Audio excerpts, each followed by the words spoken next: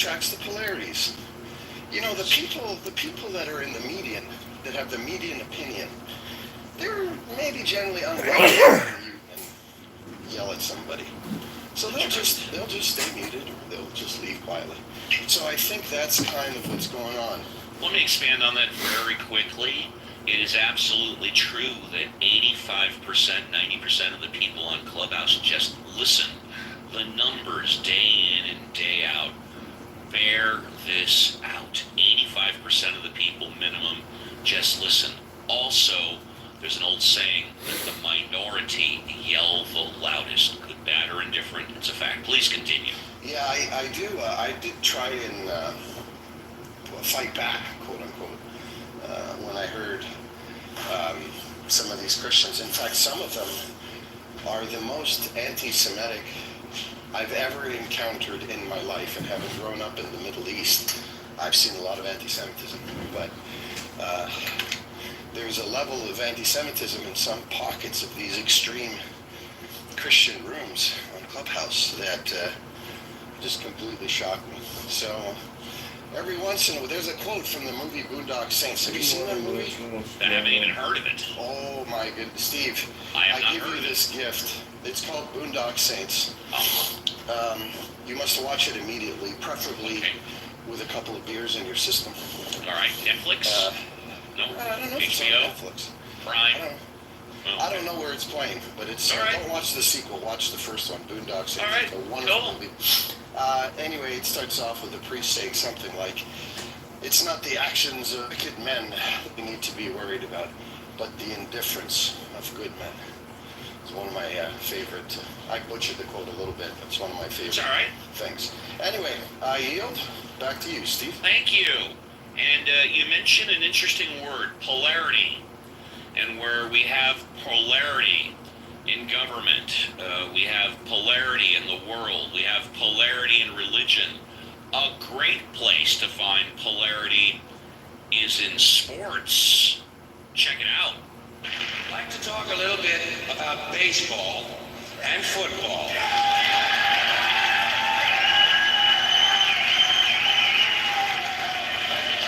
Starting with baseball. Baseball is different from any other sport in a lot of different little ways. For instance, in most sports, you score points or you score goals. In baseball, you score runs. In most sports, the ball or the object is put in play by the offensive team. In baseball, the defense puts the ball in play, and only the defensive team is allowed to touch the ball. In fact, in baseball, if an offensive player touches the ball intentionally, he's out. Also, most sports, the team is run by a coach. In baseball, the team is run by a manager. And only in baseball does the manager or the coach have to wear the same uniform the players do. Can you picture Bill Parcells in his New York Giants uniform? Now, baseball and football are different from one another in other kind of interesting ways, I think. First of all, baseball is a 19th century pastoral game. Football is a 20th century technological struggle. Baseball is played on a diamond, in a park, the baseball park. Football is played on a gridiron in a stadium, sometimes called Soldier Field or War Memorial Stadium. Baseball begins in the spring, the season of new life. Football begins in the fall when everything is dying. In football, you wear a helmet. In baseball, you wear a cap. Football is concerned with downs. What down is it? Baseball is concerned with ups. Who's up? Are you up? I'm not up. He's up. In football, the specialist comes in to kick. In baseball, the specialist comes in to relieve someone. In football, you receive a penalty. In baseball, you make an error. Oops. Football has hitting, clipping, spearing, blocking, piling on, late hitting, unnecessary roughness, and personal fouls. Baseball has the sacrifice. Football is played in any kind of weather. Rain, sleet, snow, hail, mud. Can't read the numbers on the field, can't read the yard markers, can't read the players' numbers. The struggle will continue. In baseball, if it rains, we don't come out to play. I can't come out to play. It's raining out.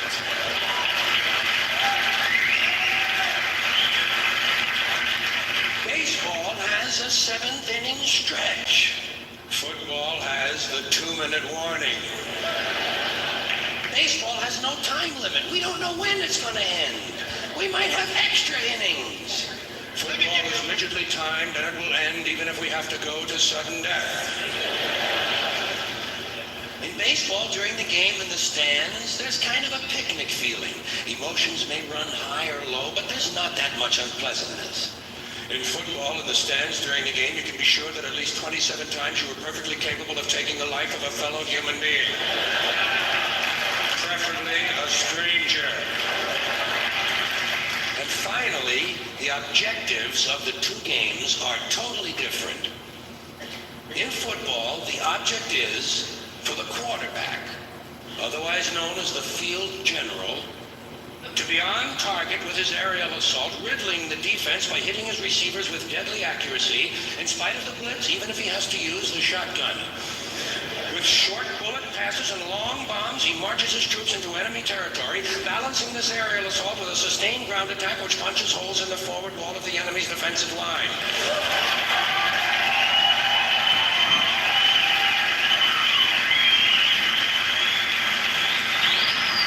In baseball, the object is to go home and to be safe. I hope I'll be safe at home.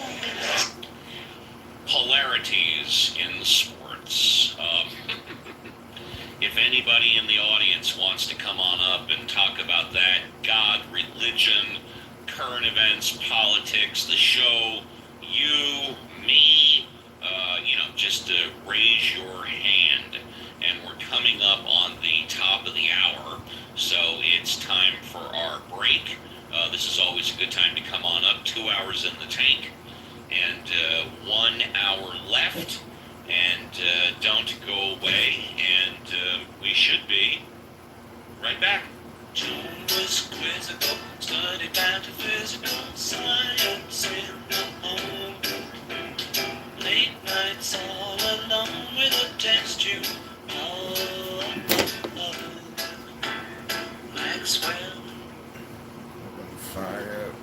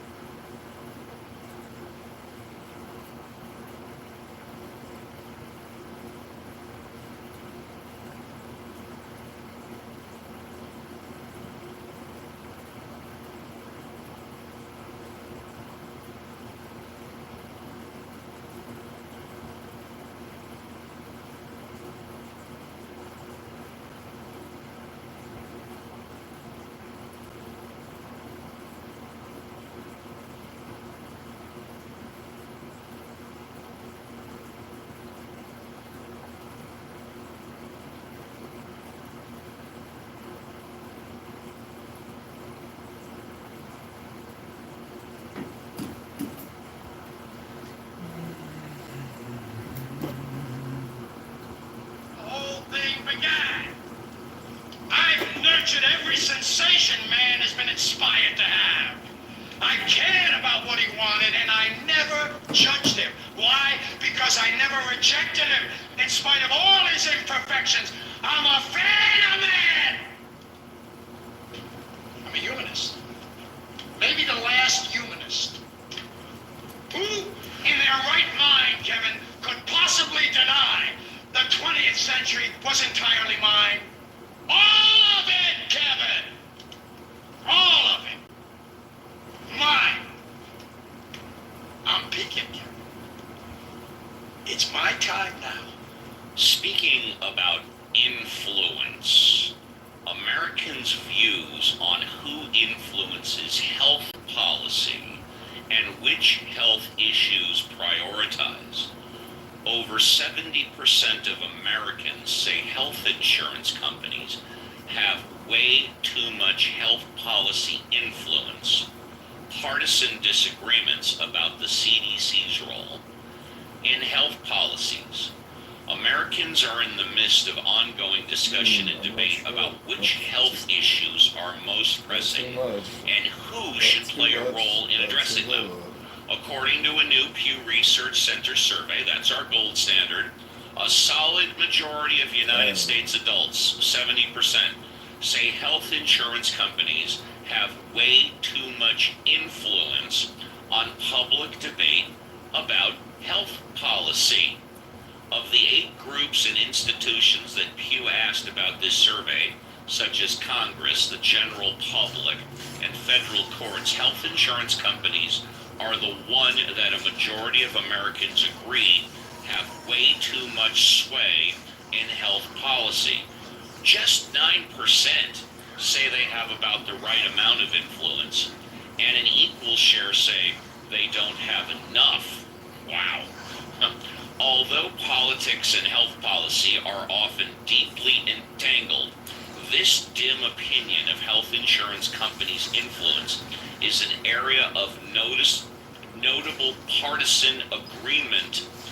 Roughly equal shares of Democrats, including those who lean to the Democratic Party, and Republicans and GOP leaners, both express this view. Similarly, shares of Democrats and Republicans also say Congress has too much influence on health policy, although this view is less widely held than it is for health insurance companies. You gotta look long and hard these days, ladies and gentlemen, boys and girls, to find issues that both Democrats and Republicans agree on. It's a tough job, but somebody's got to do it. And if you're in the audience, welcome to another edition of Ask the Atheist with the Mod Squad. 2 hours in the tank, 1 left. If you want to come on stage and talk about whatever you want, now is a good time. Because as it gets closer to the top of the hour, it's going to become more difficult, if not impossible. Let's welcome Cora to the stage. Cora, thanks for doing the heavy lifting. Are you still kind of on that first cup of coffee, or did you want to contribute anything? I'm still working on it. You got it. Well, good morning, and thank you for coming on in. Let's say hello to Dr. James. Dr. James, good morning. Thank you for doing the heavy lifting and coming on in. Yes, I slept in today, and I've done 0 heavy lifting at this point, but yeah, I appreciate it. Thank you. Good morning. You are welcome.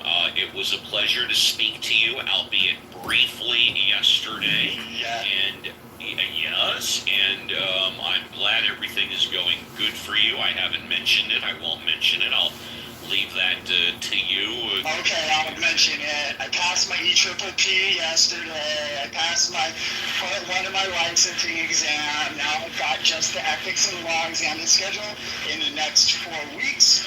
And then I can get licensed to practice psychology independently instead of working under someone's shingle for all these years. So, yeah, this was something, and one specific thing that Uncle Steve said a couple of weeks ago to help you, indeed help you. What was that? Yes, I'll tell you, it was writing with my own hands rather than simply reading off of other people's writing, but putting it into my own penmanship really turbocharged a lot of my studying over the last month. So well, actually, last couple of weeks, I would say, really was helpful, getting a lot of new stuff into my brain. And for this next ethics and law exam, I'm going to start studying for that right out the gate, just writing everything down that I want in my own penmanship and doing all my own diagrams.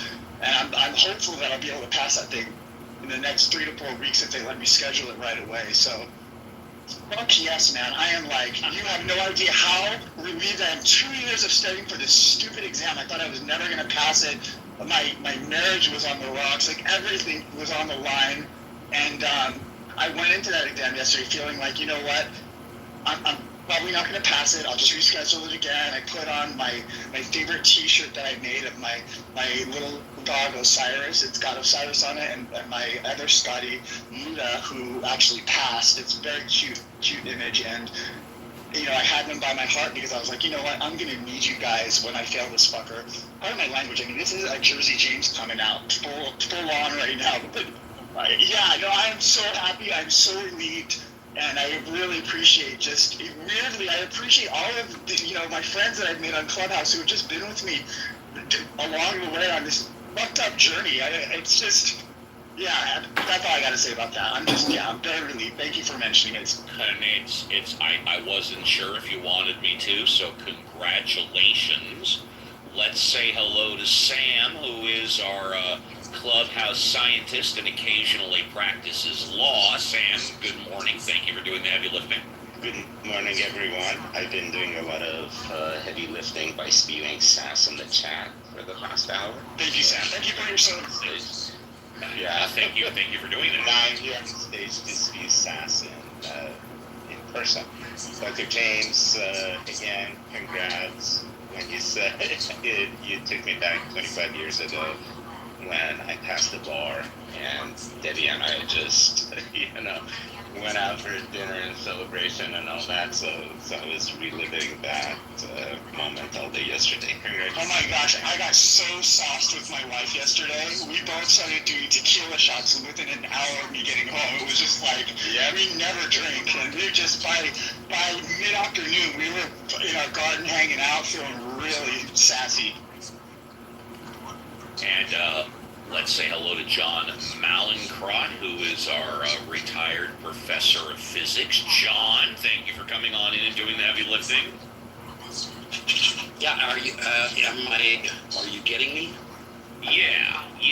I'm coming to you via Starlink from deep in the Mendocino woods. We've never had internet access here before. Wow. So it's kind of an experiment. I won't be here long, but I did want to say hi. And congratulations, Dr. James. Thank you. Hey, John, is it fair to say that we were speaking to you through a satellite that is flying in a spherical shape around the Earth? Elliptical would be the only correction I would make to that. Oh, you said that it's traveling on a flat plane until it falls off the edge and then goes around.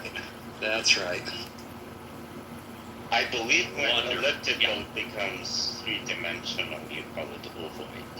So it's not elliptical. Yeah, but it's not. But the orbit is elliptical. Yeah, the orbit's going to be an ellipse because it's hollow. It's just But Starlink, basically, we have Oh, that's true. coverage by Starlink than the ozone layer. So the entirety of Starlink is I thought they just fall off the other side and they have to keep making new ones. I thought that's why they make so many, is they just keep falling off the other side. oh, you're right. It's like a phone. You launch a Starlink, it goes to the edge of the Earth, falls off, and they have to launch more. That's why they're constantly launching new ones. That's right.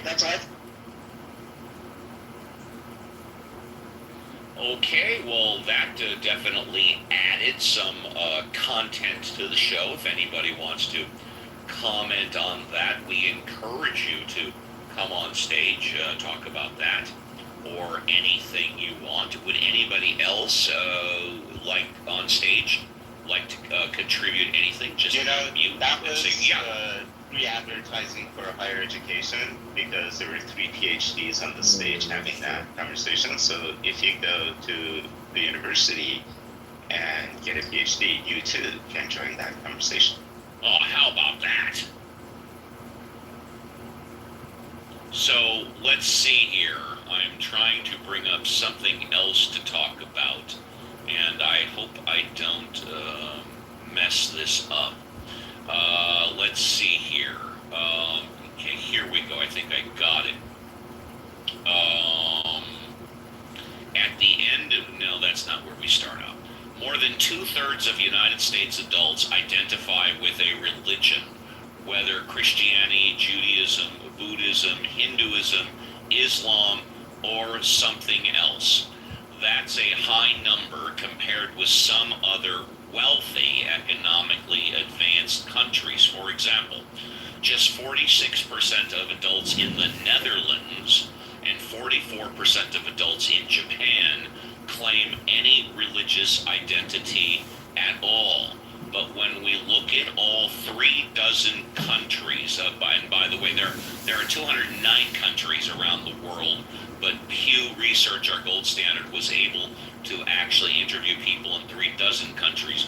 Quite a few have large percentages of people who say they have a religion. This includes places like Indonesia and Israel, where almost all adults identify with a religion. In many countries, even places where nearly all adults say they have a religion, not everyone believes in life after death. In Israel, one of the countries with nearly universal religious affiliation, just 61% say there is definitely or probably life after death. In the United States, 7 in 10 adults think there is definitely or probably an afterlife, which puts the United States in the top third of countries surveyed on this question. Across Europe, people are far less likely to believe in life after death. For example, 38% of Swedish adults express belief in an afterlife. Nearly half of United States adults, meanwhile, say they believe that parts of nature, such as mountains, rivers, or trees, can have their own spirits or spiritual entities. Solid majorities in India and Peru also hold this view, but only about 3 in 10 people, 30% surveyed in Poland, say parts of nature can have spirits. When it comes to rates of daily prayer, the United States is roughly in the middle of the 35 countries surveyed. I thought it was 36, whatever. Yet the United States stands out among high-income countries on this question. Generally speaking, relatively few adults in wealthy countries such as Japan and France say they pray daily. We got 45 minutes left till the show ends. If you're in the audience and want to come up, you can absolutely have a fresh five. Yes, go ahead.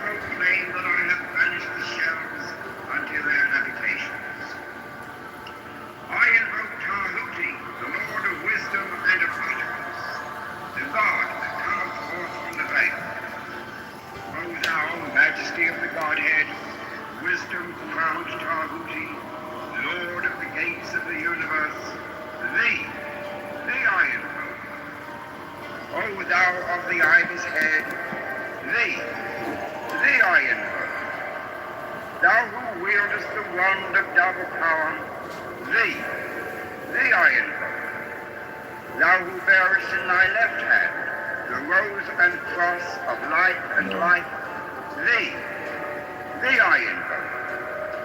Thou whose head is as an emerald, and thy nemes as the night sky blue. Thee I invoke. Thou whose skin is of flaming orange as though it burned in a furnace. Thee I invoke. Behold, I am yesterday, today, and the brother of tomorrow. I am born again and again. Mine is the unseen force whereof the gods are sprung, which is as life unto the dwellers in the watchtowers of the universe. I am the charioteer of the east, lord of the past and of the future. I see by mine own inward light, Lord of resurrection, who cometh forth from the dust, and my birth is from the house of death. O ye two divine hawks upon your pinnacles, who keep watch over the universe, ye who company the bier to the house of rest, who pilot the ship of wrong, ever advancing onwards the heights of heaven, Lord of the shrine which standeth in the center of the earth. Behold, he is in me, and I in him. Mine is the radiance, wherein Ptah floateth over the firmament. I travel upon high. I tread upon the firmament of new. I raise that flashing flame with the lightning of mine eye, ever rushing on in the splendor of the day glorified Ra, giving my life to the dwellers of earth.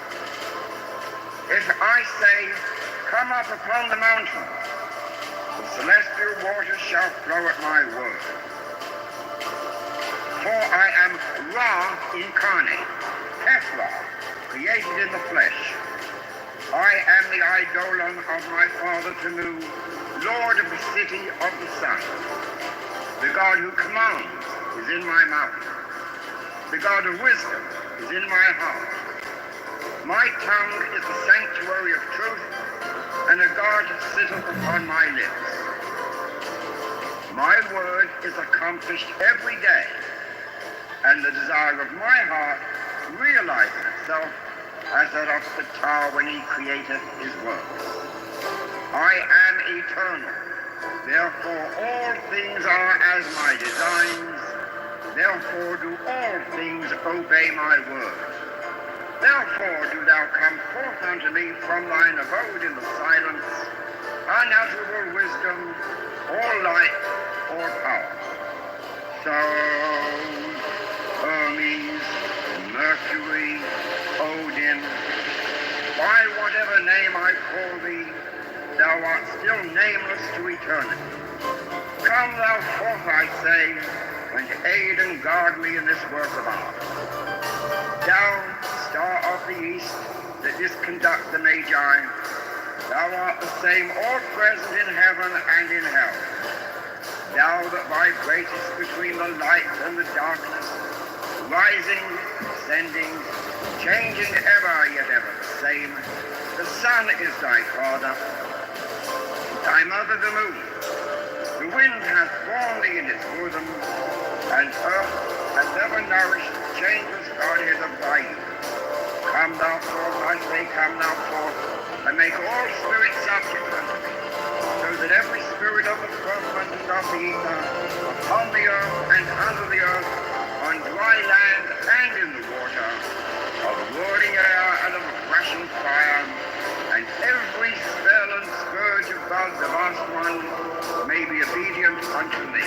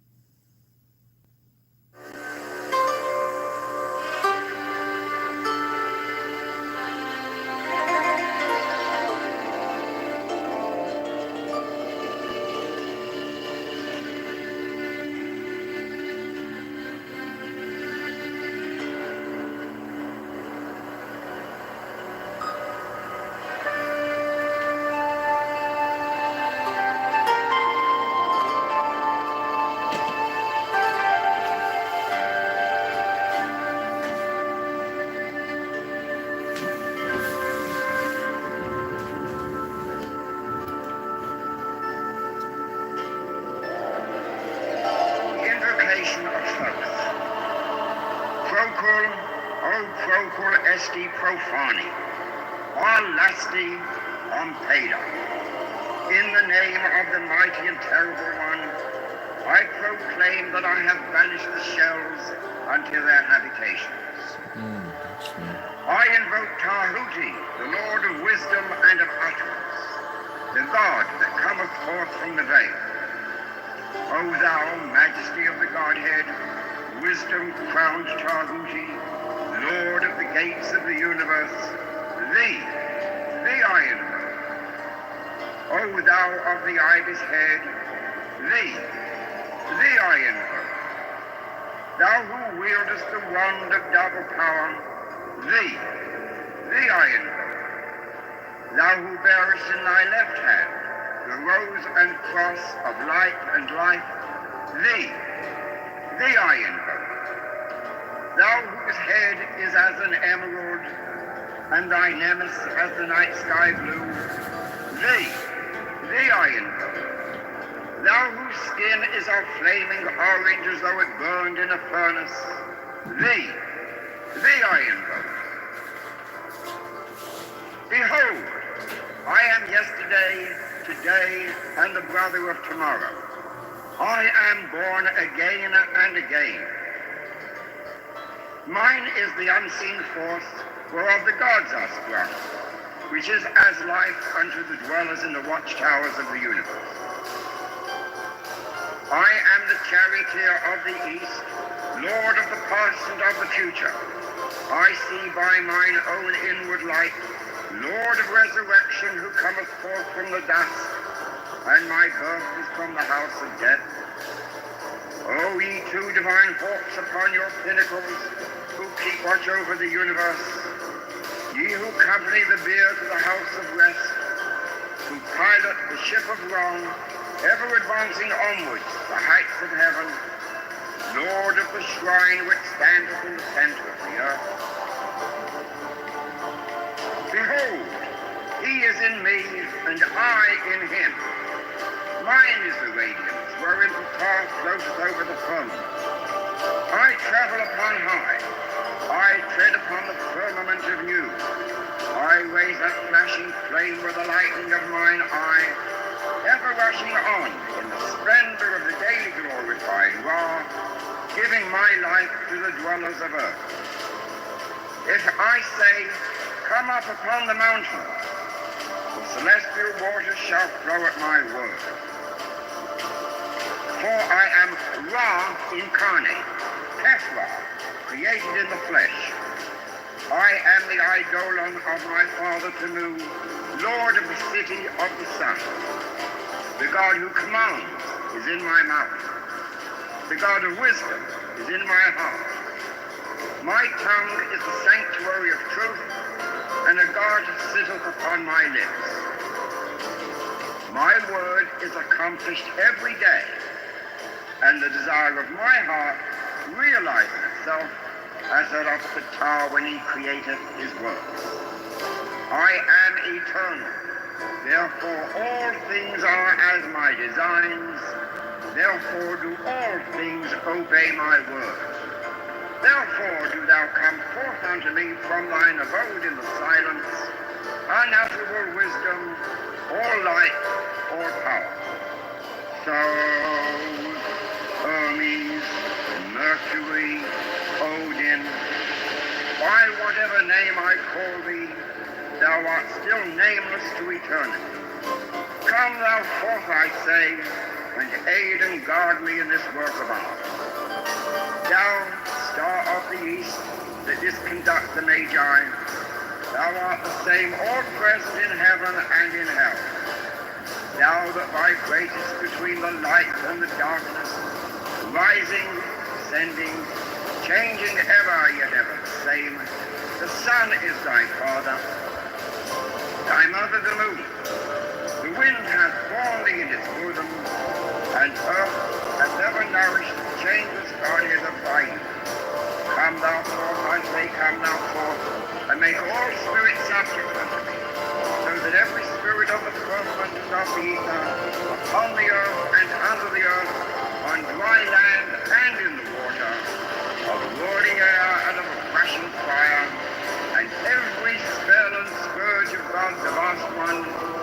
be obedient unto thee.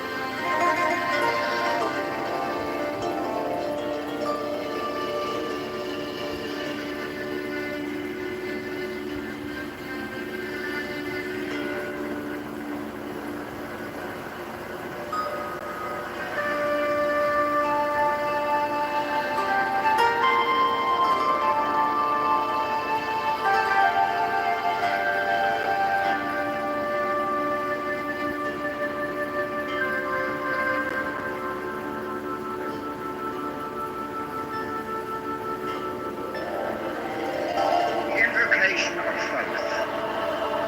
Procul, o procul esti profani, on lasti, on peda. In the name of the mighty and terrible one, I proclaim that I have banished the shells unto their habitations. I invoke Tahuti, the Lord of wisdom and of utterance, the God that cometh forth from the veil. O thou, majesty of the Godhead, wisdom-crowned Tahuti, Lord of the gates of the universe, thee I invoke. O thou of the ibis head, thee I invoke. Thou who wieldest the wand of double power, thee I invoke. Thou who bearest in thy left hand the rose and cross of light and life, thee I invoke. Thou whose head is as an emerald, and thy nemes as the night sky blue, thee I invoke.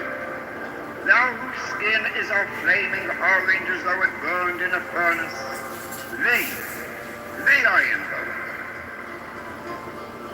Behold, I am yesterday, today, and the brother of tomorrow. I am born again and again. Mine is the unseen force whereof the gods are sprung, which is as life unto the dwellers in the watchtowers of the universe. I am the charioteer of the east, lord of the past and of the future. I see by mine own inward light, Lord of resurrection, who cometh forth from the dust, and my birth is from the house of death. O ye two divine hawks upon your pinnacles, who keep watch over the universe, ye who company the bier to the house of rest, who pilot the ship of wrong, ever advancing onwards to the heights of heaven, Lord of the shrine which stands in the center of the earth. Behold, he is in me, and I in him.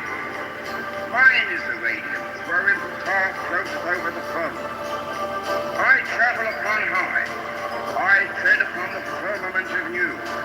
I raise a flashing flame with the lightning of mine eye, ever rushing on in the splendor of the daily glorified Ra, giving my life to the dwellers of earth. If I say, come up upon the mountain, the celestial waters shall flow at my word. For I am Ra incarnate, Tesla, created in the flesh. I am the eidolon of my father Tamu, Lord of the city of the sun. The God who commands is in my mouth. The God of wisdom is in my heart. My tongue is the sanctuary of truth, and a guard sitteth upon my lips. My word is accomplished every day, and the desire of my heart realizes itself as that of the Ptah when he created his works. I am eternal, therefore all things are as my designs, therefore do all things obey my word. Therefore do thou come forth unto me from thine abode in the silence, unutterable wisdom, all light, all power. So, Hermes, Mercury, Odin, by whatever name I call thee, thou art still nameless to eternity. Come thou forth, I say, and aid and guard me in this work of art. Thou, star of the east, that didst conduct the Magi, thou art the same all present in heaven and in hell. Thou that vibratest between the light and the darkness, rising, descending, changing ever, yet ever the same. The sun is thy father, thy mother the moon. The wind hath borne thee in its bosom, and earth hath ever nourished the changeless Godhead of thy youth. Come thou forth, I say, come thou forth, and make all spirits subject unto thee, so that every spirit of the firmament and of the ether, upon the earth and under the earth, on dry land and in the water, of burning air and of a rushing fire, and every spell and scourge of God's vast one may be obedient unto me.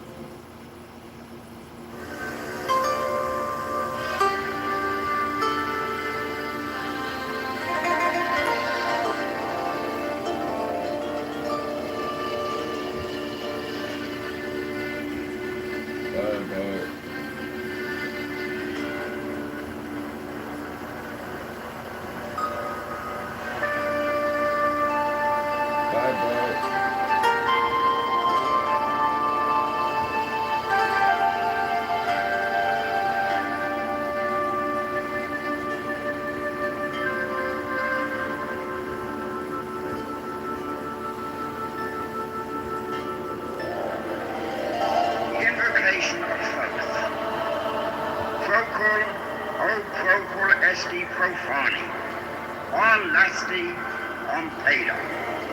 In the name of the mighty and terrible one, I proclaim that I have banished the shells unto their habitations.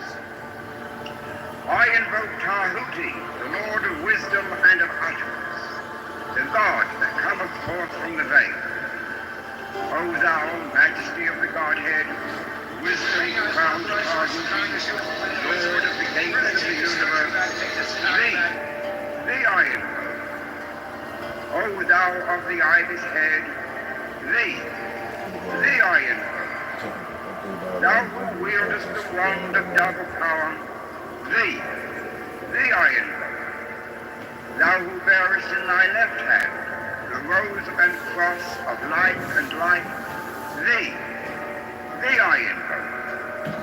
Thou whose head is as an emerald, and thy nemes as the night sky blue, thee I invoke. Thou whose skin is of flaming orange as though it burned in a furnace, thee I invoke. Behold, I am yesterday, today and the brother of tomorrow. I am born again and again. Mine is the unseen force whereof the gods are sprung, which is as life unto the dwellers in the watchtowers of the universe. I am the charioteer of the east, lord of the past and of the future. I see by mine own inward light, Lord of resurrection, who cometh forth from the dust, and my birth is from the house of death. O ye two divine hawks upon your pinnacles, who keep watch over the universe, ye who company the bier to the house of rest, who pilot the ship of wrong, ever advancing onwards the heights of heaven, Lord of the shrine which standeth in the center of the earth.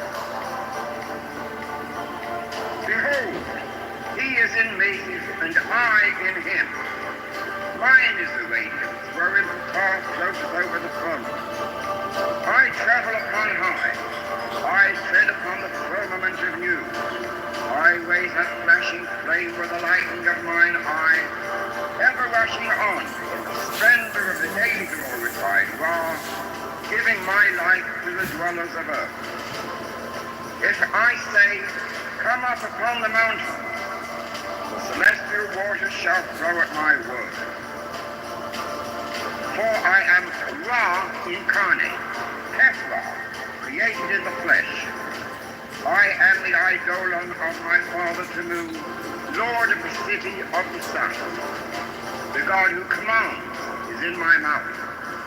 The God of wisdom is in my heart. My tongue is the sanctuary of truth, and a guard sitteth upon my lips. My word is accomplished every day, and the desire of my heart realizes itself as that of the tower when he created his works. I am eternal, therefore all things are as my designs, therefore do all things obey my word. Therefore do thou come forth unto me from thine abode in silence, unutterable wisdom, or light, or power.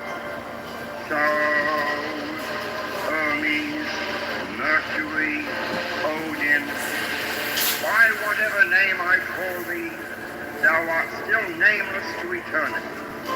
Come thou forth, I say, and aid and guard me in this work of art. Thou, star of the east, that didst conduct the Magi, thou art the same all present in heaven and in hell. Thou that vibratest between the light and the darkness, rising, ascending, changing ever yet ever the same. The sun is thy father, thy mother the moon.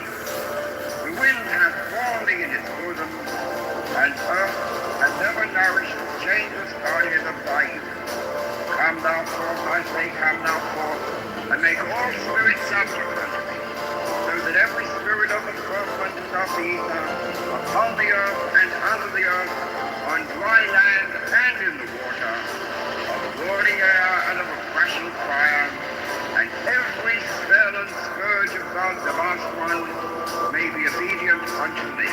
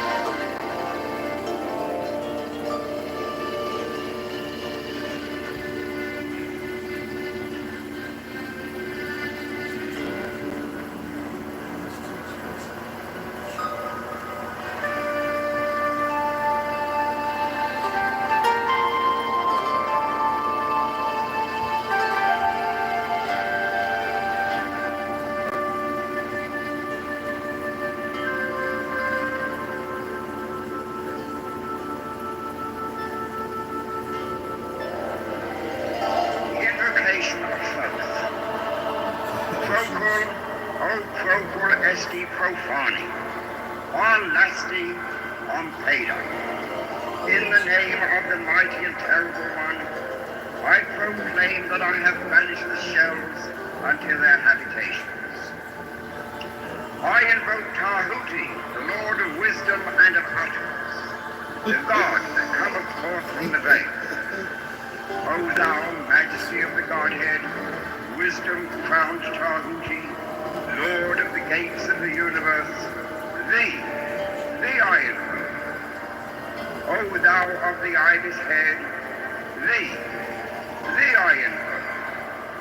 Thou who wieldest the wand of double power, thee I invoke. Thou who bearest in thy left hand the rose and cross of life and life, thee I invoke. Thou whose head is as an emerald, and thy nemesis as the night sky blue, thee I invoke. Thou whose skin is of flaming orange as though it burned in a furnace, thee I invoke.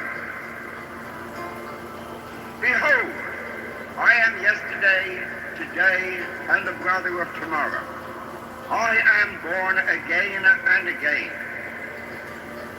Mine is the unseen force, whereof the gods are sprung, which is as light unto the dwellers in the watchtowers of the universe.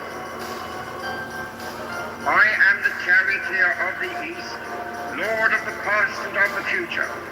I see by mine own inward light, Lord of resurrection, who cometh forth from the dust, and my birth is from the house of death. O ye two divine hawks upon your pinnacles, who keep watch over the universe, ye who company the bier to the house of rest, who pilot the ship of wrong, ever advancing onwards the heights of heaven, Lord of the shrine which standeth in the center of the earth. Behold, he is in me, and I in him. Mine is the radiance, wherein the path floats over the firmament. I travel upon high. I tread upon the firmament of you. I raise a flashing flame with the lightning of mine eye, ever rushing on in the splendor of the daily glorified Ra, giving my life to the dwellers of earth. If I say, come up upon the mountain, the celestial waters shall flow at my word. For I am Ra incarnate, Ketover, created in the flesh. I am the eidolon of my father Tamu, Lord of the city of the sun. The God who commands is in my mouth. The God of wisdom is in my heart. My tongue is the sanctuary of truth, and a guard sitteth upon my lips. My word is accomplished every day, and the desire of my heart realizes itself as that of the Ptah when he created his works. I am eternal, therefore all things are as my designs, therefore do all things obey my word. Therefore do thou come forth unto me from thine abode in the silence, unutterable wisdom, or light, or power. So, Hermes, Mercury, Odin, by whatever name I call thee, thou art still nameless to eternity. Come thou forth, I say, and aid and guard me in this work of art. Thou, star of the east, that didst conduct the Magi, thou art the same all present in heaven and in hell. Thou that vibratest between the light and the darkness, rising, descending, changing ever yet ever the same. The sun is thy father, thy mother the moon. The wind hath borne thee in its bosom, and earth hath ever nourished the changeless Godhead of thy youth. Come thou forth, I say, come thou forth, and make all spirits subject unto me, so that every spirit of the firmament and of the ether, upon the earth and under the earth, on dry land and in the water, of whirling air and of rushing fire, and God, the vast one, may be obedient unto me.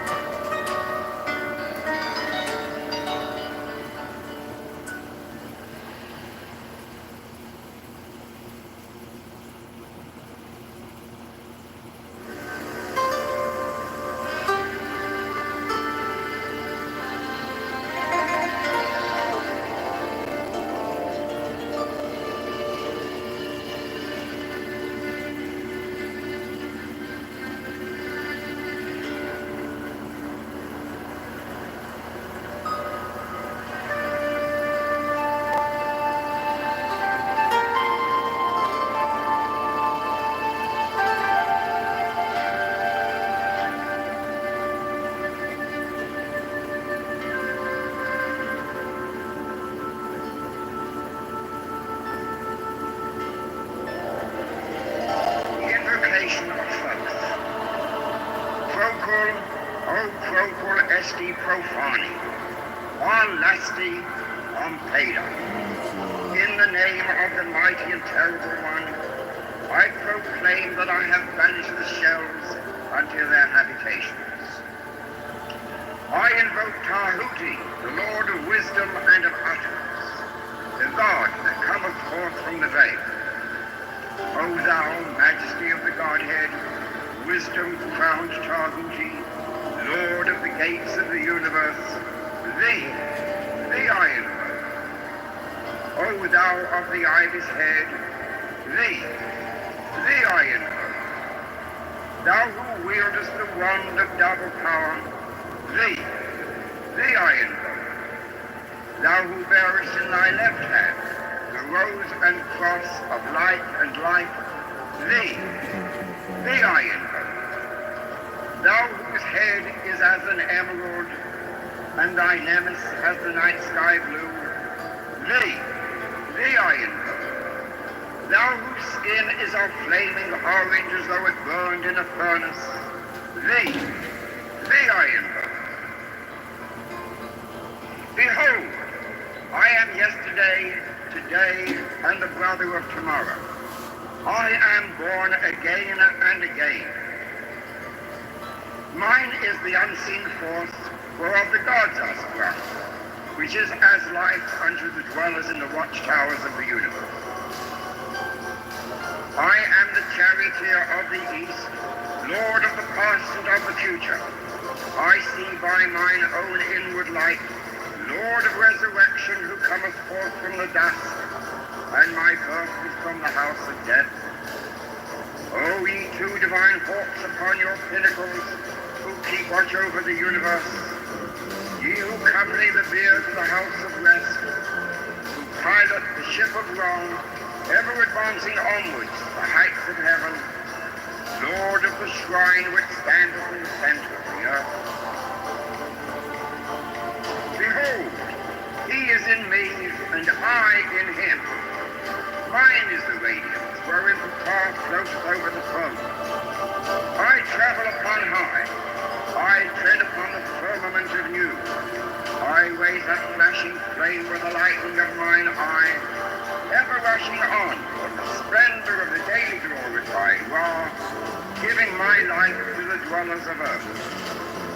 If I say, come up upon the mountain, the celestial waters shall flow at my word. For I am Ra incarnate, Ephra, created in the flesh. I am the eidolon of my father Tamu, Lord of the city of the sun. The God who commands is in my mouth. The God of wisdom is in my heart. My tongue is the sanctuary of truth, and a guard sitteth upon my lips. My word is accomplished every day, and the desire of my heart realizes itself as that of the tar when he created his works. I am eternal, therefore all things are as my designs, therefore do all things obey my word. Therefore do thou come forth unto me from thine abode in the silence, unutterable wisdom, or light, or power. So, Hermes, Mercury, Odin, by whatever name I call thee, thou art still nameless to eternity. Come thou forth, I say, and aid and guard me in this work of art. Thou, star of the east, that didst conduct the Magi, thou art the same all present in heaven and in hell.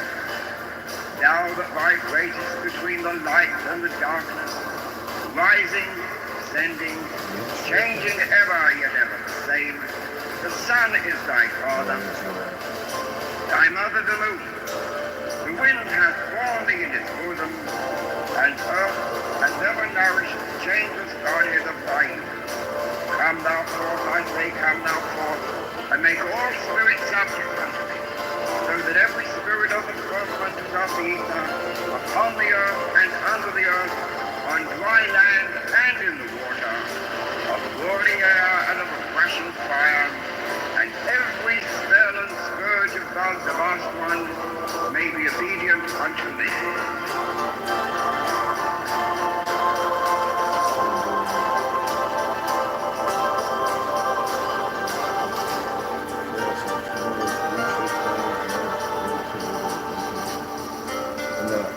I'm not a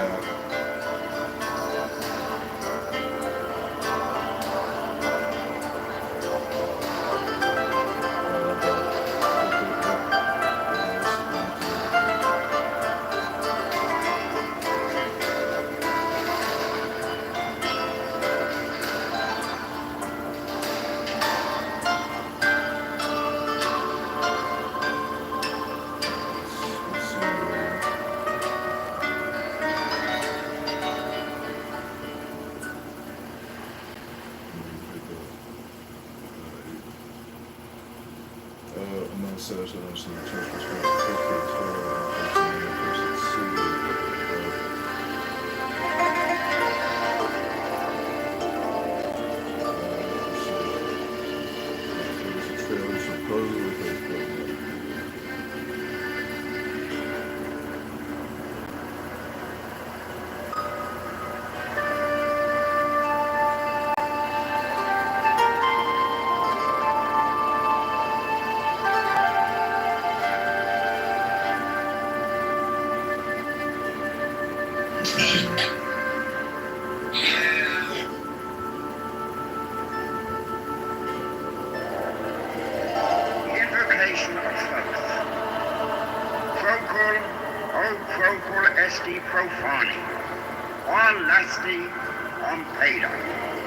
In the name of the mighty and terrible one, I proclaim that I have banished the shells unto their habitations.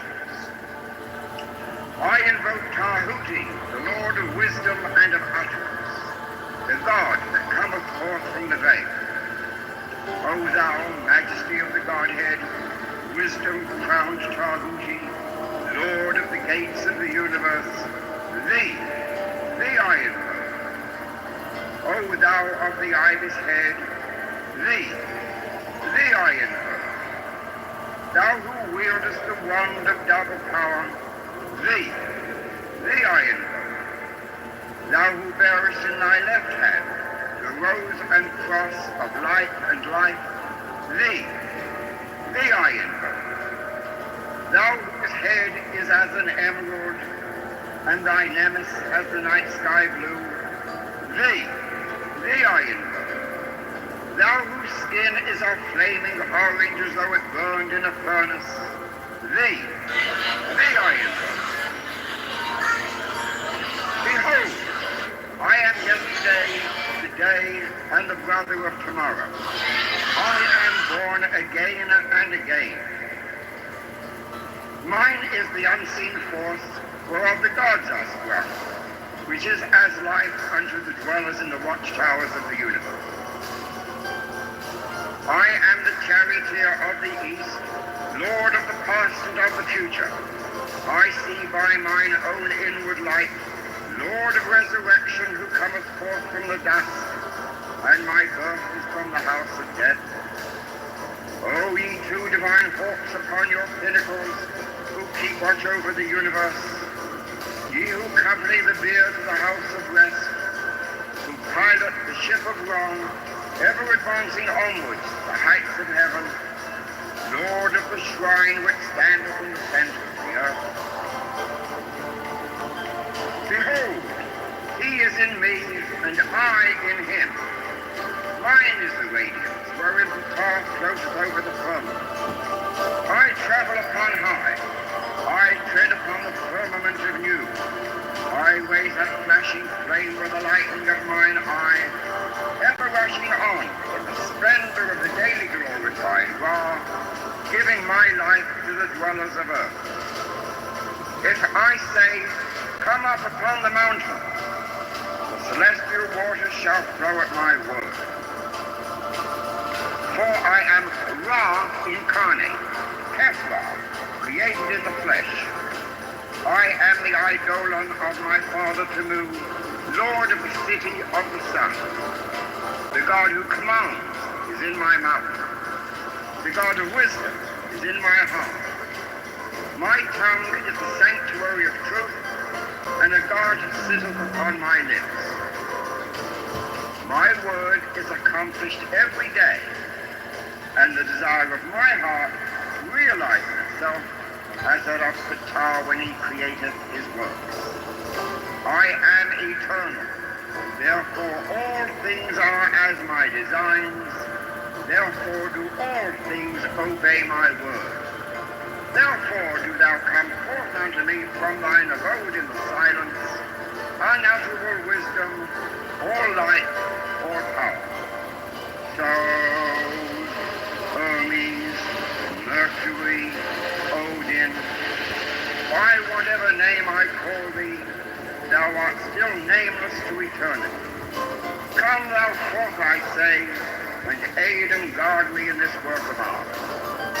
Thou, star of the east, that didst conduct the Magi, thou art the same all present in heaven and in hell. Thou that vibratest between the light and the darkness, rising, descending, changing ever, yet ever the same. The sun is thy father, thy mother the moon. The wind hath formed thee in its bosom, and earth hath ever nourished the changeless Godhead of thy youth. Come thou forth, I say, come thou forth, and make all spirits subject unto thee, so that every spirit of the firmament and of the ether, upon the earth and under the earth, on dry land and in the water, of whirling air and of a crashing fire, and every spell and scourge of God the vast one may be obedient unto me.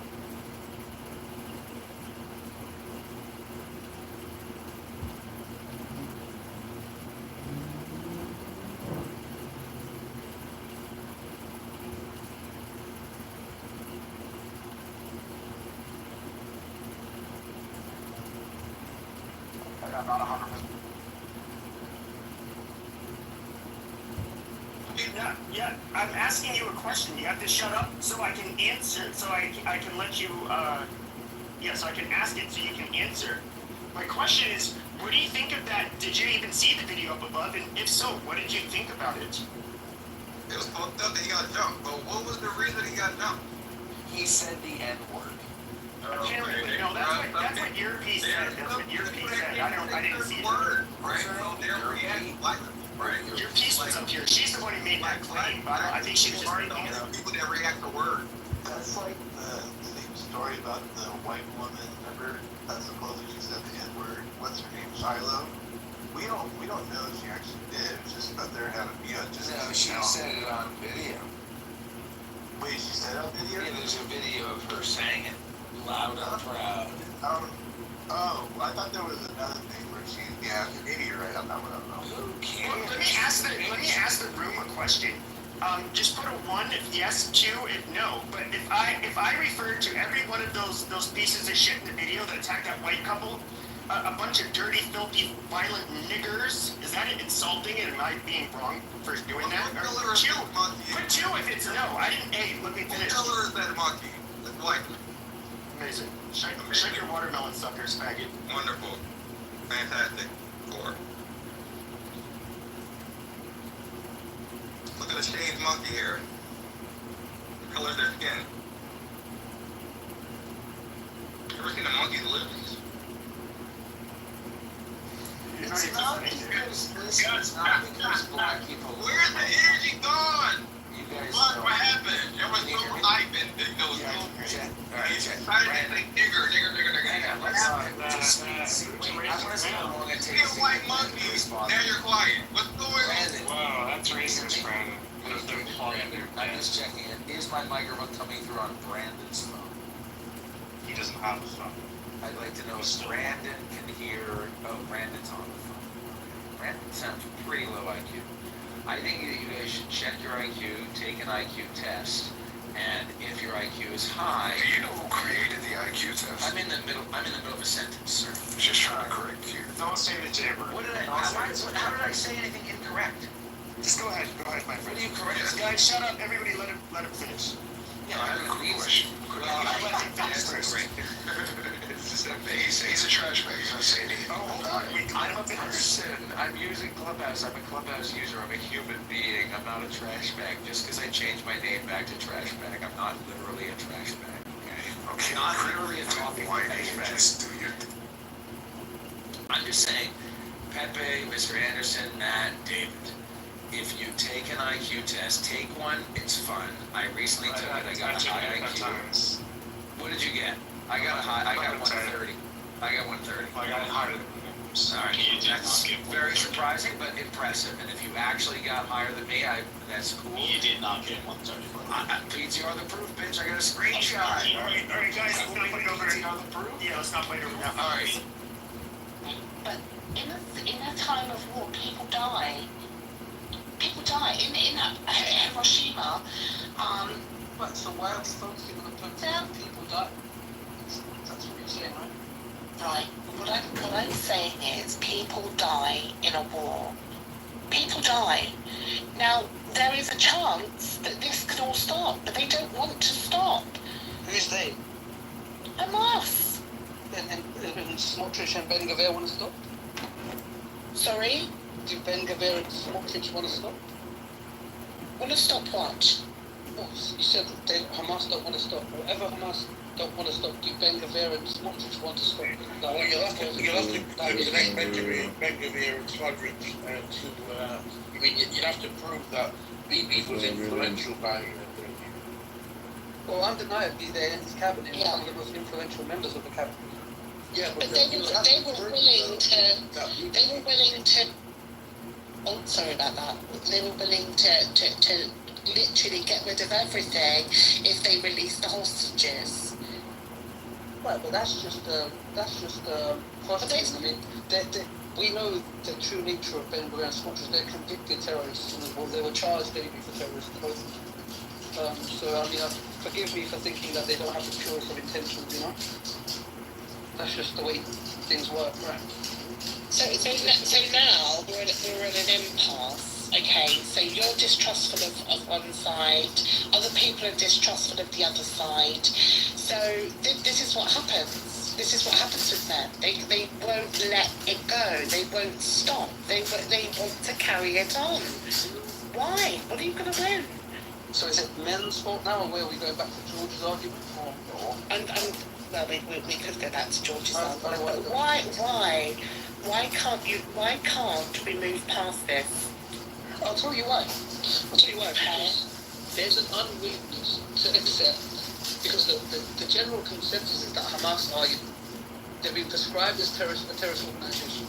I'm willing to accept that. I'll say, okay, fine. But there isn't a willingness to accept that they are members of the Knesset that do not have the purest of intentions, at least for the people on the other side. And this is something that people are not willing to dive into. And this is the truth. This is the truth of it. Look at Ben-Gvir, look at Smotrich. No, I agree with you, Aziz, I agree with you, but the whole state of Israel is not to be blamed for some radicalized Jewish people or radicalized Muslims. Okay, it shouldn't happen, right. But it is. It is happening. You're blaming, you're justifying the deaths of those innocents. I'm not justifying any deaths. I think death is horrible. No, you are. You said you're justifying the deaths that happened on October the 7th. You are, though. Because now I'm going to use your straw man right back at you. But I haven't done that, though. But you have. I am not making the argument justifying death. I'm literally saying that in times of war, people die. Right, that's a very, we accept that, but how? Yeah. Why are we? Stop the war. Stop the war. That's how we get there. Right, through diplomacy, right? We have to just use military aggression. Is there no other way? No, I think Muslims, specifically radicalized Muslims like Hamas, need to realize that this world isn't theirs, and we can share it. But what does the radical Jews need to realize? Well, exactly the same thing. But you haven't said that. But Lovey, on October the 7th, it wasn't the radicalized Jews that did anything. It was the radicalized Muslims. Why would you like one specific day? The reason why I'm talking about one specific day, because that was the pinnacle of what this whole thing is about. Well, in your mind, yeah, from your lens, of course. Okay, so what is this all about? What is this all about? A small group of people who don't like the fact that they have to share a land with other people, therefore they remove themselves from that land, and now are chanting from the river to the sea, because they want the eradication of Israel. They didn't have a choice about sharing. There was no sharing. Sharing wasn't an option for the 750,000 people. Are you serious? There are Israeli Arabs who were Palestinians that live in Israel, have the same rights, go and worship in their mosques. They serve in the IDF. They serve as teachers. They're integrated. They're happy that Israel exists. But Aziz, if you don't like a regime, you don't wage war against it. You leave it alone. Right, I think we're ignoring some of... No, I think that what you're doing is saying it's okay for Hamas to do what they're doing, but it's not okay for Israel to respond to what they're doing. That's what you're... Yeah. No, that's what you're saying is it's okay for the IDF, it's okay for Hamas. You are justifying one side, I'm not justifying anything. If someone came to kill you, Aziz, right now, they burst in your door, they've got a gun, right? Would I kill their family? No, would you kill them? Would you kill them? Would you kill them? Saying that it's totally wrong. Anyway, he said he's not condoning it, what happened on the 7th. Maybe he is. And he said that Israel have got every right to defend themselves, 110%, he said that. But what he's saying is there was a cataclysm of events that then led up to the 7th. It wasn't just one day they woke up. No, there wasn't. It could have been avoided, and the IDF and the Mossad had already. It's documented and it's out there.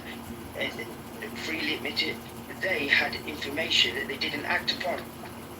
So it's not like it was an event that just got up and it just happened. Okay, let me ask you a question, Scotty. Over months and months and months. Scotty, let me ask you a question, right? Let's talk about the KKK, right? They're a terroristic organisation, correct? Yes, they are. Yeah, absolutely. Okay, absolutely they are. Now, should they be given the same privileges as everybody else when it comes to causing, death or killing people? Should we just let them get on with it because, it's their land? What do you mean? Absolutely not. No, so it's all of this thing of all this stuff that's leading up to October the 7th, right? It's nonsense because Israel is diverse. Okay, it's a diverse place. It's more so secular than it should be really. But anyway. Why then do I hear people saying that Israel doesn't deserve to be there, that everyone needs to leave and give the land back to the Palestinians, when the Palestinians that live in Israel want Israel to stay there? Who the fuck has anyone to tell anyone what to do? Absolutely, you're right there. But I can tell you this: it's not the Jewish people, it's not yourselves, it's not the people that live in Israel and integrate in Israel with the Palestinians and our Palestinian friends that live there. That's totally, you're 100% right. What it is the government that they're in at the time, which we have not improved over the last, 15 years, have been the same thinking and not changed one bit, doesn't look at other views, and they have been nothing but warmongers. It's a fact. Shoot first, ask later. Instead of sitting down and talking like you are now, because you are right in everything you say. No, Scotty. Not everything, there's two sides to every, and two points of view. Every single time Israel doesn't wage war.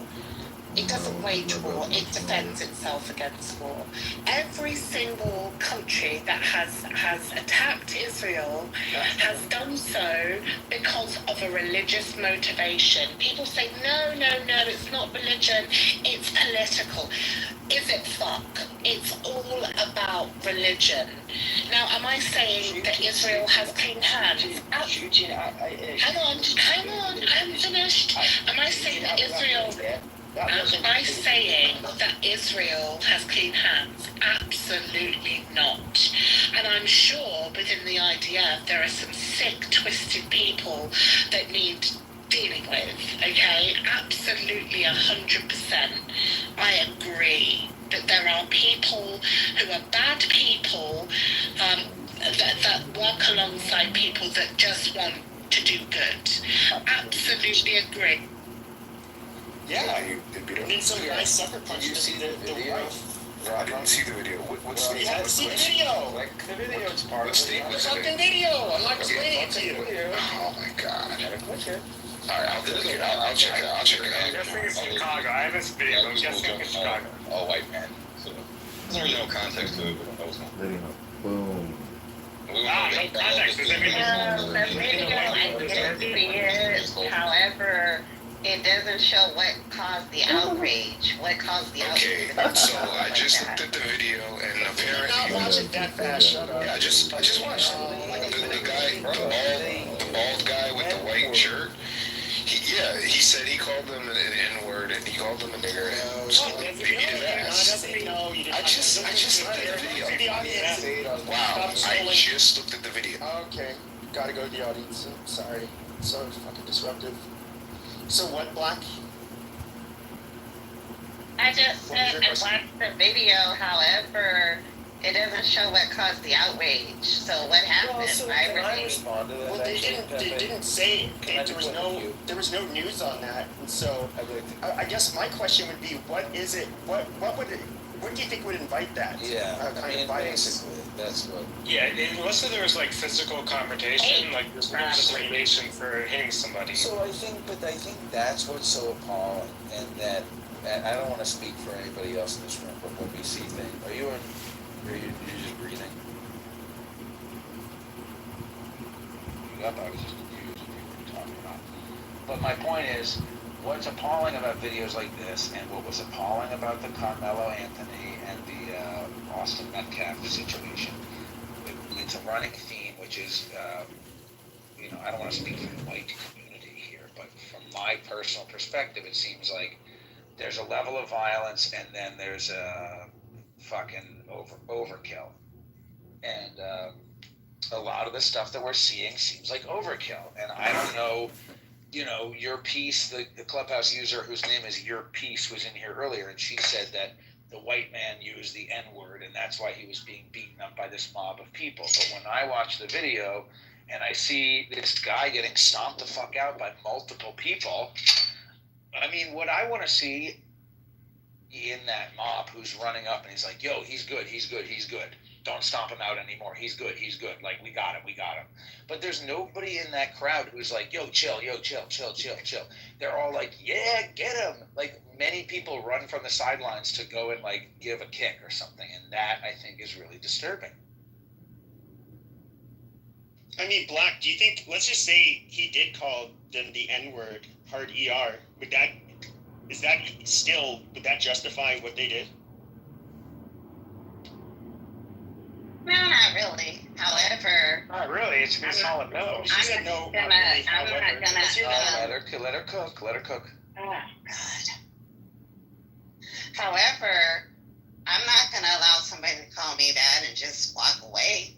You're gonna get told something. You couldn't walk away. You're allowed to say something. I'm talking about trying to head stomp people and sucker punching a woman and knocking her unconscious on the ground. No, that was you can say like your mother is the W word. I mean, and then you can say all these insults and you can walk away. Yeah, W word. Nobody's saying you can't be insulted. And we've got to understand that it was probably overboard. Main man got jumped. If they called one black man a nigger and everybody else, and only that one black person or a black couple responded, okay, it'd have been a fair fight. But they got jumped. It's a very, excessive consequence, but that's just what it is. Is every black so that's why you monkeys end up in prison at a disproportionate rate, because you guys really don't know how to look how I'm able to engage with people that are obviously insecure of black people. I'm not insecure. I'm not on parole. I don't have a violent felony. I don't have a hard time getting a job or a place to live because I'm a violent fucking kid like you. You're calling people niggers for no reason, basically. No, if you support this behavior, hold on, my friend. If you support this behavior, then you are in fact a filthy, violent fucking nigger. That's what you are. White people group? Like, do we have to fight this? Nobody's standing up for violent white people, but you guys are standing up for violent black people. Let's talk about that. But let's be real here. You people lynched people, took pictures, laughed, watched it like a theater, and now since somebody here is violent with the white, so that's the excuse. What about that's an excuse to violate? That's an excuse to violently assault somebody. It's not a year or two later. Okay. It's a retaliation. Can I be put? That's like saying like your great grandfather did something bad, so like I need to punish you. It's not cool. No, it's not. Lynching is still going on to this day. They just not recently, probably I years ago, haven't seen it. made it Take illegal. it to the top. Why is lynching just becoming illegal? What's going on here? That doesn't matter. There's a lot of weird rules in our books in different states. Just because they made it illegal doesn't mean it's happening. Okay, so can you find or even imagine, a video on Instagram or TikTok or YouTube? Can you find a video or even imagine a video of a random white group of drinkers at a bar beating the fuck out of a black man and woman? Can you find or even imagine such a video?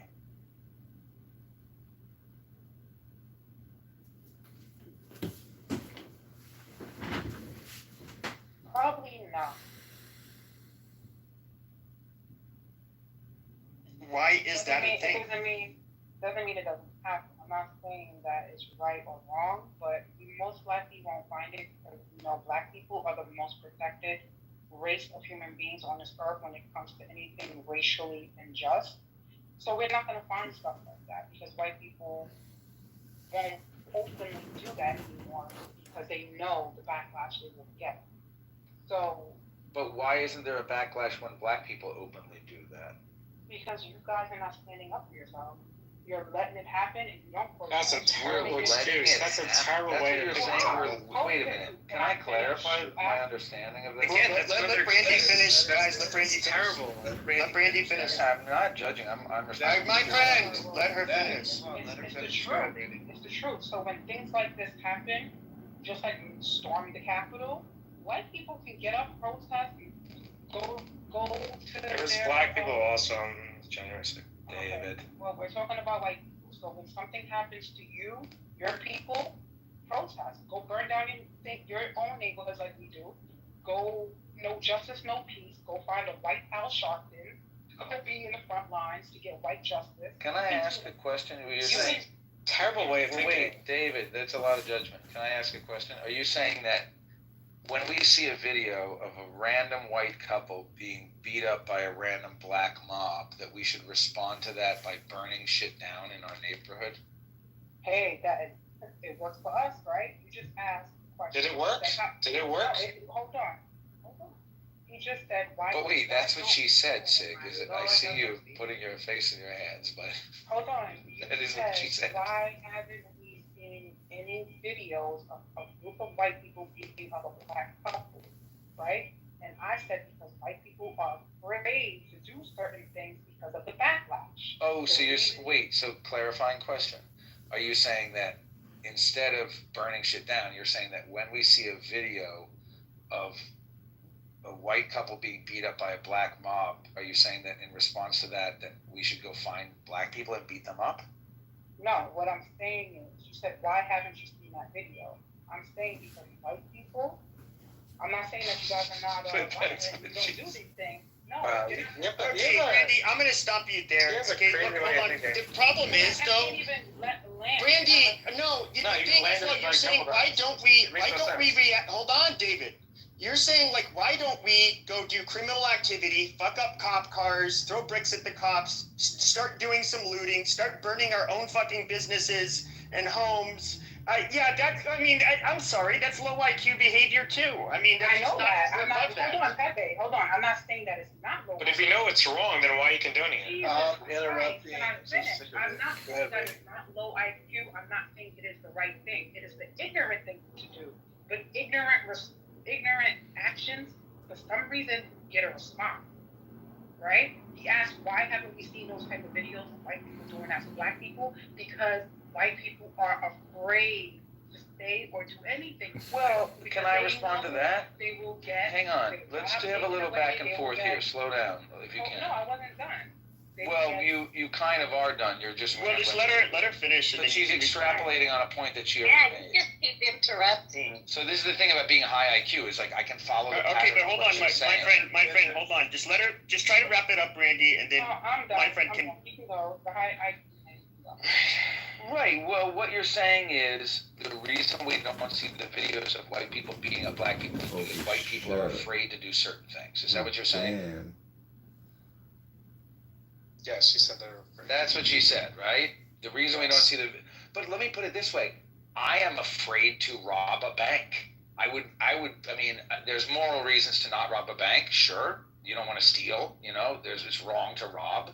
But also, one of the reasons to not rob a bank is I would be afraid of getting arrested. I would also not want to rob a bank. But for example, there are plenty of people I want to punch in the face. I mean, there are moral reasons to not want to punch somebody in the face. You want to meditate. You don't want to succumb to your rageful impulse. But one of the main reasons to not punch people in the face is because assault is illegal. So if you succumb to your... but that's what I'm saying. But why are the black people not afraid of getting arrested for assault in the same way that I am? Black people are protected. Don't you know that how those dumb people exit in the streets is the same way that dumb people are acting here on Clown House. It's the same stupidity being repeated here. To the entire black community. Why are you doing this? This is Correct, bullshit. Brandon. Should I find a video of a white group? Well, we saw it during the summer of love. We saw what happened during the summer of love. Okay, find a group of white men. Okay, find a group of white men. Okay, men and women like that. Okay, they're out in the middle of what looks like a downtown area where they're head stomping and they're punching out. Hold on, my friend. And where they're assaulting a black couple like that. I don't think you'll be able to find one, but you might. But that's how rare it is. Pepe, real quick context. It's a jazz festival. This is supposed to be a good time, by the way. This is just walking down the streets, really. This is actual at an event, or at least coming away from an event. But, this is supposed to be jazz, supposed to be fun. Like, how do you end up on the ground, like that? It's just... Yeah. The moment you look away is when you get punched in the face. He shouldn't have been using the N-word. Yeah. But we don't know that they use the N-word. Yeah, I really don't know. The video is not really clear on what happened, so I can't really say anything.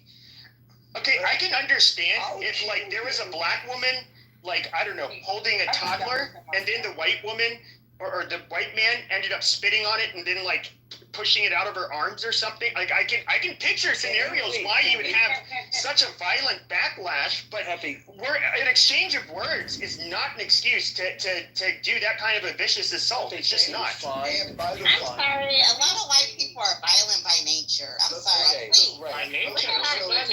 What are you talking about? That's true. That's a good You point. just encouraged white people to be violent. You're violent, Brandy. Let me just restructure the context. So if that was a white man... How are white people violent by nature? Shut up. Look at our history, cool. Shut up. Okay, Matt, take the microphone and put it into your mouth. Make sure that you get some breathy volume when you're speaking. Put the microphone inside of You your guys are so obnoxious. Everybody just shut the fuck up while Matt's talking. Hold on. I'm just gonna redo the hypothetical. So let's say this bald guy did use the N-word. Does that justify a mob response though? Why can't it be one-on-one fight or a different response? Why are the women fighting? Does anybody have an answer to that? Because Why there's no are real the women fighting? consequences, and y'all won't let me say it. For some reason, it's so shocking. But Matt, you already know when it's black on black, black on white, there's really no real consequences when it's a racial thing for black people anymore. We can televise it. We can call you cracker. We can do all types of shit. It's an authority shift, right? The white cop is an authority figure, so he has more power. But when it's a random white couple and a bunch of black people walking down the street, case in point, the boat situation that happened last year, black people were praised for fighting and busting up these people's asses. There was no real. The white people ended up getting arrested. But then there's no upside. So what I'm saying is now society, black people, that whole Black Lives Matter was like a handicap. It was like a crutch for black people. It was like to say there's something wrong with us and everybody has to love us and we're kind of like in the spectrum, but we're kind of retarded a little bit. So yeah, they can act a little crazy and wild. You're not going to really do too much to them because of slavery or because of oppression. So we do get away with a lot more. I'm not saying that we don't have, things that we face like oppression and stuff like that, but we do get away with a lot more shit when it comes to racial issues. White people would never get away with that. If that was televised and that was white people, black people that got. This is a problem with retards. White people, black people, black people, white people. Shut up. You don't just come on and just fucking normally I'll just put you in the audience. Just don't do that shit. Is Sig there? I don't even know. Sig? Are you around? Sig's here. Yeah, what's up? What's going on? But what's your thoughts on this? I'd be curious. I posted a link in the chat, man. We had a situation in Detroit a few years back, man. Tyler Wingate, look him up, Wingate, white boy in Detroit over on the west side, got into a minor fender bender, and a mob of black people beat him to death, man, in a gas station parking lot over a minor fucking fender bender. I'm sorry, man. I'm just sick of you niggas, man. You niggas just destroy everything. You're violent. You're unruly. No one wants to be around you. Everything you touch, it's like you're the reverse Midas. Like everything you guys touch turns to fucking shit. And a bunch of black people are starting to realize this and come across it. But you're just violent. You're unrational, unreasonable. And this is why America's getting sick of you guys. Like you guys are literally wearing your welcome out. Did you see what happened in the Cincinnati incident? Do you all know what happened from the beginning? This is one mic. Peace to the room. Yeah, I'm aware of it. Peace. Because it looks like it kind of looks like an angry mob just jumped on these guys, when in actuality the guys who got jumped on. In actuality, the guys who got jumped on, they were instigating the situation first, and then they How do you know that? What information do you have? Excuse me, I'm going to interrupt you. Was Sig done finish speaking? Hold on, Dr. Adams. No, can we let Sig finish speaking? Dr. Adams, hold on. We're talking about the situation that happened. Just let you know, I think. Yo, they love to hear black people talk down. So, let Sig finish, please. They love that. Okay, hold on. I'm asking one mic a question. What information do you have that they instigated it? I can't find any of that. I got the actual video. Can you post it? Yeah, I'll grab it and post it. They smacked the kid. They smacked the black guy. And that's what lit the fire. But again, it's why... It's not a but again. Well, now, if it starts with physical violence... Hold on, man. Hey, shut the fuck up. This is exactly what we're talking about. I started talking to you niggas can't shut the fuck up and have some decorum and respect. Got a fish. You're a nigga. Yeah, your mom. Whoa! Yo, fucking with you. Go ahead, bro. So, again, It's like this is a what we're ton talking of about. fish. So, still the question reigns. Why does it take a mob of people? You typically see this with niggas. You can't just have a one-on-one. Even my experience bouncing in bars and clubs and DJing bars and clubs, on the country nights and the top 40 nights with white people, if there was a fight, it was typically a one-on-one. And it could be maintained. And the bouncers could do their job and separate it and break it up. And it wasn't a big deal. But hip-hop and R&B night, when you niggas would come in, a fight would turn into it was like a chimpanzee exhibit at the fucking zoo. All you motherfuckers would chip out and have to involve yourself and start. Yo, can you shut the fuck up? Act like a fucking black person and No, I was talking in the background. Then mute your fucking mic, because I'm talking Shut to the fuck up, pussy. Yeah. Whoa! Get the fuck out of here. Go back down to the nigger section. Bye. Go back down to the slums. Go back down to the motherfucking hood. Bye. But again, why when it comes to black people, it's like you have to include 15, 16, 17, 18, 19 people for something that could just be resolved in a one-on-one. You guys are just extremely fucking violent. You guys push it to the fucking limit. Pass it limit. It's just the weirdest fucking shit, man. Take some accountability. Yeah, Sig, so I was at a Dave Matthews concert last night. I didn't see one police officer the entire night. But when I don't listen to that shit. I know, but when I went to a little Yachty concert, there were so many everywhere, and there were some fights, and yes, there were some scuffles. But when I went to Dave Matthews concert, everyone was enjoying their time. It was amazing. Okay, great. Well, to Sig, I'm not a nigger. I'm a human being first. So, and it's very sad that you hate your own people. Very sad. Get educated, fool. So, again, pay attention, guys, to the logic coming from the black women.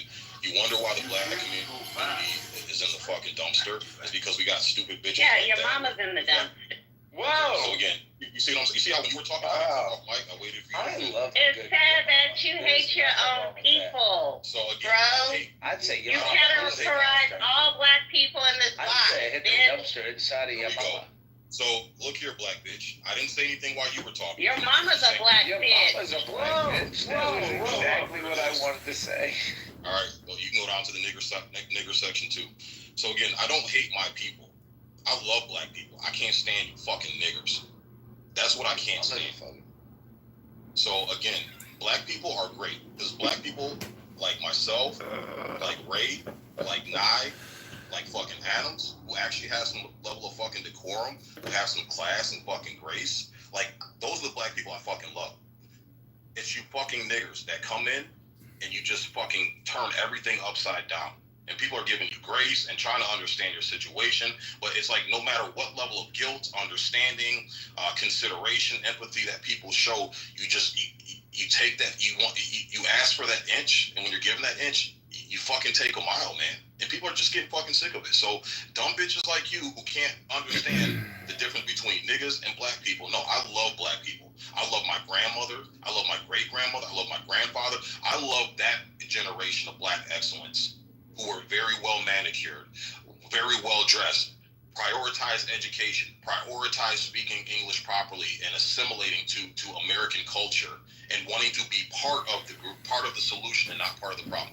Those are the black people I love. It's this generation of you fucking niggers that I can't fucking stand. Sig, white people were once black people that came out of Africa. White women were once black women that came out of Africa. White men were once black men that lived in Africa.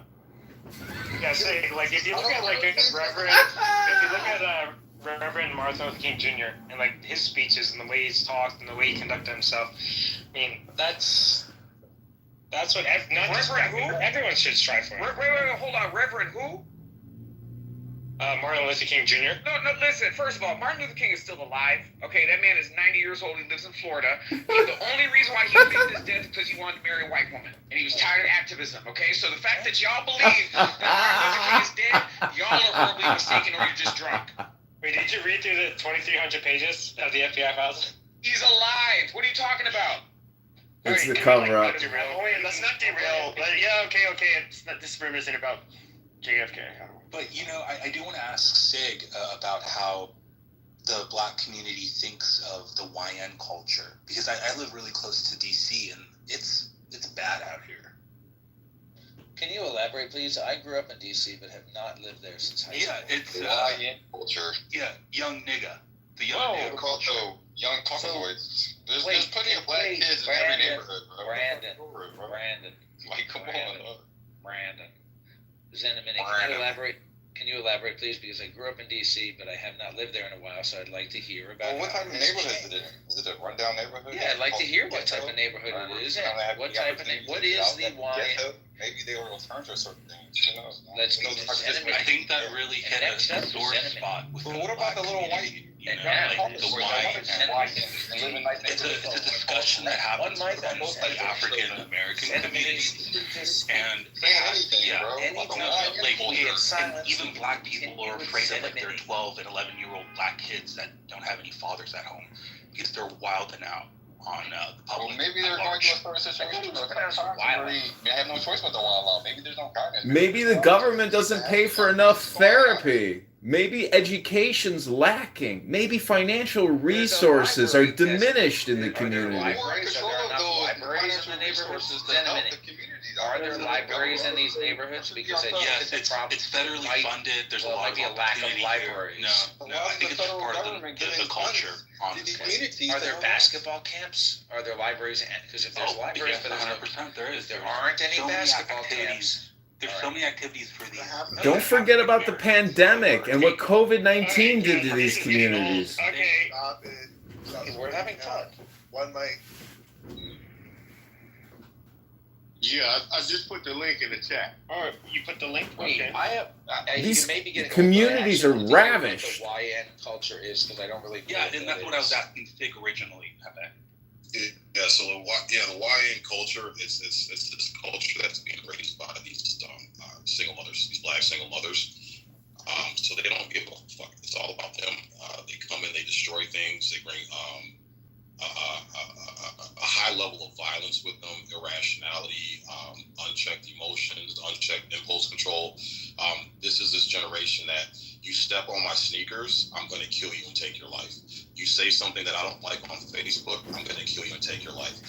If I have a beef with you, I'm not just going to keep the beef with you. What I'm going to do is I'm going to load up a gun and spray up the entire neighborhood and kill innocent children and women and just not give a fuck. That's the YN culture. This video is an example of this YN culture. And there's a sick one. That's some shit. Like, the original motherfuckers going over shooting up other people. Brandon, can you please... Same shit. Brandon, can you please make black people look decent by having some decorum and letting Zenimini finish his statement and not interrupting him? Like, at least show a good example of black people that we have some decorum. I'm on mute, bro. Yeah, but then stay on mute. I'm asking you, please. Because what you guys don't realize, I've been going on mute. but you're still talking right now. You're still talking. Right.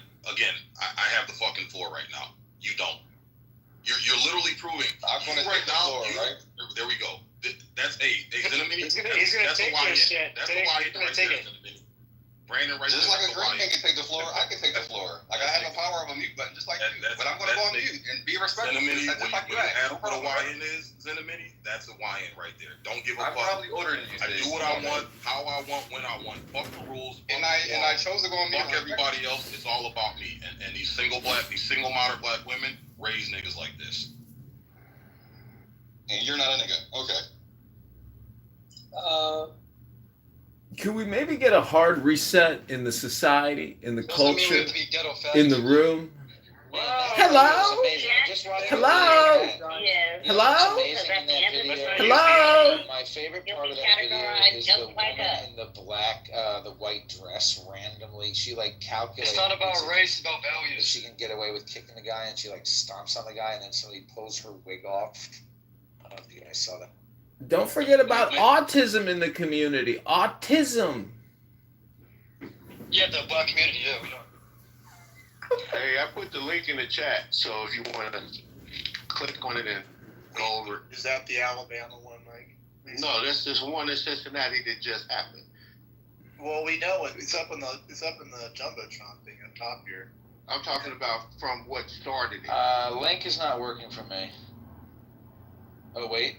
So you actually have video here we go. of that particular individual? Here we go. Yeah, from what started. I'm about to watch it. Does it say the N-word?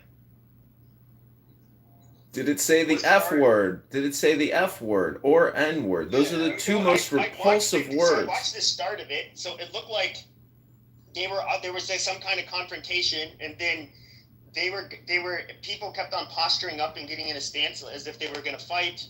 The white guy was doing it, so were several different black people, and then it showed that they were like standing, and it kept on, like, for whatever reason it wouldn't just let it play, but it was like it kept on doing this short little rewind, but where it showed the guy kind of like he didn't smack his face, he like touched it. It wasn't quite a smack, it was like a touch in a weird way with an open palm. I mean, it looked disrespectful, I'll say that. But then all of a sudden, like, they just got jumped. So would it be controversial to say if that man was in a fighting stance with another man? I'm assuming I haven't watched the video yet. That he can use the N-word at that point. I mean, like, why does it matter at that point? That's not what started it. So that's where it gets a little bit, like, who cares at that point, right? He's saying it started because of he's saying it started because the guy touched his face, but there were already people shoving each other and fighting. Yeah, but they were trying to break it up. No, and that guy reached over there. He reached over there and he smacked the guy in the red shirt. But how did it start? It started because those guys were acting obnoxious, and they kept. Yeah, how do you know that? Do you have proof for that?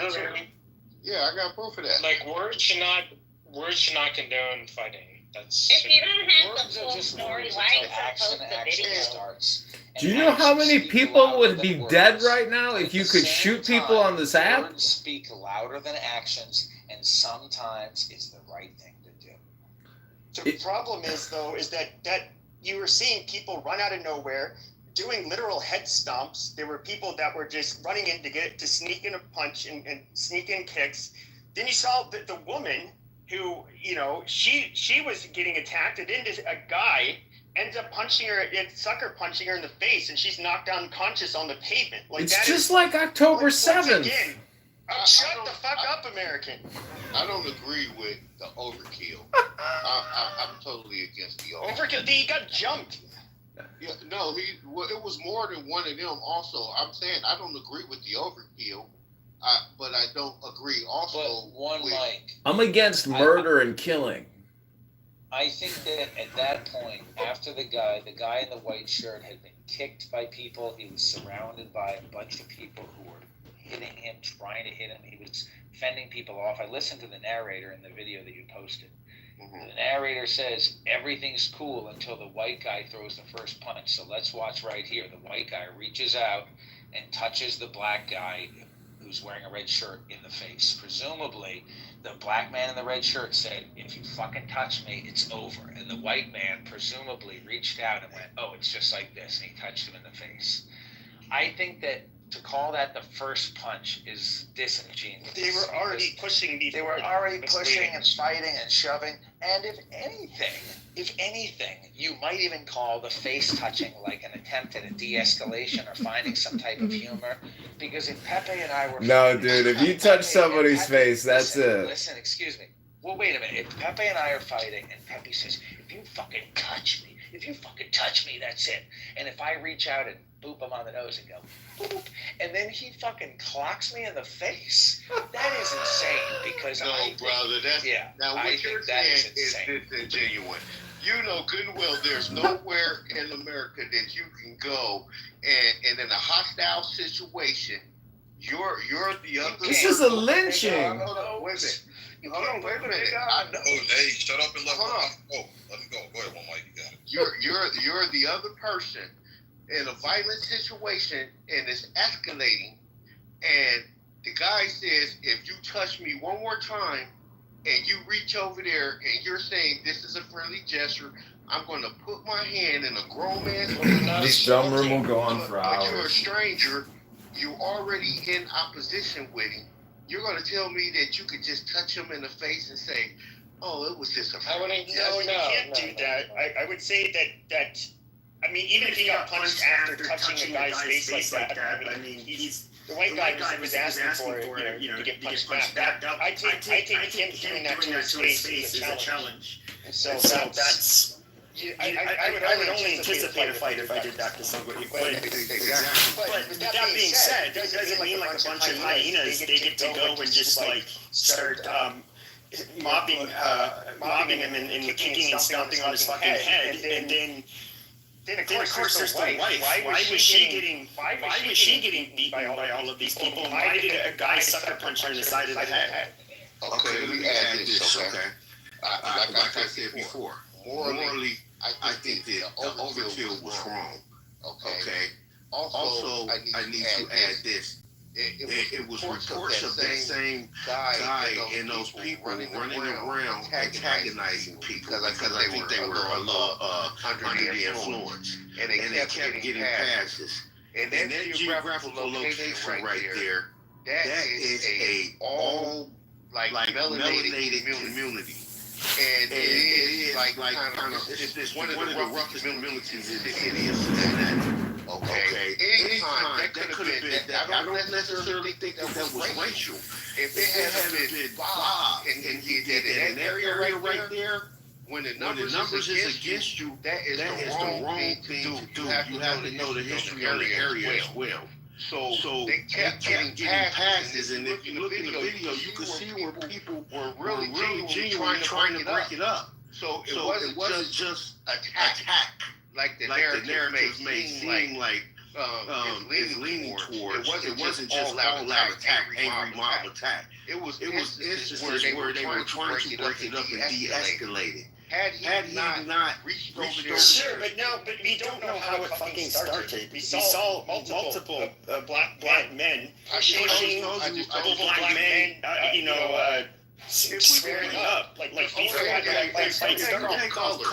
If you take color off, okay, then you say there was a mob of Americans fighting other Americans, then it has a different perception, and it don't sound the same. But because you use the race card, then it makes it look like it was black on white. I'm telling you, it's not because the race card. The thing is though is. First of all, I saw what almost all looked like adults. Most of them young adults, but I saw a lot of people that appeared to be in their 30s and 40s. Now, I don't think you would really see white people behave that way generally. Sure, people can get jumped. I'm just going to say that generally, like with white people, it's seen as like pretty low and dishonorable to like, you know, just take a stomp on somebody's fucking head, especially if you have nothing to do with the altercation. But then punching a woman, we don't really. You're making this a comparison of race. And if you're going to do that, then you also have to speak about all the times that you turn on social media or the news and you see a melanated kid getting killed by police. So what does this have to do with the police? We're talking about how people conduct themselves in public. What do this have to do with race? Because a bunch of niggers ended up violently attacking those those white couples. That white couple. So when you say niggers, yes, that's exactly what they are. And okay. That's exactly what they are. Low class, ignorant, violent, animalistic niggers. So it sounds like you have some bias and you're racist. No, not at all, one Mike. See, this is the thing. It's not a matter of racism. It's a matter of we've seen a consistent pattern of behavior from a group of people that share similar characteristics, a set of characteristics. Again, if you make the comparison, one Mike, you generally won't see. I just put a link. Actually, I just put a link in the in the chat. One Mike. It's a white man in Detroit. He got into a minor fender bender, just literally a minor bumper fender bumper accident in Detroit. You know what the response of those black people in that area were? There were probably 20 of them that jumped this white man and killed him right on the spot for a simple fender bender. Nobody got hurt. Nobody got injured. Nobody got ran over. What's the likelihood you would see that same reaction if it were a black person getting into a minor bender in a white neighborhood?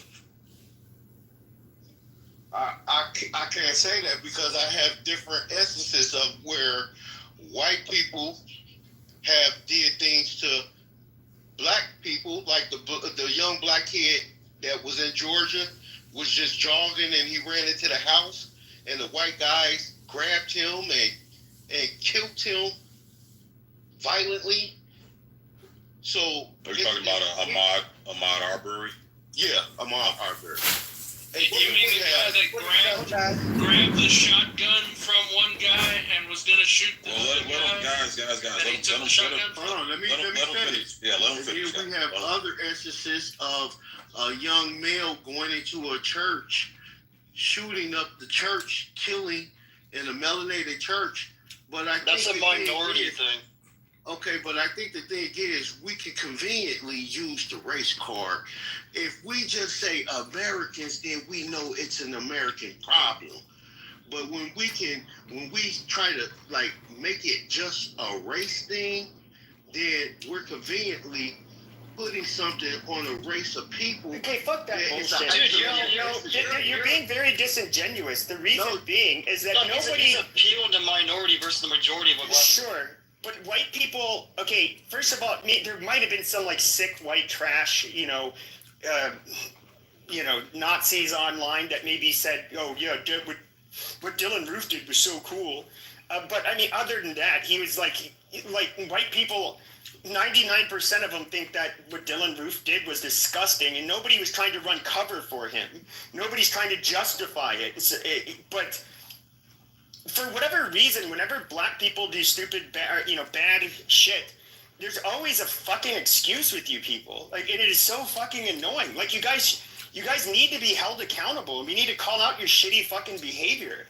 That's all you've been doing is try to downplay it and shift the blame more towards the white people. No, it was these fucking animals. So, and that's not true. This is specific. That's not true either, because at the beginning, you're just crying. Okay, and this is why Martin Luther King ran away and faked his death. Okay, this crying, this complaining, and this bullshit. Okay, there's absolutely no accountability. Zero accountability. And this is specifically the reason why Martin Luther King faked his death, ran away with that white woman, and lives peacefully today in sunny Florida. Listen, man, people need to just be honest about, like, this is kind of why nobody likes black people, because even when they do bad shit, then we have dumb motherfuckers like this guy trying to excuse it. And it's just crazy that you have. What sounds disingenuous is every example you have is depicting of a melanated group of people doing something to white Europeans. Because the frequency, Mike, it's the frequency. How frequent it happens is way more with black people. Yeah, you kind of have to work the numbers game, like as a mathematician. Like you have to think numbers. Like where are the numbers? Yeah, you know. one, Mike, I don't know if you know this, but statistically, white people are 10 times more likely to die by a black person than a black person is to die by a white person. Yeah, but Keegan, is that per capita? What about that video of this black dude getting jumped by a bunch We of don't white need to be bikers? talking about no per Sig, capita. what did you just say, Sig? I didn't hear what Sig had said. No, Mike, what I'm saying is it's true, Mike. We have a problem with lack of accountability, and we have a problem with supporting and condoning fuck shit. So, for example, I hear black people saying, well, you call me N-word, there's consequences. Okay, well, in this situation that we talked about in the link above, what happens if, what happened if those black people said something negative to him and his result was to slap somebody in the face or punch somebody first? Why don't they get the same benefit of the doubt that we asked for? Is that if you say something fucked up to me, motherfucker, there's consequences. Well, what if one of the black people said something fucked up to him? The consequences was to get smacked or punched in the face. Why doesn't he get that same benefit of the doubt? It seems like when it comes to white people, Mike, we apply a different set of rules to them than we apply to our own people, and it's just not fair. Okay, well, how about this right here? Okay, if we took off the race card and said it was a group of guys and the lady got beat up by a group of guys, then would it have the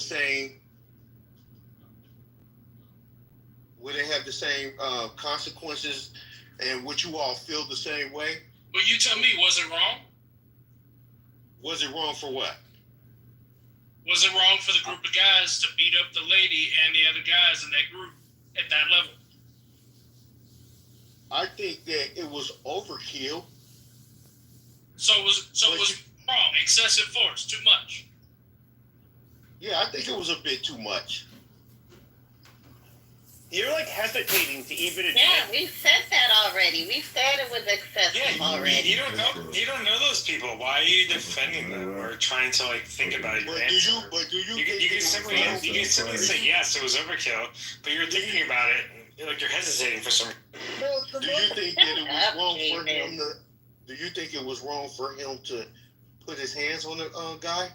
Yeah, it was. If he would have got punched directly back in the face afterwards, and fell down or some shit, and it was over. Yeah, I'd say he was kind of asking for it. Do I think that for the whole crowd to jump him and try to stomp on his head, which that should be, basically that's aggravated assault. Yeah, once you're on the ground, you're trying to cause serious damage by stomping on somebody's head. That's very serious. And Pepe, that situation would be warranted if he was carrying a concealed weapon. He would be 100% warranted to bring a firearm out and use deadly force in that situation. It's just one might. No matter how you cut it, we see way more instances, and we're trying to figure out why do black people, well, I wouldn't say black people, because black people don't do shit like this. Why do these niggers always take it to the level of extreme violence? It takes 15 people to curb. Look at that curb stomping and kicking a dude in, that will cause serious traumatic brain injury over something so simple like words. Why is it that when we see these types of people, Mike, they don't typically fight one-on-one? It's always a group mentality trying to literally kill somebody. Why does it always have to go to that level with them? The thing is that I'm about to tell you, okay? You don't just see that with a group of melanated people against a Caucasian person. You in areas like that, it could have been me. I'm American Indian. But I look like I'm a melanated person. If I had went over there and I did the same thing in that particular area, the same thing would have happened to me. That's what I'm trying to tell you. But that's not true. We have statistics, Mike, that show blacks are way more likely to perpetrate violence against whites than the other way around. We have hard evidence. We have hard data. It's not both just black and white. It's not just about white people. Okay, it's all other races. Every single race victimizes black people less than black people victimize them when you look at just violent crime in general, including all of it. Not trying to parse. Okay, but from what time? Yeah, it's the FBI statistics. Yeah, you can just look at it. It's public data. You can look it up right now. Every single year they put out reports. Yeah. And then there's an intro. Have you done statistics on European cops killing melanated children? Yes. How many black people did the police kill last year? 10,000. Yeah, one mic. If you go on Washington Post has been tracking how many black people succumb to cops. Dude, the numbers ain't what you guys think. It's a very small percentage. Yeah, Roland Fryer conducted. Hold on one second, man. Hold on, man. Let me finish real quick. So, one mic. If you go to the Washington Post, they've actually been tracking for years the incidences between cops in general, and blacks. It's been consistent around 200 to 250 blacks are killed by cops a year, and they show and highlight each case. It's only about, you're lucky to reach the number of 4 or 5 black people unjustifiably killed. When you look at these individual cases and break them down, the black people are always resisting arrest, trying to take the cops' guns, trying to run the cop over, speed off, trying to hit the cop with the crowbar or some type of, there's always some level of defiance and violence that the blacks are displaying first towards the cops, and then it's the cops responding with lethal force back. So it's very extremely rare that a cop is just going to pull over a black person who's on their way to fucking law school and say, I'm gonna fucking kill you, nigger, you're dead. Like, that's just, it's not happening, Mike. The narrative is... But Sigon, according to CNN, there's thousands of young black people that are being killed by cops every single day. What are you talking about?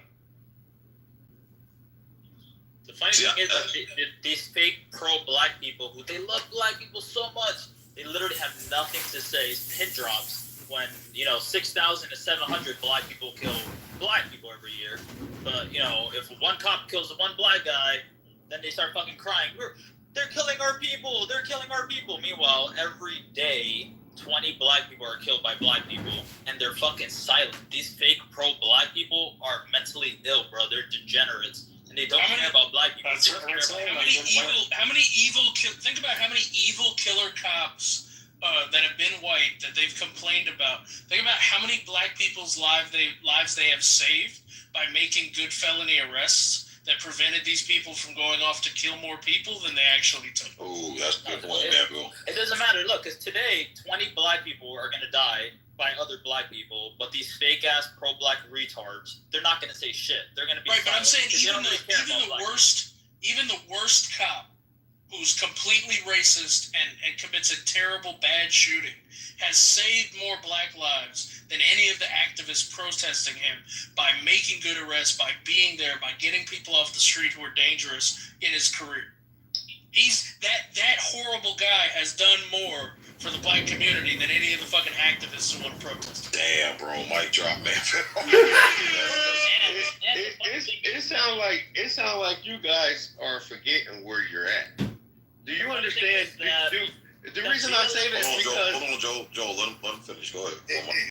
The reason I say that is because you must don't remember the history of the violence that was perpetuated on melanated people in America. Well, so now. During slavery and things like that. Yeah, but one mic, what you're now saying is now it's not about doing what's right, it's about getting revenge. That's the argument. No. I never said that. That didn't come out my mouth. What I'm saying is... saying melanated people, you understand that Asians are melanated people too, right? And they were... And also Spanish people are melanated. You want to talk about the Hispanics? This is begging a question as well. Like, what the fuck? Yeah, exactly. This is begging an answer from one mic. Hold on. One mic. How should we judge society and set expectations in society based on the violence that was perpetrated on black people 400 years ago to 100 years ago? It was exaggerated. How should we change society in response to that? Okay, hold on. He asked me a question. Can I answer it? I think that the responsible thing to do today is let's eliminate color as it relates to people. let's stop saying white people and let's stop saying black people. It's either you're American or you're not. Colorblind society. And then we'll see where this conversation can go. Because if you say there's a violent problem in America, then there's a violent problem in America across the board.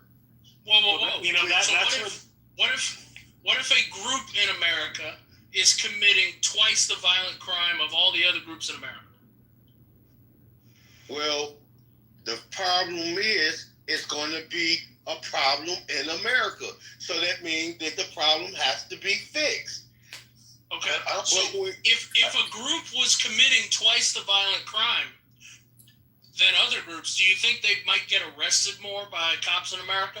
He doesn't want you to bring up race because it makes his race look bad. So he wants to talk about something else. Where the issue.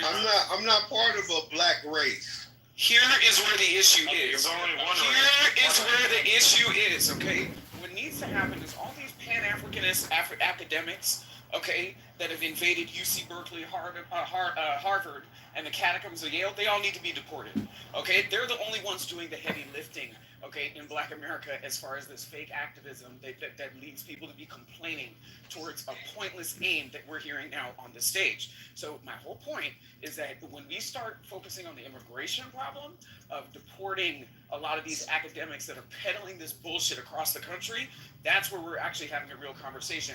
And I go back to my aforementioned point. This is why Martin Luther King left, went to Florida, and married that white woman. He got tired of listening to this shit. The Africans and the Caribbeans came in there with their colonialist bullshit and started demonizing white people, and all of a sudden, white people are the problem. Yeah, and just to answer really quick, Yes, I'm here.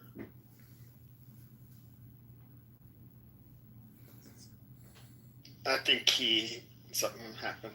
He had to go on mute. Yeah, the thing, one, Mike, is if you're gonna try to absolve race from it, you know, the biggest group that always brings it back to race, it's our people. One, like we make everything about race. We don't get a job, we don't get hired somewhere, we get pulled over. Like, you ever watch body cam video on YouTube, like body cam videos, cops? One, Mike. I've seen cops before. Okay, well, there's a bunch of YouTube channels where it's just straight body cam footage from all over the country, all over the United States. And it's very unbiased. It's not leaning towards any direction, any race, any creed, none of that shit. But the one thing I notice is all the white people that get pulled over and have problems with the police, I have yet to hear a white person say, it's because I'm white. But the majority of time, and you're probably talking 70 to 75% of the videos that I watch when black people get pulled over, what's the first thing that comes out of their mouth? It's because I'm black. So it's like, I hear what you're saying, and we all agree with you that it shouldn't be about race, but it's like the very group that's saying it shouldn't be about race always makes it about race as soon as a level of accountability comes to their doorstep. So I guarantee you, if everybody in this room right now, when they talk about the problem, if they don't identify it as a black person, or some even said nigger, if a nigger or a white person and just said an American, then you will understand that we have a problem in America and it's violence. It's not an American problem, it's a black problem. See, you can't see how you just can't do it? Hold on. First of all, you don't like facts. Yeah, violence did not just pop up. Violence does not just pop up when America became America. Okay, violence is a part of human nature. Okay, if you don't listen, you're going to feel. It's very simple. So I mean, this isn't an American problem. This is a human problem. Yeah, and one, Mike, I was just gonna say that if you believe like we should stop looking at each other as far as our race, then you should be pro-Trump, because what he's been trying to do is different departments, his secretaries have been trying to roll back the DEI, the idea of like, the Small Business Administration has been giving loans to people based on their race, not based on their merits or their creditworthiness. I mean, stuff like that makes no sense whatsoever. We had actually the highest defaults on our loans as the SBA in the last 4 years because we didn't base our loans based on merit, based on race, which is stupid. It makes no sense. So, like, yes, I agree with you. Let's stop. The government should stop looking at people based on race. Look at people based on their merit. I agree with you. Yeah, because see, when you some people, we got to keep in mind, everybody is not disingenuous, okay? But there are a lot of people that profit off of these type of conversations, and there are a lot of people that takes advantage and they spew a rhetoric based on how they really feel about a group of people. Look at Al Sharpton. Yeah, I mean, we could say he allegedly raped a woman, and he's a big advocate for the black community for some reason. I don't know why. Yeah, we could say whoever. Well, I mean, you know what I'm saying? But look at who started Kwanzaa. Look at who? What? Who started Kwanzaa? Look at Reverend Jackson. Also, he's allegedly he did bad things. Allegedly, but the person who started Kwanzaa, they were actually convicted and put into prison in the 70s for raping and kidnapping women. He sounds kind of low. I could barely. He said the person that invented Kwanzaa allegedly raped and did some bad things. Not allegedly, was convicted. Right, he was convicted for raping and kidnapping women. Like, what are you talking about? But okay, people who are serious about this situation in America, then they're not going to differentiate. No, we are going to differentiate because once again, it's an American. No, problem. you guys will do Black Lives Matter, all of that bullshit, and you'll give your goddamn self three narratives. Blacks. Hold on. Let me explain it to this. But hold on, Joel. And then it's just like all of a sudden when black people misbehave, oh, now you want to be colorblind. Like, no, that's fucking bullshit. That wasn't even started by minority people or by melanated people. It was that Patricia Bowers. Black Lives Matter was started by Started by 3 black women, yeah. It wasn't. Three lesbians. There's a lot of white people that donated. But here's the thing with them Black Lives Matter, because I've seen them motherfucking march. I will say this: you barely see any fucking black people in those damn marches. You see a sea full of white people marching for Black Lives Matter, with like maybe 10 black people amongst 800 fucking people throughout that. So I'll say that Black Lives Matter shit, although it was started by them 2 lesbian black bitches, that movement wasn't really a black movement to begin. So then why name it? See, this is what I'm saying. This is why people can't take black seriously, because we say shit like that, right? But then we label it Black Lives Matter. Then name it something else. Then this is so fucking preschool. Yeah, but What I'm saying is that movement, like I said, it's a contrived movement. Yeah, there were some black people that supported it and whatnot, but that wasn't the overall goal. That whole goal really was just to promote lesbianism and really destroy the black family as a whole. Right, but black people in like when you say some black people, no, the majority of black people supported it, right? Let's not. Again, let's not. I'm just but I'm just saying. I literally saw. I saw them. I saw them march multiple times. All I'm saying is that I didn't see a whole bunch of black people in those marches. I saw a whole bunch of white people up in the marches, and in other races, ethnic groups that were in those marches. Right, and that's true because there are more of other races than there are black people. So when other races are trying to support black people in a movement they think is righteous, yeah, you're going to see them come out. And then two, you're going to get other groups that are going to take advantage and loot and trash shit and all that stuff. But that should be expected, right? That's not something we shouldn't expect to see. But what we're saying is that, again, one mic is advocating that we make this non-racial, which all I've seen my whole life is white people trying to make things non-racial. It's always the black people that come up whenever they can't get their way and want to throw a temper tantrum. They bring race into it. This is why, again, I think it was Joel or whoever brought up, Adams brought up DEI. Like, that's the whole reason why DEI is still a topic nowadays. And when we try to get away from race, what happens is black people can't compete. And black people realize they can't compete, so now they want a fucking handicap and a fucking advantage. And so now they start bringing light to race and trying to make other races feel guilty for the fact that they don't want to put in the work and they're too lazy to compete with the rest of society. Let me ask you a question, Sig. Do you believe that if Martin Luther King still wanted to be a public person, okay, and he came out of Florida and made a public statement, do you believe that he would actually be an advocate for DEI, or was he just advocating for? No, of course he would not. He would not. Or was he an advocate for certain laws to create equal opportunity, not necessarily equal? So, Adams, I know you have. This is a great fantasy, but I think the truth about Martin Luther King's motivations and his lineage, and I just go with what his professors at his commie-ass university said about him, and that was that King had really exceptional talent, and he was above average for his race, but he didn't have the problem of becoming capitalist or becoming greedy personally, and that he was a true believer who was going to continue carrying forward the message even if he got successful.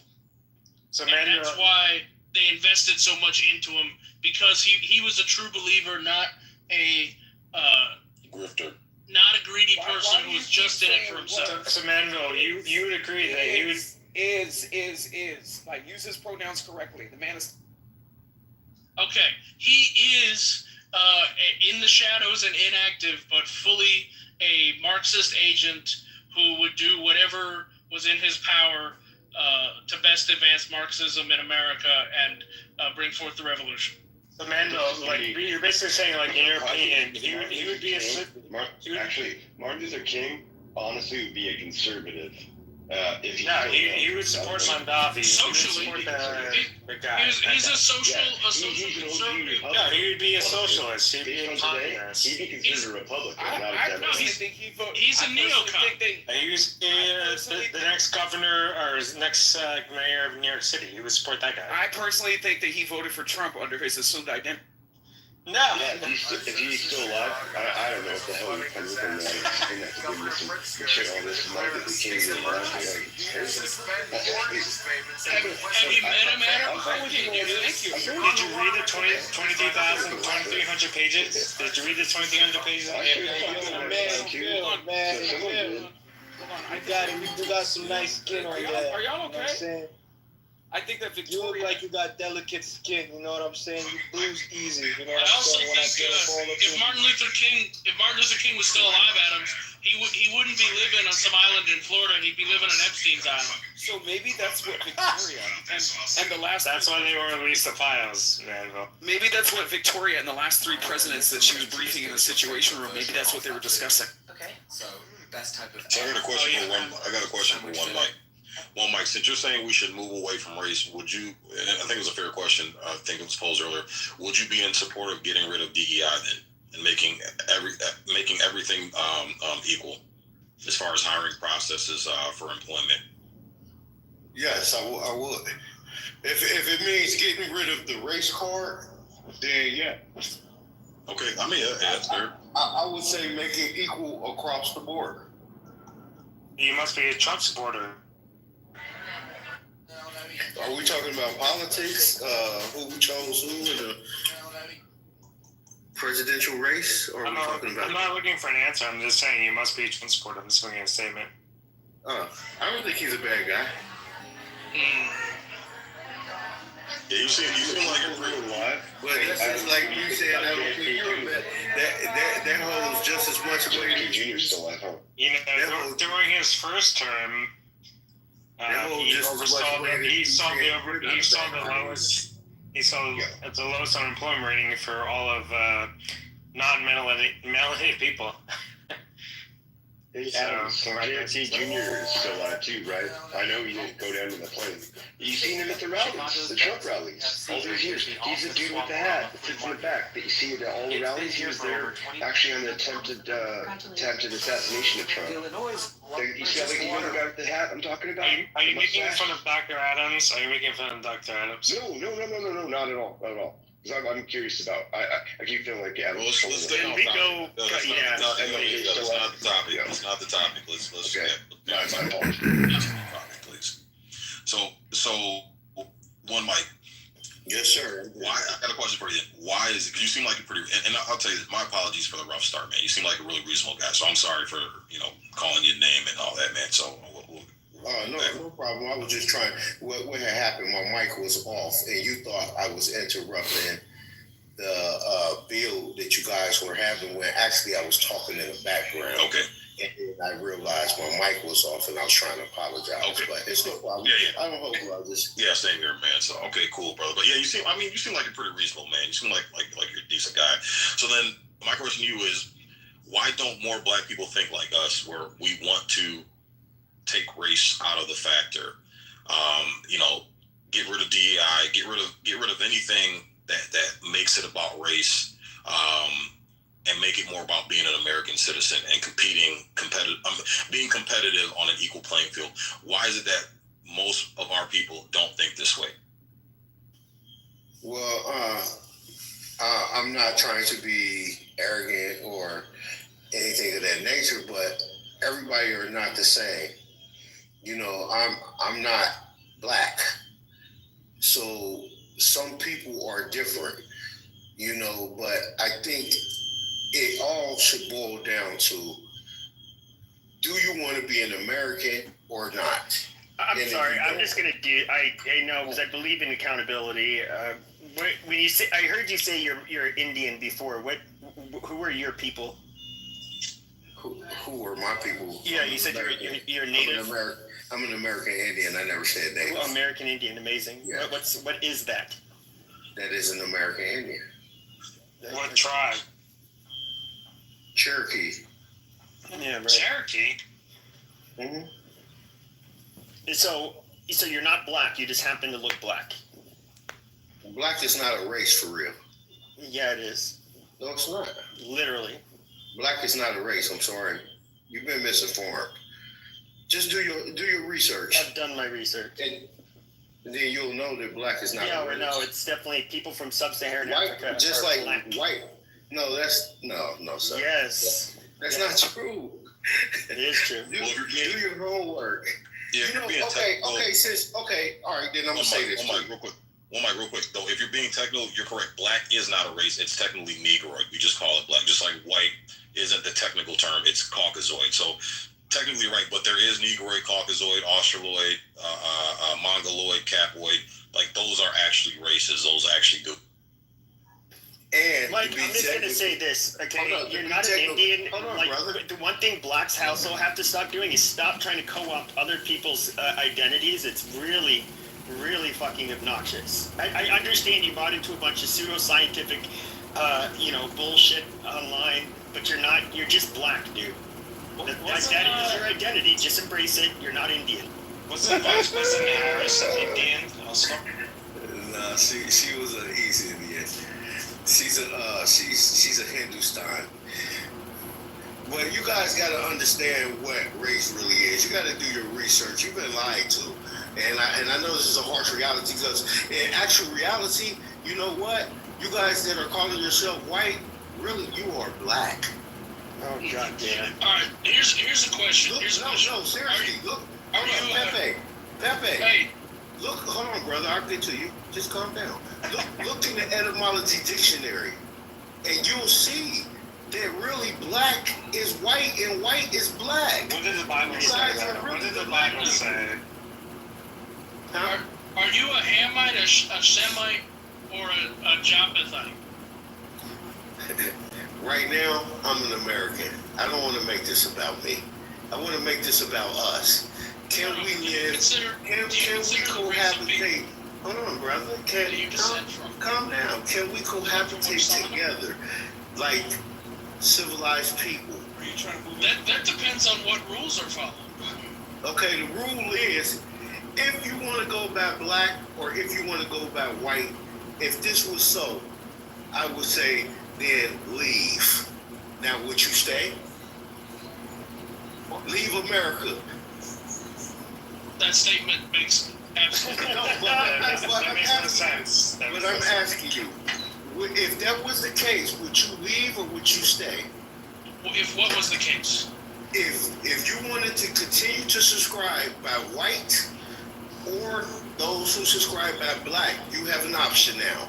You can leave America, or you can stay if you're going to subscribe by just being an American. I got news for you. It seems like it might be news to you. There are a hell of a lot more ways that I differentiate myself from other people than what race I belong to. There's a hell of a lot more to me than one gigantic, like the most gigantic broad category short of gender.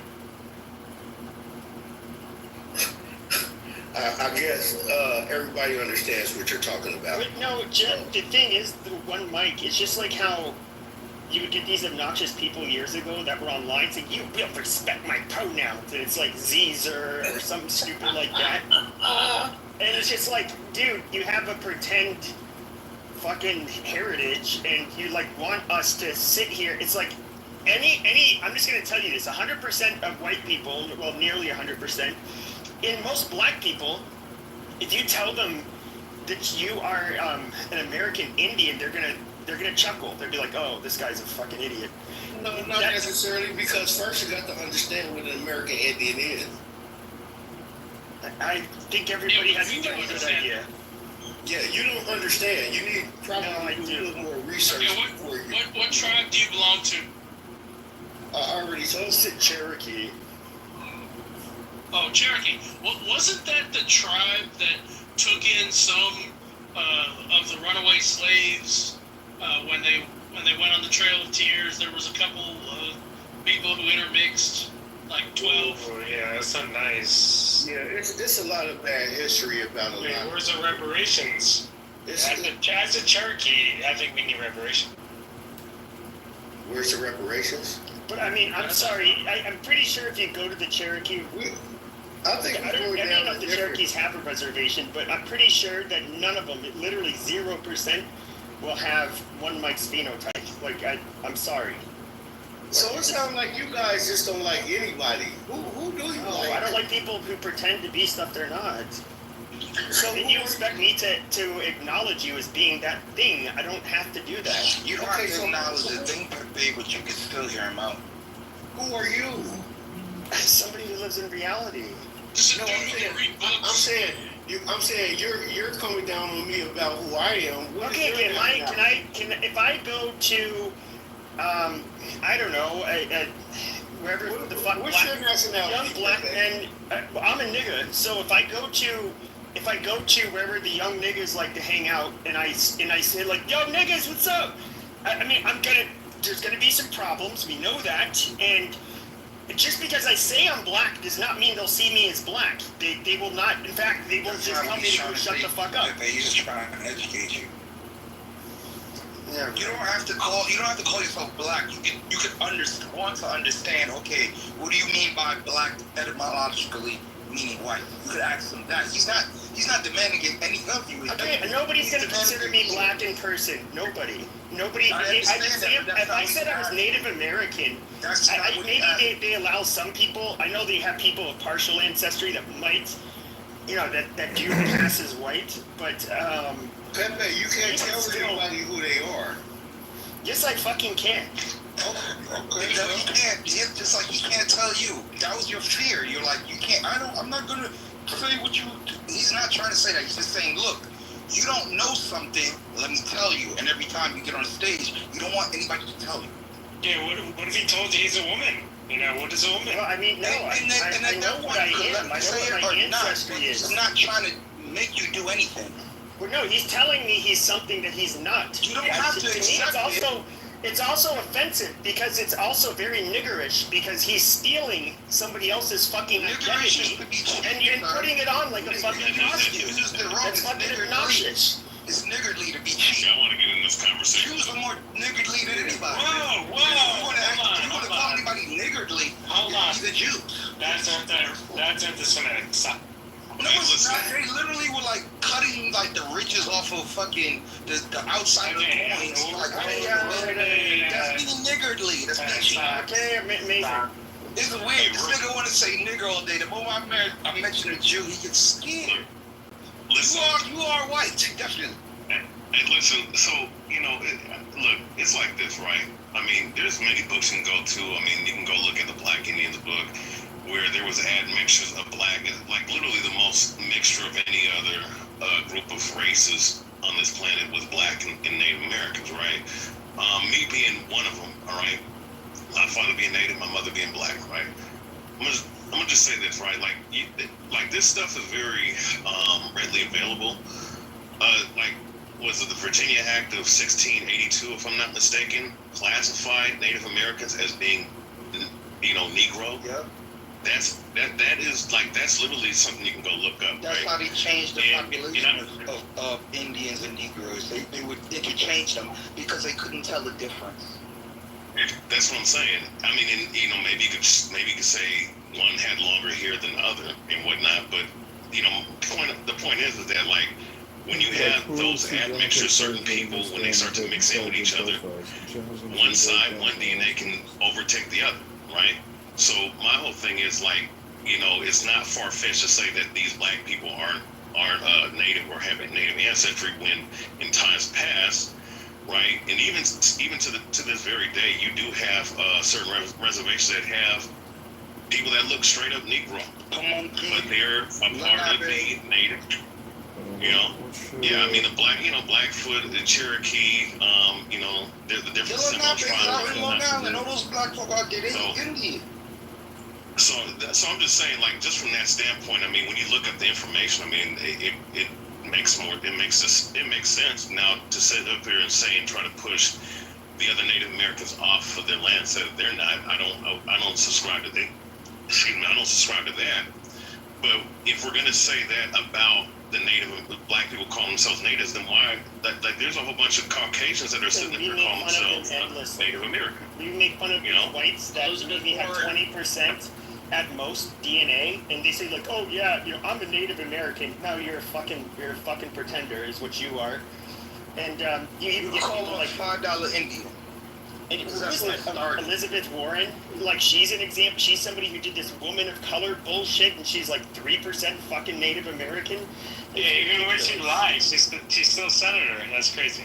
Well, that testing site is for entertainment purposes only. It's not accurate. She's not a fucking Indian. Look, but it's not up to her. Yeah, but a lot of it isn't true because the way that they go through data processing for genetics, it's not as accurate as you think it is. That's why when you look all the way down on both of those genetic websites, they tell you it's for entertainment purposes only. Matter of fact, that's Henry Louis Gates even said it himself. He's like, he even admitted that it's not all the way accurate. That's very factual. Thank you, brother. Hey, I have a question. For enlightening Pepe. I got a question for you, Mike. If you're asking, can we live in harmony? Can we live in peace? If that's the case, right? If you want to live in harmony, do you have to look at crime statistics and you would have to try to lower crime, right? So you would have to look at what group of people are committing the most crimes. You wouldn't have to actually lower crime because majority of the crime is done in America. To Americans, it's done from a corporate entity, usually white owned. They do the most damage. Now, if you want to talk about drugs and petty theft, that happens in all communities. What about murder? Because if you go to Oklahoma, Idaho, Iowa, there's white boys killing each other, shooting cops. No, we kill each other. I got a lot of friends in the military and in the police throughout the United States. And these white boys, they take a lot of these police heads off. So crime doesn't necessarily have to do anything with race. It has to do with circumstances. Any nigga that gets, his pockets get a little light, the baby starts screaming, he might want to go outside and do something, whether he white, black, or yellow. Yeah, but look at the Ozarks. Ain't no blacks over there, and there's a lot of white on white crime. So you wouldn't really have to look into crime statistics because at the end of the day, most Americans have a lot in common, whether they white, black, or yellow, whatever the hell you want to call them. Most Americans do. It's usually media. People like Pepe, they like to harp on the differences, but in most cases, we want to be fed, we want sex from our women, we want our kids to be fucking safe. Some pedophiles, which statistically usually like older white men. No, actually, statistically, no. I'd rather have a nigga in my okay, Jaguar, we get it. But every now and then, than somebody that is a predator. Amazing. The statistics, though, are very clear on pedophilia. All violent sexual offenses are committed at a higher rate. Shut the fuck up and let me finish. Let me finish, Jaguar. Shut the fuck up. All violent sexual offenses occur at a higher rate amongst black males than they do with white males. That is a fact. Now, there's one little area where of sex offenders where white men are overrepresented. That is child pornography. Really? Yes, but you guys touch kids. But you guys touch kids at a higher rate. You rape kids and you rape women at a higher rate than white men. That's a fucking Let's look at the New York City crime stats. We all have to be honest with ourselves. The people who you gotta look at a nationwide. They don't look at one state. Come on. No, this is national. No, I mentioned that. I heard somebody say state. Yeah, I said New York City because you just look at that and the Jews overall look at it nationally, so we can see the problem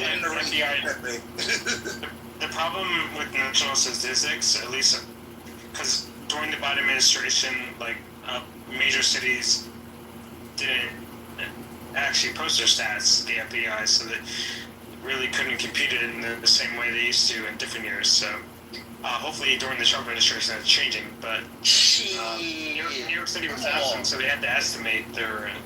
No, it's true. You guys need to think about something, all right? We're not. If we can't see the Epstein files, we think shit's gonna change under Trump. Hold on. I'm cool with him for business reasons, but when it comes to morals, the Epstein files, or Jesus Christ, Manville was talking, guys. Don't talk over him. I'm sorry, I was just trying to make a point about the Epstein files. Created by Jews, it's a bunch of bull. What? Whoa, relax. Wait, what did he say about the Jews? Is that all of this? Nobody brought that up. Shut the fuck up and let Manville go. The Jews are the real enemy. Goddamn. Am I really quiet right now? Because I'm just talking in my truck system instead of we can hear you. It's like the white man.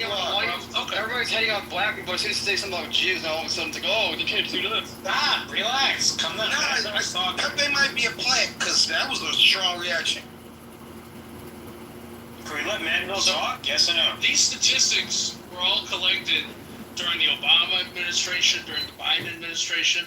They had every incentive in the world, institutionally, with all of their bosses, to find the best stats possible, to massage it, to make all of the race issues look and go their way. And despite that, they fucking couldn't do it. They tried hard as shit to get rid of Roland Fryer's study, to make him prove that his study was truthful, and they spent a crapload more money trying to disprove his shit than actually trying to accept that he did good work. And that was a black guy, right? They have tried and tried and tried, but the thing that they can't hide under every kind of fucking term, under every kind of excuse, they're robbing people because they're in a food desert. They're hungry. That's why they're stealing the computers from the Apple store during the riot. Every excuse in the book. They cannot deal with the numbers that are coming out of just general police reports in America.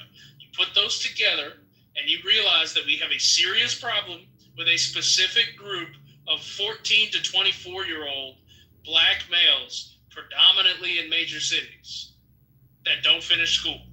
Those guys themselves kill half the people who get murdered in this country. Wait, in Portland and Boise, 3.5% of the population. Like Bismarck? Like, what are you talking about? Cut it out. The black cities only. Bismarck, the big major city of the United States, Bismarck. Well, hold on. I just looked it up, and according to the statistics in America, more white people are definitely arrested for child pornography, child sexual predator, and period, than black people are. So Pepper's just an idiot and a liar. Talking about, I let him talk. Pepper's just an idiot and a liar and gay. Put that in the chat for me, God. I said child pornography is where they're overrepresented when it comes to sexual assault. I'm looking at it right here. Sexual assault, etc., is done by more whites in America than blacks. Per Who the hell capita, are you dipshit. Per Yes, capita, dickhead. That means fuck they're you doing it are. more. That means they like dipping their fingers in women's and little kids' butts. White people. Per capita, moron. So, how many white people are in America? A lot, a fuck ton. Well, actually, no. Well, COVID knocked out they make up 58% of the country. Population. Look at that. You How many white people are in America? You guys make up I think we're about 13%. Hold on, like I said, they make up 58% of the population. White people of America, 58%. And how many black people are in America? You mean black Americans? So say, I think the black American percentage went down. There's a lot of Africans and Caribbeans now. That's why I asked those. Are you talking about white Americans and black Americans, or according to the census, 200 million. Yeah, but you know what's funny is that like Nigerians are both the richest and the least criminal. No, Asian Americans are the richest immigrants. Asian Americans, Indian and Chinese. Nigerians have more money. They own a fuck ton of land in the Midwest. They growing weed. Nah, don't do that. The Asians are fucking y'all asses up. Y'all number 2 now. Asian Americans, they got all the Dunkin' Donuts. They own 70% of the hotels. It's okay. What are you talking about? Africans tend to work for people. They're doctors, lawyers, engineers. They don't really do commerce like that, the way Asians do. So stop it. Well, Indians, I don't understand why you're contributing to society. A shitty fucking merchant class as like a grand virtuous thing. I didn't say it was. I was just correcting your friend. The way you said it seemed like you were. I know you don't like the way I said it. I get it, Manuel. All I'm saying is that the most successful immigrants in America are Asian Americans, particularly Indians. Underneath them, Asians. When's the last time you went to a Dunkin' and you ain't hear like, "Hello, how can I take your order?" Well, you can hear that at Dunkin', right? Especially in the major cities. I know here in New York City, Indians own that shit. You feel me? So when it comes to like the most successful, it's Asian Americans. Nigerians tend to do doctor, lawyer, engineer, and they work for companies. Well, bro, you might think they're Indian because you're not knowing shit about, but a lot of them actually aren't Indian. They're like more Bangladeshi and, you know, that's a way to get Pakistani. Successful. I don't know very many anesthesiologists that are struggling. So what are you saying? What was your point after I corrected you? Because you're trying to take a stab at Nigerians. People like help you with arguments and brain surgery and shit like that. Now you need to shut up and let me talk. You're asking if the other types of black people that the general category is counting that you don't feel should be included in a conversation. I felt they shouldn't be included. I said that there's not a lot of black Americans in major cities. It's mostly Africans and Caribbeans that are outnumbering them now. So if you want to say black people, what black people are you talking about? If you want to find the major cities in America that have a lot of American blacks, then you want to look at the major cities in America that have the highest murder rates. Regardless of that, what's the percentage, brother? Because we were talking percentages. Remember? It's called St. Louis. I'm not asking about the place, I'm asking for a number, Manville. Because you're talking numbers, right?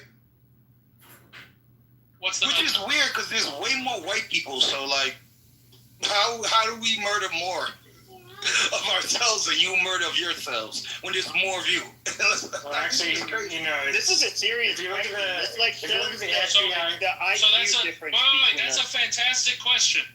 That's a fantastic question. So the answer is, right, if there were 100 white people and 10 of them committed murder, and there were 10 black people and 2 of them committed murder, right, then the black murder rate would be double the white murder rate. But the number of there you go. So you admit that it's skewed, right?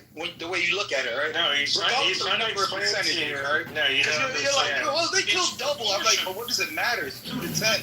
At Yeah, that but point. you don't understand. Like, I understand, but what I'm trying to say is like, you just equated 2 to 10 for percentage purposes, right? But I never even give a fuck about people dying. Niggas die every day. I'm talking about the poison that gets put in the food. I'm talking about like corporate corruption. Have been killed. Like that's what I'm talking about. Niggas die every day. White people die every day. Man, bro, you forgot that the white people. The white people. Because I'm more accepting of people killing each other than on purpose. Companies putting shit in fucking food and like clothing that'll fuck up white people and black people. Guys, You white people are responsible for putting things in the food. That's what I worry about. So white people are responsible for putting things in the food. Is that what you're saying? I mean, Nestle, Kellogg's, those are white owned, aren't they? I worry about the corporate threat of white people. I don't give a fuck if some white boy shoots another white. You guys keep on. That's gonna happen. I'm worried about like the chemicals in our water. Measures. Jesus Christ, Jaguar, stop acting like a goddamn monkey. Like I'm not acting like a human. Monkeys go, they make sounds. I'm talking to you. I may be over talking to you, but like nothing. Nowhere near monkey behavior. Keep on I'm acting the same way you are. Stop acting like a homosexual. Shut the fuck up, you goya bean eating spit. Now, you like putting goya beans in your ass. Better than that, man. Now, okay, so, all right, just let Manville, go ahead, Manville. Y'all so, like, elementary with your big, like, come on, man. No, so why don't you understand why don't you understand the per capita comparison? It's not, I don't give a fuck about per capita. I'm talking about, like, the fucking bread aisle. There's paint thinner in the bread. Who put that there? White people. Sarah Lee, whoever the fuck that is. How do you know? She put it in there. Well, Sarah Lee is dead. Just so you know. I know, but I know someone owns that and they ain't black. And they put paint thinner in the fucking in the cereal and in the bread. That's not no like those are realities, you homosexual. Most of those Fortune 500 companies, especially dealing with food, are owned by white people, and they're the ones who put the chemicals within the food. Amazing. Sanctioned by the government. Also, a lot of white people. All right, let Manville go. It's not your fault. What you personally choose to feed your family is not your fault. No, I go to like a lot of Amish dudes and get like half a cow. I don't buy any shit. Guys are right. I know it's in it. And I think it's wrong for white people to like be okay with shit in their food. You need to talk to your white men. Clean up the food, man. Clean up the water, the air too. Cause y'all spraying chemicals on yourselves too. That's white man shit too. When I was in the Air Force, I seen some of those planes. It was white men flying them shits too. I'm just saying, I don't care about a black dude killing another black dude. That's gonna happen. A white dude's gonna kill another white dude. Shoot, you got Palestinians running from Jews, and when they see a black man like me, they step aside. You know what I'm saying? So it's like it doesn't matter. What matters is what affects the masses. Because regardless of whether you white and I'm black, we still breathe the same air in America. Can I just back up Jaguar's claims just on the child porn thing? White people are overrepresented in child porn cases. I already said that like twice. Oh well, there's some people that were making contention. They went on about per capita, and if per capita, white people are overrepresented in child porn cases. That's the kind of white I like. No, we conceded that point. Jaguar, and then per capita, what about like almost every other crime on the books? You mean like selling our secrets to other countries like Biden did? Dude, what the fuck? No, hey, listen, none of that shit. You mean like sending his son to Russia to go smoke crack? Jaguar. No, Jaguar. This is what they do. Guys, shut the fuck up! Shut the fuck up while free range is going, dude. Stop cutting off the mod. My bad. Yeah. So this is why we always have a miss on this issue because we're trying to obfuscate to some shit that has. Yeah, you good. This is why we have an issue because we obfuscated something that has nothing to do with it. Our demographic, I'm a black male American. Our demographic have an issue with violence, okay? And it supersedes any other group. We're about approximately 5 to 6% of the population, okay? And I would say black women too, but let's just focus on that. We do a lot of fucking crime, particularly violent crime, there's no excuse for it except the culture that we allowed ourselves to get this bad. And when you start obfuscating about policies and other countries and all this other goofy shit, chemicals and food, that has nothing to do with it. We're talking about intentional black males going out with the intent to kill someone for either their pleasure or to get something as much as money.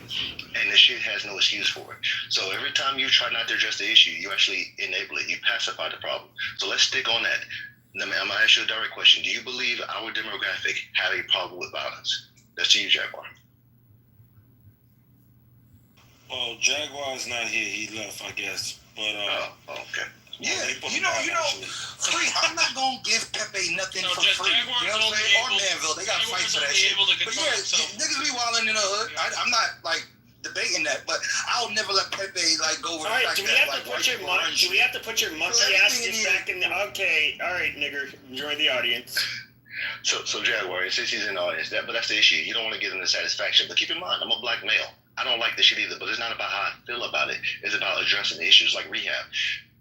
Regardless of when people go to rehab and they admit they're a coke addict or alcohol or whatever, the shit is embarrassing. But the biggest issue is being able to face it, because you can't fix it if you don't fucking face it. And right now we're at a point in our society where we don't address shit. What Pepe and other white people feel about our problems is far less worse than the actual problem itself. Who gives a fuck? Like I could die. Isn't the first step admitting you have a problem, right? Right, and that's what I'm saying. Yeah, but the point is, they're saying we don't want to give white people the satisfaction of us knowing it, but it's like you act like white people don't know this shit, like they don't see the same shit you see. So look, free range. Knee-jerk reaction. I say slow down. I didn't say shit yet. Punch the gun that isn't a fucking Glock covered in deuces. But free range. I think what Jaguar's problem with it is that we know also in America, we know that the black American community has a thing with a lot of violence. But are you trying to tell me that white Americans that do commit also a lot of violence, a lot of them are not even arrested for it. A lot of them are not sought after for those kind of crimes, even though they probably commit them at the same high rate. There are also many black Americans who have been convicted and accused of crimes that white people did. The problem, the weakness of that argument is the weakness of that argument is that the unsolved crimes, like the unsolved serious violent crimes in this country, are mostly clustered around the proportions of communities where you would expect the rest of the crimes that have been detected are clustered. So there's no evidence to suggest that the undetected crimes have a different ratio racially in who's committing them. Yeah, the second point is we don't have a lot of undetected crimes in the country. There are some exceptions where the clearance rate in homicides and things like that go down, but clearance rate and knowing who did it are kind of, two different things. And as far as like undetected, we can't figure out who beat this lady and stole her purse or who murdered this guy. America does an exceptional job of detecting crime. They also do a great job of framing people for crimes. To hide it. They also do a great job of framing people for crimes they didn't commit. Especially black people. Hey, real quick. So, here's the thing, right? And this is where when you deal with numbers and you deal with calculating different numbers and whatnot, like from these different intelligence agencies like the FBI and the CIA, it's not to say that they don't bring out certain truths, because they do.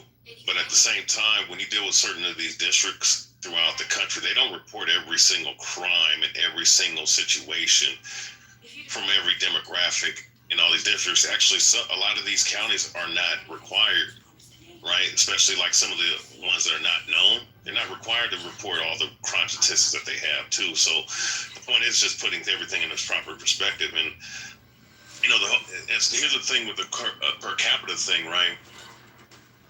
We can do the whole per capita thing, like, measuring someone's demographic or somebody's the amount of people versus the other amount of people to compare per rate and whatnot. But at the end of the day, we got to just tally up the numbers of who's doing the most crime and who's killing the most people and who's doing the most fuck shit. At the end of the day, that's what we have to deal with.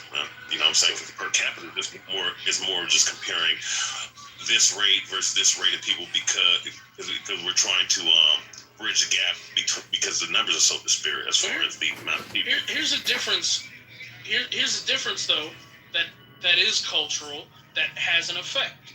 When you recognize the 80-20 rule, and you're a member of the 80%, and you see the 20% that are being criminal dickheads, and your reaction to that is, fuck, here these guys go again, making the 80% look like trash because they can't control themselves. That's the same thing that cops say when they see a motherfucker kneeling on a dude and smiling for the camera and digging in a little more when the fat lesbian on the sidewalk asks them to stop. That's the same fucking thing that white people see when they see another white mass shooter and his face gets plastered all over the news. Look at this horrible, terrible guy. Especially if they're targeting minorities. That goes everywhere. And the vast majority, 80% of white people who don't have those kind of views, go, here we fucking go again, making the problem worse. The reaction from the black community, it doesn't seem like 80% of the people have a problem with it. It seems like maybe a third of black people think reasonably and are willing to condemn interracial violence as much as they are intraracial violence across the board. There's 30% that's apathetic and really isn't paying attention at all, nor cares. And then there's 30% that is absolutely fucking like revolution to the core. There is nothing a black person can do to another race of people that will ever be as bad as what was done to us, and everything is justified no matter what. Black power. Yeah, let me say something real quick. I'll be brief. This was it was a stats from Detroit and Chicago where a lot of violent crimes what I saw, and according to this AI overview, it says in Chicago, a significant percentage of violent crimes go unsolved, with homicide clearance rates particularly low, especially in the predominantly black neighborhoods. While the Chicago Police Department solves about half of the city's homicides annually, this rate is significantly lower for black victims, and large portion of the non-fatal shootings, by 85-90%, also go unsolved.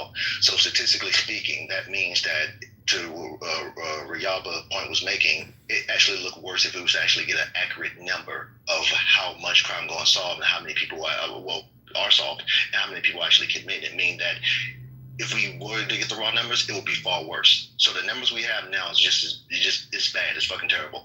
But if we actually got the transparency of what it was and got that up, it will make it worse for us. So bottom line is, as of what we're looking at, it's scary enough for us to address, and we're saying that we don't have all the numbers, so therefore it could look worse for white people, which is true, it could also, but I mean it'll be even further worse for us, because that clearance rate, about 98%, is fucking insane. That means that 2 out of 10 go solved, which means that's 8 that's unsolved.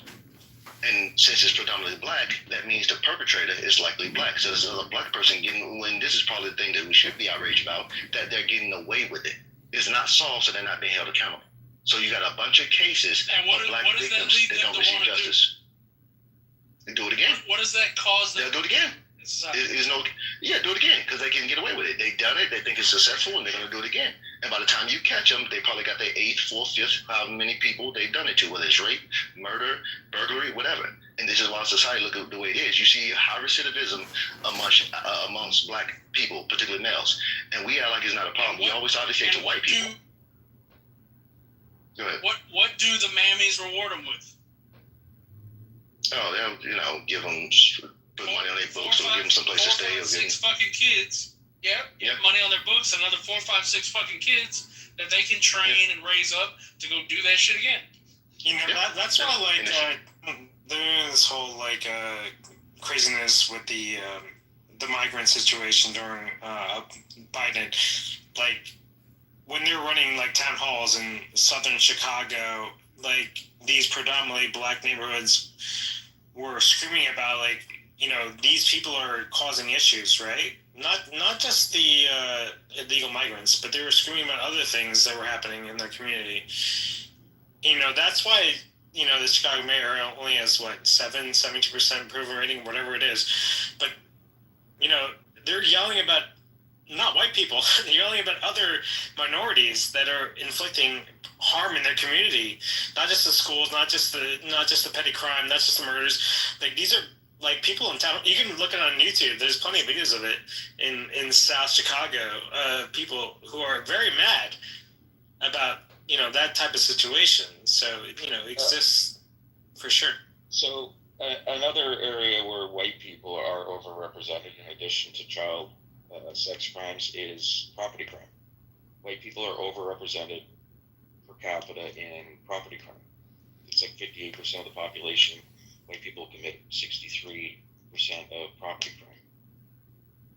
Whoa. It's a big one. We're overrepresented in two crimes. That doesn't sound. That sounds like within the margin of error. That's what that sounds. I mean, no, it's outside of the margin. It's there. It's. That's not a good argument. That's not a good argument. Whoa, no one should have the expectation that Black Americans should be responsible for 13% of the homicides, and white Americans should be responsible for 58%, and if you include Hispanics, 74%. Nobody should expect that, right? What we shouldn't have is 13 responsible for 60, or 58 responsible for 85. That's what we shouldn't have.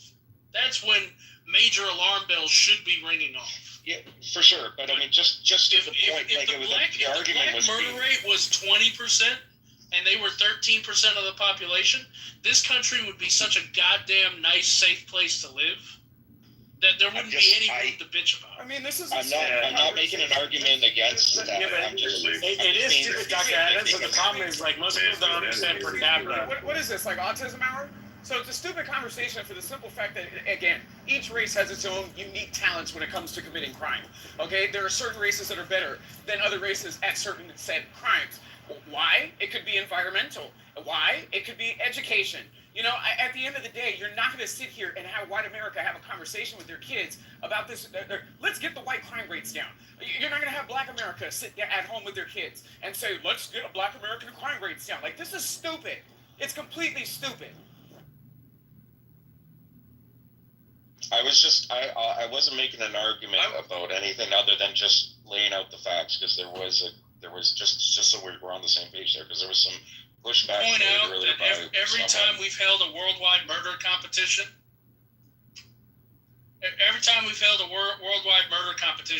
America has won. Amazing. To Adam's point, I think that's not the issue about getting it down. It's about acknowledging what it is. Keep in mind the story of the topic of the room. If this was the opposite, was to be endless coverage, is that the group that claims that they don't want to be victims of white supremacy, oppression, brutality, etc., are the ones that's typically committing it amongst themselves into other groups. And if it was to be fair, you hold a group accountable, because they don't want it to happen to them, then they wouldn't do it to other people. So that would be the primary here. Yeah, I think on the violence thing, I think Mandel, you made that point about the U.S. wins the crime. I don't know if the U.S. doesn't commit violent crime at a higher rate than. Well, no, by murder competition, I meant the war. Oh, murder yeah. Well, and I think I was US, using it as a euphemism for a war. Gotcha. The U.S. has a culture of violence, though. There is something. Absolutely. In the culture, right? And of course, I don't think you get rid of it. It's not unique to the United States. That is human nature. I said this before you came into the room. Amplified in this. Yeah, look at some of these. Human nature. Some of these. You're never going to solve the issue of violence. Yeah, but it's amplified. Correct. Look at some of these Arab countries. Look at some of these Southeast. It's amplified because now you have weaponry. But again, you don't think that the cavemen and the Neanderthals were having the same conversation? Yeah, but the rate of violence, Doctor, is different in some countries versus the United States.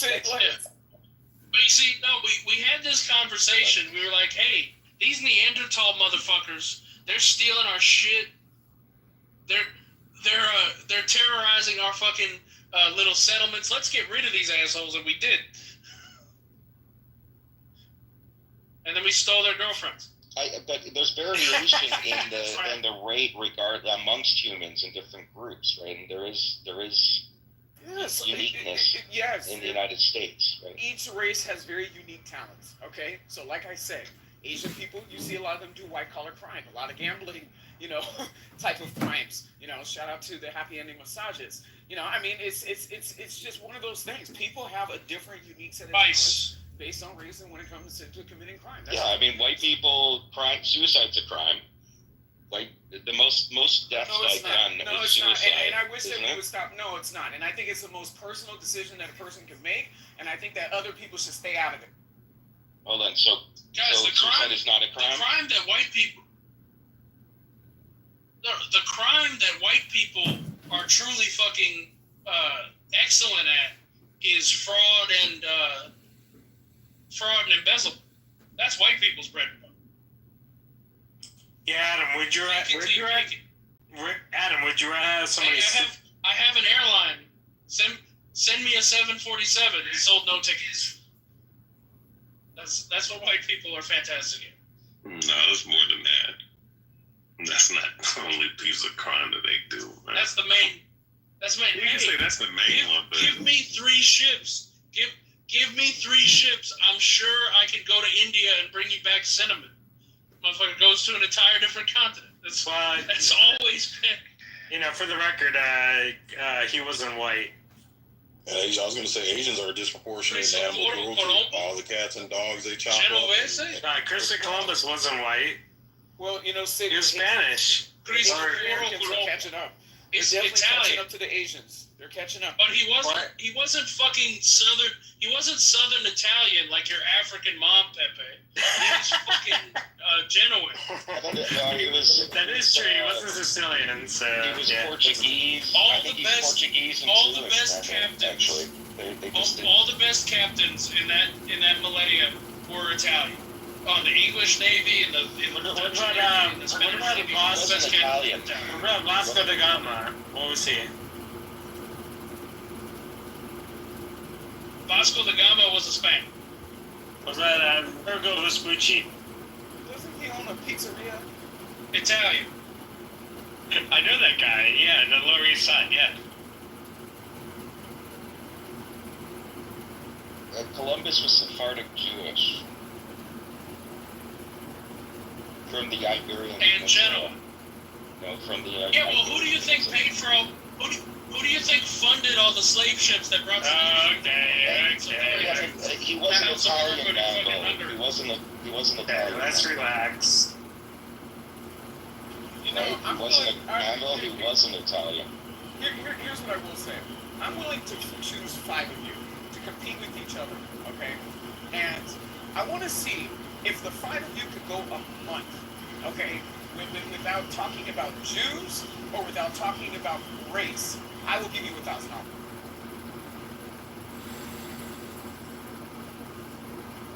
Well, Jews run the country, Adams. You already lost. Not worth it, Adams. I don't think that's worth it.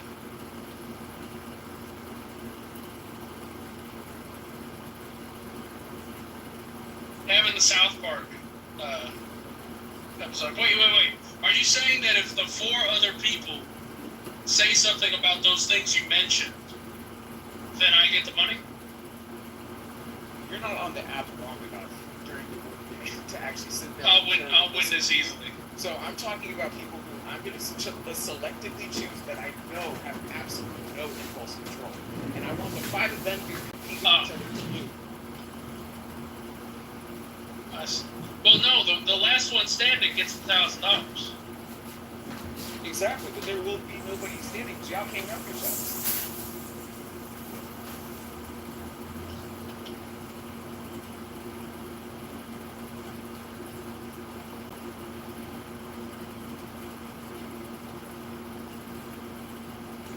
I wonder if, Adams, you could refrain from stating that Martin Luther King is still alive for 1 month. Why would I refrain from for the money? Is there something in those files that says that? I don't understand where they come from. Yeah, it was a hoax. The man is in. Oh my God! No, was he? Yes. Was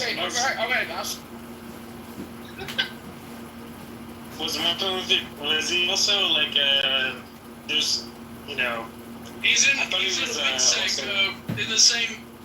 He lives in the same complex as Hitler. No, that's not true. He's in Pompano Beach. Hey, now like also in the files, wasn't there like an assumption that he's in Pompano Beach? Yes, he is. I grew up next to Pompano Beach. Ain't no way Martin Luther King's getting around Pompano Beach. Wait, were you saying that there's no black people allowed in Pompano Beach? Well, there's a black section of town on the west side of Dixie Highway. But, yeah, you ain't in fucking Lighthouse Point. Get the fuck out of here. Everybody knows that. Hey, west side, that means away from the beach. Why do you have to go away from the beach? Pompano Beach doesn't really have a beach. It's Lighthouse Point that has a beach.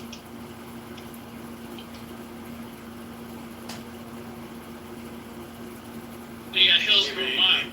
If you push it further west, that's like, yeah, further west means like towards the alligators. If I had to go to Witsec, I'd go to the Ocean Reef Club. Shit, I just fucked up my Witsec location. The point is, okay,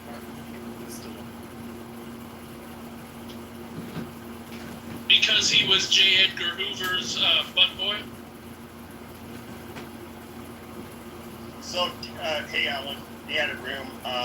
Looks like most of the people that were on the stage earlier that we were arguing with aren't here anymore, but yeah, we were talking about crime stats and stuff. I think that's what your PTR shows. Well, they're just some random numbers that happen to appear on a thing with random words that say white, black, having nothing to do with this particular subject. Racist, I'm just saying. Interesting. Yeah. Very interesting. Yeah. And so we could absolutely draw no conclusions about how to fix the ills of society based on this information. Correct. Completely random. Correct. Yeah, but who made up those statistics? Who made that up? It's the government. I believe Scott. Yeah, which government? Adam. Who runs the government? Pulled him out of his ass. Who runs the government? So that the government, jeez, I don't know. Some other random people. These are, the numbers come from the crime victimization report. Yeah, and who are these victims? Say that again? Who are these victims? Well, they're not victims. They're just random numbers. I apologize. Alleged victims. Alleged victims, yes. Well, they show... What the hell do they show? I'm looking at this. It shows the number of violent offenses committed by white people against black people, and black people against white people, and also Hispanics and the Hawaiian Islanders. I heard Selena Gomez actually. She does. I hate to break it to you, but she does. The Trump, Obama, no. She's been running it this whole time. Are you saying the idiot runs the government? Yes. I'm saying what? Crying and saying sorry when those people get deported. Yeah, she was crying. That's right. She was crying. Well, the significance of these numbers is that I know that social media tends to put things in front of you that you've already looked at. So, and if we're seeing a lot of videos and stuff on X or TikTok of violence, violence of one particular group against another, then one can get very suspicious of that. And then one also has to look at one's own life and think, well, who's attacking me now? And so that can all be very anecdotal and also be, part of a social media bias in what you look at. So it's always helpful to look at the actual stats. And that's the value of this. And this is why, America's not perfect. What's really but I'm tired of depressing, though, is, we provide a lot of the weapons that Israel has, Like, Israel sold weapons to Azerbaijan to carry out the offensive that the Armenians were Have y'all ever gone to parts of Asia, the Caribbean, or South America? Black people in America are the most privileged fucking people that have ever existed in humanity. So to sit here and say that we're really oppressed and people got a foot on our neck and all this other bullshit, you have black people on this app with their own businesses. Israel sold weapons to Azerbaijan to carry out the offensive that the Armenians were They're finished college, right? So to sit here and say that black Americans are so high, I think it's bullshit. And let me just tell you this: if you don't think that the literacy rate was higher following slavery than today, you are committed to stupidity. Because at the end of the day, black people knew how to read a fucking Bible. So you can't tell me that black people were illiterate, but knew how to read a fucking Bible following slavery. Yeah, and I stats on that. Well, explain this to me, Adams. I drove down to meet up with some family. We decided to go out to brunch on Saturday and Sunday. We went out to brunch on Saturday. It was this little, kitschy, eclectic place, really high-priced menu and all that shit in the middle of town. Actually, middle of Orlando. We're just like Briar Patch today. Well, Briar Patch and fucking... Somebody in the chat talking about who's trolling. First of all, okay, on my dad's side, we have recorded family written record. How the fuck are you gonna record a written record following slavery if you don't know how to read and fucking write? Yeah. Now, can somebody explain to me why, when we were sat next to the only group of black people in the entire brunch place, which admittedly was loud, plates are clanking, people are trying to talk, we had these three people. One of them was male, the other two were female. Screaming at the top of their fucking lungs to talk to each other. Like ear-curdling screams. And when you would look at them while they were screaming, like, to hopefully see that they are acknowledging that they're bothering the fuck out of you, right? They enjoyed it. Maybe they have a disability. They enjoyed being the most loud, obnoxious. Yo, man, I took my wife to Outback a couple of weeks ago, and we were sitting there. Did you get the bloomy onion? Nah, man, I don't fuck with that bloomy onion shit. But we hear this cell phone playing social media videos. Sound like someone was scrolling through social media. Full fucking volume, blaring through the entire fucking restaurant. And who do you think it was? A black female. Yep, it was a black female. Yep, it was a. So, before she came in, everything had been quiet. It was a nice atmosphere. Everything had been good. She brings her black ass in this restaurant and decides, you know what? I'm gonna play social media on my phone. Fuck earpods or headphones or whatever. I'm gonna blast at full volume the shit I'm looking at on social media, so the entire fucking restaurant can hear it, bro. There was no disturbances in that restaurant until the black woman came. You know, that's usually what I'm telling you. They pull up to the valet. We have a joke. We have a joke at work. Black female policy. They had to change the policy and admonish people because people were with both ears in, talking on the phone, moving down the hallways of headquarters, inside the jail, working out on patrol, having loud ass conversations. I think black females spend more hours of their conscious lives on the phone than off the phone. That's true. Because when you look at body cam footage, like being pulled over and being arrested, they are fighting to get a hold of that phone. They will not let that phone go. Like, police are like literally trying to armbar them and give them fucking pressure points to release the fucking phone out. There's like an addiction to this shit. Or they'll call somebody to talk about getting pulled over. Exactly. I gotta call my friend and tell him what a racist piece of shit you are. Yep. Yeah, the first thing when the cop pulls up to the window, they're on the fucking phone. Shaniqua, you would not believe what this racist, fat ass, busted ass, crusty motherfucking cop. This said me. He said I was speeding. I wasn't speeding. Well, it's the same thing with the schools too. Like when you see the video of the teachers to take away the phone, or the principal or the duty officer who's on campus, it's the same damn thing. The yelling, the screaming, give me my phone. Then next thing you know, you see box braid extensions flying all over the damn place, and leashes on top of the freaking English teacher, and it's mayhem. It's absolute mayhem.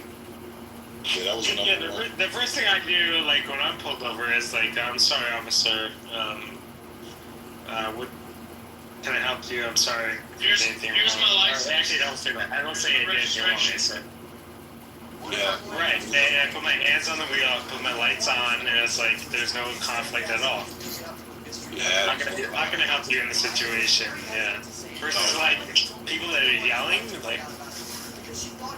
When I was volunteering at my kids' schools for all the years, that was the number one demographic that had problems. Anytime their kids were disciplined by the teachers for having fucked up behavior, it was hands down 100% fighting against subordinates. The black fucking mothers coming up and trying to fight the fucking teachers over their badass kids disrupting the fucking classroom every fucking year. And it's crazy. They won't show up for if their teachers LA. Exactly. If you look at the LA Unified School District numbers, you can clearly see like the causation as to why kids get suspended. Okay, you can clearly see black kids are getting suspended insubordination and fighting. You got the Latino kids that are being suspended for drug dealing. You have the white kids that are being suspended for drug possession. You see what I'm saying? You see where I'm going with this? Like it cuts right down the lines as to what we're saying. I'm sorry, you got it all wrong. Am I wrong? Are you wrong? You're completely wrong. When the cops pull you over, the first thing you do is you start moving around the lot. No. As he's walking up. Alan, I'm being serious. I'm talking about the LA Unified School District numbers. Oh, Jesus Christ. Does that now sound about right? The white kids? It sounds right, and let me add to it. Alan, weren't you a teacher? No, I was never a teacher. Let me add to it. I went to a party with a bunch of teachers, and this teacher had worked in both Calabasas, where the Kardashians live, and LA Unified downtown. She said when she taught downtown after class, yeah, probably, I don't know the name. But no, when she was in LA Unified working downtown after class, and this was like, I don't know, 10-year-olds, whatever grade that is. After class, 3 boys come up to her from a certain specific demographic and start sticking their fingers in her pussy. What? Yeah. This is crazy. Yeah, and she's like beside herself, like they're grabbing her pussy, sticking their fingers. She ran out of there. So she didn't teach there much longer. But, all of that, you're absolutely right, Sig. It's the single mothers. Well, it's not just my kid got in trouble. Alan, it's not just the single mothers out here. I can't speak to where Sig lives, because you do know that there are a lot of grandparents raising their grandkids. Yeah, mommy and daddy gotta be at home. Mommy and daddy gotta be in jail. Yeah, well, they can't. California State Black people are violent gangbangers. Yeah, well, they can't do that either. It's simple. You get a woman knocked up, you marry her and suffer for 20 years. I will say this. Not about, right, Sig? As much as Black America complains, okay, Knuckles, to your point, you never see any infomercials asking to donate 10 cents a day to support black kids in the inner cities of the United States. So instead of worrying about Black America, Knuckles, why don't you worry about that dusty, foot-looking-ass mud hut village that you came from?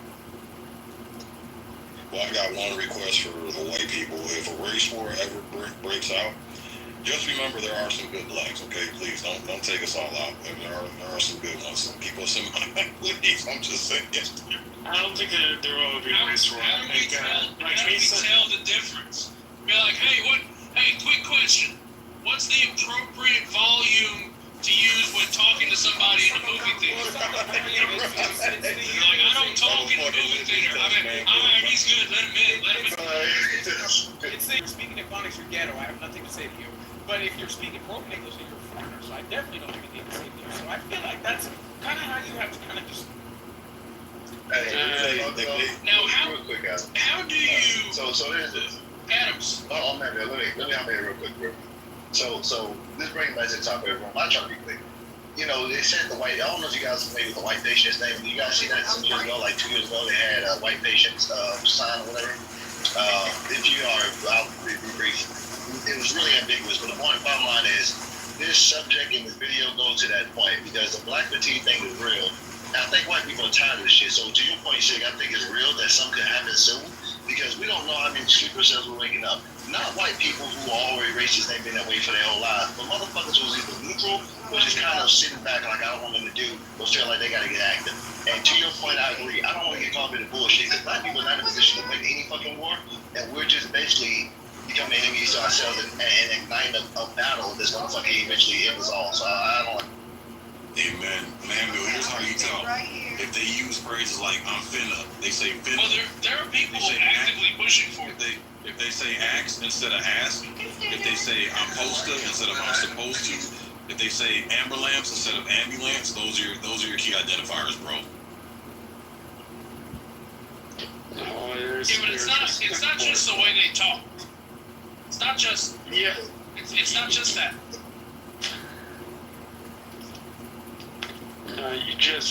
You can tell, you can always tell,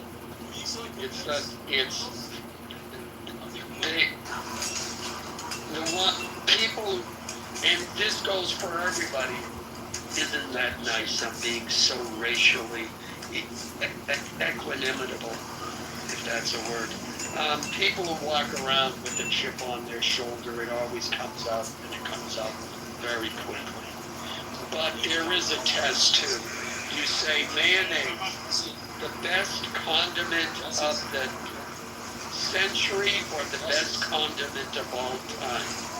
You ask them that question. You ask them about, raisins in the potato salad. How do you feel about it? And then, what are some of the other ones? Swimming pools. Do people, how do you feel about it? Just because I want a safe base to ride out the apocalypse in does not mean I want the food there to be bland as shit. Or Alan, you ask them, do you use Cash App? Do you prefer Cash App or Venmo? That's enough. Yeah. Everybody who uses Cash App to the murder hole. Everybody with Cash App on their phone. Bye.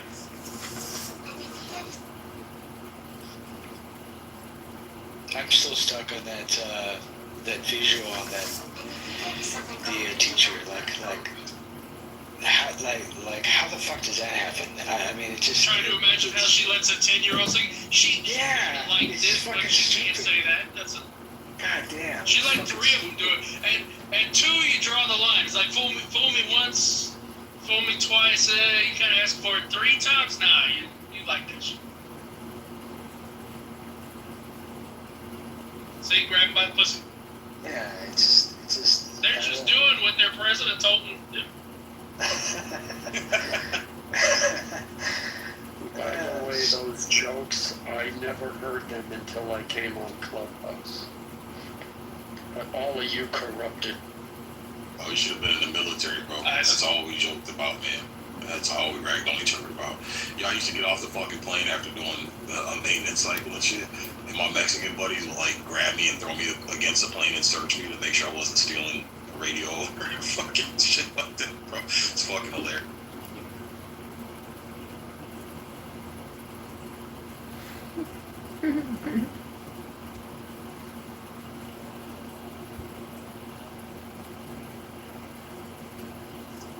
Oye, Mr. George, You know that new guy on the crew? I don't think he's gonna work out.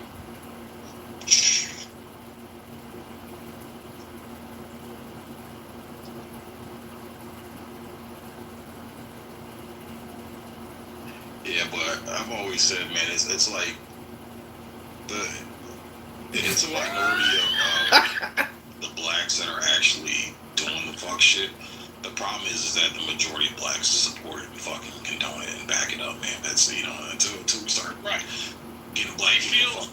They feel like they're willing to do the shit that they're not willing to do because they're not gonna fuck their life up.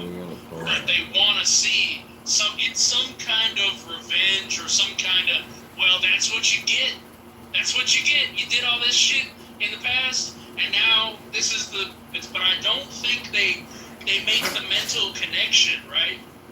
That if they condone it and support it, right, and provide cover to those people and go bail them out and make sure that they have fundraisers for stabbing kids with fucking track spikes or whatever the fuck, cleat sharpeners. When you do that shit and you reach a level of fatigue in the other group of the population, right? Manville. That group of the population has people. Manville, you're a cop. Let me ask you a question. Why the fuck would you need a track spike cleaner, okay, on an all-weather track? No, it was a knife. No, Alan. It was a knife. Alan, rest for a second, okay? We're gonna dismantle this narrative right now. Why in the fuck would you need a track spike cleaner on an all-weather track? And for those of you who've never ran track before, for those of you who've never been on a track, okay, an all-weather track is made out of rubber, okay? The field in the middle of it was artificial turf. So what the fuck are we talking about? Like, people need to stop with this whole track spike cleaner. Stop it. Yeah, and you know the other thing, the latest thing now I've seen in multiple videos. It's just like that bitch that threw the cop.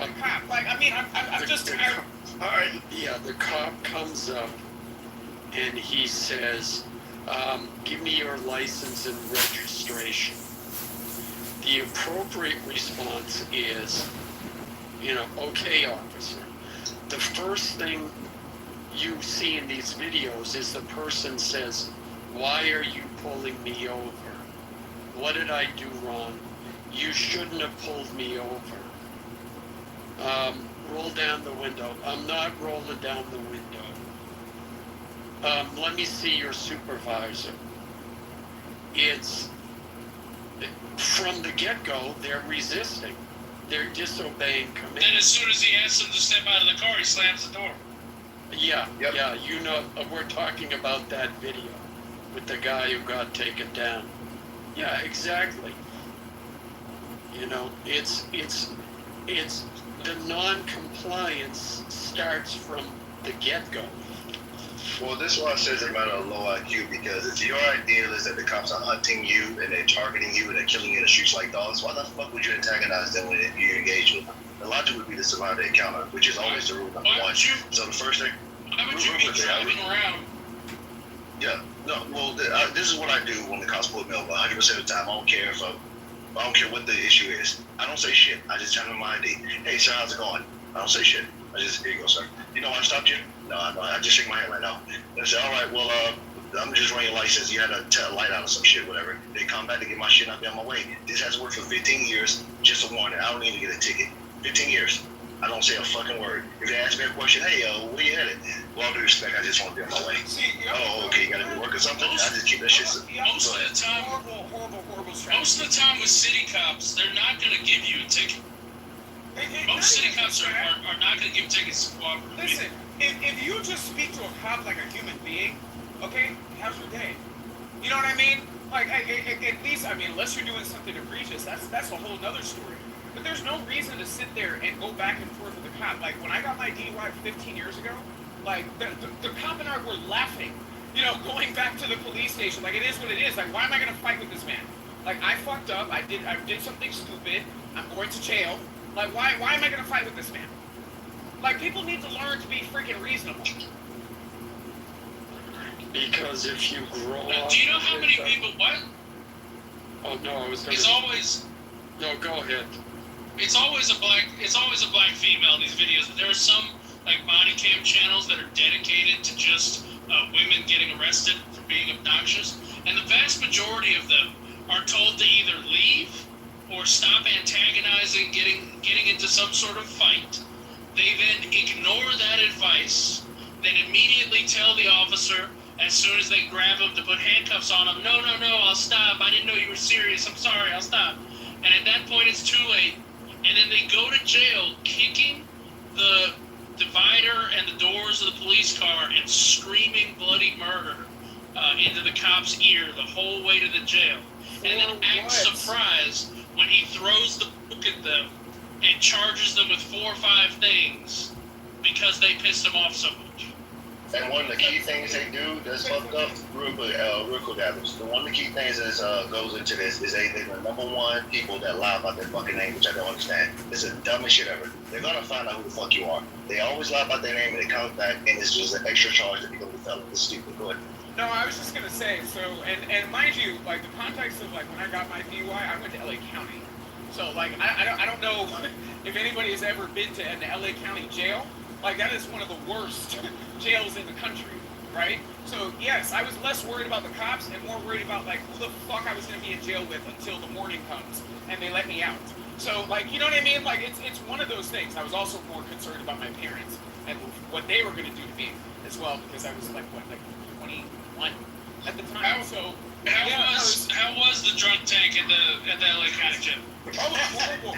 And it wasn't just a drunk tank. So I was in a cell with a guy where they brought him in on a warrant. He was laying in bed with his girlfriend, and he had warrants. Now, that wasn't the sensational part. The sensational part is the fact that he took a bat to her face.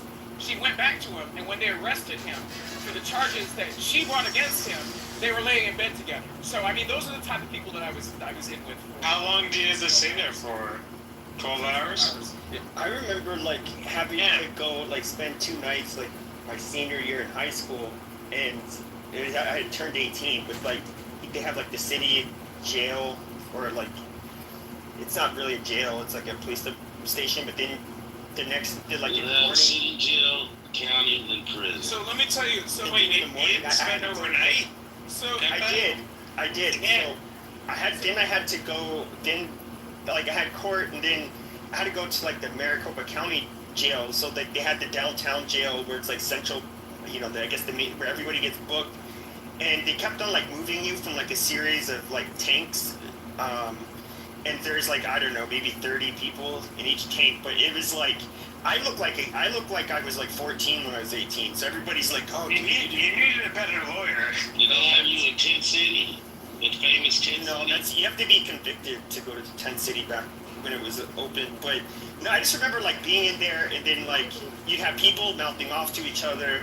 There's, like, bums peeing, like, literally wet, like, just, there's one dude, he just, like, peed while he was sleeping, and it was going everywhere. And there's, like, this one guy, he didn't speak English, and, like, he's in there, and you can tell he's, like, pissed. And he's, like, pacing back and forth, and he just, like, runs and jump kicks the fucking glass, like, there's these huge glass windows, and he's yelling in Spanish, and somebody said, oh, he got violated parole because he got caught with weed or some shit. I'd be mad too. But I just remember, like, being 18 in there, and I was just like, dude, I don't want to meet all these fucking people again. Why'd you go there in the first place? I was freshly 21, and my mom made me walk from the fucking jail over to the Ritz-Carlton. She's like, I don't go into LA. Like, this place is ghetto. So, and it was horrible. Oh. Horrible. No, it was horrible. Like, I'm telling you. Dr. Adams. Yes. Am I the only one on this stage that hasn't been to jail? Am I the only one on this stage that doesn't commit crimes? Amazing. I've never been to jail.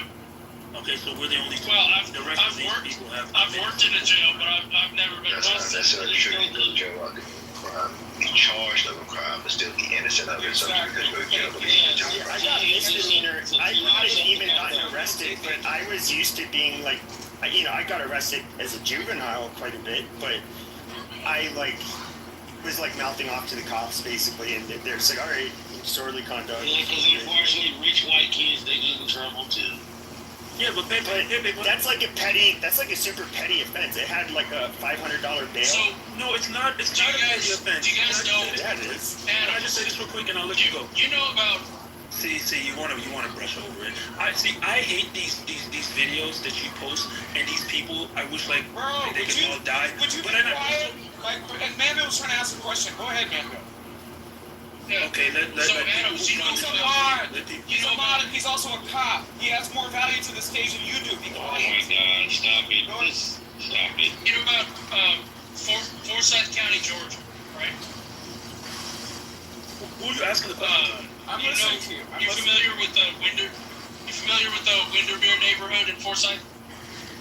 And you ever drove through there? Are you talking You're about not. Just say no. Don't try to act like a know-it-all. Just say Are you no. talking about like Windermere, Florida? No, not Windermere, Orlando. Windermere Parkway in Forsyth County, Georgia. Oh no. It's near Johns Creek. I don't. Oh, so you're talking about like John I know you done some real estate like Roswell and like out of Atlanta. Yeah, it's off the 400. Yeah, but it's a really nice area. Why is this monkey? Okay, like freaking. What do you mean don't travel anywhere? I sure did. Excuse me. I'm driven from Santa Monica to Miami. Okay, and when I came back, I went through Colorado and Utah. What the fuck are you talking about? No, because you don't know me, bro. You don't know me, bro. Hold on a second. All right. Very erratic. It's so funny, Dr. calls someone a monkey when he's half primate. TN, shut your monkey mouth for a second. But yeah, I was 18. I haven't been in trouble with the law in like I don't know, what is that, 25 years. You are a violent. I didn't get charged with a violent crime. I got charged with disorderly conduct and underage drinking. Amazing. Mouthing off the cops. Because I thought it was funny and I was drunk. It's not funny. Don't do it again. It was My kind of point funny. was that Forsyth County has the reputation of being. It's just funny. Alright, let Manville finish. Sorry. This is the place you don't want to speed, you don't want to get pulled over in. They are super about their traffic. They will chase you to the ends of the earth. Doesn't matter if you're in a Hellcat, a motorcycle, a BMW. They don't give a shit. They will chase you down and pit you. Also, like everything else, kind of zero tolerance. You go around Forsyth, because Gorilla just got arrested because she had weed in her house when they responded to a home invasion call. They have zero tolerance for any kind of criminal activity. So does they have a weed tolerance there? Black woman gorilla so badly. It's gorilla. Listen, bro, we know what she is. Manville. So do they have a tolerance? She's been arrested twice. Zero tolerance. Okay, so that's a state. That's a county. She was arrested for DUI. Okay. So it shouldn't be no argument. She if was that in county. her house. She was in her house. This wasn't my point. That wasn't my point. Doctor! Please. Like, are y'all, because y'all fucking, like. This wasn't my point. I'm trying to get to where he's talking about, man. She was in her house and called the police and they found weed in her car. Okay, let Manville finish. Right, she's in possession of weed.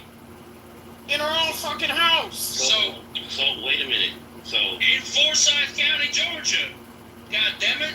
Doctor, you have the emotional maturity of a child. And Georgia, and I know Georgia, someone that's prone to violence. Yeah, and I know Georgia, Manville, they still don't. They didn't legalize marijuana in that state, correct? You better keep that grass inside the 285 Beltway if you don't want to get arrested for it. Yeah, Georgia still. I got it. So weed's not legal there. You better keep the fuck shit inside 285 also. My point was that my neighbor, who's a crazy baseball mom, has a son that plays very high level travel baseball, still in high school. He was driving on Windermere in Forsyth County, his little BMW 4 Series, and there's a part of that road that has a speed limit of like 45, 50 miles an hour. That comes down a very big hill, and it feels like a 55, 60 mile an hour highway. It's got a big median. It's got 2 lanes on either side. It feels like a fast route. The way you drive it. And then it has that down drop. Your nice neighborhood. Yeah. So they got that big hill, and at the bottom of that hill was a Georgia State Patrol trooper. And at troopers from the Georgia State Patrol, they have no humor. They have no reasonableness, right? It's just business to them. If you see that car pulls out on you, you're either getting a ticket or you're getting thrown into a wall. So he pulled him over. He wrote him a ticket.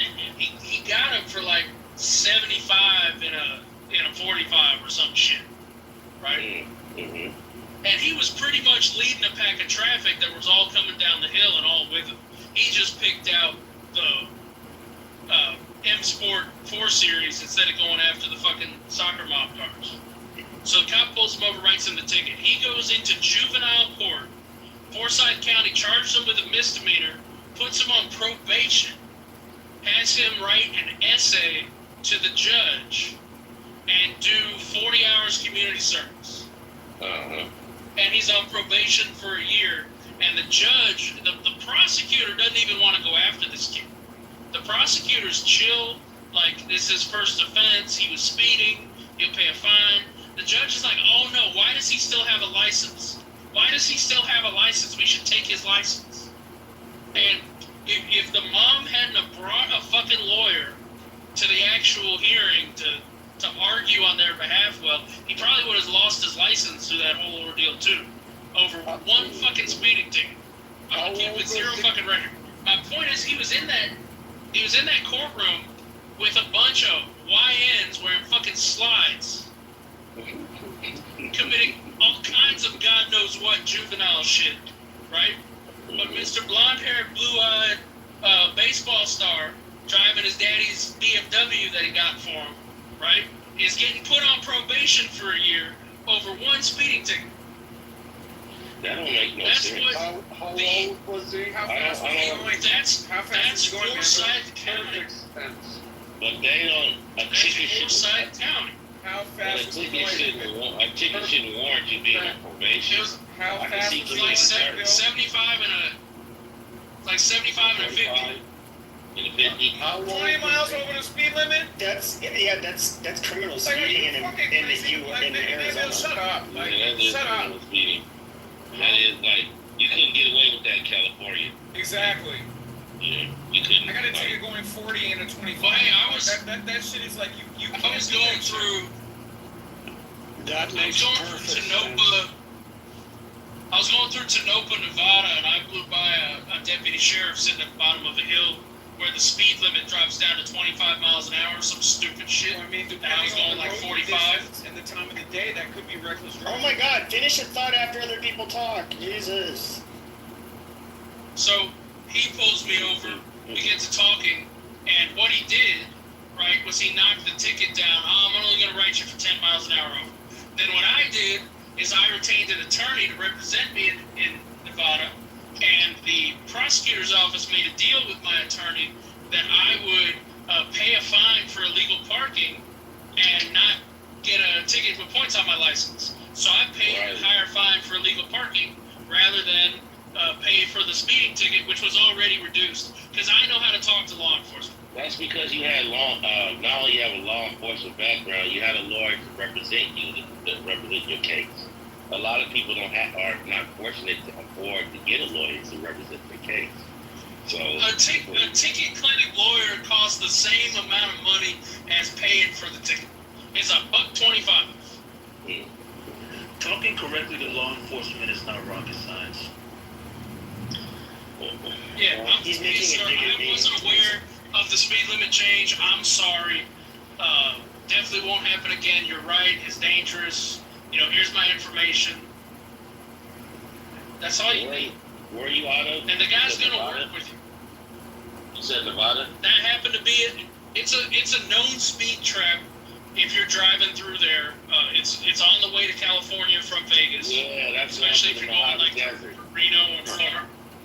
It's like if you're going to Vegas, it's another one like that. Reno's not too bad. Hold on. Reno's not too bad. I drove to Reno numerous times. The closest area. But it's like smack dab in the middle of Nevada. Well, going through Mojave desert from California to Las Vegas. It is a tricky spot. I don't know if it's a gravitational pull because the fucking triangle's right there in the desert. Something about that is a magnetic gravitational pull that's down there making you go fast. I literally had to slow. Excuse me, shut the fuck up. I'm sorry, where do you live? Just let him finish, doctor. Damn, dude, shut the fuck up, bro.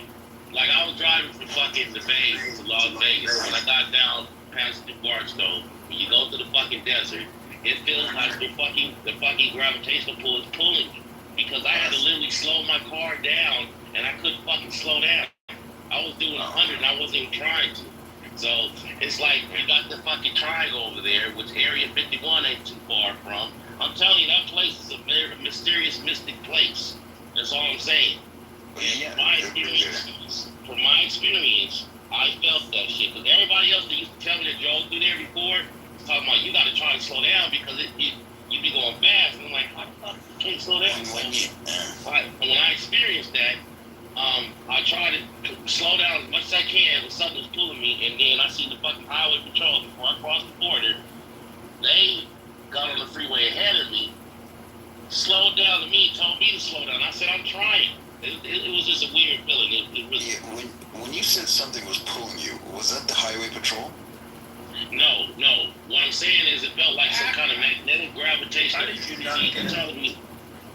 No, I'm not trying to play. I got what he said. That's gay. I'm not responding to stupid shit. What I'm saying is, bro, can you shut the fuck up while I'm talking, bro? That lets me know you're not a man. You're in the place. I'm not a truck driver, dog. Dude, can y'all shut him up while I'm talking, bro? That's rude as fuck. I never did that to you, bro. Okay, well, let you talk. Like, man, shut the fuck up. Thank you. Damn. You know what? Just go ahead, you guys. I'm not doing this immature shit. Okay, thank you. This is all I wanted to say. Shut the fuck up, dude. Ain't no thank you, bitch. And it's not I'm gonna talk over you while you're talking. I see how that feels. You're not even a funny troll, Tien, so go ahead. What do you have to say? Look, what do you have to say? Nobody's gonna laugh. You're gonna say I'm fucking retarded. What are y'all doing out here? Y'all some fans. My agenda is go on mute. Go on mute. Cool. Go. Thank you. Here's what I want to say. I want to say that anybody who's been in the juvenile system cannot be trusted because as an adolescent to be exposed to that level of crime, to the level of mischief. Oh, Jesus Christ. I'm on. Oh, yeah, I think you're getting such a dumbass. I'll see y'all later, man. Jesus Christ. You're such a fucking idiot. You're untrustworthy as a person. Oh, okay. You're juvenile and you're in prison. Shut the fuck up. I know I struck a nerve, but, you know. I don't know what to say to that. Yeah, because you can't be on stage with guys like us who've never committed crimes and trying to have a high morale like us when you... High morale? What the fuck are you talking about?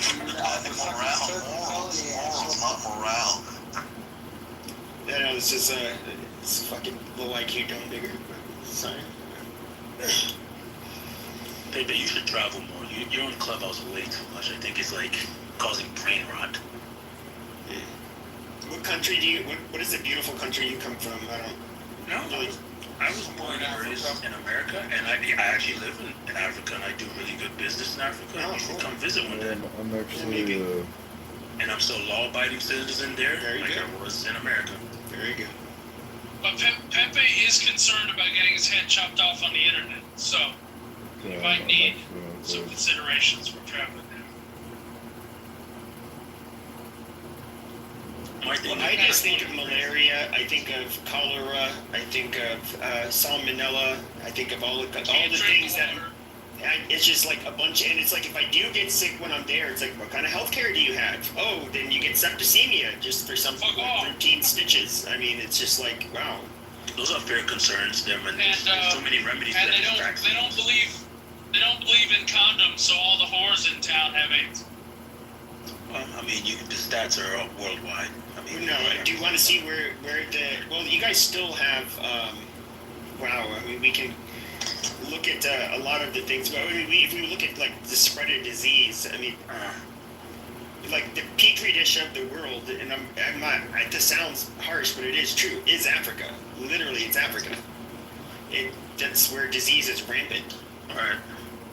And as a healthy guy like myself, how is that any of my business? That's not my business. You live there, you should be worried. It's like obesity and the inability for a lot of Americans to keep food out of their mouths. None of my business. You know, doctor eats all the time. I don't bitch about it. You're not healthy. Yes, and I just came back to the gym, right? I went to the gym. Thank you. I came back at 11 o'clock last night. I was on Clubhouse, and guess what? I woke up at 10 o'clock this morning. It went from 11 to right now.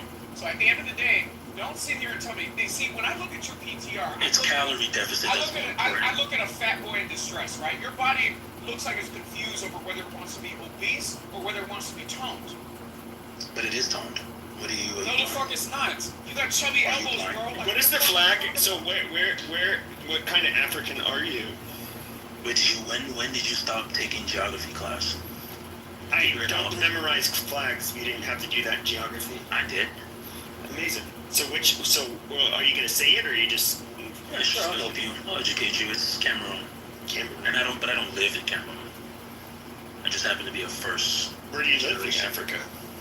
Another shithole country. I'm telling you guys.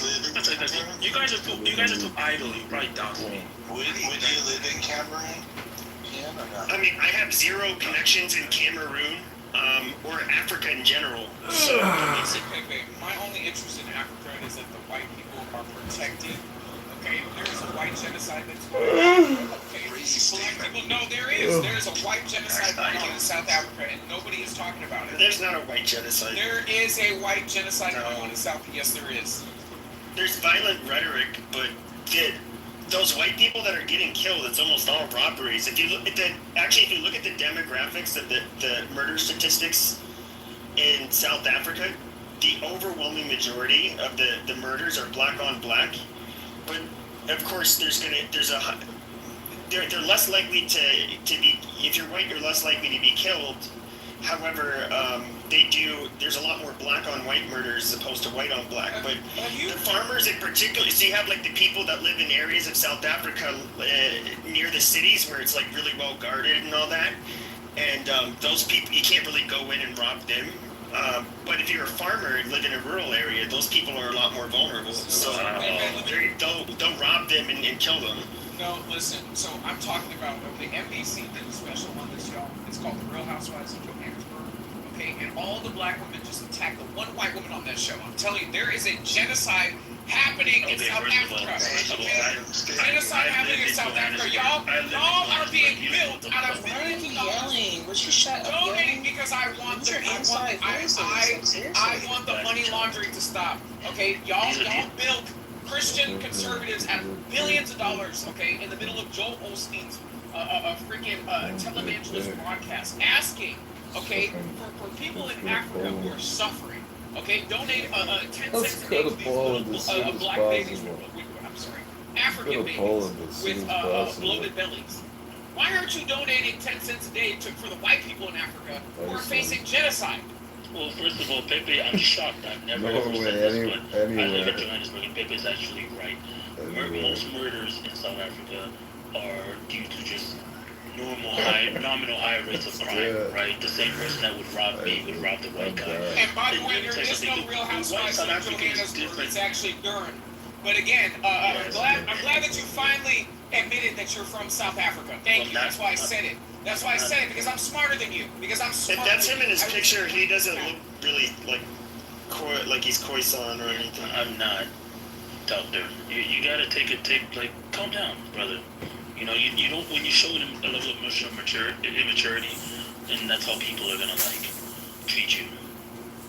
But anyways, the point I'm making is Pepe's right. And by the way, you know, you're caping for white people in South Africa. They're not the same type of white guy in America. There's a lot of them. Excuse me, the wealthiest African American is South African. And yes, we should be protecting South Africa. Apparently, they bring America brilliant talent. They were trying to con President Trump into giving them a visa to come to America. Those are the lazy dudes. They're the ones you'd be mad at if they were here. So, what are you protecting? There's I know. I'm confused. 60 white people from Africa. Oh my God. It's an invasion. they're doing a con job. 60 people, and that white-only community, there's like 60 of them there. They're going to overrun and change the entire rhetoric of the United States and the entire dynamic. Oh they're my just not going to be president. They're not going to be the outrage. 60 more unproductive people in America. Well, I would say this, to be fair, they're like the South Africans are probably the most million useless that came over. So Pepe, and the South Africans are probably some of the most easy to assimilate, just because they speak English. South Africa, a little bit of a different history, but they're culturally the whites, I would say, are similar to others in the Anglosphere. So it's just. What we want. If you really look at the numbers, okay, we want success and we want a healthy tax base, right? So if you want to talk about African billionaires, right? How many African billionaires have ascended to the level as African American Elon Musk? Okay, how many? Wake it up, well, to be fair, Doctor, why did Africans, especially West Africans, do so much better than you blacks in the United States? You want to know why? Because they adopted white culture. Literally. Well, I mean, the most wealthy black person in America, black. We're not talking about African American. Okay, Mr. Stewart. Let's have a conversation with him. Well, I don't know, like when you go to the doctor and there's a guy with a funny looking accent, his last name's like Dickumwapwe or some weird fucking shit. Like a lot of these are like Igbo or listen, what do you call those? What are the other ones? The Igbo and the bigger one, Yoruba. Like these people actually have like their own. I know Alan was joking, but they dude, stop talking over me. Joking. No. Joking. But I would say that no, I think like they have culturally. I mean, it seems like they have like their own class, and they have a class of people that do really well, and they're very disciplined with their children and how they raise them, and that's why they come here, and they're just like the upper caste Indians that come here. Well, why do you keep comparing black Americans to Africans? Like they're not the same people. We should compare them to China. And especially 30 years later, because again, a good majority of those said black Africans are being invaded by Arab countries. So that's why, a lot of them are coming to, the United States named Ahmad and Muhammad and all this other bullshit. So again, like the black people in Africa are not the same black people in Africa that were from the 90s. It just simply does not exist the same way. Yeah, Nigeria was. I believe it's like become more Muslim now. Yeah, Somalia, you got a lot of Somalis in Maine. No, but even but Nigeria wasn't the way it is now. Nigeria, I thought it was like a split country. It's Christian. Nigeria. I mean, let's keep listing the names. And listen, I don't want to turn this into Palestinian petting zoo fascism. What I am saying is a lot of the people that embody this whole, well, you should support Africans because we're part of the diaspora and they're still black. No, you're not. Y'all have blended in and become fucking Arabs. So as far as I'm concerned, I'm worried about the black people in Chicago. I'm not worried about the black people in Serengeti. No, I wouldn't say Arabs. I would say Islamic. Which comes from where, Sam? Oh no, I know, but there's a difference because the Nigerians are not fucking Arab.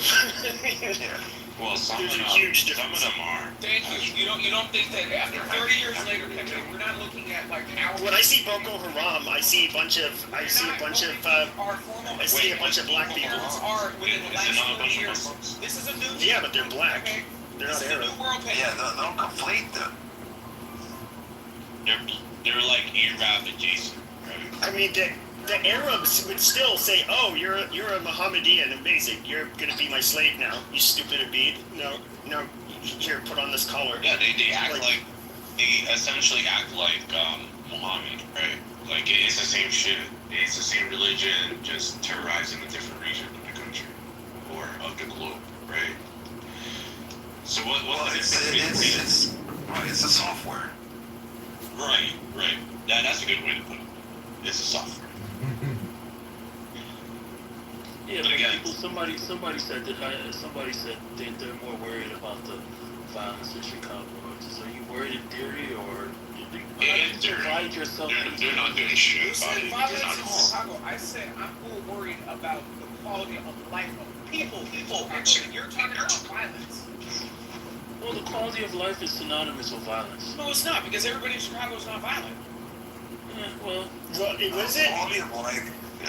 What does it say? Manville's not here, but it's like in the homicide departments, like this week's or last week's suspect, this week's victim. Like these people are known to.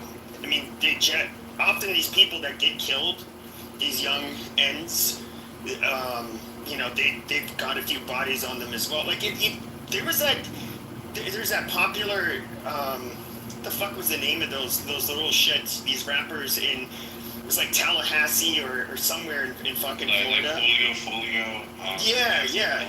And these guys are like making rap songs about the people they've killed, and like it's just like a huge long list. And like a couple of them have been killed. That Folio guy just got killed, right, in the last year. Yeah, he's dead. And he made a rap song with listing like 30, 40 fucking people that got smoked by you know, his gang. And, you know, mocking them, and Elvis married a 14-year-old girl. So what is your point? Well, my point is though is that like, shut the fuck up, Adams. Goddamn. The point is that by the time like this guy got killed, like he's already got a bunch of bodies under his belt. Like none of those black young men were innocent. Like, you know, people like, oh no, why did they have to die so young? Because they were hanging out with a bunch of killers and they're killing people, and then, you know, they ended up getting killed. That's, you know, it went through a full circle. Yeah, that's right. Live by the sword, die by the sword. And you know, we're not even talking about like disrespect and ops anymore. Like they literally went in a music video. They went to the cemetery where the little kid died, and they dug up like his grave. Why not as a diss? That's how demonic these people are. Like, and then we're talking about oh yeah, inner city people. Let's save them. There's inner city people already doing the work, and they get killed every single day. In around these young ends, right? What are we supposed to do about this issue? We can't help them. They don't want to be helped, right? So you can say, oh, well, there's the black people in the inner city that need help. Yes, we understand that, but at the same time, they're making music videos in cemeteries, making diss tracks about dead teenagers, right?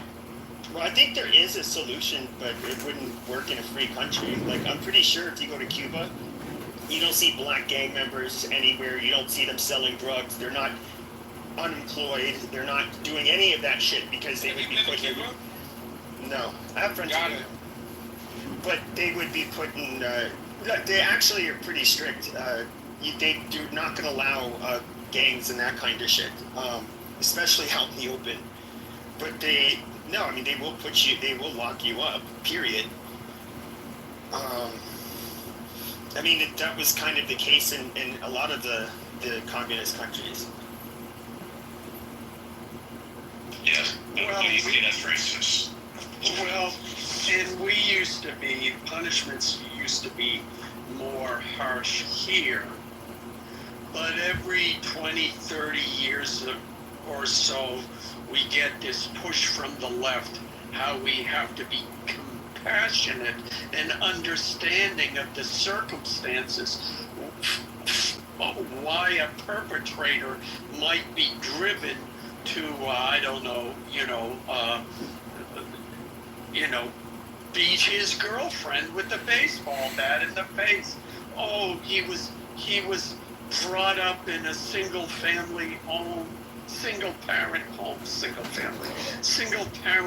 with his mother, and he was oppressed by his teachers who taught him white math instead of a more diverse and inclusive teaching method for math.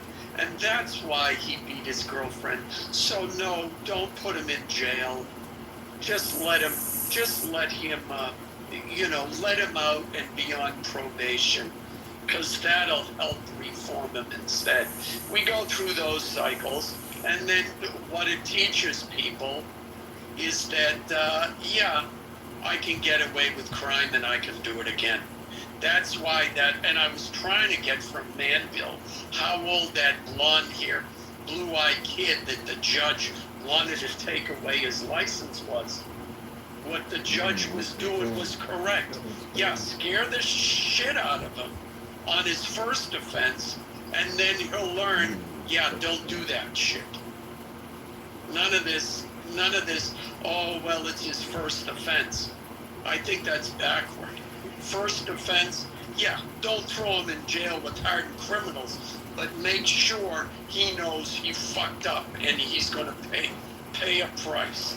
Well, I'll say this, like, in defense of people, if I had to grow up around a bunch of violent black people that I'd have to worry about, like, trying to fuck with me, rob me, whatever, I mean, I don't know that I would, I don't know that I would be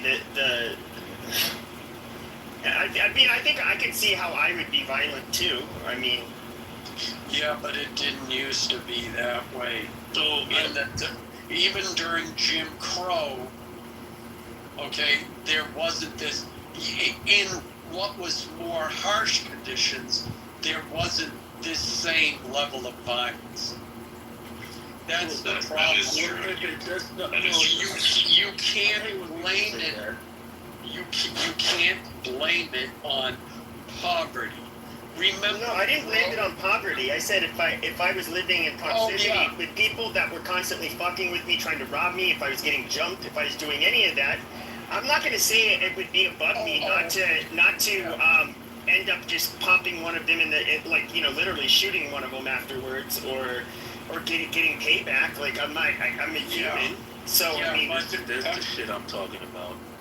Yeah, but Pepe, and I don't want to discuss it with you personally because you've told us your story, but that's what fathers are there for. I mean, if I'll try not to make this, but when the first time my kid got in trouble in school, he knew he fucked up, and I let him know he fucked up in front of the other teachers, so they knew that I took it seriously. And then we got home, and he heard more how he fucked up. And when he fucks up, he knows it. That's what parents are for. Not understand. Say that again, mister? Accountability. That's what you Yes, thank you very much. And yes, exactly.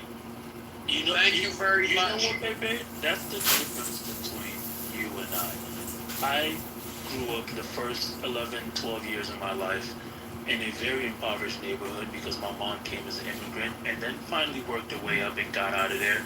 But I was bullied. I saw all the violence. But there's a difference between people who decide I'm not going to be a violent person or I will be a violent person. Myself and my family chose to be non-violent people, and we turned out okay. We didn't go your route of going, I will fight the violence with violence, because that would put you in the same circle with those same violent people. Let me ask you a question. If somebody jumps me, steals my shit, they've done it more than once, maybe this time, I had to go stay in the hospital for a little bit, and then I know they're still fucking with me, should I morally feel bad if I thought I could get away with it, which I probably would, and just put a bullet in the back of his head? Should I have any moral qualms with doing that? Just to protect myself from his predation. Well, I got jumped. I had a lot of those things happen to me, and guess what? I turned out okay, and I don't think about those things. The people who did those things are bummed somewhere, still doing those things, or dead or in jail, and I moved on with my life. So if you want to put a bullet in the back of your head and be a criminal and get away with things, that's the type of things that land you in juvie. Well, if we're going to be completely fair about this, everybody has their own journey that they must lead. Yeah, I mean, TN, you know, on one hand, I know you're saying the things to give heed to Pepe, and I get that.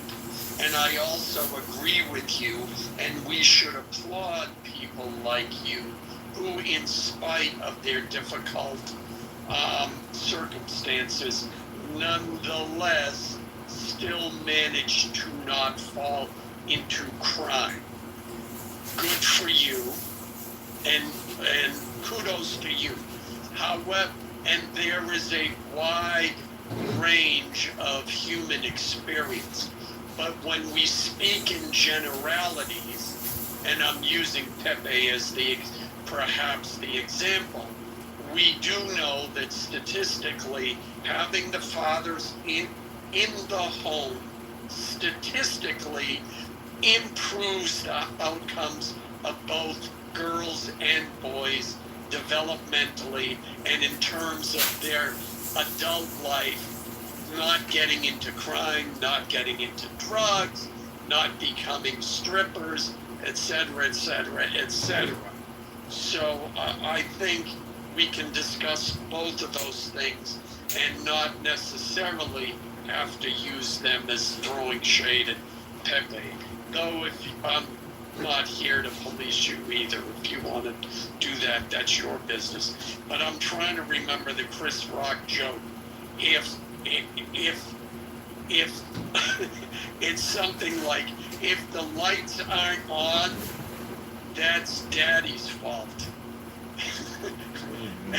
And if your kid becomes a stripper, well, that's mommy's fault. Something like that.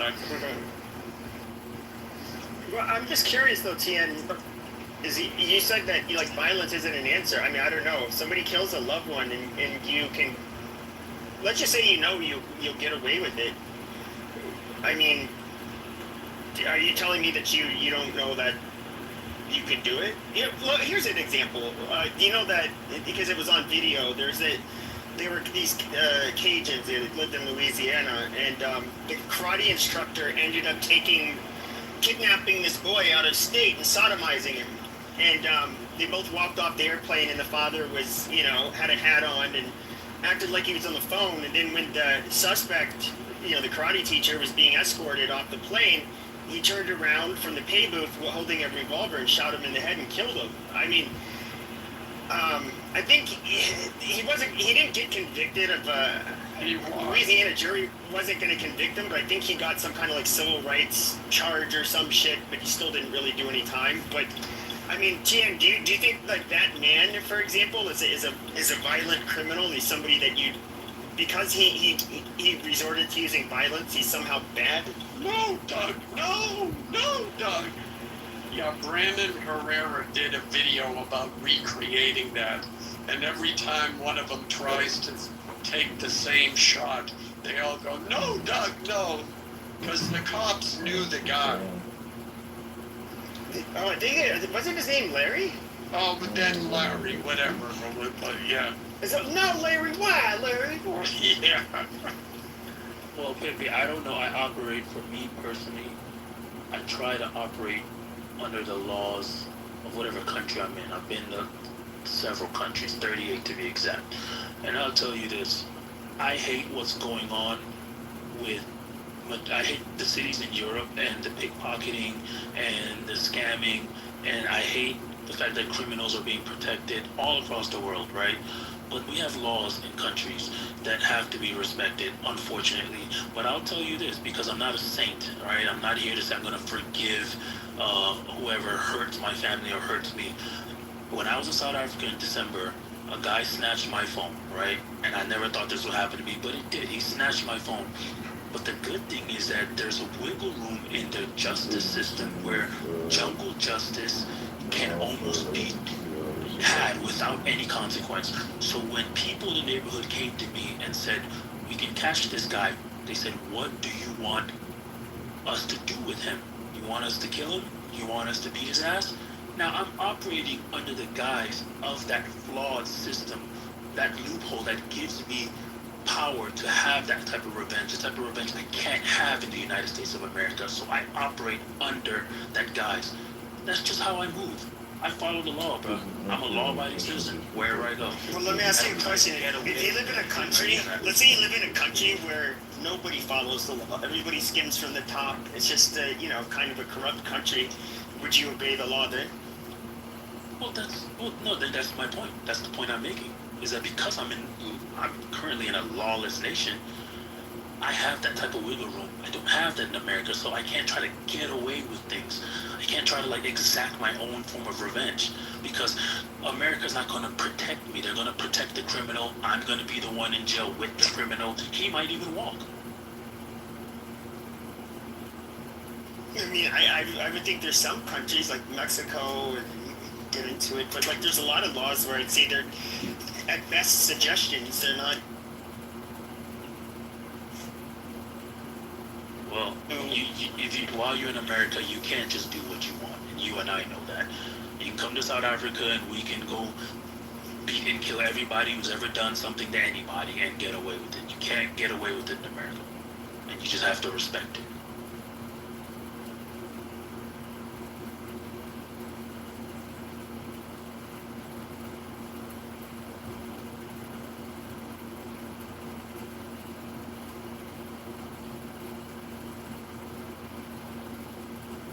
Yeah, there's a bit. It's an immigration crisis that allows for any and everybody undocumented to populate cities, scam, steal, pickpocket from everybody, and with no consequences. It was a shame when I was in Madrid and Paris. They're arresting people left and right and then letting them go, and then they're warning tourists. If something ever happens to you, don't do anything about it, or you're the one who goes to jail. That's the world we live in today. Our lawmakers are scumbags who protect criminals because they were probably elected by criminals, so they have to maintain that status quo. But I think there's a revolution coming. There'll be more and more conservative leaders that will say, we want isolationism and we want to kick undocumented people out, and we want people who actually can respect the laws of the land. Until then, you're not safe as a civilian. The criminals are the safest people on earth. Yeah, going to Paris, going to Madrid, you might as well just be going to Africa, honestly. And that's how bad the immigration issue has become, and Europe, especially western part of Europe. These places are unrecognizable at this point. Yeah. It is quite sad, but it's people I'm not saying like you, but people that look like you. They cried racism in 2020 during COVID, BLM, all that stuff. They defunded the police, and this is the result we have, right? You're getting knife attacks in London, you're getting pickpocketed in Paris. This was all designed by the same people that said Black Lives Matter. Again, and these people don't live in the same communities, they don't have to walk across the same streets that the people that are actually affected by it. Like the lady, the Georgia University student that was raped by a bunch of migrants. It's just sad. It is absolutely disgusting. And I agree with you, man. We need more conservative leaders. We need people held accountable for what I believe is like a national identity crisis, identity genocide. Like, we need to be doing better, but that's racist, you get called racist if you actually stand for principles.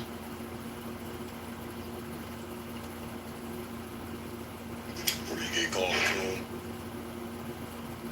Yeah, you a coon, you Uncle Tom. You with that tomfoolery. It's just the same shit, bro. It's so tiring. West is committing suicide. I don't even know what the fuck. Europe, I think, they're in. I think they'll actually have, even though demographically, their native population's higher percentage in comparison to foreigners. It's the types of immigrants they're getting. Their religion that's really going to be a huge problem for them. Well, the thing is, okay, why are they bringing in the immigrants? Because they bring them in to do the jobs that the folks there won't do. So you're not exactly getting, top shelf. You know what I mean? Because that's not what's. I think it's only partially true. The mass immigration if you look at the first waves of mass immigration into the U.S. in the 1800s in particular, there was northern industrialists that ended up basically they had campaigns in southern and eastern Europe, advertising campaigns. They wanted a huge influx of people to come in, and it was just basically they'd have more cheap labor and of course consumers and shit. And these were all WASPs that were doing it, and at the time when they were immigrating here, people did not care for the Eastern or Europeans or the Italians. They thought they were much too different from them. And you kind of, I don't know, it seems kind of similar now too.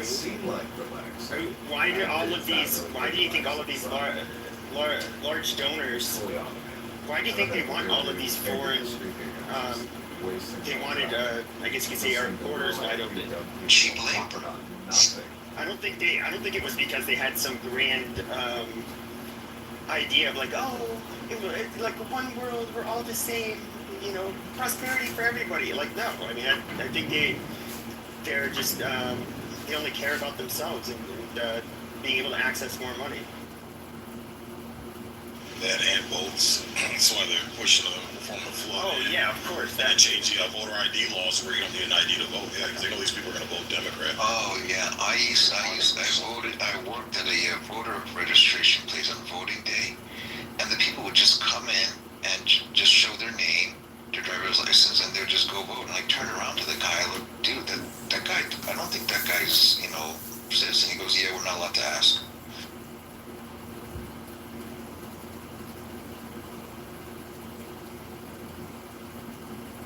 I mean, I don't know, like, how, it's kind of mind-boggling. How did it become that the status quo, and it's been like this for decades if you think about it, because I remember even George W. Bush would say, like, diversity is our greatest strength. He'd say stupid shit like that. Anybody can be an American. All of this colorblind bullshit, and it was almost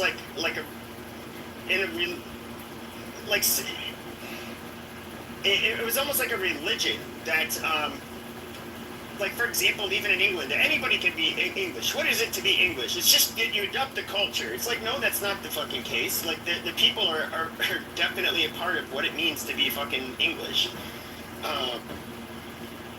And it's the whole push for the like religious fervor that they have for like pushing diversity, multiculturalism. To me, there's literally zero. I mean, maybe there's a couple little small things, but there's not an actual strength. There's no real fucking benefit from it. Why is this being pushed so hard? It just doesn't make any fucking sense. So I do think that, I mean, this is white America, right? But like this also does not necessarily like the norm in the country, because most people don't really have an issue with immigration, right? Overall, there's not as much vitriol as even the common person that you talk to. I mean, this is an outlier, right? The issue that people have, the reason why it's now become a bigger problem is like, so we all kind of acknowledge that these people are needed for economic growth, right? America is a country that is below replacement rates with white loans. Our economy would start to shrink if you don't have a source of immigration or additional population growth. In a generally growing economy, and it's beneficial for all of us, right? Is it beneficial for all of us? I don't think anyone is dumb enough to just say, like, we should 100% close immigration, right? I think that's a silly point because it would be detrimental. Well, I never said 100%. It would be detrimental to our economic success. And, yeah. We are a nation of immigrants, right? That's a good point. I want to say it's a beautiful day. I'm not going to take one. I'm out on the river floating. Shut up, man. You all go get your ass out there and start enjoying the grass in the day, okay? Oh, sorry. I want to add something. Hold on.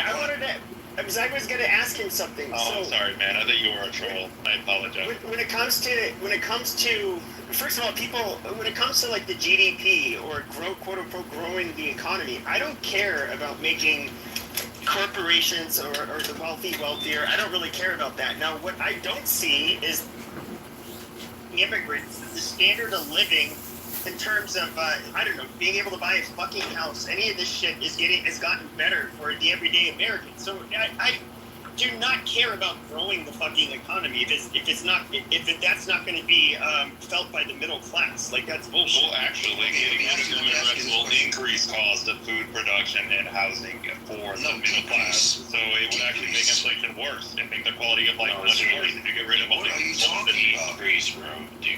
Decrease.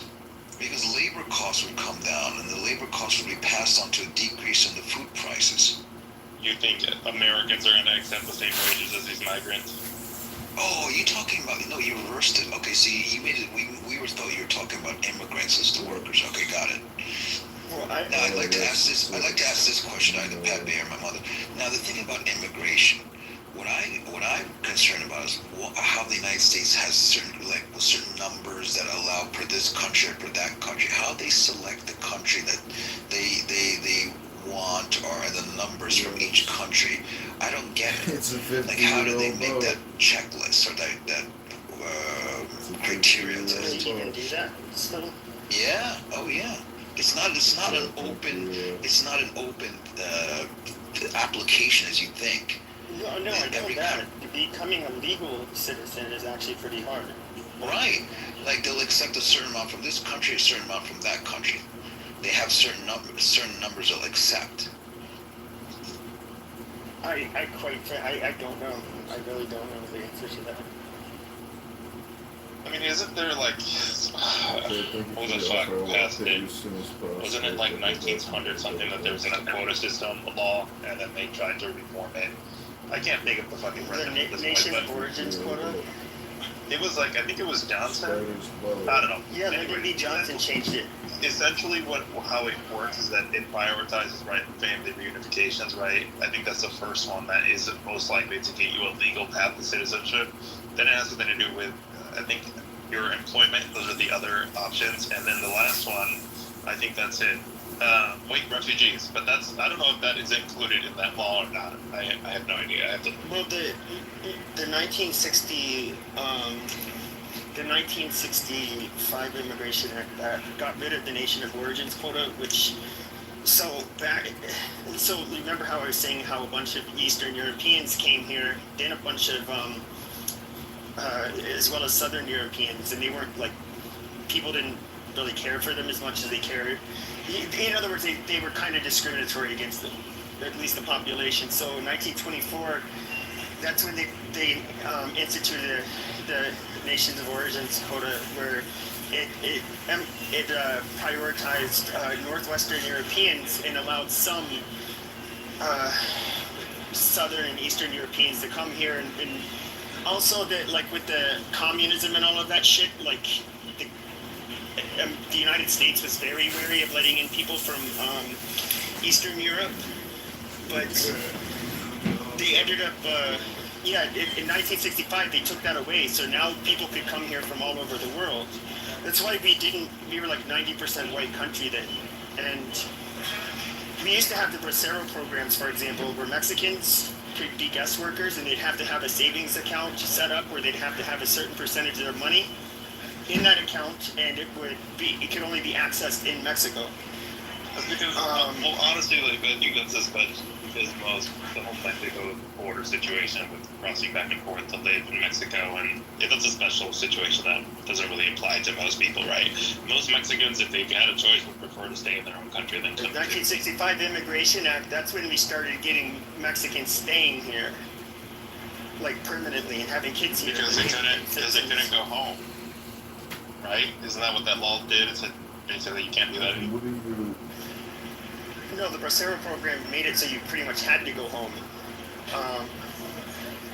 Whereas once the Bracero program ended right before the 1965 Immigration Act. So both things kind of happened nearly at the same time. So that's when we got like a huge influx of Mexican immigrants. Well, you're naturally going to have a huge influx of bordering country immigrants. Well, especially if they're a lot poorer than your right. country. Yeah, that too. Why does Nicholas still have me blocked? I'm done answering this stupid question.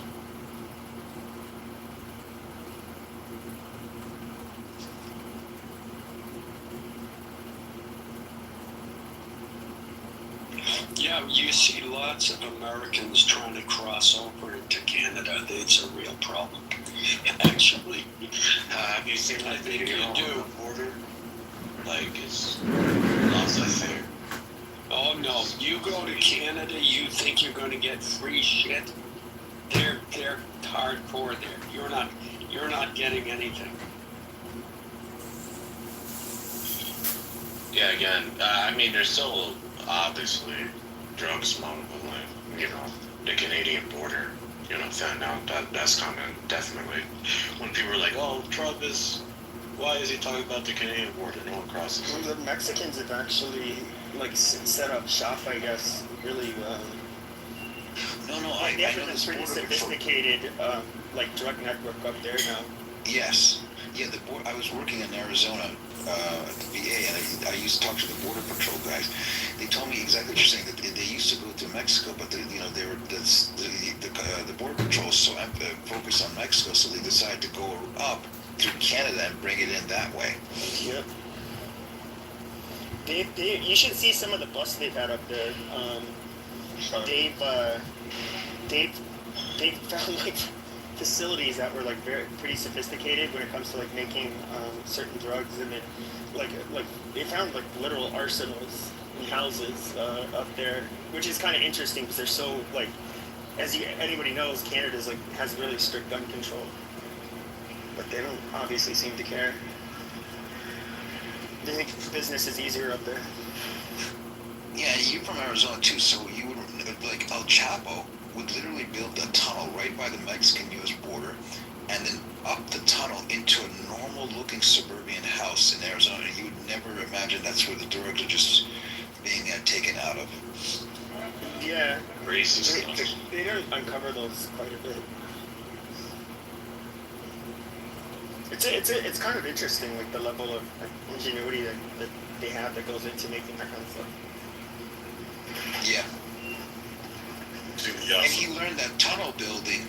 El Chapo learned that tunnel building from the folks that were in, like, Gaza. They were building those tunnels across cross border from Egypt to Gaza to smuggle food and stuff. That's where El Chapo got the idea. Have you seen the drug submarines they use too? Oh yeah. Escobar used to do that. Escobar, yeah. They apparently have, the Mexicans have them now too, but they're, at least they know they have been working on remote control underground submarines. Yeah. I mean, they're, expensive, but obviously they'd be very hard to catch.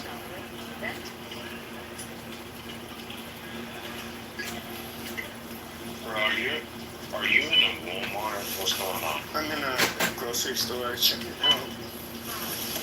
Almost done.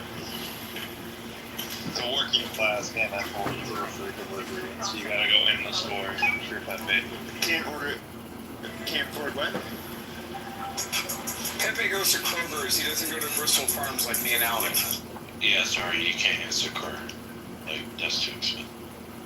Get your tamales, Pepe. I'm not like well off or anything. I go to the fucking grocery store. Like, he's at the Ranchero Market. Wow. It's getting poverty.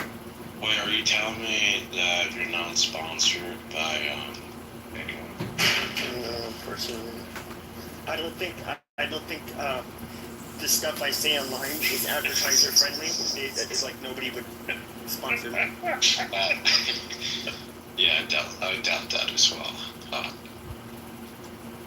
But hey, put your cash app in the chat. People want to support Pepe. Oh, go ahead, sir. Go. Yes, go ahead. What'd you say?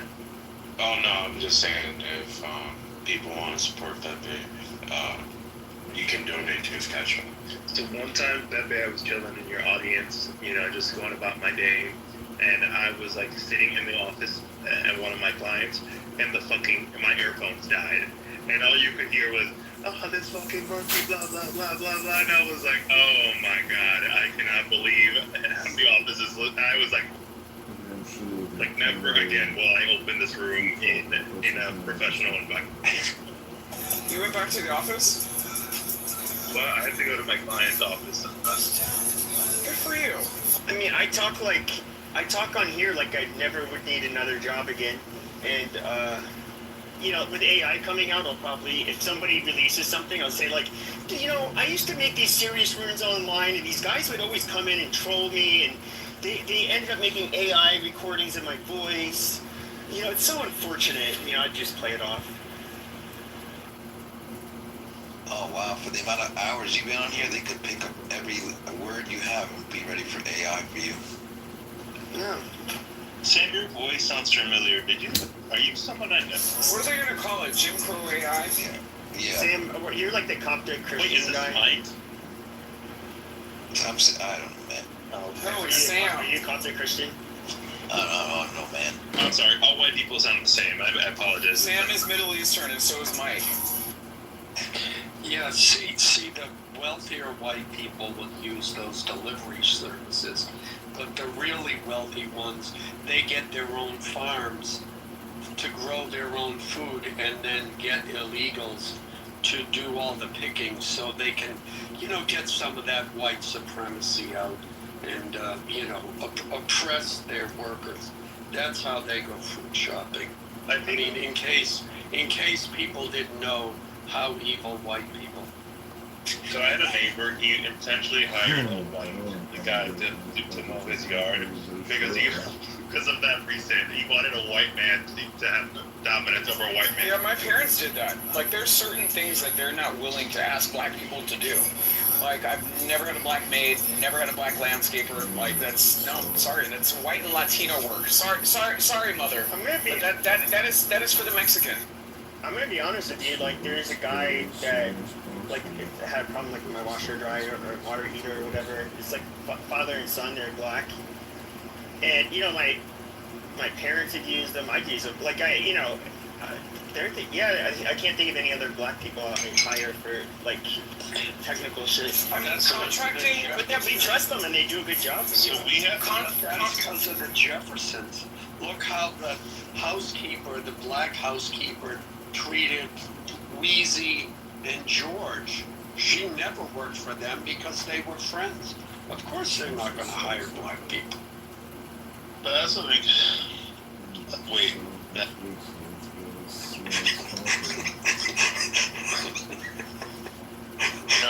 I'm trying to be more. It was intentionally stupid, mother. I was like, it was intentionally stupid. Okay, I know. I was trying to figure it out. It didn't make sense. I was like, what?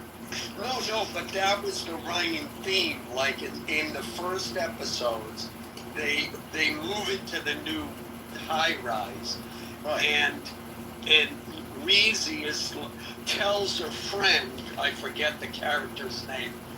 Like initially, she was like, "No, I don't want to hire you because we're friends, and I wouldn't want to make you feel uncomfortable." And her friend says to her, "Look, I need a job. You know, that doesn't matter. Hire me. We know each other. Why wouldn't you hire me?" And based on that, Wheezy hires her friend. And then, of course, her friend is always talking back to her and never does what they want. Yeah, never. If you're a boss, never do that. Sounds like the typical black woman employee. Didn't well, they that's have, like what a I petition was for the Jeffersons? It's to like they were trying to get all the neighbors to sign it, and like the neighbors were like, "Well, that's racist." But then they said, "Well, but they're Puerto Rican," and they're like, "Oh, sign me up." Like, I forget what you know what's funny? Have you guys ever seen that show Sanford and Son? I never liked it. They moved up to the east side or the west side? I forget. No, I'm talking about Sanford and Son. It's a completely different show. Is that red? Right. Right. So Lamont Wilson, as you know, Sig, I went to school, elementary school, with his youngest daughter, who's one of my really, really, really good friends. And she married a white dude. Wouldn't you know, Sig? She married a white dude. One of my other best friends, Matt Maione. Love that kid. Yo, that was a great show, man. And Sanford and Son, hands down, like the best show tonight. Wait, Sig, isn't Sanford and Sons the one where they move up? Right? No, that's a Jefferson's. White fucking heck. Sorry. I'm sorry. No, Sanford Son was Red Fox calling everybody honky. What city is that from? Sanford and Sons. Watts. Yeah, he was in Watts, California. Where's that? California, LA. Yeah, Sterling. It's like the shittiest part of, or at least it was the shittiest part of LA, wasn't it? David, where are you from? I'm from New York. You know. They had like riots there and shit. And we're gonna sit you down, David, and run you through good times, Sanford and Son. Yeah, I don't know anything about the West Coast. In fairness, I travel there a lot, but it's like JFK to LAX back and forth. That's all. Y'all know Jefferson was a what is that called? A spin-off. Spin-off, yeah, the spin-off of All in the Family. Yep, very true. Wait, so what do you think about Gary Coleman's wife being looked at for his murder? Gary Coleman was murdered? I was surprised he was married to a white woman. Wait, how old was he? I think he was in his 50s, 40s. The short guy, right? Well, he wasn't short, he was disabled. Okay, well, I'm trying to be nice. Okay. Wasn't retarded, he was special needs. Yeah, I saw that he died. I didn't know there was some other things behind it. Interesting. Okay.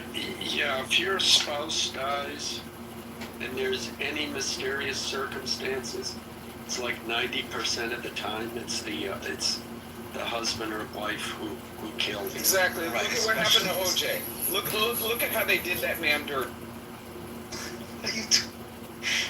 OJ is innocent. I remember What the fuck are you talking about? I remember like my family. The jurors' peers said he was innocent. Exactly. No. They said not guilty.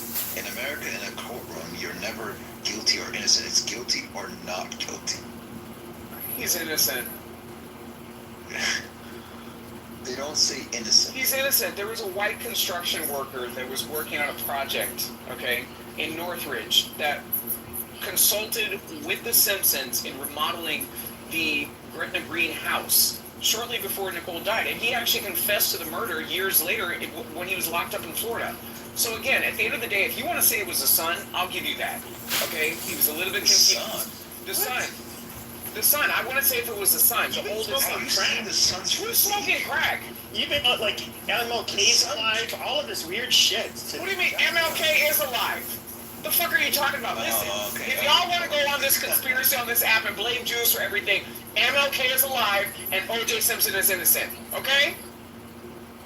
And did they convert to Judaism? OJ did, right?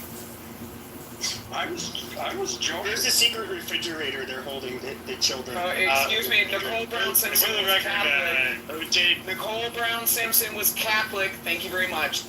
Yeah, she was very Catholic, and for the record, never. She's buried in a Catholic cemetery. What are you talking that about? guy was but I think the guy lives here in Scottsdale. Whose son they killed. Fuck, I forget. Are you his talking name. about Ron Goldman? Yeah, I think he was Jewish, wasn't he? Listen, we're not doing this. Okay, Yes, we're not doing this. We're not doing this. You're not going to blame the Jews, okay, for the O.J. Simpson situation. I blame them. I already did. You're not going to blame the Jew. What did St. Peter Okay, and let me just tell you something. Hold on. Let me just tell you something. Hold on. No. If there's anybody in the victimhood camp that has the heavier weight as far as finances, it's the Browns. Okay? Shout out to Casey Brown, that's married to Nicole Brown Simpson's nephew. Amazing. Right? They own the Mission Inn Hotel. They're worth $500 million. You're screaming. But I'm pretty sure Goldman, he worked at Nordstrom's. He was the suit guy. Okay, that has. Okay. So like, no, I don't think. I'm just saying. I don't think they like. I don't know if they have any. He worked at Hold on! Goddamn! Shut the fuck up! Jesus He used to, no, the father used to work at Goldman and Sons. The father worked at Nordstrom for I don't know, like at least 20 some fucking years. Maybe he still. Hey, my nephew worked. Oh my God! Shut the fuck up while I'm talking! God damn it! You drunk fucking spick! Jesus Christ! Holy shit! David is Armenian, for the record. Wow, that was harsh. I call him a beaner all the time. He fucking spit. Yeah. You devils got nerves calling people names. Yeah. What did St. Peter say to Nicole Simpson when she arrived at the pearly gates? Nobody? Your waiter will be with you in a moment. I thought you would have said it was good to chop it up with you. See, Abby said she knows. See, Abby said he works at the men's department at Nordstrom in Scottsdale. Yeah, like he's been working there for a long time. Wow, they got a Nordstrom there in Scottsdale. All right. Do you know Scottsdale's kind of like I know. wealthy people here? Yeah, I know, but it's not even that fancy. They had a fucking Nordstrom when I was living in Anchorage, Alaska. They had one downtown. Yeah, to be fair, Nordstrom is not that. How far are you from Paradise Valley? Like 10, 15 minutes. Got it. That's a wealthier right. Scottsdale. That's really where the heavy lifting folks are. Scottsdale, yes. You don't have any cheap homes, and it's obviously like the average price of a home is. Wait, do you have a? There, but you have parts of Scottsdale where you have homes that are almost as, if not as expensive as some of the ones in Paradise Valley, and like very exclusive places though. Yeah, Scottsdale's a high end for Arizona. I always preferred Sedona. Yeah, Sedona. I was just about to tell you Sedona. Exactly. I actually still have a timeshare up there. I met Fred Goldman. He's the men's department at the fashion. What's the name of that mall? Yeah, he's been there for years, and he's a big mustache. I don't know if he's still working there, but I've been in there. And I don't know if they've ever collected out of the OJ estate, because some of that money, he was. Abby, they've collected about $500,000. That's it. And what happened was when OJ was alive, which by the way, he was my neighbor here in Vegas for a long time. After he was doing some government service in Nevada, the money, the NFL money, they weren't able to touch. Like he was getting some kind of retirement pension, right? So in NFL, right? I think he gets like $250,000 a year in retirement pension. He did. So now I don't know with the estate if they have a judgment against him, whether they were able to execute on the judgment on what he owned. But he was here after he went to jail here for stealing his own memorabilia. He ended up moving to Vegas, and then like a whole bunch of restaurants didn't want him in there. But like here, a couple of the casinos he had some lawsuits with because they kicked him out. His older daughter, when he was married to Marguerite, like we're talking about before Nicole, like his older set of kids, he had 3 kids with his former wife, and then he had 2 kids with Nicole.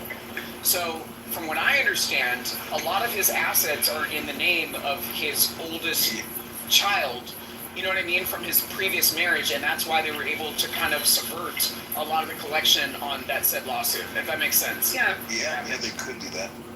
And there's a state exclusion of $30 million, up to $30 million. I knew that number, 20 to 30 million, 20 million. Well, and the other thing too is his kids have their own money. Like 2 of his kids live in Tampa, and they're very successful real estate agents, and they do very well for themselves. They don't have OJ money. Yeah. They don't have OJ money. I can't say, I'm not going to say anything about, I've definitely met him several times because he went out, when we all went out. He stayed very handsome. Like, I'm not going to say a good thing or a bad thing, I'm just going to give an observation, like he kept his looks. Well, the other thing, too, that you have to consider is that the kids are going to inherit from his kids with Nicole and, the kids with Nicole and OJ, they're going to inherit part of the Brown estate. So I go back to the whole point that the Browns have embedded themselves into a lot of Southern California society through marriage and through business partnerships. Like, do you understand that, like, the grandfather used to own a Hertz, like, franchise that used to compete with Rick Caruso? Like, I mean, people don't understand, like, the greater context. I really don't care about how much money. Wait, if they're okay.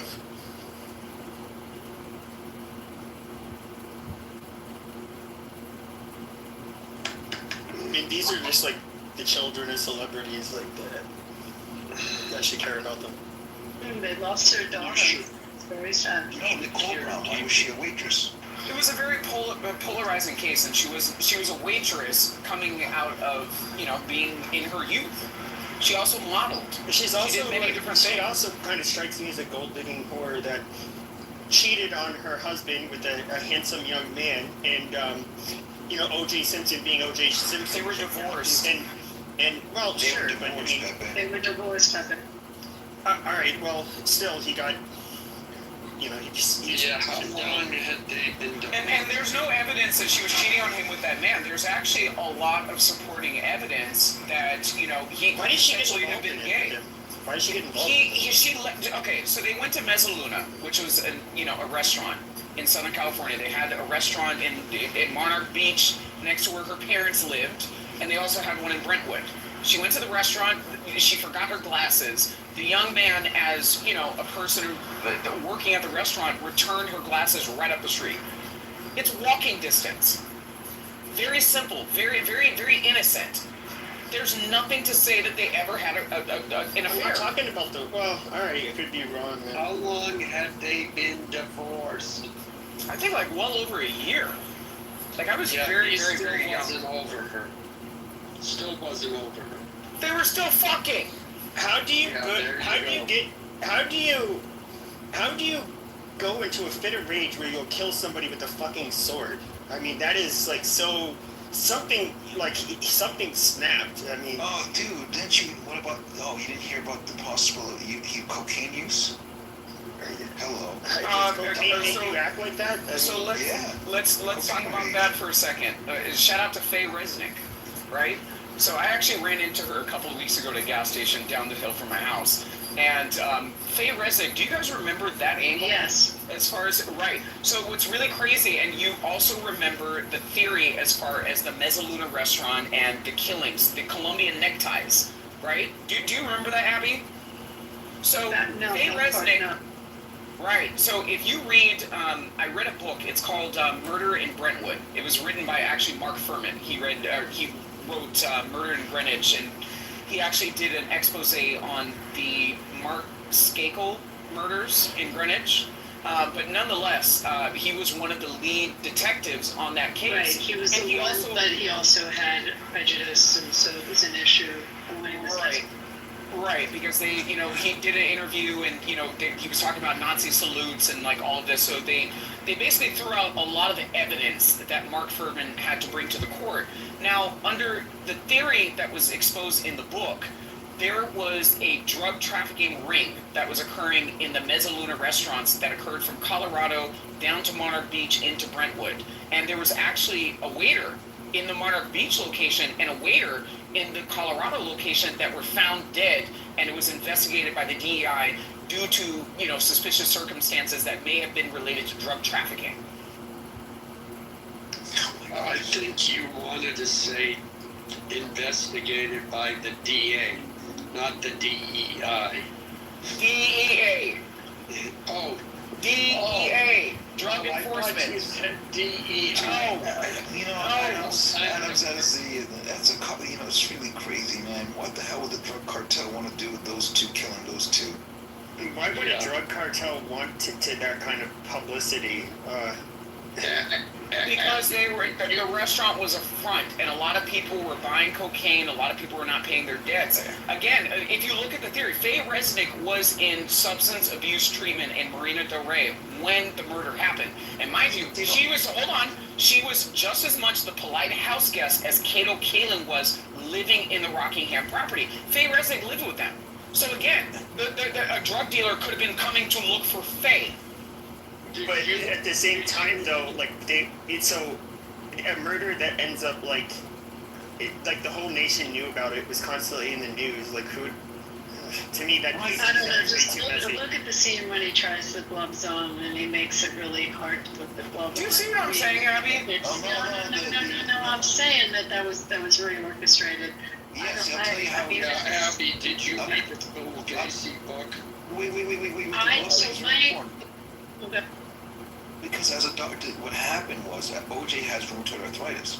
So Johnny Cochran told him, hey, listen, don't take your rheumatoid arthritis medication. That way your fingers get inflamed and swollen. We don't know that. That's a conspiracy theory. So what is a plausible theory is when gloves, especially leather gloves, are saturated by liquid material. And the expansion rate for which occurs, that was different from when he last supposedly wore the gloves, for which he actually tried them on in court. The other thing that people have to understand, he was found not guilty, right? Not guilty means that they had a reasonable doubt. In a lot of the things that I'm explaining to you, that gives the average person, a reasonable person, reasonable doubt. There could be many different theories as to how that woman died. Well, it just means that the prosecutor that just means that Johnny Cochran did his job. Well, right? He did not. What's her face didn't do her job. Marsha Clark. If you read the Bulgasi book, or whatever is Bulgosi, whatever it is, one of the things that they royally screwed up on in the prosecution is the defense made a big deal about how the blood samples were contaminated. The problem is that's not the way DNA works. O.J. Simpson's blood was at the crimes. I forget exactly. It was at the crime scene. It was on the bloods. He got it. Whatever it was. Barry Scheck's testimony you're talking about. Yeah, Barry Scheck. The DNA expert that testified. Well, in any event, the point is that just because the claim that the contamination changed the DNA or somehow made it false was incorrect. Well, yeah, that's easy to understand. Let me just respond to Al agreeing with Alan. I know you are.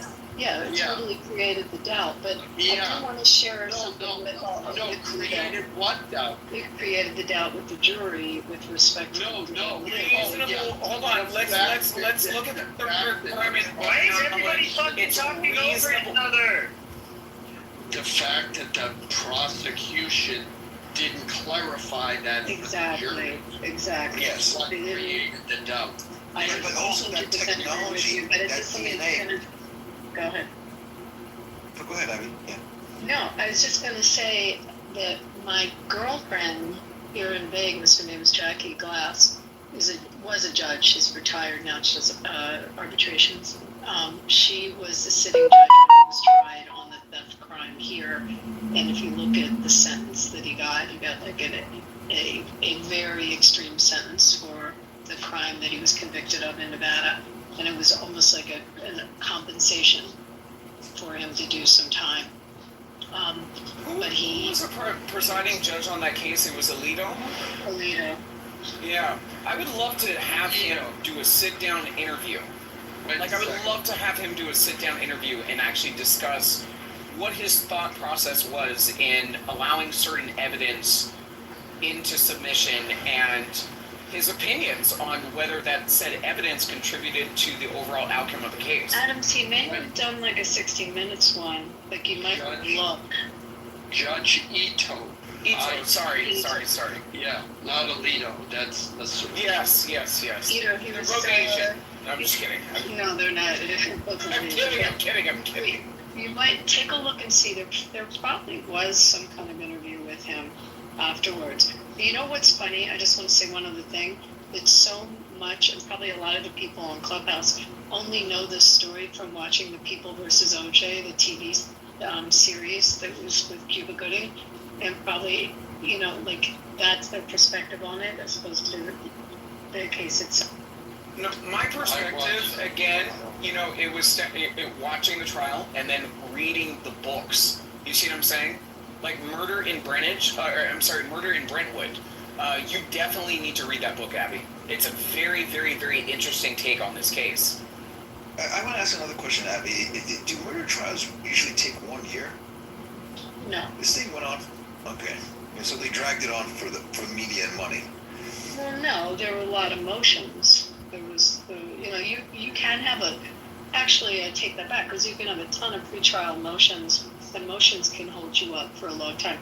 I mean, the defendant obviously has the right to a speedy trial, but if the defense chooses to delay it, with respect to the different motions to suppress evidence and suppress testimony. Right. If the defense is asking for continuances to be able to, to be able to produce evidence or to be able to examine evidence, that's something that is well within the defendant's rights to be able to request for, right, Abby?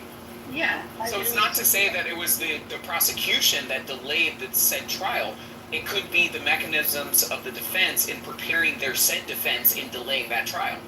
You have, you have scientific evidence as far as DNA analysis. You also have tracking down witnesses. Witnesses, they have their own lives. They have their own schedules. Like, a lot of people don't understand, like, the mechanics behind how these things are pushed off in the way that they are. Did Alan leave?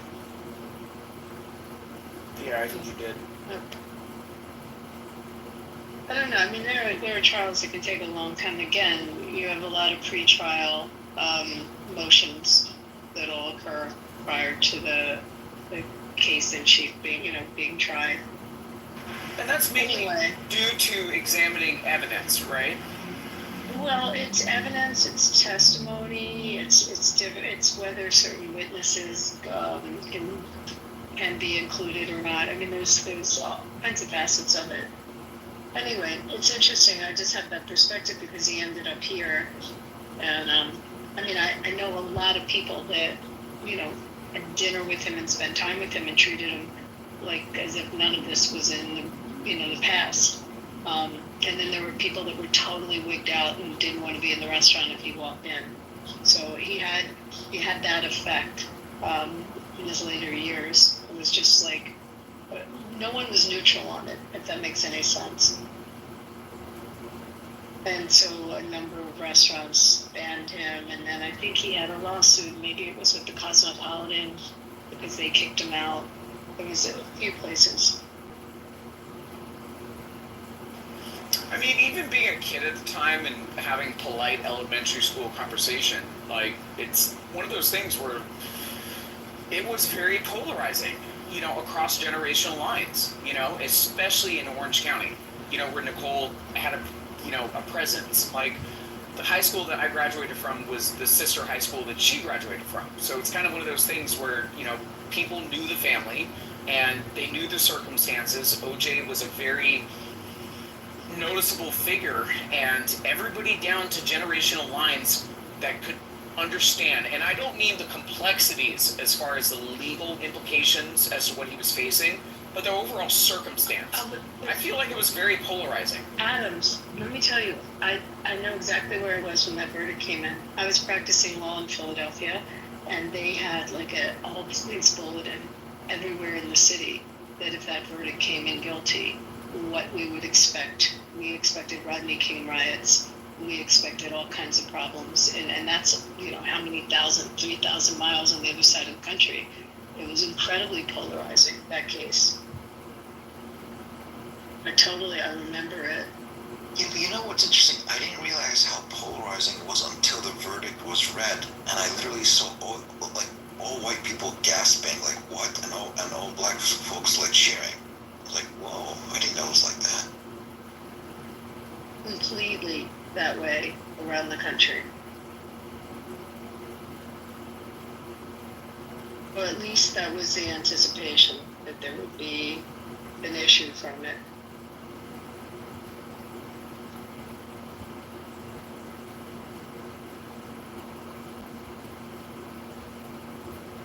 Anyway, Pepe, you should go over to Nordstrom, see if he's still there. I'll check next time. What I will say, Abby, is you know, my dad and my uncle were in many athletic circles, you know, during that time, living in Southern California. And I don't know, it was kind of one of those things, like, my dad felt like OJ did it, my uncle felt like he didn't.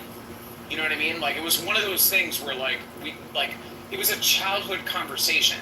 You know, anytime we used to go to the base, or anytime we used to, you know, go to the beach and whatnot, and I was in the car with my uncle and my cousins and my dad, you know, it was one of those coffee table conversations that I constantly heard during my childhood.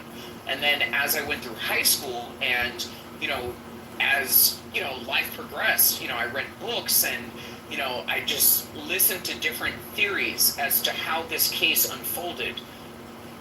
And I don't know, like, I'm going to go with my uncle on this one. You know, like, I feel like he did not do it. So, Adams, did you read his book, If I Did It? I did read it. Yes. OJ. I didn't read his book. Yes, and it was... What did he... I never read it. So, basically, from what I understand, and it's...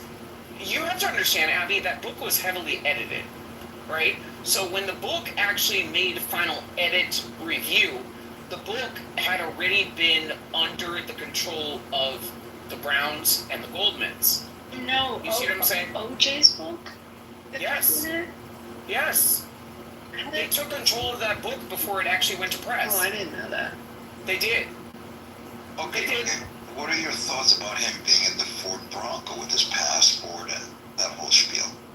I mean, any person. Listen, one of my best friends in high school, his dad, when I showed up to pick him up, you know, every day, you know, the same way that I did every single day. His house was being raided by the feds.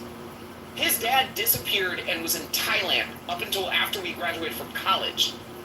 So, I mean, is it to say that he did something wrong? He's a free man today, living in Laguna Niguel, California. So is it to say that because he fled, that means that he did something wrong? There's a presumption. There's a presumption often, and it's definitely used in a criminal proceeding that if there's fleeing from the scene, or if there's that kind of like, I don't know, but I'm curious how the country pulled then and how the country would pull now on it.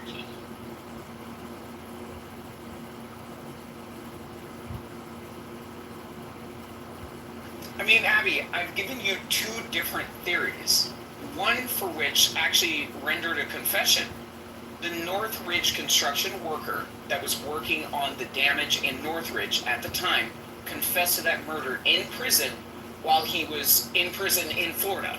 Years later. Was he out of his mind, or like, was he of right mind when he... I'm going to be honest with you. I don't know his level of cognition. I don't know his level of him being able to offer up those statements and for them to be legally valid based on his state of mind. I'm going to be honest with you. I don't know that. But what I am saying is that the same relevance and importance into people examining those facts should be taken into consideration in the reasonable doubt factor in terms of, listen, even the evidence that we have, aside from these other anomalies, people on a reasonable basis felt like the man did not do it. Yeah, but there was this guy who confessed to the little Ramsey girl, and they put him on the plane, they brought him to the courtroom. It turned out to be a whole hoax. The guy made it up. Which is another weird case that also intersected into my childhood. So I went to Crystal Cathedral Academy while this, O.J. Simpson case was going on. And I guess the daughter of the Dr. Schuler, who was the pastor at the time, she actually purchased the Ramsey house in Boulder, Colorado. Very strange. Wow.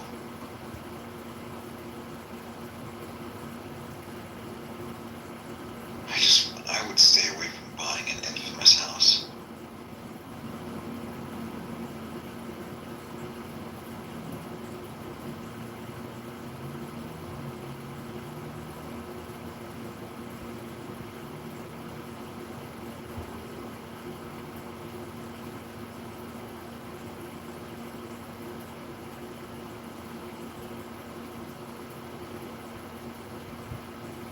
So I think I pissed off Pepe enough for today.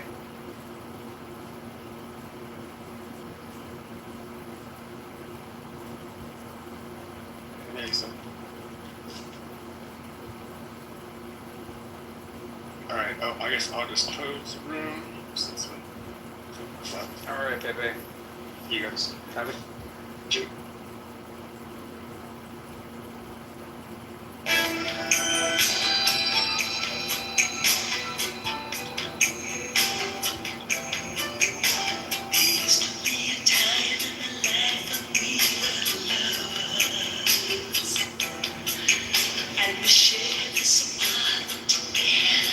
Just us two. Think of how we planned to get married. Saying love how I used to know. Well, whoa, I can't stand this feeling alone. Whoa, I can't stand this feeling all alone.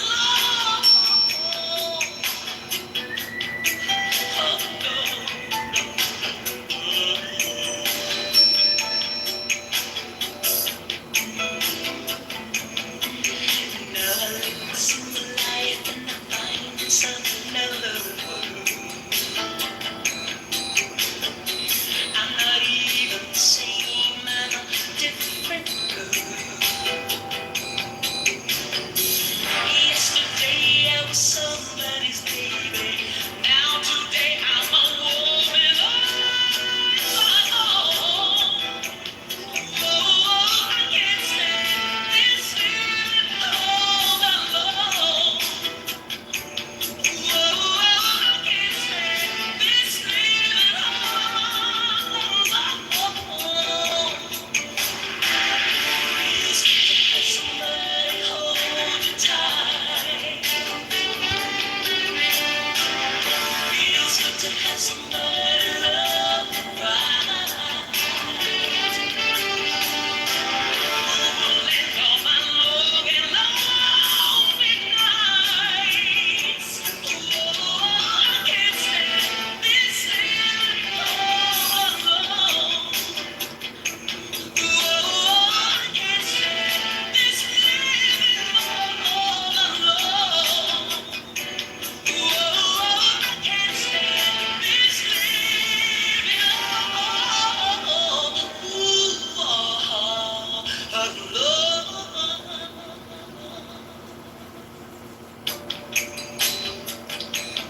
Phyllis Hyman, Living All Alone, 1987. Thank you, Dr. AG. If you want to listen to the full length of this song, the playlist is up top. Anyway, I appreciate that. Awesome. Now that's, open 80s or 70s R&B. Next up, well, we're back to Elle if she's not asleep. We're back to Elle. We're giving up on that. All right, we're going to do direct from Minneapolis. Oh, and by the way, wait. Sorry. Anybody can come up. Like, hand raising is totally open. You can come up and just get in the queue, and we will get to you. So, yeah, awesome. And replays are on, so people can, listen to it later if they gotta leave. All right, go ahead, Elle. So, direct from Minneapolis. Oh, I know who. Maybe. I bet you do. It's not Bob Dylan. It's Go ahead. not Bob Dylan. It's Little Red Corvette by Prince.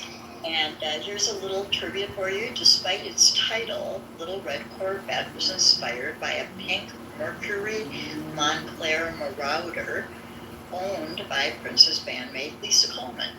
Prince reportedly napped and perhaps more in the car with Vanity, which may have sparked the song's creation. Also, Stevie Nicks wrote Stand Back after hearing Little Red Corvette. She even invited Prince to play keyboards on the track. How cool is that? Thank you. I love that. All right, here we go.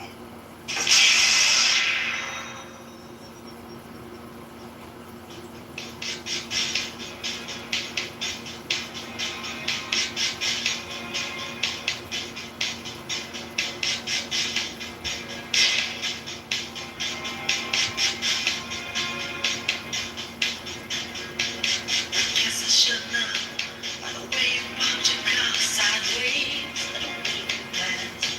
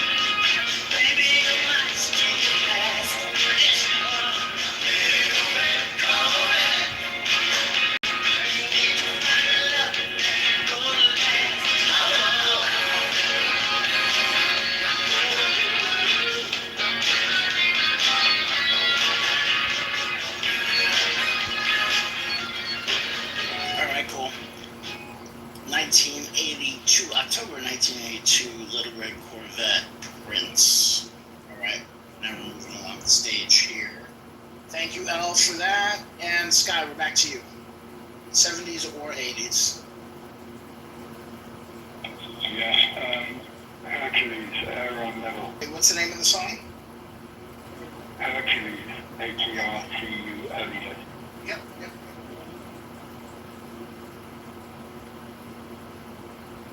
$1973. I hope I grabbed the right one. There's like a bunch of different versions. Let's hope this is the right one. Here we go.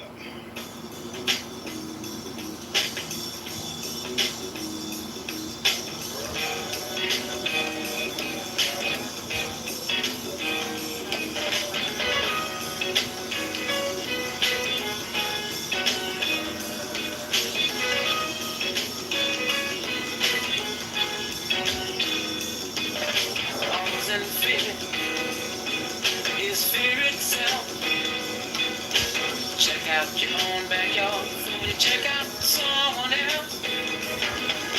Railroad track in my neighborhood. Ain't no trains around that far, just ain't no good. All I know what's going down. The pimp on the corner looks like the sharpest cat in town. Can't be no fool. Might get caught by the hook of a crook. Hard time for cool.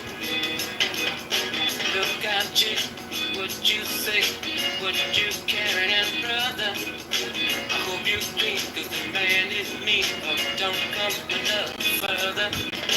We all know the answer will come out in time. I might even carry some of your load right along the line.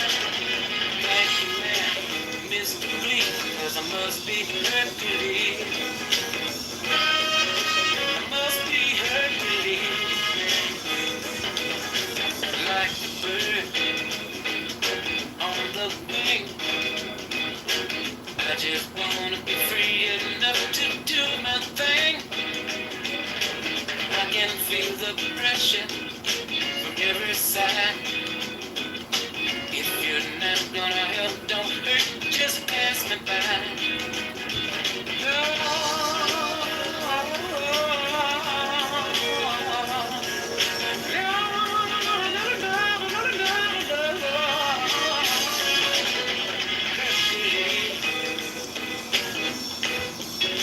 I must be Hercules.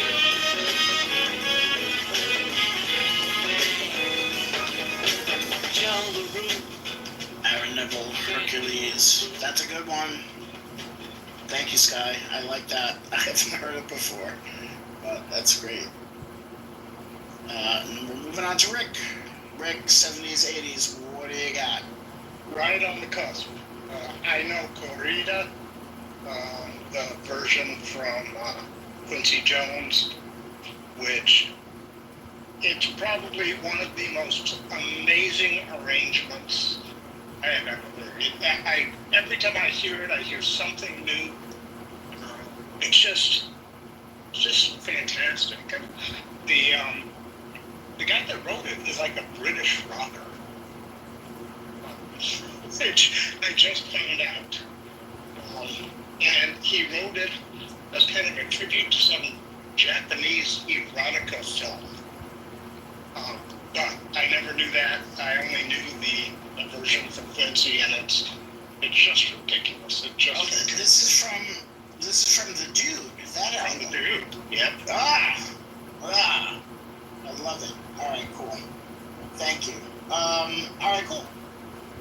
Let's see.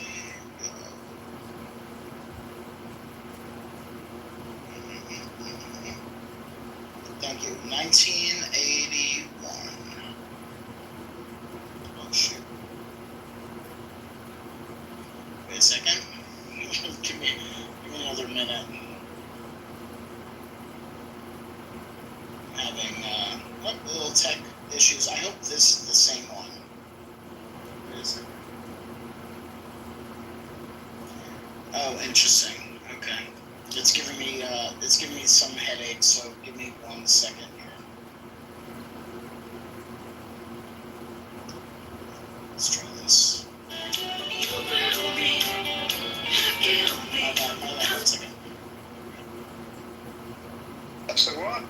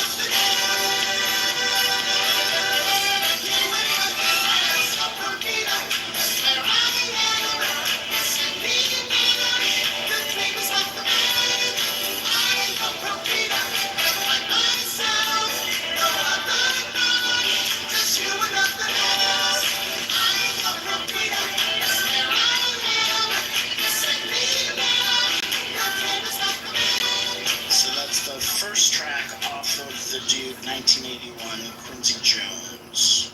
That was great, Rick. Thank you. Whoop, thank you. Oh, this technology. All right, cool. So now we're up to, oh shit, Andrew, awesome. And more people on the stage. Oh my God, Erica, hi, RJ. Andrew, up to you. 70s or 80s? Hi, Scotty. How you doing? Good. How you doing? I'm good. Just making dinner here. So I'm going to go back to 1976, and I'm thinking Rubber Band Man by the Spinners. That'd be lovely. Thank you.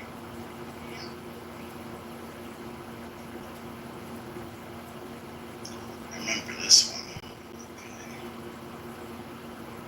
It's hard, when you pull it up, there's so many different versions. So I hope this one is the right one. It's just hard to tell right away. Here we go.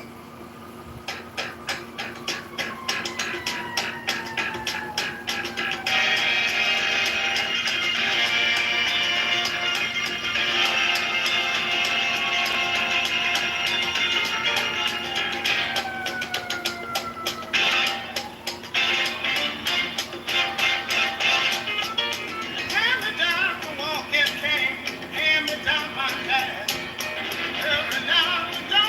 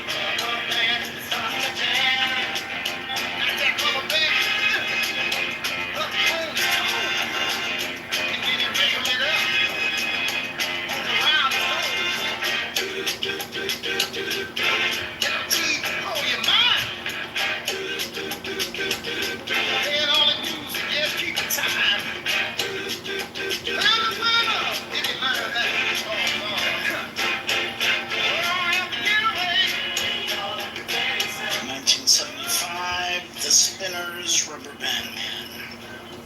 Thank you, Andrew. I like that. Gotta run, Scotty. Thank you so much. Thanks, Al. Good luck on your nap or date.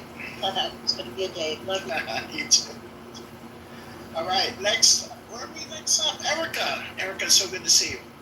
So good to be here. So good to be here. I know you're OG Music Stoop playlist, making a playlist person, so it is an honor to have you here. Whatever you want, 70s or 80s R&B. I know you got a good pull here.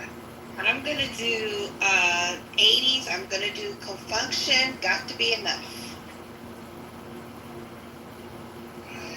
Shoot, I know I'm spelling that wrong. All right, here we go. But sometimes when you're entering in these things, like it has to be spelled so perfectly, and confunction is like 3 words. So it got to be enough confunction.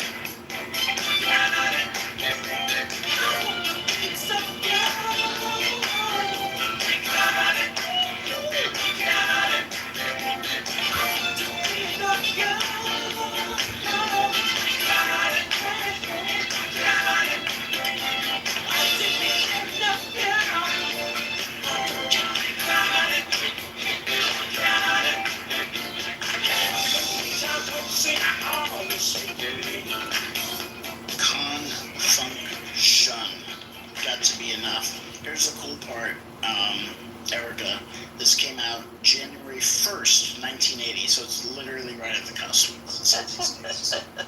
So thank you. You win. You got it. You nailed it. That's awesome. Thank you very much, and also great to see you. All right, RJ, you are up, sir. Hey, quick question. So we need to choose from the list, right? We can't go outside. Wait, from what list? There is no list. I mean, there's a playlist, but those are the ones that are already played. Okay. Yeah. Right, So, whatever you want, 70s or 80s R&B. I'll name it first and tell the story so you have time to look for it. There's this early 80s song called Buttercup by Carl Anderson. And I'm bringing it up because, I mean, I've been traveling for the past weeks. I've been on these long haul planes, and they have those best 80s lists I listen to when I have my iPhones. Yeah, and I heard it on that list, and it brought me back to like driving around with my mother, while she did errands in the early 80s and listening to the 80s R&B. And it's like, I haven't heard this song in probably 35 years, but it's in my head, so I just wanted to put that out there. Buttercup by Carl Anderson. Thank you, and here we go.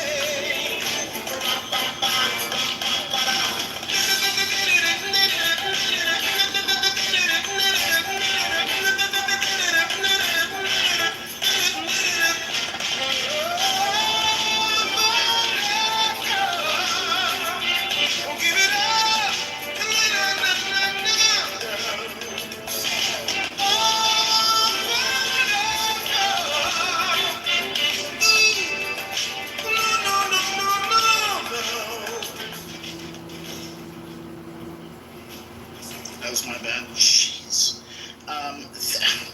Carl Anderson, composer Stevie Wonder, lyricist Stevie Wonder on that one. And that's from 1986. That was a great pull. Yo, I'd never heard that before. And what a voice.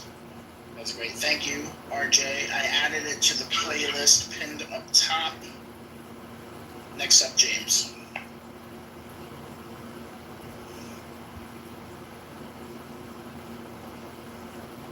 Oh, James, are you there? Yes.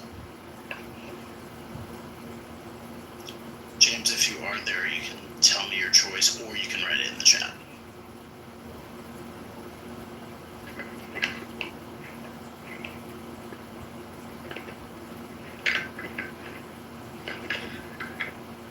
We don't. I don't know if you're trying to speak, but we don't.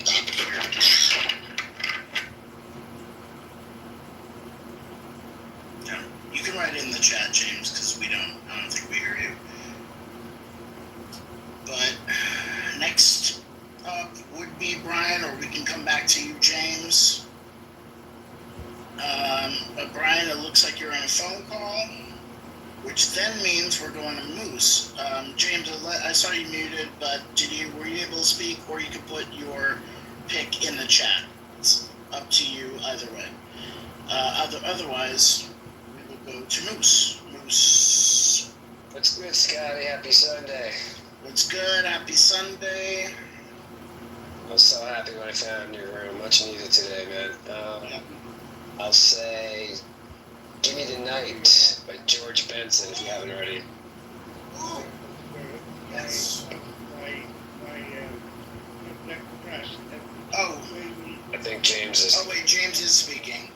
Okay. I can't, you're very low, but go ahead. What I'd like to hear is the slick, the sly, and the wicked shown up.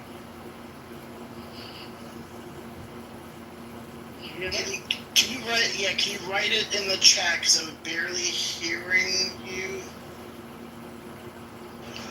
He said the slick, the sly, and the wicked by showing up. Shown up, yeah, by shown up. Got it. Okay, I hope this is the right one, y'all. Here we go.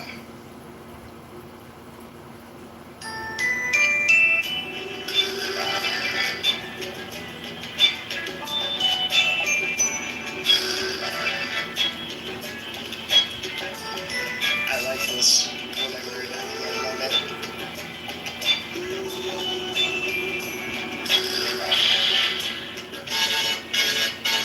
So you think you love him?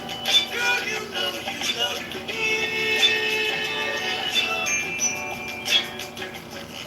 So you think you love him?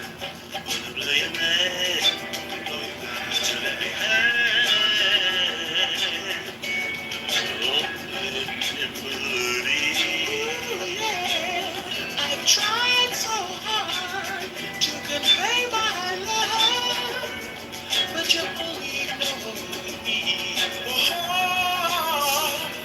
I felt we could make it. I really felt we could make it, girl. But you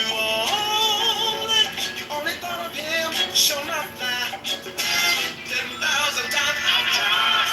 Yes, I really tried. And all I can say is, you really love him. You really love him. Show up, you really love him. Love him. Show up, love him. Show up. Show up, you really love him. Show up, you really love him. Love him.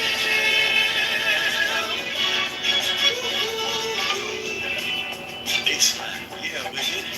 Man, what is that girl doing? I don't know. Man, I've seen times when you work 800 hours on your job. Sure did. You don't do nothing to bring your chick over to her. Hey, man, maybe that was his real. Or maybe she had a love joke to look at. I don't know. But you know, Slick had the same problem, didn't you, Slick? Did it? It even happened to me. Me of all people. Life is funny. Yeah, love is funny. It can play stupid games on you. Still, I watch out for the tricky game. But nevertheless, I'm still a man. I knew I am. 10,000 times I tried. Lord knows I really tried. All I can say is, you really love him. Show up, you really love him. Show up, you really love him. Love him. Show up, love him. Show up. Ooh, show up, you really love him. Show up, you really love him. All right, fantastic. I love that so much. I felt like it was, oh man, that was great. Thank you for that. I added it to the playlist pinned above.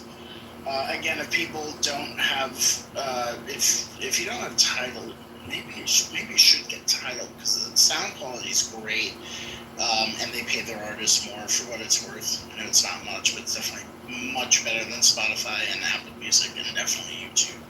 But nonetheless, if you can't get the playlist, just back channel me and I can make a Spotify or Apple Music version. I'll send it over, but also replays are on here. So that's it. So let's go. Hey Sid, what's up? And we'll get to Brian in a second. Brian, I don't know if you're still on the phone call or No, not. I'm back. Oh, you're back? Yeah. Okay, cool. Sid, we're going to go to you in a second, but I'm going to go to Brian since he's been out. So Brian, pick a song from the 70s or 80s R&B. Is this 70s or oh wait, did I skip over Moose? Hey, yeah, if anybody's going to anybody, No, Brian. I thought you were just talking to Moose. No, I was. Yeah, I was. But then skip first to go back to. I did. Oh yes, because the other person came back. That's right. Okay. Yeah. My bad, Moose. I got yours, so we'll do that. Okay. Cool. And this is my roller skating jam, by the way.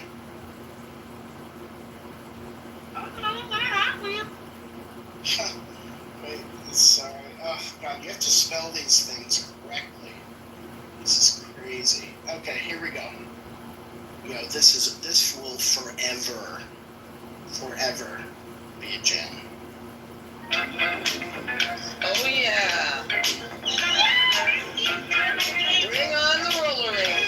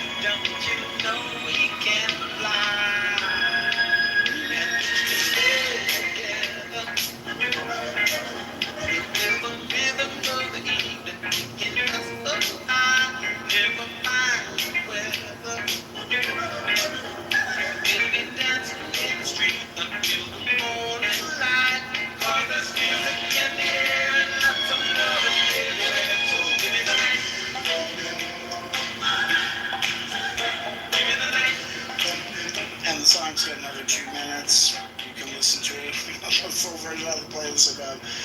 Woo! this one was such a hot jam at the time and still holds up ridiculously. And I just want to make sure that, everybody knows Herbie Hancock on electric piano on that one. Background vocals, Patty Austin, Jocelyn Brown, Jim Gilstrap, a bunch of others. Of course, Quincy Jones produced. Composer, the great Rod Temperton, which is ridiculous because he did so many songs, it's hard to even mention his list. He's one of the greatest songwriters of that era, between Michael Jackson, Heat Wave, and a bunch of other shit. That was legendary. Thank you, Moose, so much. We're going to Brian, then we're going to Sin. So, Brian, you are up. What was that? George Benson, was that 80s or 70s? George Benson. So that one was like, I think it was 81, but it doesn't matter, Brian, because it's open. Oh, okay. It's open, so you can do anything you want, but that was August 1980. Oh boy, rub my head. And if you were old enough, you were roller skating to that. Oh, yeah. That I know. And a polyester suit and an afro. Well, I'd be remiss if I didn't include one of my personal favorites that we, in my spaces that I used to hold here on Clubhouse. I'm excited. We used to honor the late great Barry White. So there's your primer. It's my personal. Unlimited Love Orchestra or Barry White solo? Oh, we're gonna go with Barry, and it's his cut. It's Ecstasy When You Lay Down Next to Me. And while I'll just do a little filler time space while you're finding it. But no, I got it. It's all. Oh, you damn, man. Okay, no filler. No, I don't fuck around here. It's too long on this app. Ain't no rookies here. All of that. Nope. Yeah, man. But I know if you found the shorter radio version, because the original is like 8. Yeah, I have the single. Yeah, I got the single queued up.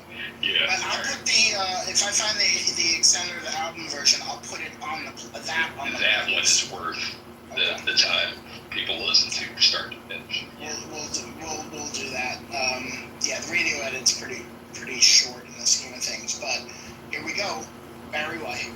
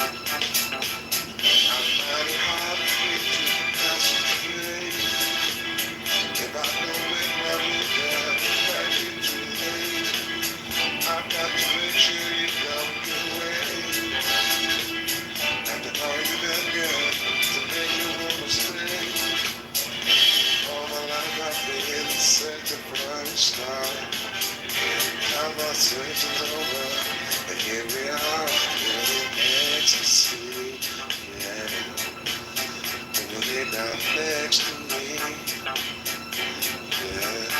yeah.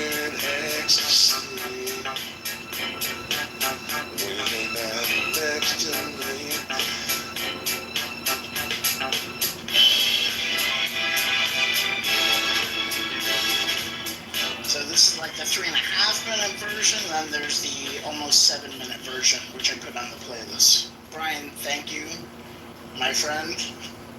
That was great. Yes, sir. God, you know, the thing is about Barry White is that he's such a brilliant composer, too. Like, and his voice, but also the compositions and all that. Do you want? Can I give some nuggets of history? Yeah, absolutely. That's why we're here, man. So Barry Eugene Carter, that's his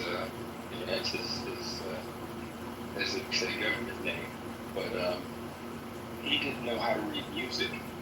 So he would initially, in his early life and career, he didn't know how to read music. So he would just do like, okay, this sounds like whatever. And then over here, the horns should do this, blah, blah, blah. And then in his mind, he put all this shit together and it sounded, fantastic. And his voice, as he's told it, well, he's passed on now, actually, but the history goes that he shared in interviews that, 1 minute it seemed like he was talking in his teen years like, any adolescent boy. And he woke up the next day and scared the bejesus out of his mom when he was like, hey, mama, whatever. And Barry White started, you had Love Unlimited, which is the girl group, female group, my apologies.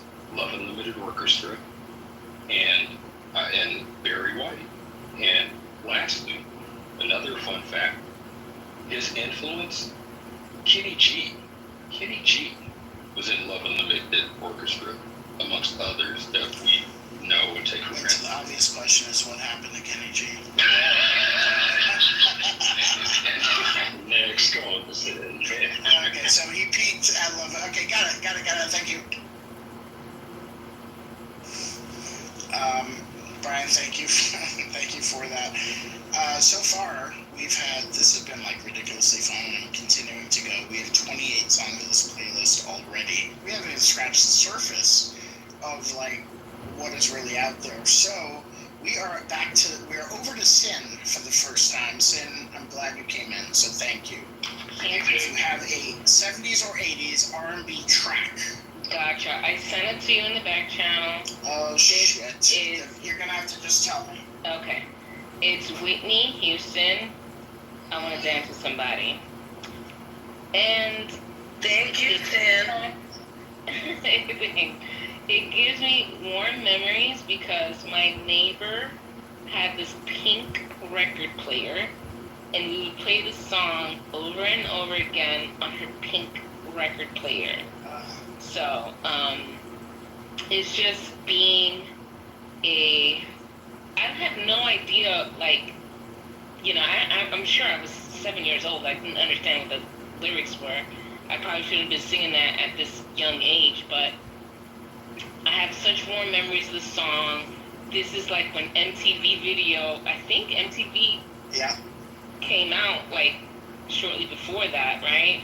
Because Whitney was definitely on MTV. And so I'm coming from that generation of where we first kind of get to see MTV. And I have a lot of warm memories from MTV, the pink record player, which gives you back memories. And I just love Whitney. Her voice was incredible. Her way to connect with people was incredible, and there's just nobody like Whitney.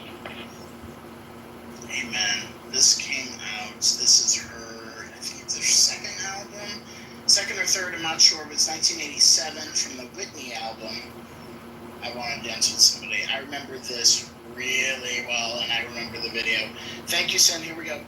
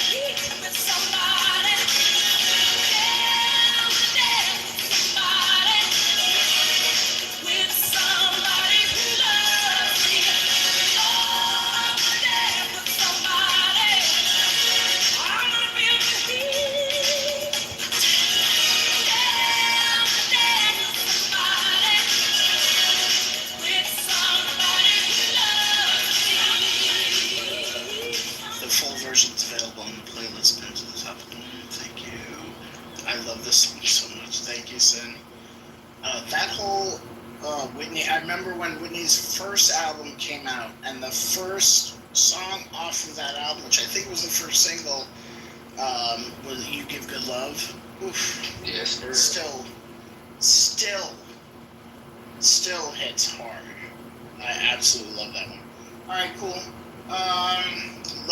Oh shoot, it's me. All right, y'all.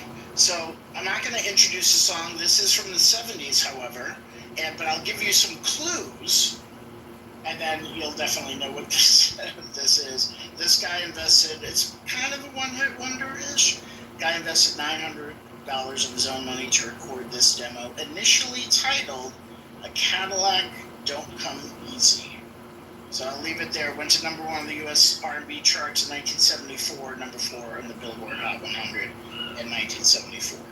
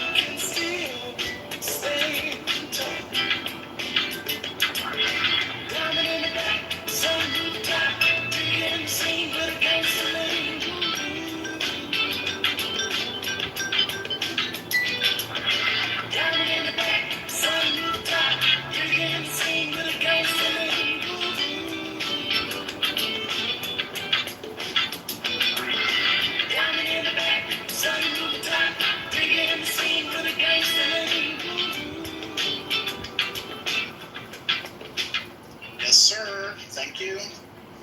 One of those short songs you can just play all the way through. So that's for my favorite car guy on this app, which is Brian.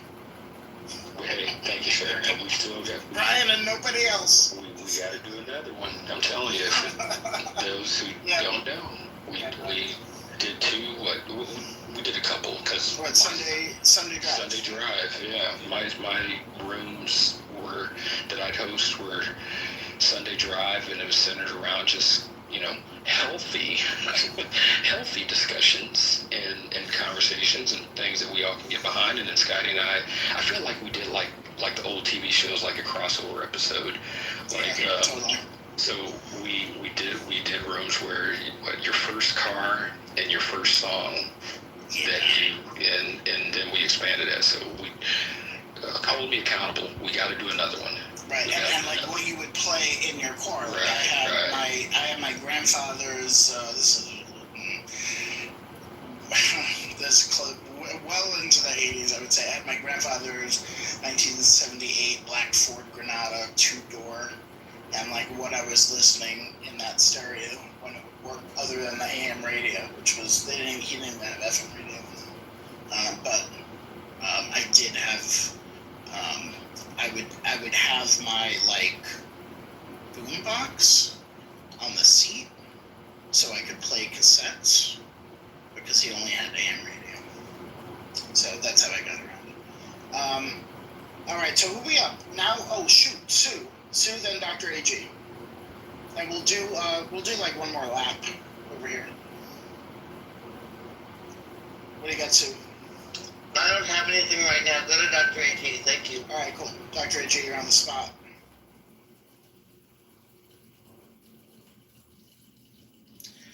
Dr. AG, you're on the spot, but if not, we can carry on. We'll go back. All right, I'm ready. All right, cool, go. In honor of myself and our current political conditions, I want Marvin Gaye's "What's Going On." All right.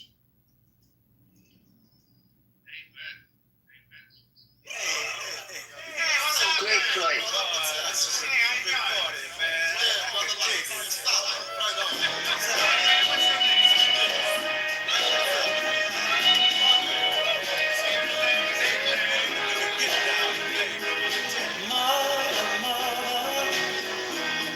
There's too many of you crying. Brother,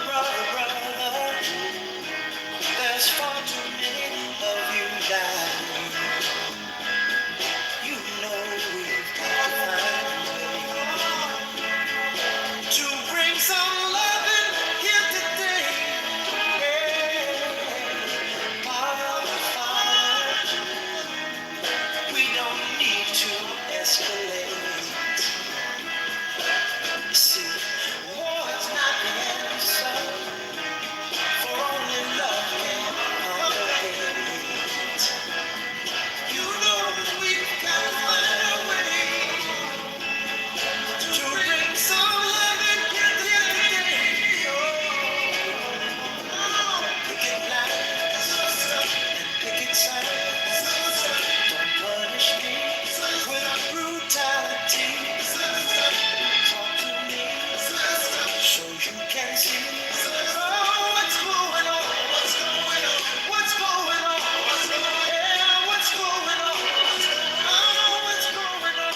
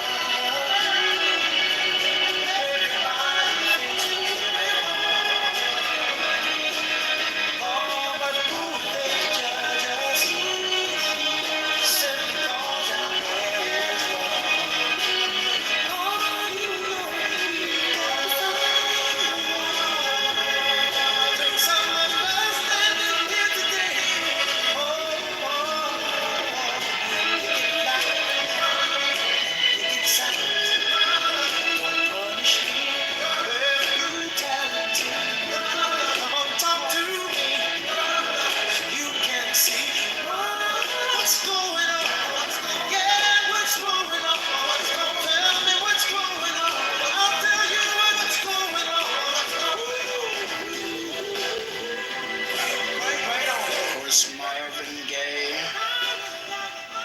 What's going on? This is first solo What was the first solo album? I'm trying to remember. I don't know. Anyway, that's from 1971. Came out May 20th, 1971. All right. So now who are we up to? We are up to. We can go back to Sue, or we'll go to Sky. It's up to you. Let's go to Sky. At Last I'm Free by Chic.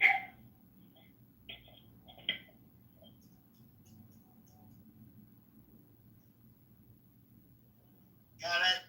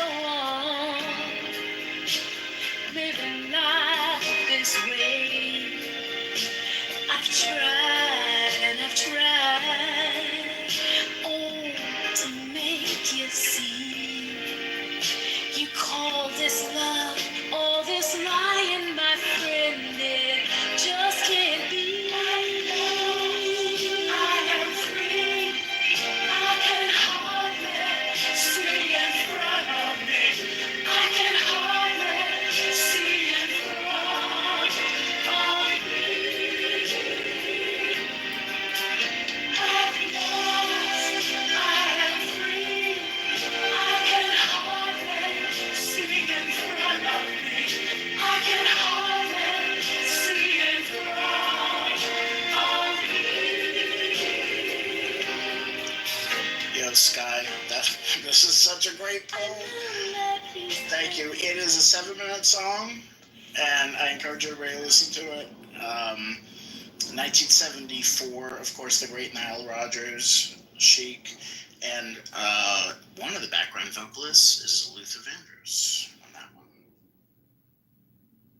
Amazing. Yeah, that's the 70s. Insane. Sky, that was amazing. This is why I love this room, because it attracts people that also come up with like random songs I've either never heard or haven't heard in forever.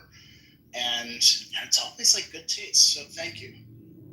That leads us to Rick. Rick, what do you got for us, my friend? Well, here's one that you probably never heard of before. Yay! Those are my favorite. So it's a song called Nice and Easy by Leroy Hudson. Oh, I know Leroy Hudson. Oh, you do? Yeah, because he has, there's a song of his, I'm trying to remember, that is one of my absolute favorite R&B songs. Shit, I forget the name of it, but anyway. Well, he was with the Impressions originally. Okay. And he's got an amazing voice. So this album was produced by Nicholas Caldwell, who's no longer with us, but he was one of the singers with the Whispers. And this is one of the 2 songs that I played guitars on in my I love it. I love it. So, but it's Nice and Easy from an album called Paradise, Leroy Hudson. Thank you. Nice and Easy. Here we go.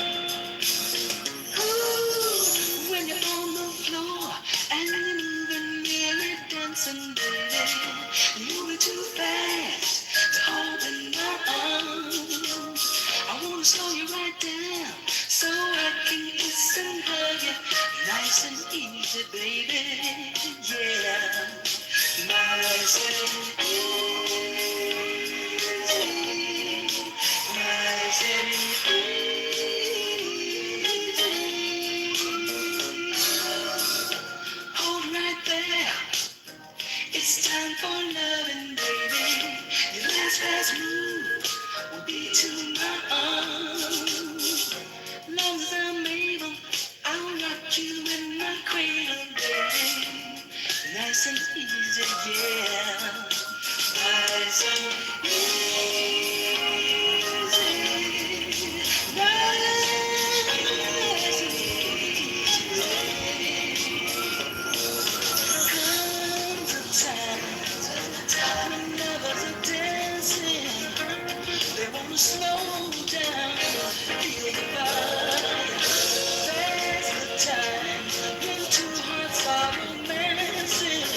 The heat is rising, they're burning for the time.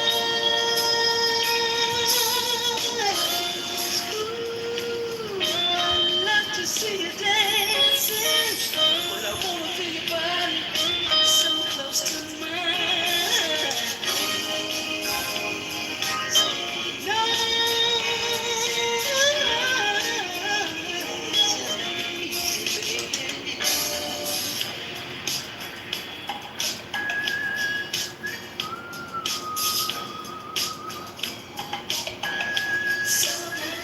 Rick, what year is this? That's great, Rick. I think 1982. Is it? Okay.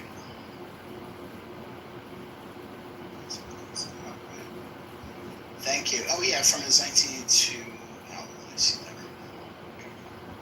All right, thank you. That was great. Erica, we are back to you, my dear. I am going to go with one of my mom's favorite songs, Low Down by Boz Scaggs. Ah! I love that. Let's hope this is the right one. Jeez.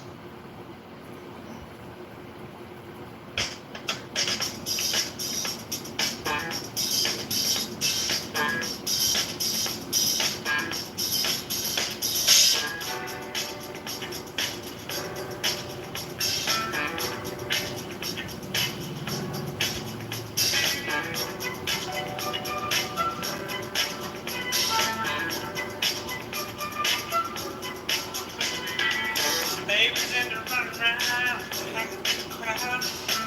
Put your business in the street, talking down. Saying you bought us this and that. How much you done spent? I swear she must believe it's all hell to say. Better bring her chick around. To the sad truth, the dirty low down.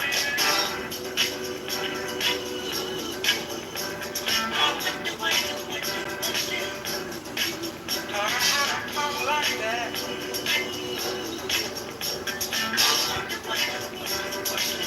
Get that big idea.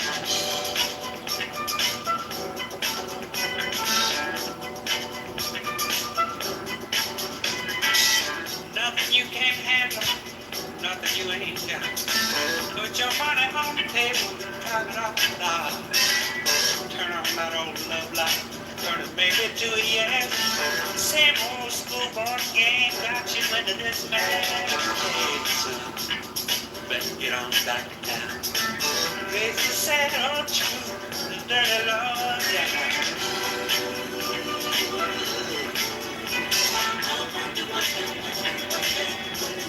Put those ideas in your head.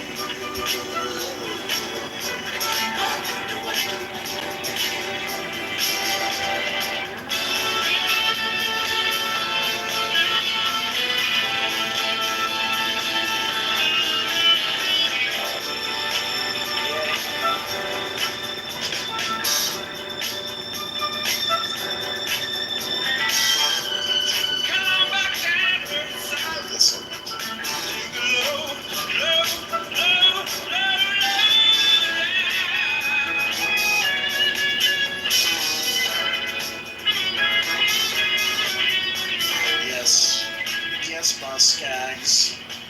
Thank you, Erica. Also, yeah, God, there's so many greats who appeared on this record. One of them is on drums, Jeff Porcaro, who literally played with everybody back in the day. He was one of those LA session musicians. If you watch the Yacht Rock documentary on HBO, I highly recommend it. But basically, the root of all of it is essentially like Toto, Michael McDonald, Steely Dan, all them cats. But Jeff Porcaro played with Steely Dan, Seals and Crofts, Barbra Streisand,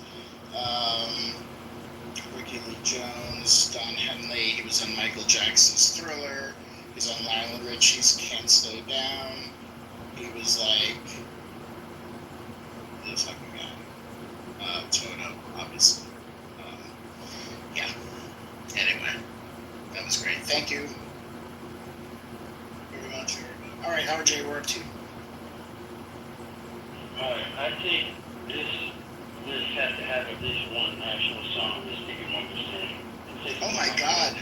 How have we not touched Stevie Wonder in this? Because like his fingerprints have been all over stuff, but it's not singing. Yeah, exactly. I'm gonna say Summer Sauce because it's on my mind.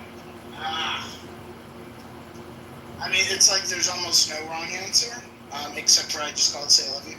And so this is great. Thank you very much from Songs of the Key of Life.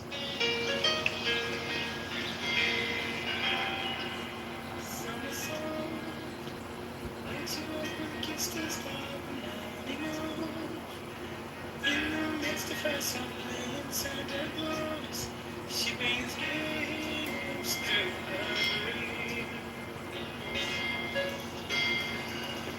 On the way, keep the place where everyone's on the way.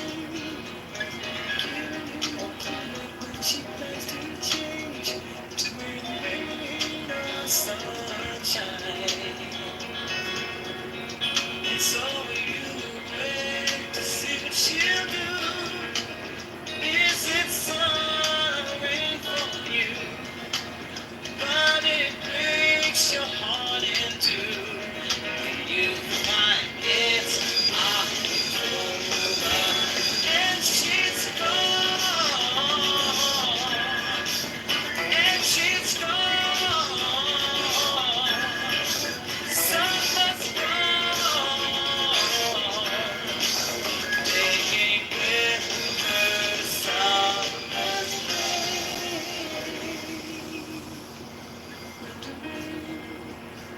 whispers to you that he wants to be your friend, but nothing for your answer he begins, forcing dangerous way with his breeze. Mornings long, closed heaven to flow, but this world will never let you know. If it's snow or clear days you'll find. And so you wait to see what he'll do. Is it sun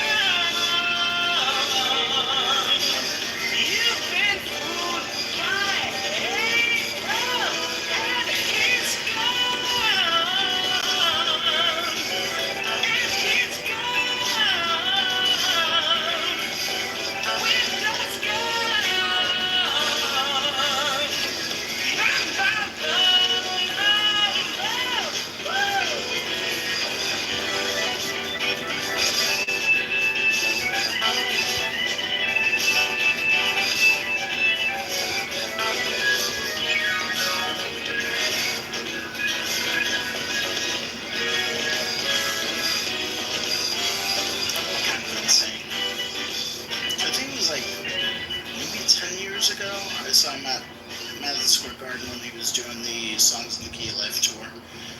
And, man, it was just so good. Thank you very much. Wait, who put that? RJ, thank you. Yeah, because when you look at the list of artists that we have so far on this, on this collaborative playlist we got here, we got, Gap Band, Aretha Franklin, I got Snuck Sly in there, by the way, SOS, Pantheus, Williams, Marvin Gaye, Luther, Patti LaBelle, Parliament, Phyllis Hyman, Spinners, Quincy Jones, George Benson, all that, Stevie Wonder. I'm just Marvin Gaye, Chic. I wonder if we have left anybody out. We've left a lot of people out, but we are continuing. So just keep that in mind. If an artist that is essential from the 70s or 80s R&B, I'm going to try to squeeze them in there for this list. But next up we got, I think it's James. We got James. Oh wait, you're really low.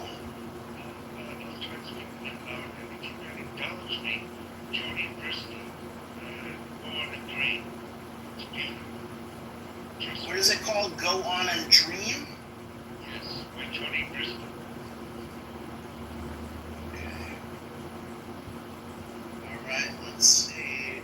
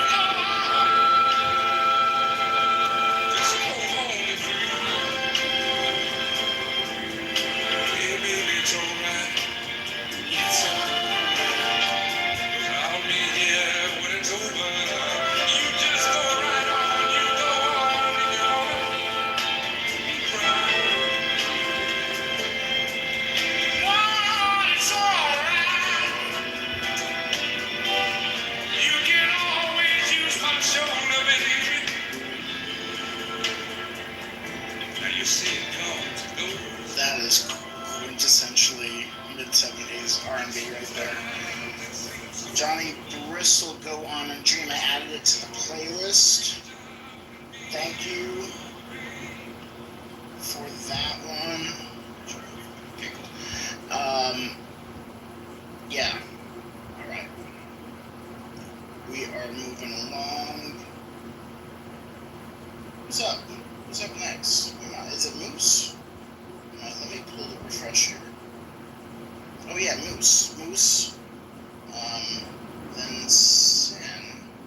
And then we may be done.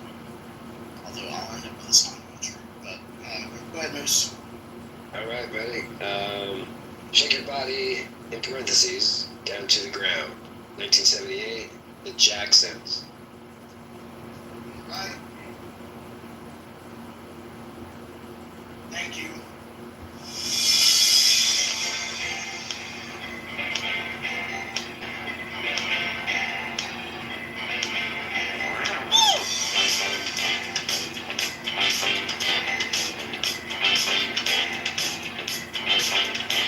I don't know what's going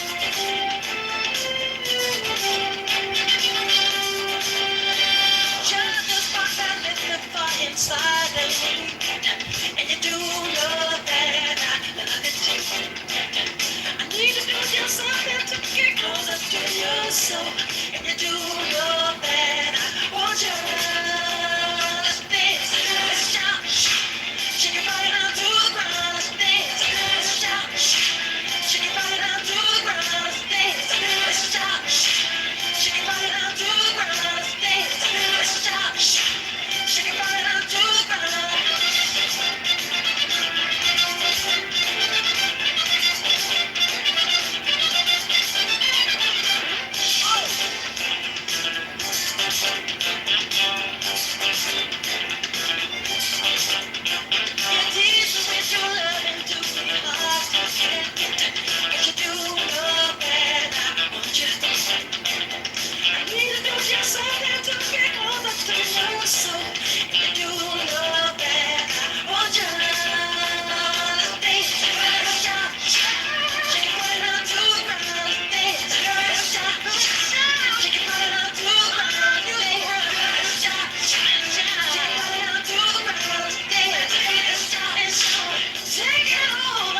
Jackson 5. I believe from my notes is 1978. That is correct. All right, so we have been heavily in the 70s, and but the whole point was going back and forth. But I know I allowed it, but now everybody's taking advantage. So I need something 80s. I know. That's what happens. Thank you. Thank you, Sim, because I also got my 80s one queued up. I want to keep going, by the way. I got my shoulder pads are on. Yes, my spider leggings are on as well. Do you have hairspray? I have it in my hair. Yeah, exactly. Yes. The higher the hair, the closer to God. The hair is gelled. And I'm ready to rock and roll. I got my moose in. I got my moose in. No, yes. Moose, but I got my extra moose. Hair is laid.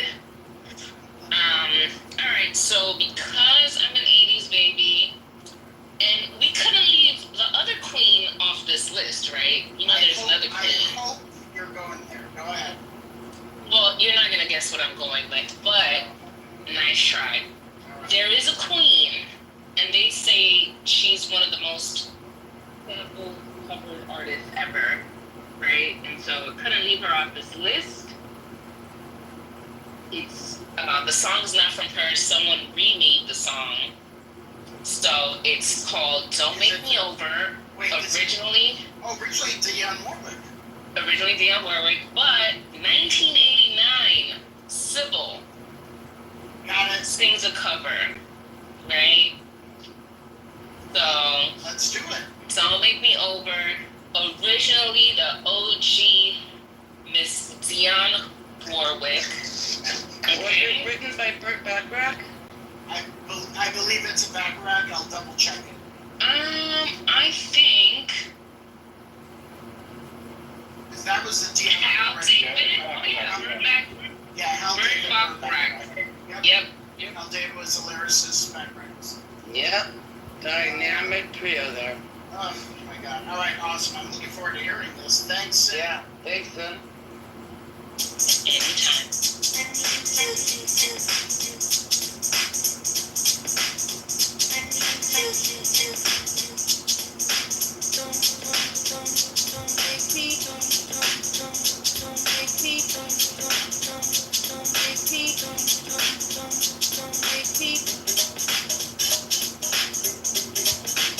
Don't make me over.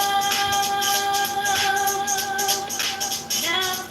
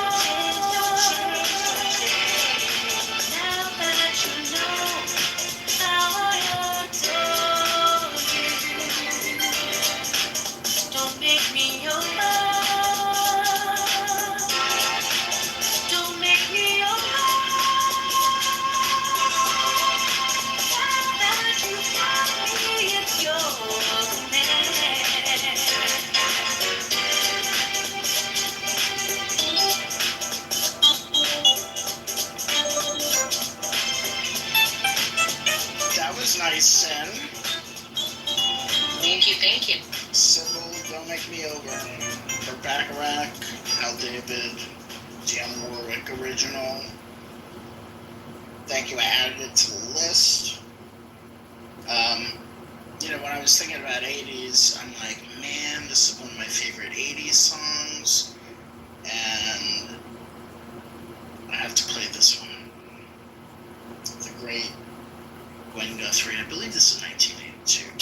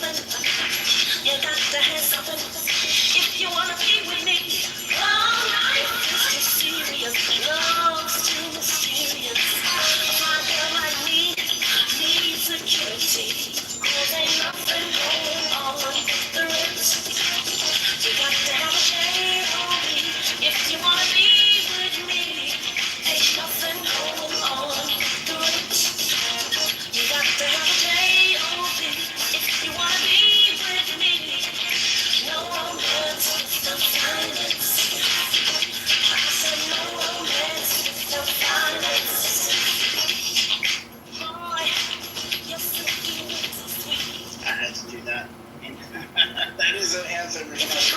Oops, sorry about that. Oops, wrong button. But I do want to play an audience submission. Here we go.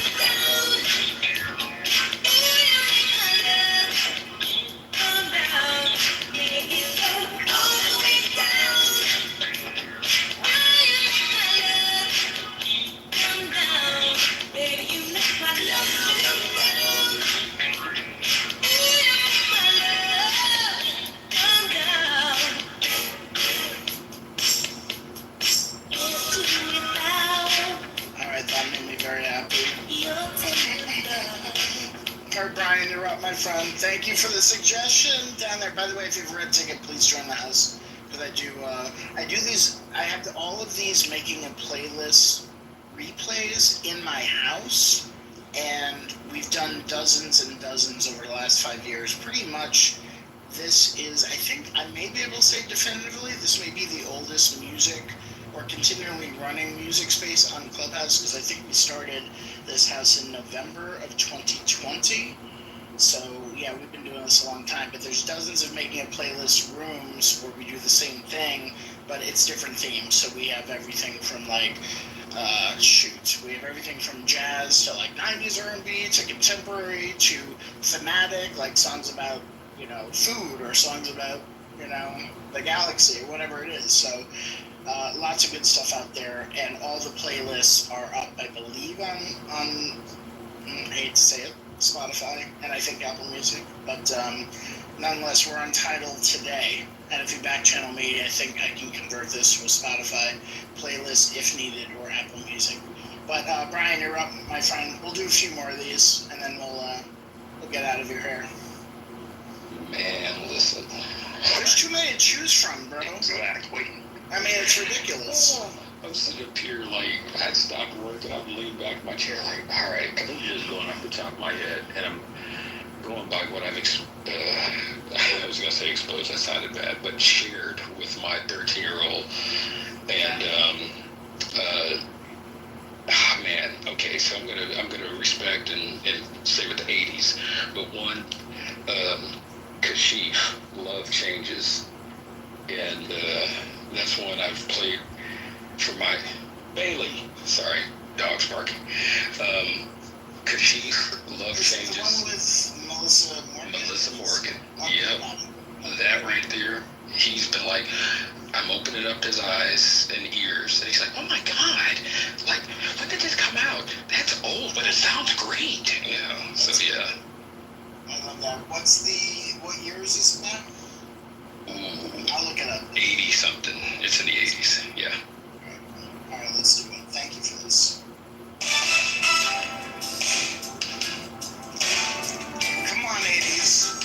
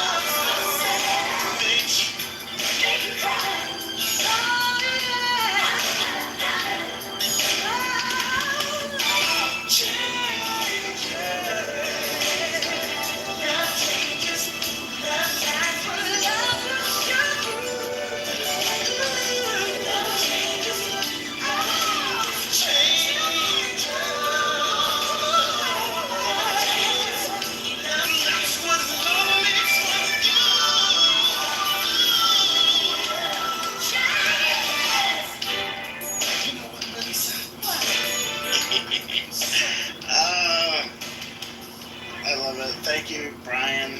That made me very happy. All right, let's keep blasting through. Sky, what do you got? Yeah, Kenny Burke, B-U-R-K-E. Tell me it's this one. Right to the top. Yes, please. You know this one? Yeah. Oh, yes. Yeah, the good guy. Yo, this He's is a bass player. this is staple. This also, it's a Mary J sample too, right? Am I right about that? Maybe. Hey, let's. Yeah, he's a bass player. Such a great bass player. Oh, this is it's so good. It's so good.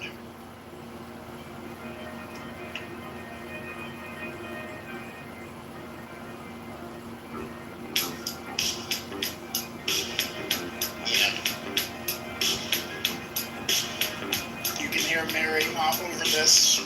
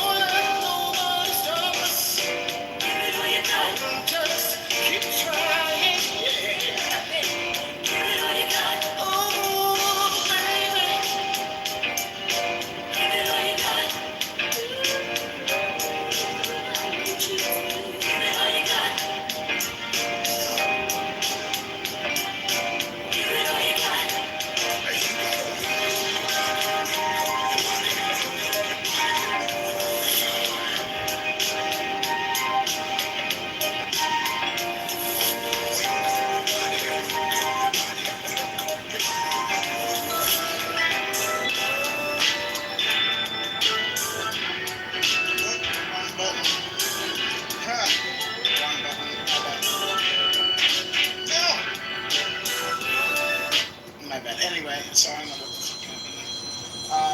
Anyway. Thank you. Rising to the top. I'm sorry. My bad. Oh, wow, these buttons. All right. No worries. Come on, old man. Jesus.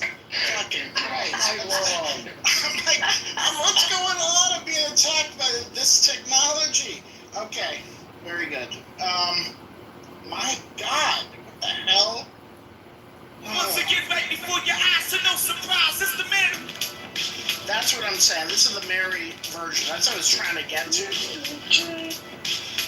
So that's all. Just the first couple notes. This is not going on the playlist because this is 90s.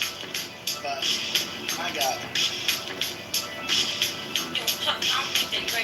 Unfortunately, it's a Puffy remix. Oh damn. Baby, there's no need to tell.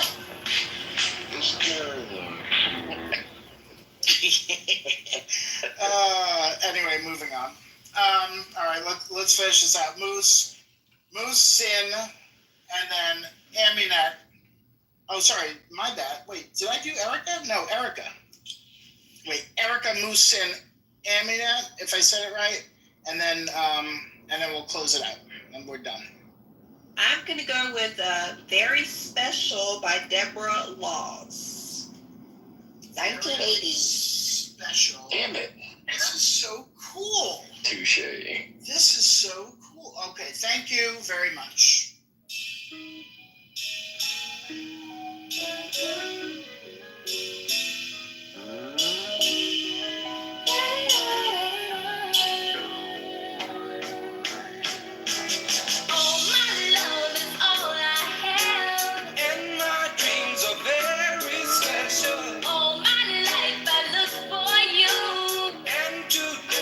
Dreams come true. You need me and I need you. Love and us is very special. Things you seem to do divine. You look straight into my eyes. I know our love is meant to be. 'Cause our souls touch tenderly. Love is life and life is living. It's very special. In my heart there was you. Love is life where dreams come true. And even though I can't have you, baby, these eyes like these are true with you. Hold my hand, take my life through these days of adventure. Once my love was truly great, then my life was so together. A change in light can bring good things when you're here, love so supreme. Close to you, our lips should meet to remember days so sweet. I need you and you need me. Very special. Our love is joyous. Yeah, we can make it.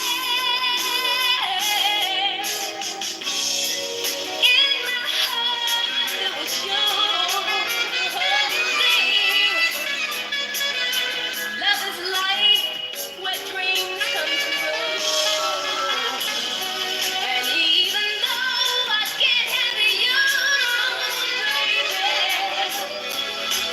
desires like these are true. All my love is all I have.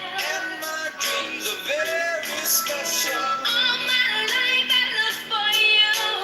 And today my dreams come true. You need me and I need you. Love and us is very special. Things you seem to do divine. You look straight into my eyes. I know our love was meant to be. 'Cause our souls touch tenderly. Love is life and life is living. It's very special. Another track I've never heard. Thank you, Erica. That was just January 1st, 1981. So yeah. Thanks, Erica, as always, contributing deep from the crates. So I appreciate you very much.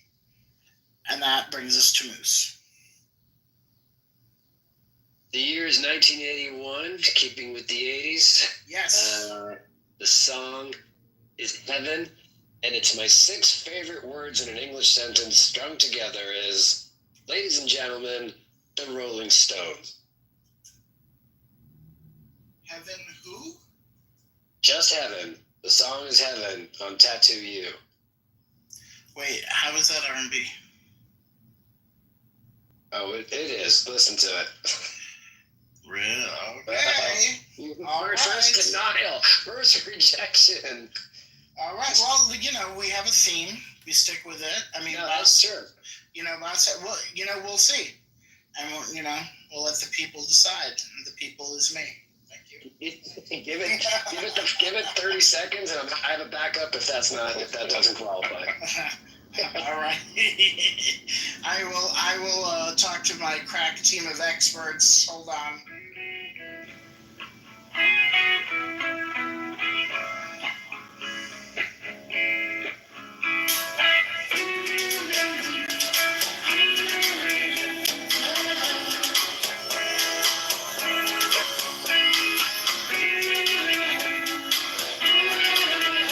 Wait, I have an idea. I have an idea. This is the idea. You ready? Talk to me. If you can produce that this hit the R&B charts, I will play it. Ooh. I think that's fair. Very diplomatic. Very undictator of you. Yeah. R&B 1981. I love it. This is actually a good. I think it's fair. It's like, taking it out of me. Like, I'm not, I don't know if the R&B chart says something, then all right, I'm okay with that. Definitely when I think of like Miss You or something like that, I'm definitely thinking R&B elements. You know what I mean? It's definitely got a groove. Yeah, I was gonna do disco Miss You, backbeat. You know what I mean? It's 78. I was trying to do more 80s. Yeah, You know what? I hear you. I just still wouldn't think it's R&B with even if it has like the disco backbeat. You know what I mean? Right. If it's on the R&B charts, we're cool. It's not. It's out of my control. You know what I mean? All you can ever do, right? It's beyond. Yeah. So what? In the meantime, what's your backup? While you produce no evidence, what's your backup? Bring the receipts. Bring the receipts on Clubhouse. In lieu of receipts, what's your backup? The backup would be Soul to Soul. Oh. However do you want it? However do you need it? Damn it, that was on my list. Moose. Come on, man. It's called Back to Life. If you're searching. Yes, actually, that's right. Correct. Back to Life is the correct. Wait, do we have to check if it's 1989? Hold on. I mean, it's 1989, the first album. To Life. Okay. Just on the cusp of the decade change. Oh, you fucking made it. You lucky son of a bitch. 1989 from the Keep On Moving album. I respect your R&B boundaries, by the way, Scotty. We have to have boundaries on Clubhouse, Good moderation is rare. All right. Back to life, back to reality, back to life, back to reality, back to life, back to reality, back to the here and now, yeah. Show me how these eyes you want from me. Tell me maybe I could be there for you.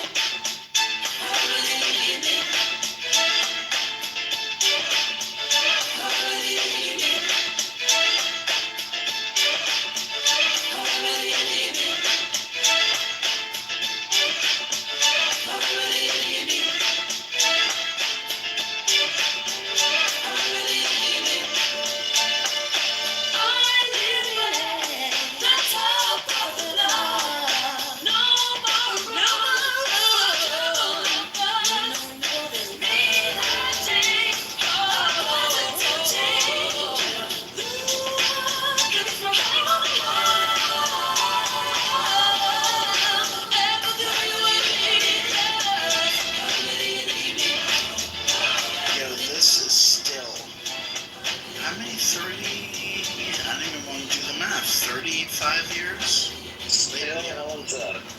Yo, I shouldn't have even said that because now I feel really old. But what I pulled up was pretty interesting. Karen Wheeler is the vocalist, and she said she wrote it, and it's from a near-death experience that she had. So she, yeah, I know. Shout out to the Brits for this album. This was it's just one of the great albums of that era of the 20th century, of the last 50 years. Thank you for that backup, Moose. We're just going to assume no receipts, and we'll edit out your submission from the replays. I don't even know what you're talking about. Rolling Stones? No, I don't know. No. You must have been in the rock room, and you came over here, and that's all good. Here you can get off of it. I forgot to bring my R&B passport for a second, but I found it. Thank you. That's all right. We'll keep you honest here. Sin, and then Amina, and then we'll close out. Go ahead, Sin. I was gonna put a song that you put in the chat, but you want to go ahead first because if you don't say that song, I want to play something else. So if you're ready. So I will say what song. Jody Watley. It's 1981. Oh, which one? A very good year indeed, if I say so myself. It is She's a Bad Mama Jamma. Oh. And Sin, we'll go to you right after. Is that cool? Okay. Yeah. All right, cool. By Carl Carlton.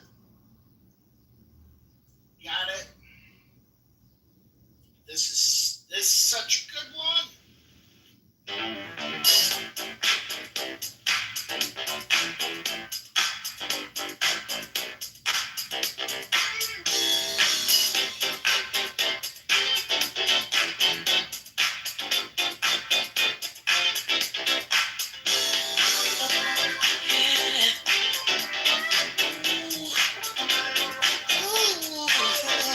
Look at her.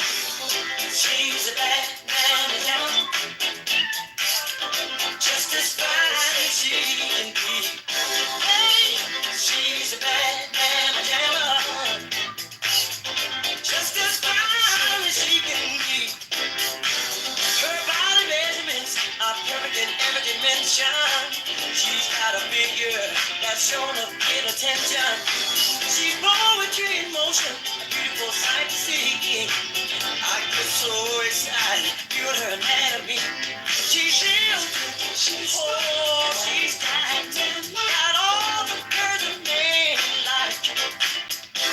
She's ill, she's tight, got all the curves a man like.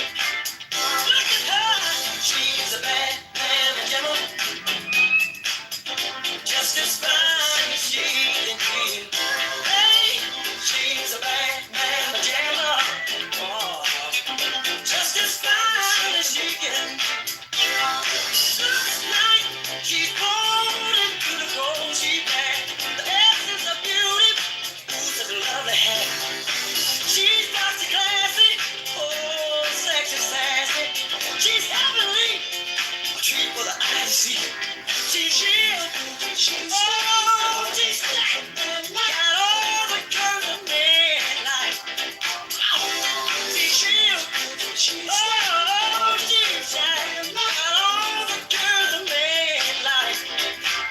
Ooh-wee, she's a bad man, John.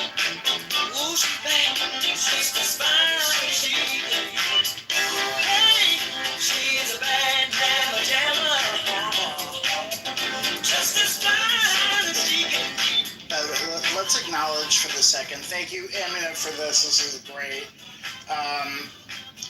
The title, She's a Bad Mama Jamma, in parentheses, she's built, she's stacked.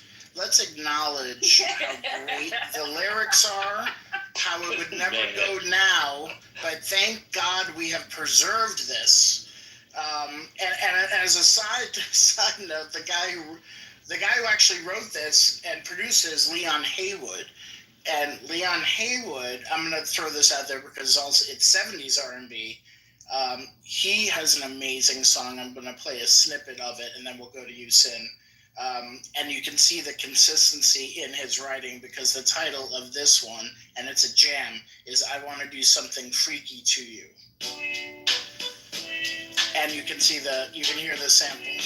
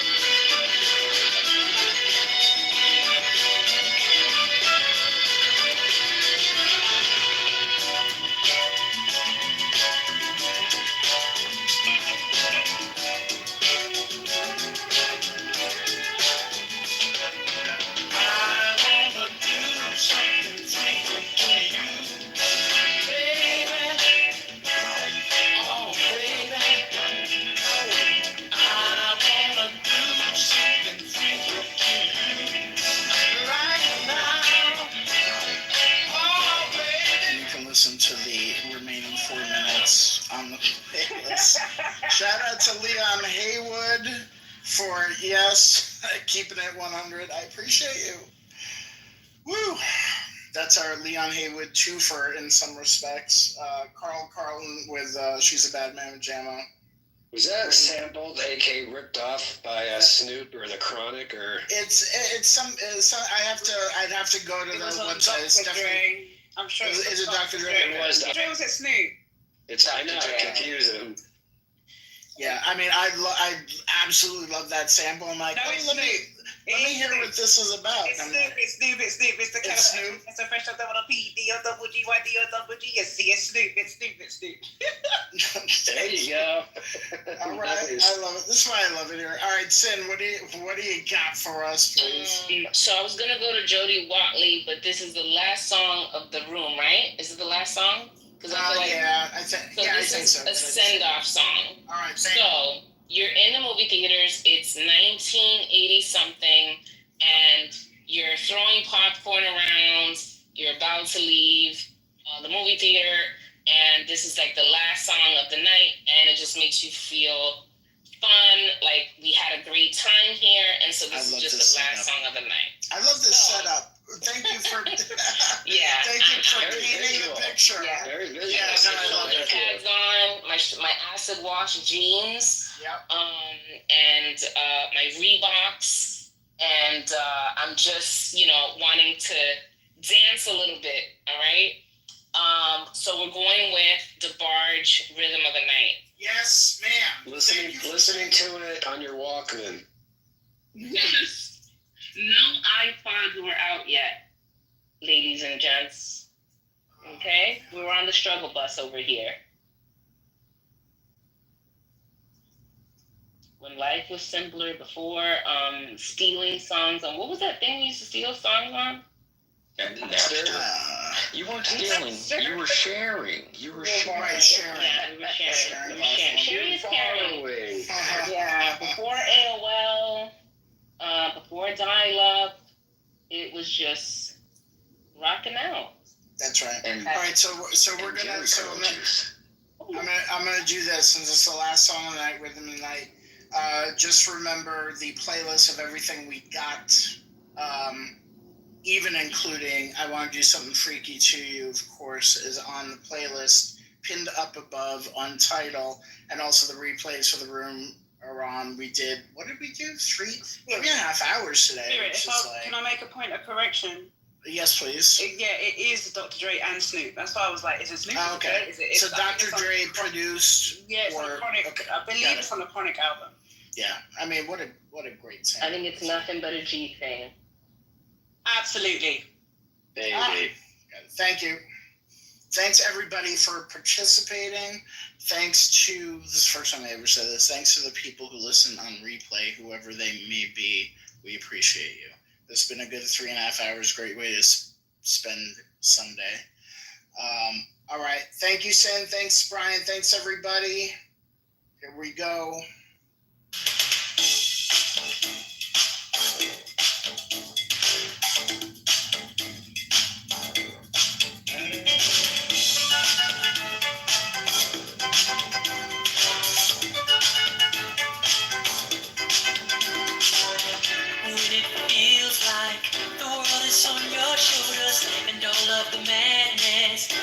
Got you going crazy. It's time to get out. Step out into the street where all of the action is right there at your feet. Well, I know a place where we can dance the whole night away underneath the electric stars. Just come with me and we can shake it loose right away. You'll be doing fine once the music starts. Oh, feel the beat of the rhythm of the night. Dance until the morning light. Forget about the worries on your mind. You can leave them all behind. Oh, the rhythm of the night. Oh, yeah.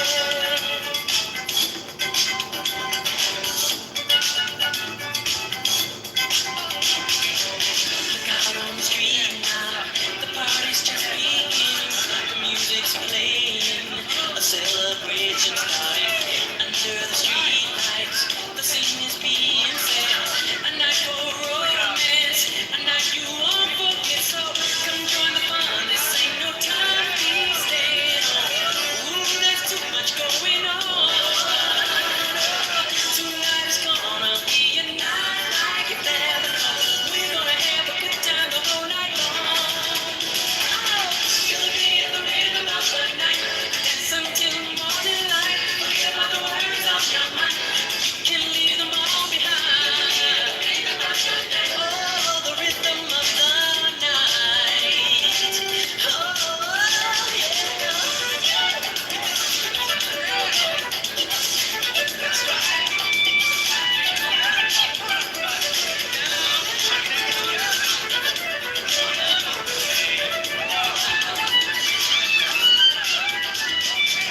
Come join the fun. This ain't no time to be staying home.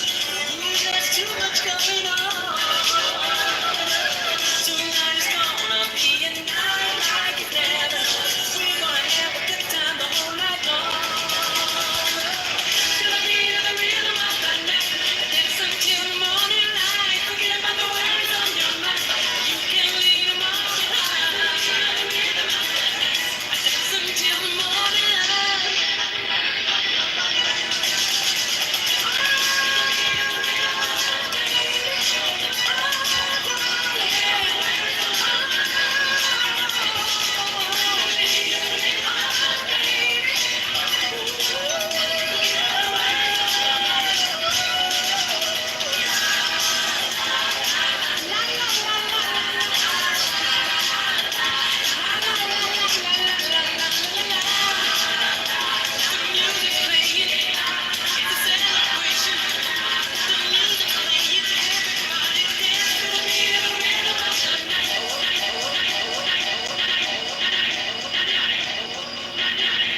The DJ Master Mix at the end, Scotty.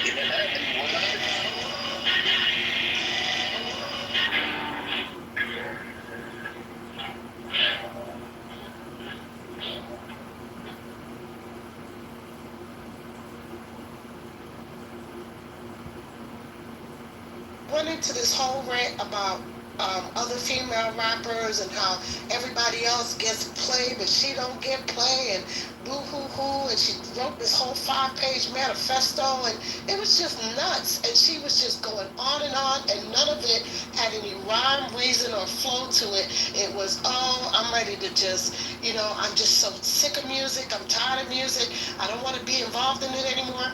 And then the next minute it's, oh, I want to revive my career. And she just, ooh, child. She a child on the she got some deep seated trauma she need to go take care of. Okay.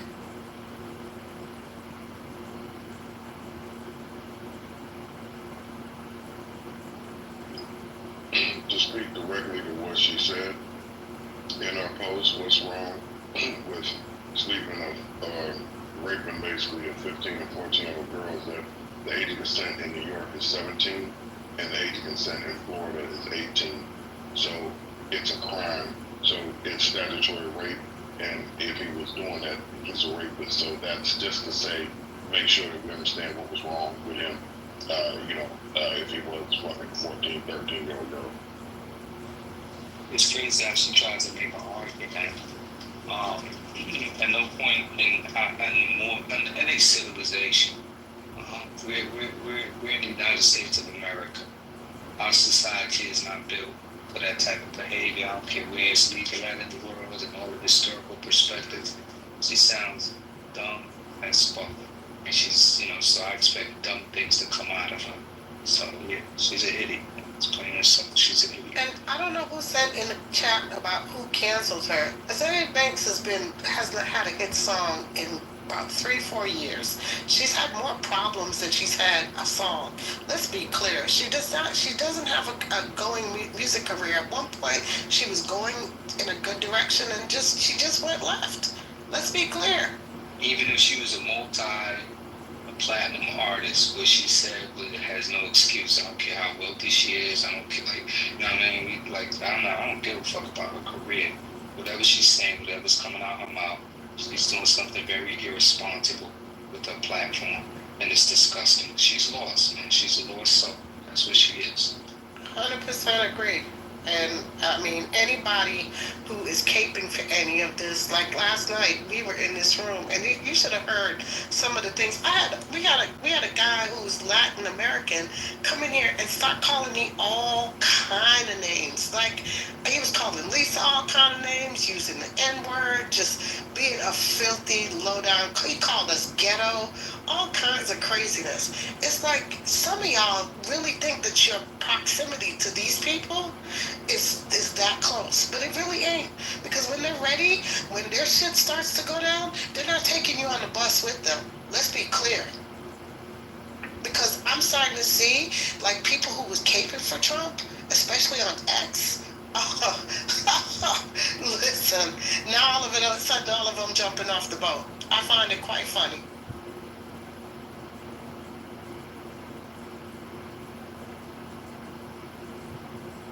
Denver courts had forced her to go get a mental health evaluation. She had got court order. She's bipolar. So. That's even more sad that if she's bipolar, that she's in a place where it sounds like she's not on her meds. You know what I mean? Right. Let's hope her family, gets a hold of her and gets her the help that she needs. I'm hoping her family sees that and they get involved. They need an intervention.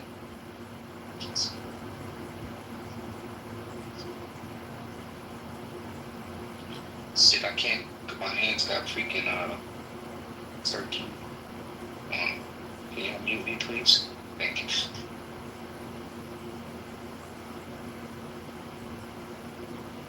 Okay, so what was the topic? We're talking about she got $5 million on Epstein files. Okay, can you guys hear me? Because it's very solid in here. See, we can hear you.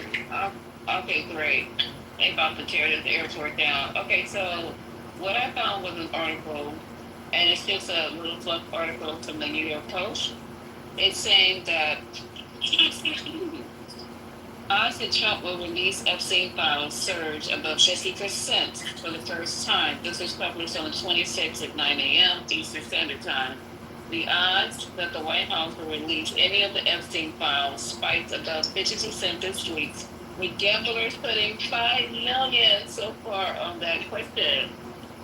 Kalisi, a site that's calculated. All you gamblers, is it pronounced Kelshi? KLSHI, a site that allows people to make wagers on the outcome of almost any event.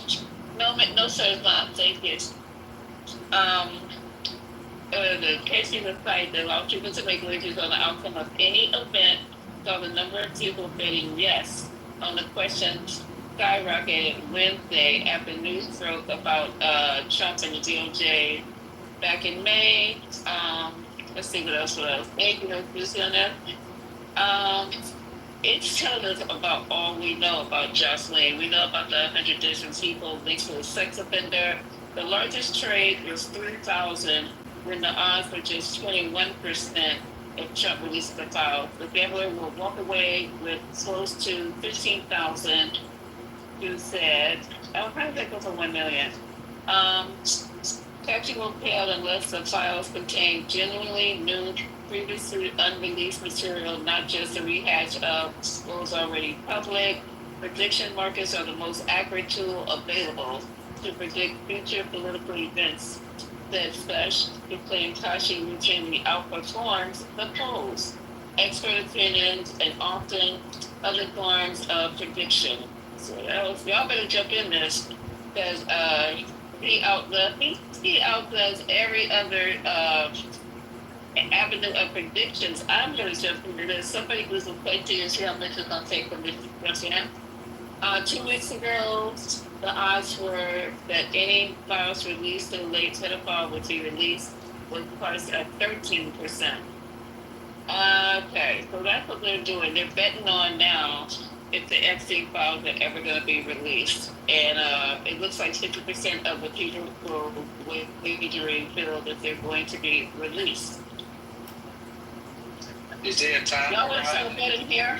Is there a time horizon associated with this bet? Like in the next year or is there a time horizon associated with this bet?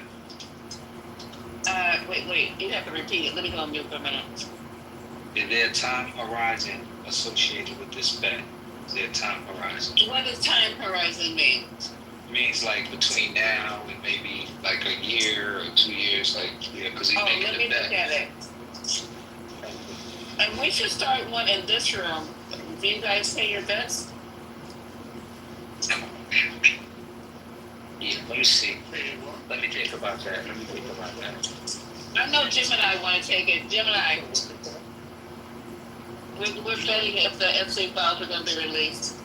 I only bet when I think I'm going to win. I'm not sure on this one.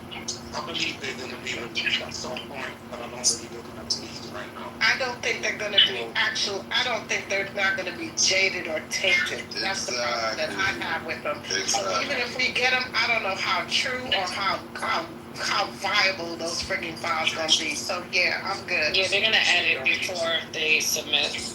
Yeah, So during his administration, you think that, I guess, right? So let's go with that. During his administration. We don't have no takers. No. Yeah, there's no takers. I'm good. It's going Yeah, I ain't saying none of us will take that bet. to be released a couple of years from now, but not now. No, they're gonna do the slow drip down. You know what I mean? Like every little thing. Yeah, like every little thing, like what they did with the Martin Luther King files, and every other file, they slow drip. And now they supposedly released all these other files, and you see nobody else has had a conversation about it except for Bernice, which she said, and clearly she said, we did not ask y'all to release any more files about our daddy. We're good, and you needed not to do that, so you should have minded your damn business. And it gained no traction because this was one of these conversations they were having. We got to get those files. We got to get the JFK files. I mean, the JFK files were released. Again, nothing.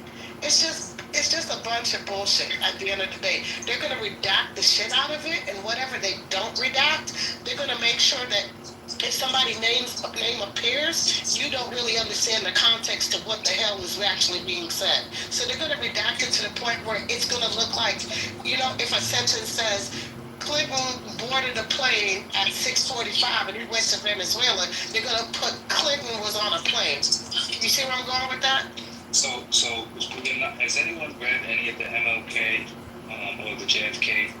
Wow, this got 2 Ks in them. I just noticed that. Okay, anyway, has anyone read any of that? Any of those files? I haven't. Have anybody seen any excerpts of it? I haven't. Has anybody? Anybody got a PDF of the files? No. I haven't. That one I haven't seen. I do have the Not King the current files. one. Yeah, not the current one. Not the one they just released. No, I have the old one, but not the. You have the current one, Mike? I'm not sure, Rez. I downloaded it after this came out, but I'm not sure if it's those or not. It's so many pages I haven't gone through. I just sort of skimmed it in different parts, but I'm not sure if it's the updated one or not. Yeah, I have no interest in going through those files at all. Like, it's just me as a human being. I'm not even. Maybe one day I'll get a chance, but right now in my life as it is, I see no rush to dig into those files. The greatness that these men brought about, both him and that white guy, that was, they left their mark. They had more positive impact than the saving lives of them. Here's the thing. We know that MLK was shot to death, and we know it was set up by the CIA and the federal government. That's just the bottom damn line.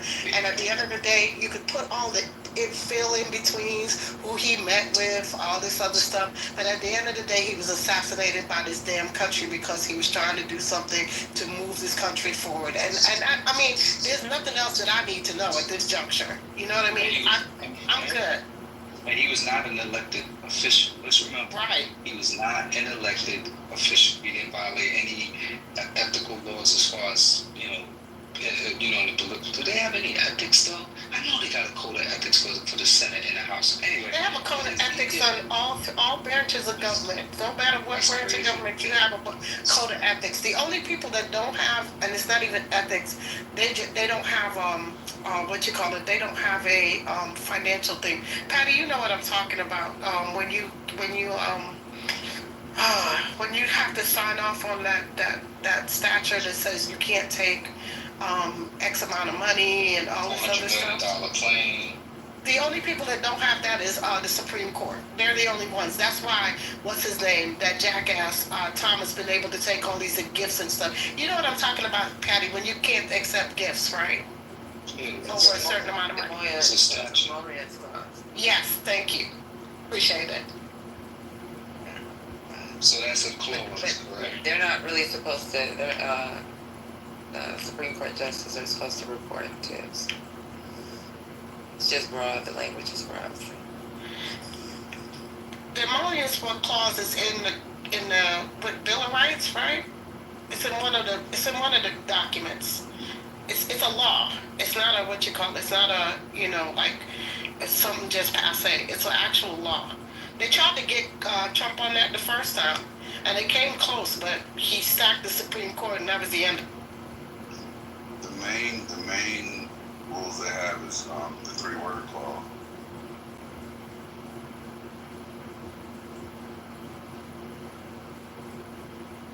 Can you brief us on that? Because somebody brief us on that. The what? Oh yeah, it's just don't get caught. Oh shit. Gemini, I cannot with you. He's like, don't get caught. They live by that. They live by it. Well, guess what? The Republicans don't even give a shit no more because they're doing all the shit out in the open now. I mean, Gemini, there was a time they used to hide all of this crap. You know what I'm saying? Now they're doing it in plain sight. Man, that's one thing I know about this administration is they doing most of their dirt besides the FD shit. They're doing most of it right in front of your face, blatantly. Like, you know what? If we hide in plain sight, nobody can see it or question it. Yeah, well, the rule of law is no longer the boundary.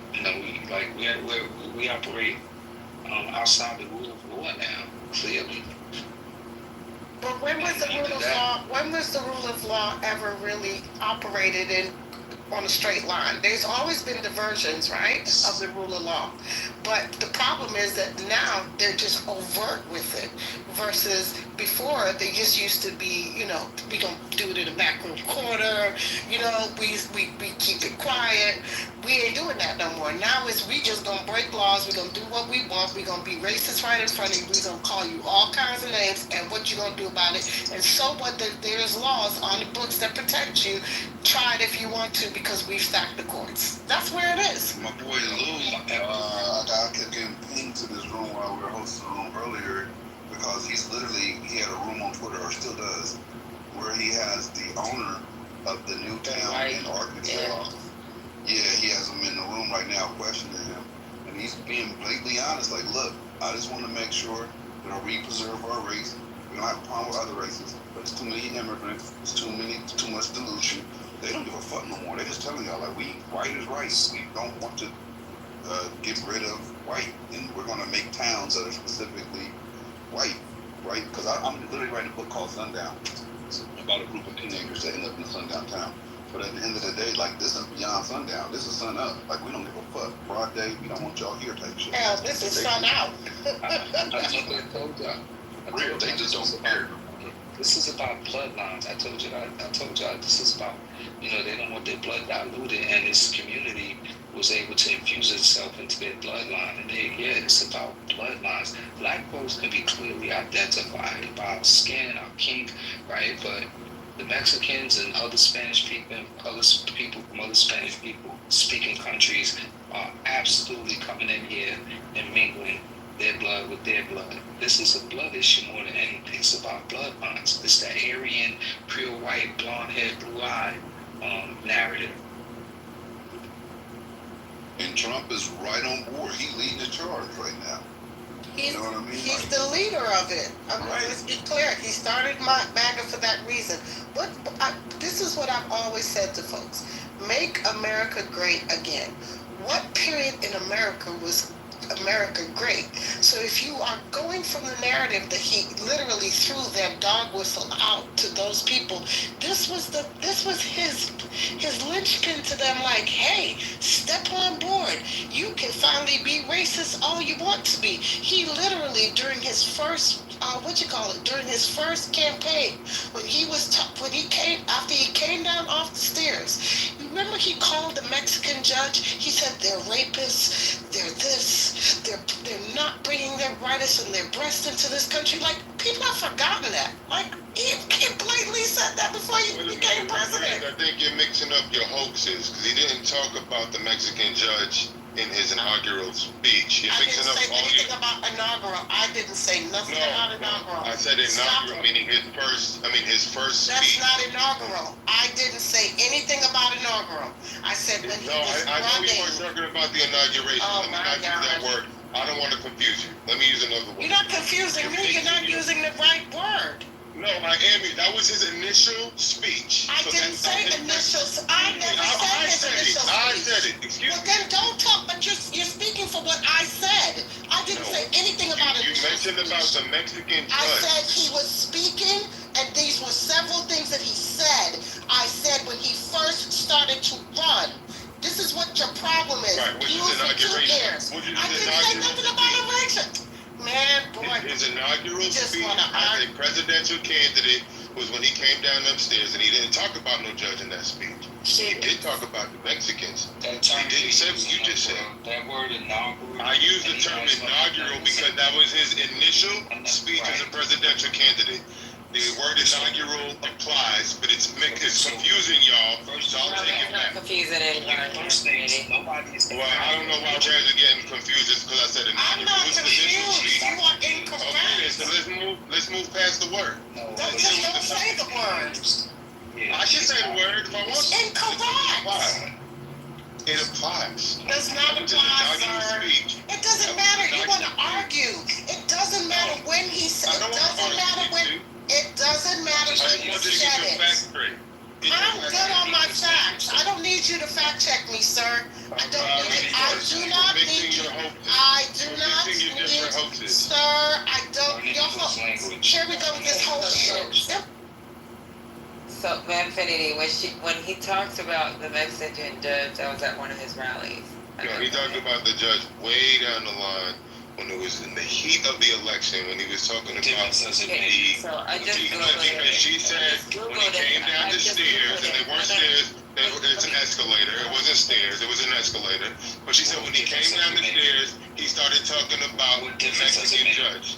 The difference is that he was mixing up. Well, then you're going wrong because that's not what happened. I just Googled it, and it says he first publicly referenced Judge Gonzalo Curel, Mexican heritage, on May 28, 2016, during his campaign rally. Thank you.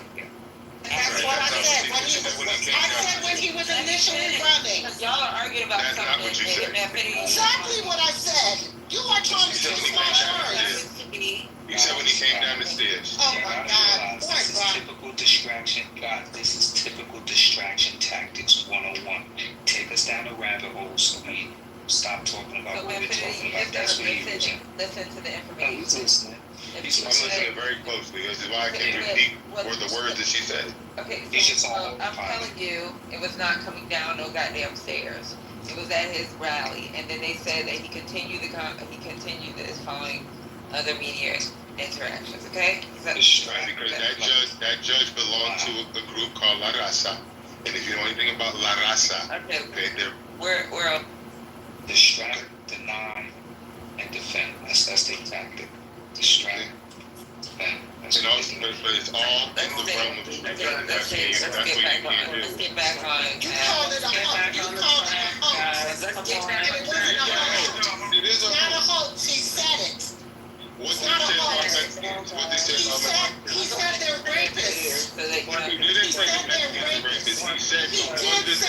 He said Mexicans. You are a liar. He said Mexicans are rapists. Yes, he did. Yes, he I'm did. being muted. Lisa, I'm being muted. He didn't call Mexicans rapists. He called the ones that they're sending. He said when Mexico sends their people, they're not. So, question: what do you guys feel about this guy that wants to build this white-only? You guys chill on the stage, please.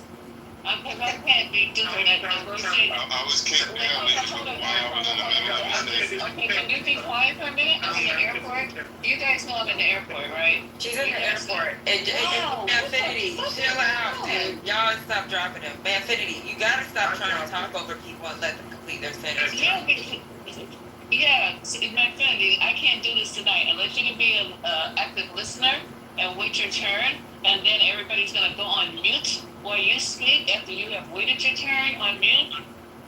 No, sir, I do not know where I'm going. So, what do you guys feel about this man that wants to build a white-only town in, I think it's Arkansas. It's in Arkansas. Or Oklahoma. It's either Arkansas or Oklahoma. One of the two. They already built it. Yeah, they already started it. Yeah. Yeah, they've already built it. I think it's like 50 families living there, and they said over there's a bunch of other families that's actually donating. I'm supposed to do that room with them, but I'm not on that Twitter shit. So, the motherfuckers be doxing like crazy. I just want to say it excludes non-whites, gays, and Jews. It's all Aryan whites. So, So don't. So. And shit is crazy. The dude is actually from California, the founder. Shit is crazy. Right. So don't trip. Forsyth County here in Georgia. Like if y'all seen an Oprah tape, like they went up there, it was whites only. That's the nature of this country. Like it's just because they go in that city. I mean, literally, don't trip. Good. Like that's like 50 racist white families that none of us have to live around and be worried about. Gotcha. Got all the women that said it to me. Got all of you. Gotcha.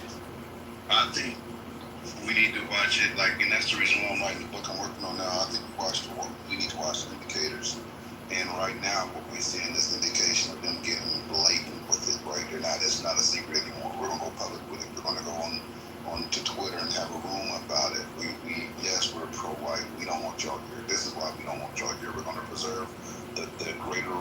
white race, white is right, stereotype. Like, the more you see this type of rhetoric being publicly spread, the more you have to be ready for what comes along with that, because there's an element of preservation to it. I get that, but then there's an element of hate. There's an element of superiority, right? And when you start to see that raise its head, don't be surprised at the other things that come along with it. That's not going to be just on its own in the wilderness. That's going to be implemented in different cities to whatever extent we allow it or tolerate it. That's why I feel like we have to combat it at every turn. I don't think it should be tolerated on any level. Right? We know they're in the middle of the woods, that's cool. Now they're trying to do it in another state. Okay, it worked here, let's try over there. What happens if they keep trying that in every state? What happens now? Because I don't know if you know, the Arkansas is now trying to do it in either Mississippi or Missouri. I can't remember which. I know it starts with an M. So they're trying to do it in that alternate location now. Right? So we should just turn a blind eye to that. Now then they do another state, turn a blind eye to that.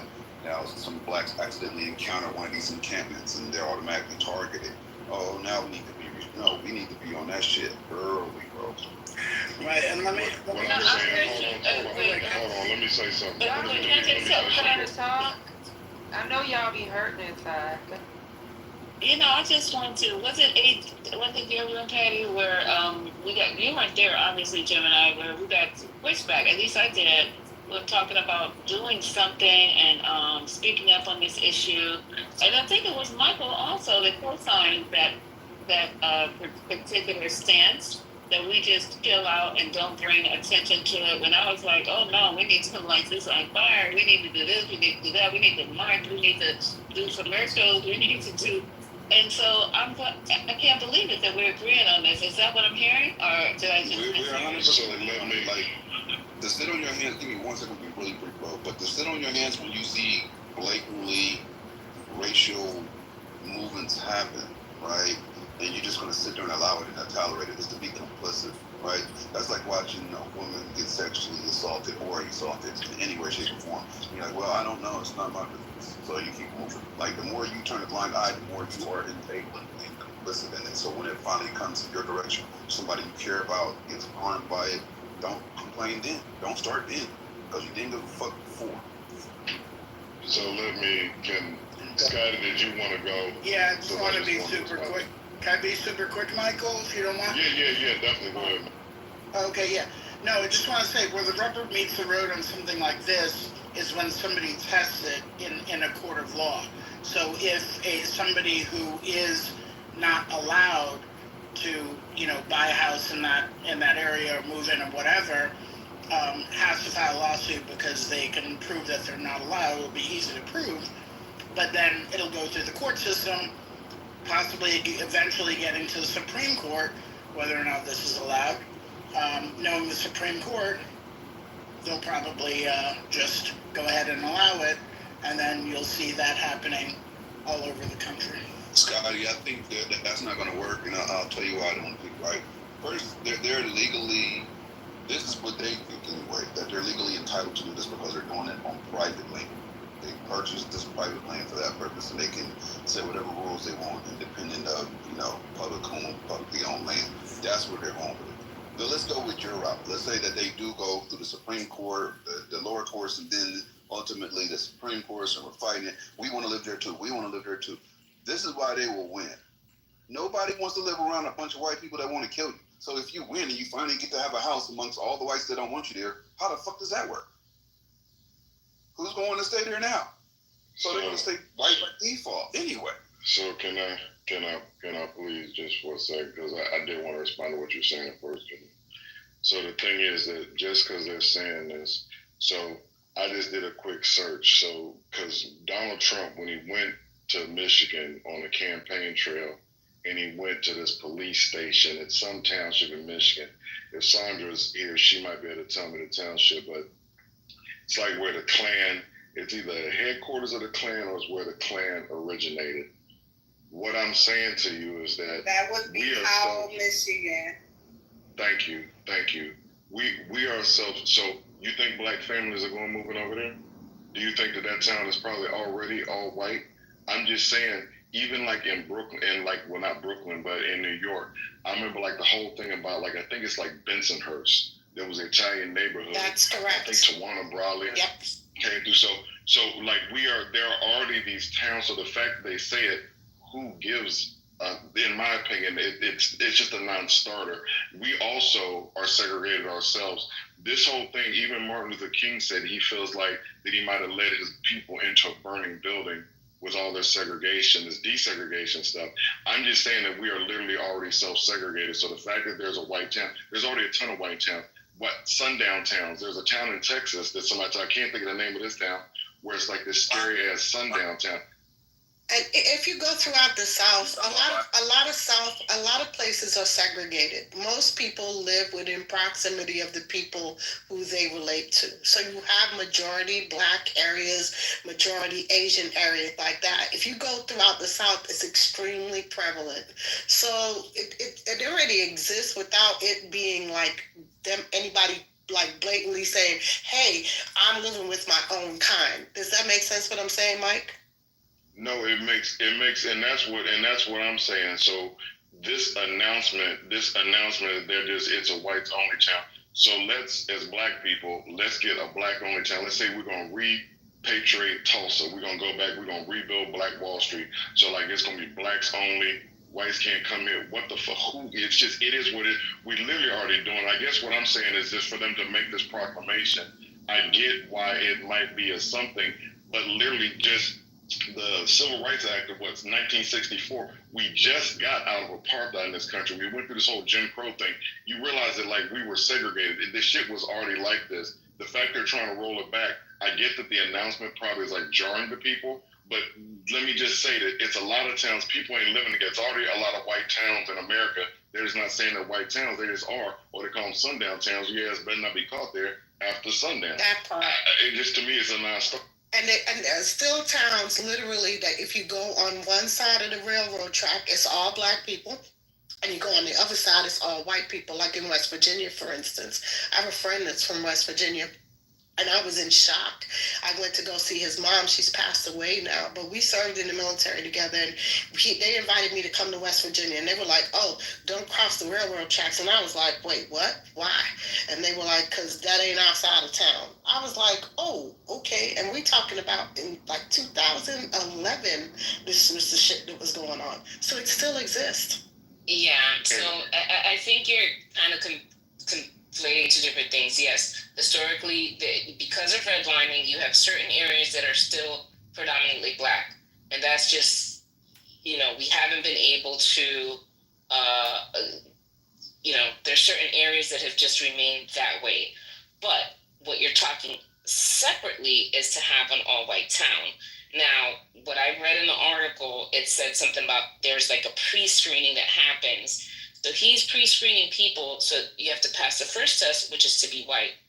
That's discrimination under the Fair Housing Act. That's not going to fly. So once you show a pattern that certain people are being excluded, I mean, these people can sue, right? So that's like, it's not even let's start a Black town or whatever. Like, no, we've already litigated this through the Fair Housing Act. You cannot advertise, a whites only town, right? Even though I know he's doing it, but I don't know if there's like a legal ad somewhere, because you could just sue off the legal ad. I don't think he's that dumb. So by him doing the screening and just excluding people of color, Muslim people, Jewish people, etc., he can get sued in that way. No, I agree with that part as far as the suit part and the legal part. I agree with you. I don't think my desire was to conflate sin. My thought process was just to say, look, we still live in those unspoken separatist pieces. Their stuff is more extreme, and I get it, and I agree with you 100%, because now you're literally screening people. But there's other methodologies that people have used to literally keep Black people out of certain areas. I lived in a predominantly white area, and they gave me pure hell, especially when Trump came into office. I went through pure shit. I sold my house because I was getting tired of it. It was getting to be too much for me. So they use other tactics. Let's be clear. You know what I mean, son? I understand 100%. Yeah. I'm in the affordable housing space. I 100% understand. And I know exactly certain communities are targeting others. I'm not saying, I just wanted to, I didn't mean you in particular were complaining. I was just saying we need to be careful when we're talking about two separate things to sort of compartmentalize them a bit so we're not conflating them together. Gotcha. Okay. Let me, because I did want to respond to what Sin said, because she mentioned redlining in the Fair Housing Act. So I get that. I grew up in Maryland, like a suburb of DC metropolitan area. So Prince George's County, I think that it may still be, but it's like the top 5 richest black communities in America are in Prince George's County. There's a whole thing. Still is. Yeah. So here's the thing. It's not just about like redlining and like we want to go someplace we can't. We can have our own. People already have their own. And here's the thing to the Fair Housing Act, because when that was instituted, they like unfair practice, right? Like, you know, have us living in like slums, like where we can't own stuff. You know, you're renting forever. You're always under that, like Donald Trump and his dad or whatever, the suit in the Nixon administration. We're trying to go and get something that's fair. But if we have our own and it's nice, thus like the Tulsa situation, if you look at the movie Rosewood or whatever, just in like Bloody Summer 1919, all these communities are built up, had our stuff together. Why would anybody in this world or the next, and I really need to start questioning black people's insanity level, want to go live in this town in Arkansas where the Fair Housing Act would even be a thing? Like, why? Who's the one who wants to go and break the color barrier there? Like, why the fuck are we even doing that? Didn't we see what happened in the 60s? I'm saying, if you're living in squalor and somebody else is living like in a mansion and they're saying you can't get to this, great. Then let's like, you know, get together. Let's go, and we got to segregate. We got to break this shit down because we got to be a part of this. But we can get our own. They got their own. But yeah, if anybody wants, I don't even see that coming up, because who the hell wants to go live there, or whether it's black? If they do, then, you know, God bless them. So Mike, I want to say this to you. All right, so you're correct, and I agree with you. But different states, they do different things. So based off of what Sin was saying, I'm gonna go off of what Sin is saying. All right, so like in New York, you have, I'm not gonna use Manhattan. Let's use the whole state of New York.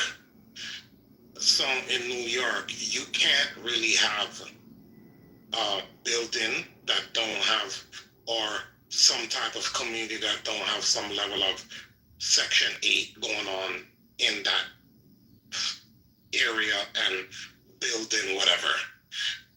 Now go to Manhattan on the 5 boroughs, all 5 boroughs, including Manhattan. You will have a billionaire, and the billionaire live in a building. All right, they live in the penthouse, but a Section 8 people live on the lower level of the building. So here in New York City, it's different. Things are done differently. I can't speak for other states, but in New York State, things are done totally different. There's no way that person that we're referring to, that we're talking about, that I brought up, can ever do those type of things in New York State. It just will never happen. It will be shut down. In the city of New York, but you don't think upstate New York is still very separatist? Because I've been upstate. Yes. Let me answer one thing that Deb said. Way upstate. I would say more past. I would say past like Oneonta.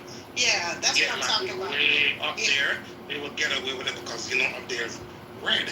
Right, that's what I was saying. Down here. Let me answer that, because I did. Let me just answer. You can't do it in New York City, Dan. You can't do it probably in Atlanta. In major metropolitan areas, you can't do it. You see what they're doing in Arkansas, or like Rez just gave an example of upstate New York, or those Klan towns I talked about in Michigan. Like, literally, they would never happen. If it did, then what Sin was talking about, that's when the Fair Housing Act will come into play, because people got to be able to live and move around. And it would be, I mean, they can try it, but that's when you get into like the Fair Housing Act and people getting sued or whatever. Again, if somebody's going to Arkansas, God bless you or whatever. Or if you're going to like some like podunk town in upstate New York, like you on to Watertown, New York, if they decide to make that all white, you know, hey, have at it or whatever.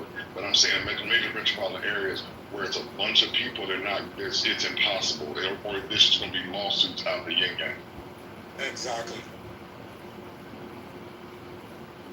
Don't you think that's the reason why they do it in these remote areas? Because at the end of the day, who's going to test the water? You know what I mean?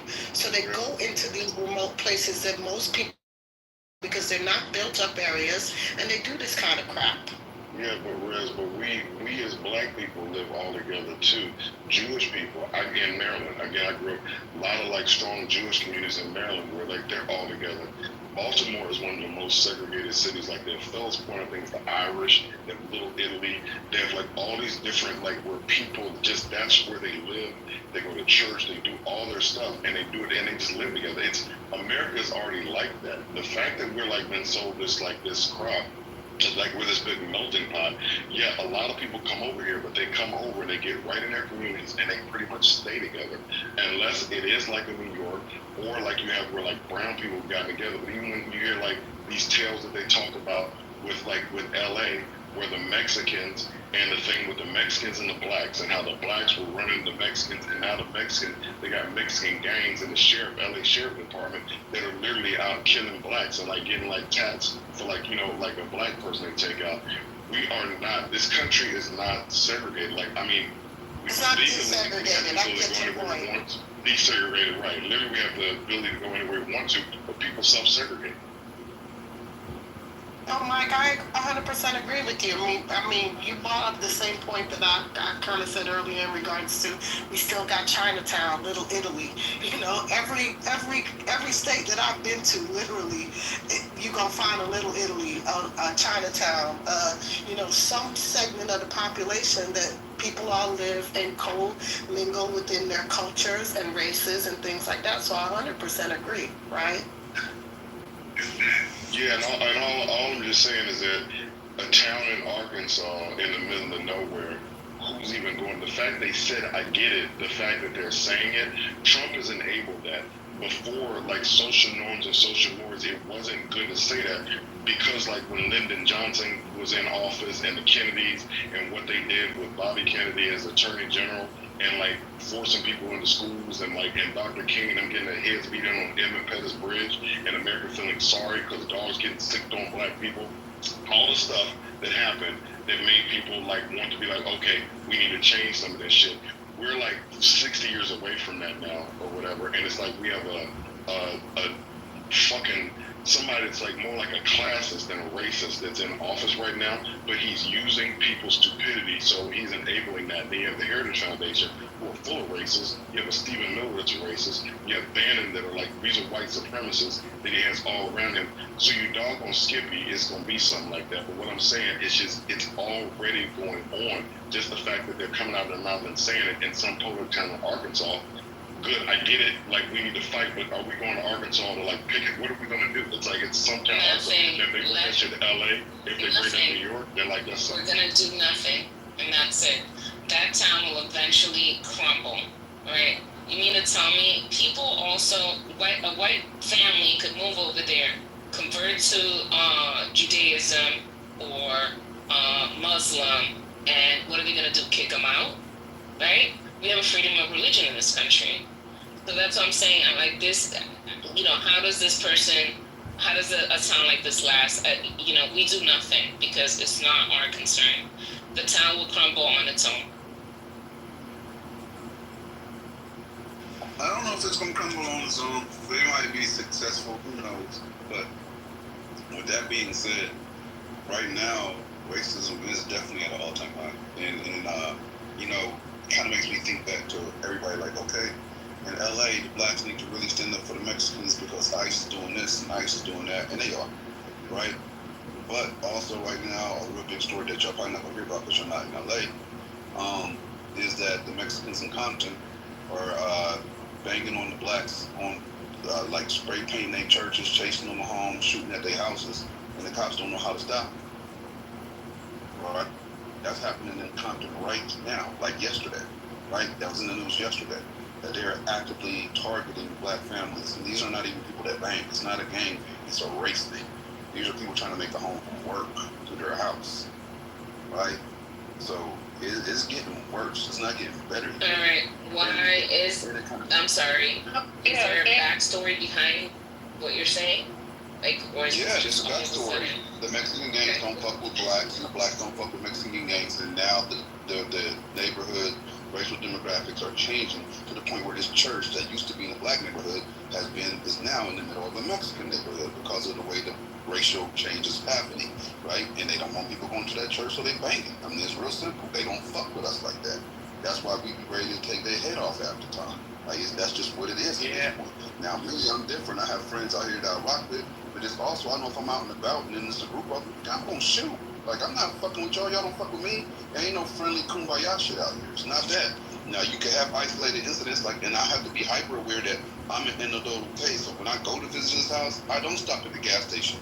No, I know I gotta have enough gas to make it to his house and make it back out without stopping. Because if I stop, it's probably gonna end up in somebody getting dropped, and it ain't gonna be me.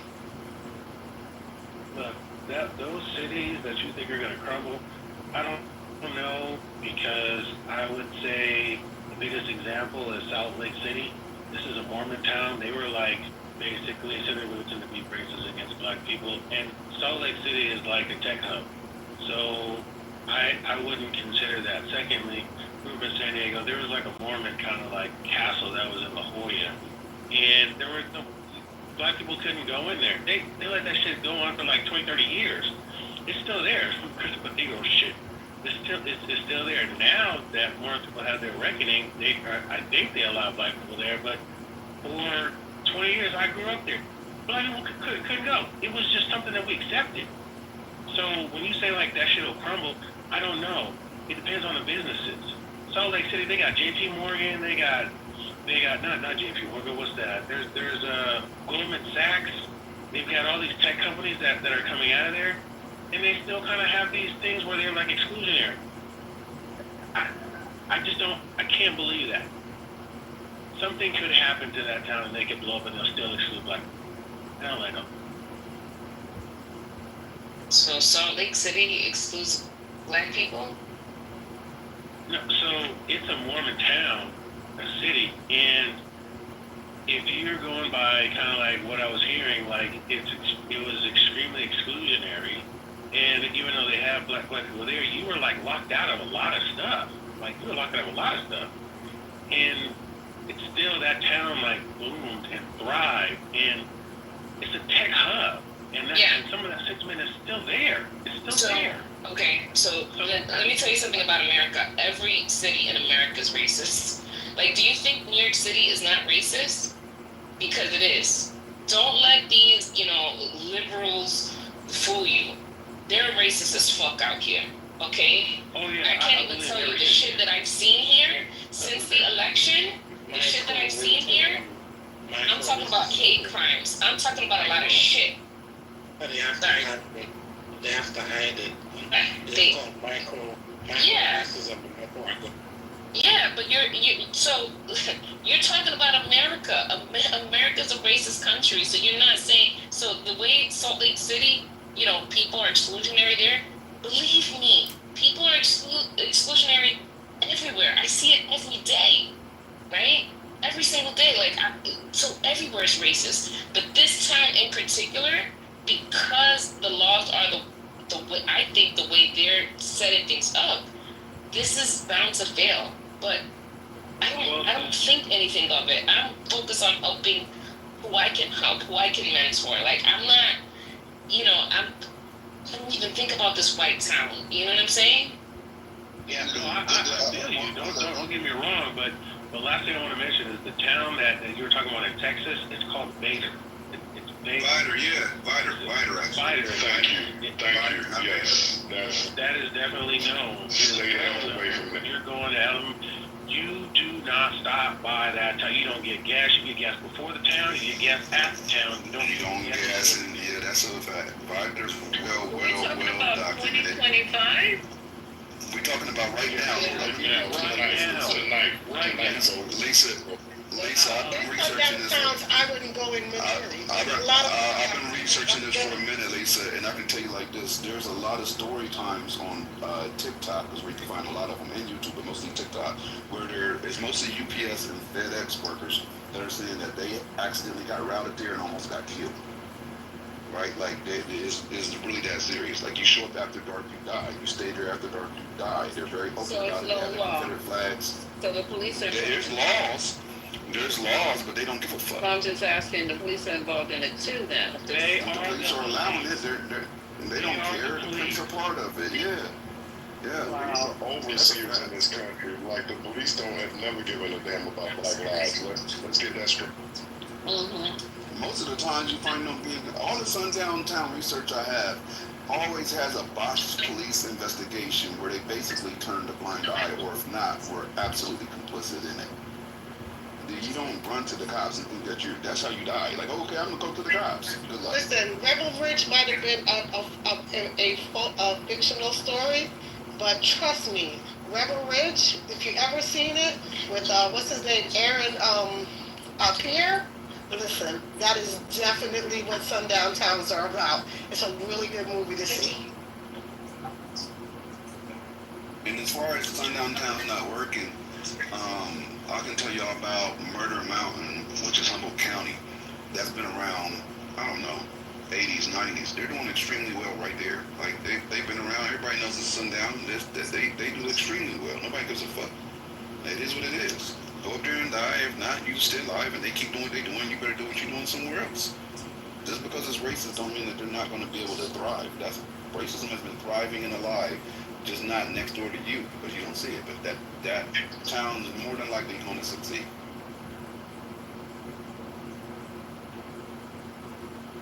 Racism is thriving, you know why? Because people like Trump and his cronies are keeping it alive. And every time that we hit a patch in this country where there's a possibility it could die down, I'm not saying go away, but die down. Somebody comes in and amps it all the way back up. And he just amped it up 30 notches, like 30 notches. But you know, like, look, I just want to tell Jim, real quick.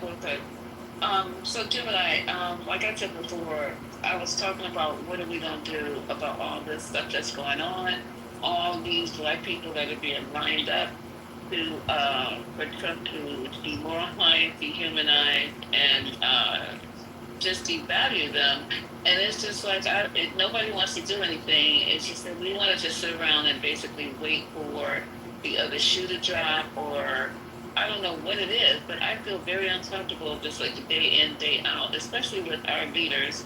And we're numb. I haven't heard anything from anybody. Has anybody heard any of our quote-unquote leaders, I don't know who they are at this point, say anything about what's going on with Kamala Harris, what's going on with Obama, and the real reason that they released those MLK tapes before they were supposed to be released in 2027? I haven't heard anything on a grand scale. Let me say this again, just to make sure. When you do that, you draw attention to it. So, like somebody talked about earlier, the MLK files were released, like a week and a half ago now, and the story died on the vine.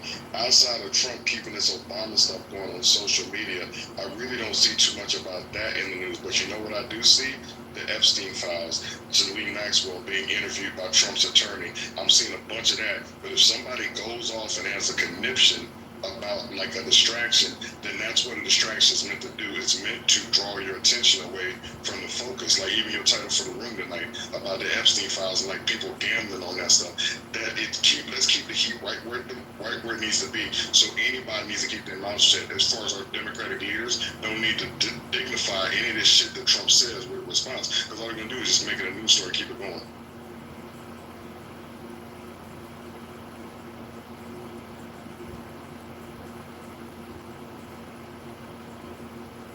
Our leaders aren't doing anything. Democrats don't seem to have any fucking leaders right right now. They're non-existent. There's nobody to lead the charge. Gavin is not going to work out. I don't know if y'all been following what's going on. That's because y'all not looking. Let me finish real quick. Yeah, but Gavin, it's a false Gavin statement. right now, It's a I don't. completely false statement. Okay, right now, nobody did shit about the Martin Luther bus being moved. They didn't make a Because fucking it was statement. part of an executive order. It was a presidential executive order. You can still get pushback, like Obama said, quit bending over and spreading your cheeks. You can still. I'm gonna tell you how. You can still create by creating public. I'm gonna tell you how. You can't listen if you're talking. I'm gonna tell you how right now. I'm gonna tell you how by not bending over, by creating public announcements, by not just sitting there and letting it happen. Publicly announcing this shit. No, there's not publicly pushback. They're not doing it. Who? Show me. Show me. They swallowing cum. They're not doing shit about shit. Yes, that's why Obama made this statement he is. Obama made that statement about being tough for a reason because he sees it too. Everybody is sitting down and letting it happen. I guess Obama's slow too then. Obama said, man, the fuck up. And I'm agreeing with Obama. Step up. Step up. Who you telling to shut up? I said step up. Anybody tell you to shut up? I said step up. Step. S-T-E. That's why Obama made that comment. Y'all need to listen to Obama's submission again. Well, okay, you tell me when's the last time you heard from Bashir, someone that we know that may be running in the next election. Yes, don't know. 4 different occasions within the last 2 weeks. You guys don't know because you're too fucking busy. There's not enough opposition. They're not stepping up. Why? Because y'all are too busy fucking sniffing up Trump's ass. That's why. You're not paying attention to what's going on in your own fucking party. You make jokes when someone sits on the fucking on the stoop of a goddamn trying to make a statement. Y'all make jokes about that shit, right? So you're not paying attention. You're too. Make jokes about what? What are you talking about? Somebody's ass. That's the problem. What are you talking about? If you're so fucking concerned, all y'all, y'all always got something. You're not even making sense. What are you? What steps? What are you talking about? Every fucking morning, the conversation is about fucking Trump. If you want to fucking really know what Democrats are fucking doing, make one of the fucking stories about what a Democrat has done today. Because there's fucking speeches going on all the time. There was fucking 2 speeches in the last week in South Carolina. You tell me who made those speeches. I agree with Patty. That's good. You don't fucking know. You know why? Because you're too busy sniffing Trump's asshole and trying to figure out. I agree with Obama, who knows a lot more than Patty about the Democratic Party. A lot more. Nothing could have been done. The fucking executive I think Obama knows 10 times more than what she's talking about. Nothing could have been done. An executive order was signed. They fucking petitioned the court. The court said we would release it. And guess what? We was talking about this shit 3 months ago. You think the shit wasn't gonna fucking come out? It fucking came out. What do you think a Democrat could be highlighted and put in the media a lot more? Guess what? Tell me what you see the It needs to be highlighted. It needs to be pushed back. People need to stop just sitting there and letting it happen. Entertainment is in fucking Trump's dumb shit. The media fucking emphasizes Trump's dumb shit. You motherfuckers aren't even paying attention to the reality of what's going on within your own party or the party that you're fucking supposed to be supporting. You know why? Because you're supporting the fucking narrative of a Republican. Explain why Obama said what he said. I'll wait. Explain that, Patty. Hold up. Wait there. Wait, Lisa. Explain why Obama said what he said. He's saying do right, then you need to know he knows what he's talking about. He's saying that, but guess what? He was talking in a form that you weren't even privy to hear. The only thing you got out of that was a couple of fucking sentences.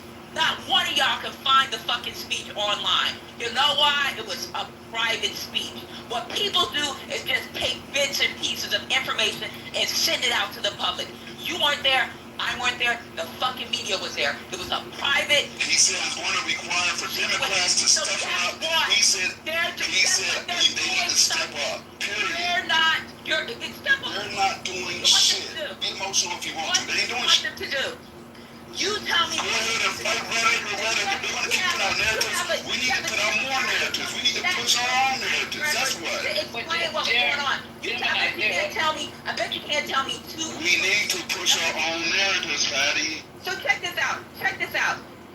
People slept and watched this motherfucker, woke up in the morning and seen him early in the morning fucking give a speech. You tell me 2 things in his fucking speech. You know what? I'm gonna be nice. You give me 1 fucking thing, and I guarantee you can't fucking say anything. But I can bet you Sue can. And whose speech are you even talking about right now? Who are you talking about? I bet you Elle can. Who are you talking about? I'm talking about. Who are you talking about? Who did a fucking broke somebody else? Who are you talking about? You tell me. You tell me. Who are you talking about? You should know because it was all over the news. A lot of things are all over the news. Who are you referencing? There's only one person to reference, and he's a black man. Who gave a speech? And it went over 24 hours, and he was breaking someone else's record. You tell me. It's Cory Booker.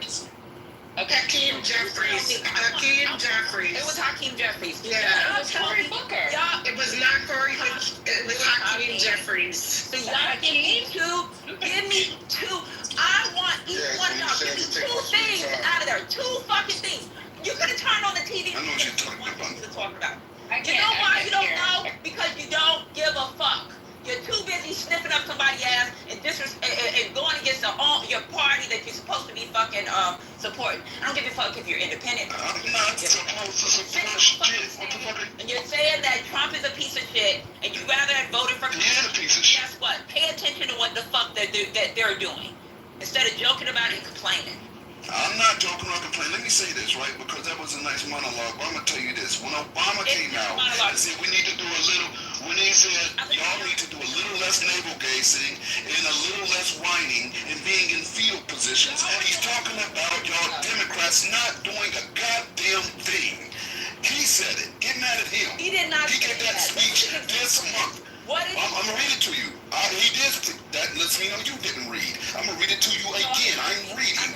He said, no, well, you didn't read this. I'm going to read it for you again. He said, a little less, he said, I'm reading it verbatim, a little less navel gazing, a little less whining, and being in fetal positions. It's going to require Democrats to just toughen up. Stop looking for the quick fix. That's what he said. Those are his words. And I agree. Get mad at it.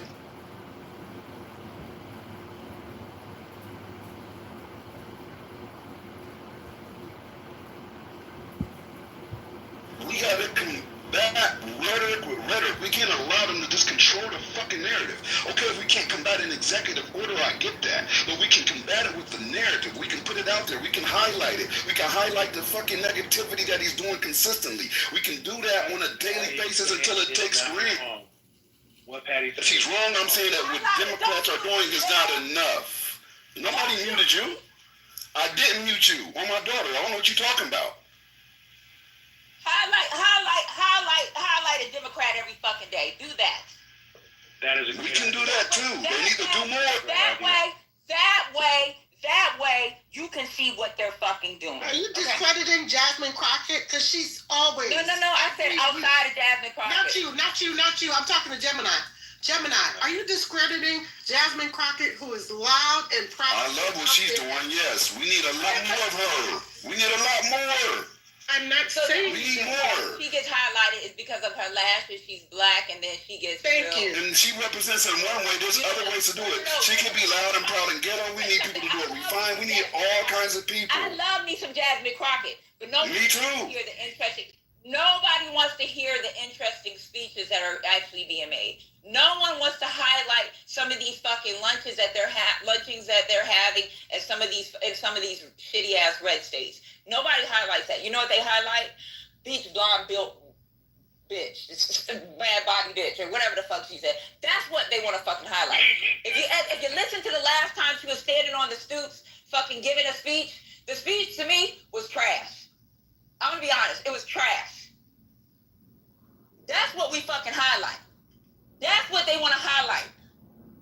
Highlight the shit that's actually going on out there. There are people out there. Bashir has made a lot. He's in Kentucky. He's in fucking Kentucky. He's going to other states. You got when they highlight Gavin Newsom, they highlight the fucking shitty shit that he saying that he's trying to become he's siding with Republicans because they highlight certain words. He just flopped in the worst way. I don't know if you heard Gavin. Gavin is pay attention to nothing. Because if y'all did, you know what? Every day when you come into the fucking room, if you're fucking being modest, say something about a fucking Democrat. Figure it out. Go fucking. I accept your challenge, Patty. Every time I come in here, I'm gonna try to find at least one person from one state, from one city, from one town. I don't give a fuck who, and I'm gonna drop it. I accept that challenge. That way you can stop complaining about what Democrats ain't fucking doing. There's a reason Obama made that speech this month.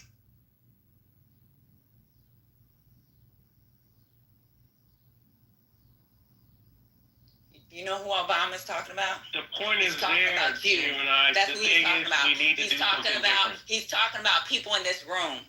That's who the fuck he's talking about. When Dr. AG made that comment the other day, or about a week ago, I agreed with her. You know why? Because I'm fucking tired of it. I am fucking tired because a lot of y'all really ain't fucking. I don't think the leaders of the Democratic Party are in this room, Patty.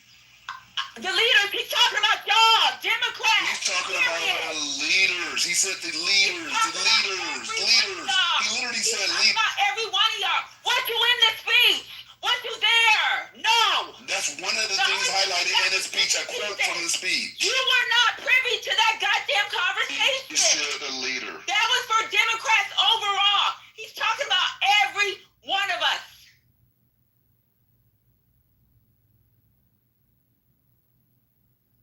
Remember, the speech is yes, we can. We is all of us. We is not just the leader. Well, you can shift the blame on the We is us in this room. We can. The party follows the leaders. We need the leaders to lead. Well, maybe if you knew what your leader was doing. Who's your representative? What district are you in? Okay. Preach.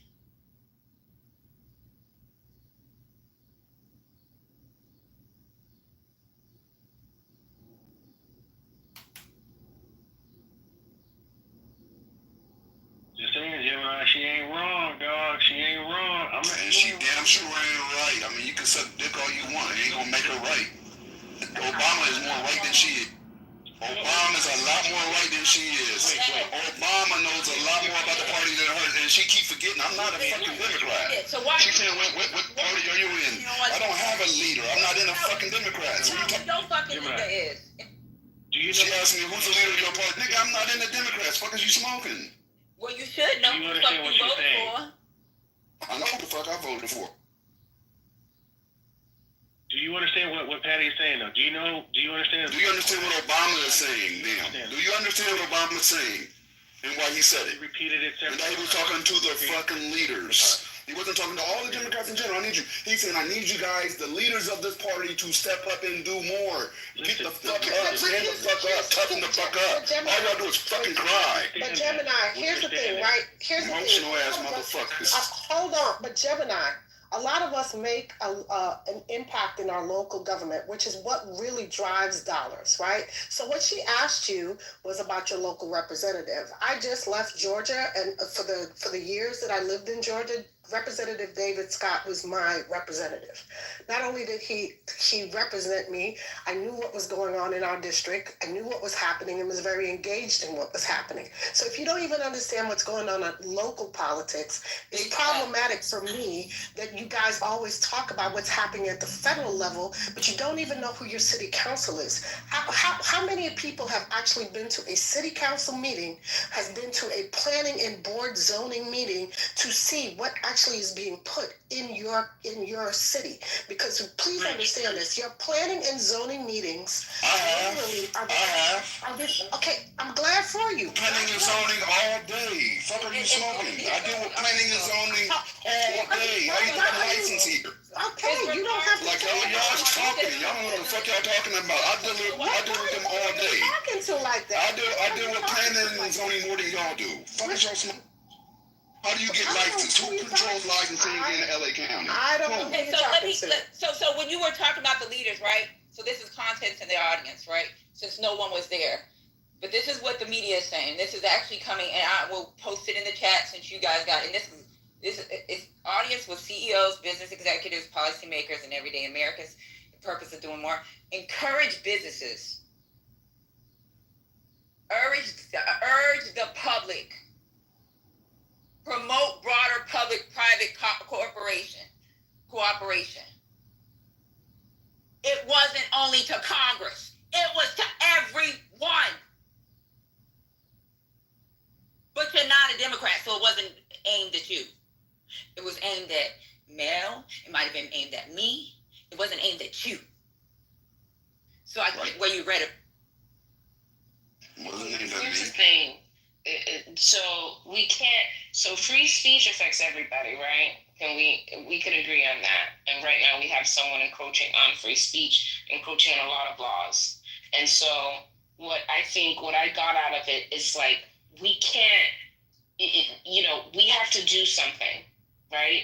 Yeah, he did say Democrats, but I take it as everybody, right? All hands on deck.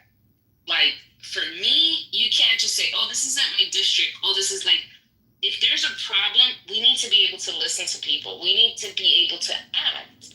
We need to be able to help each other. I know what's going on in my district and the district of like all the districts next to me. Why? Because I'm very much engaged. I don't know everything, but I'm constantly on a regular basis engaging with people, not with necessarily the issue that I deal with, but multiple issues that affect a broad range of people, right? And that was like a call to action for people. And whether you're a Democrat or not, I take it as, if you're not a Democrat, okay, but we're in a fucking hole right now, right? We're in a fucking hole. Millions of people are going to lose healthcare, right? Perhaps 10 million people will lose healthcare.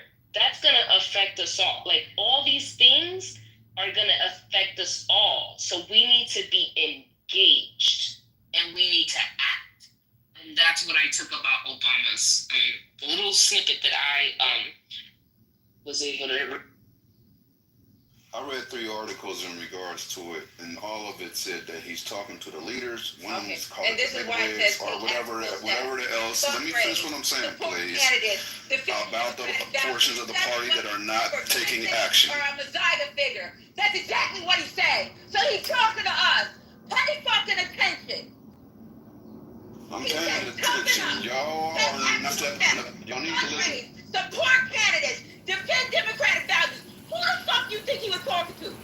Who the fuck? In that portion, it's saying on everybody. This person's we're talking to the leaders. He was talking to. The leaders are going to lead. You understand what a leader's supposed to do? Of you motherfuckers that rot a dick and don't even fucking pay attention to the actual read.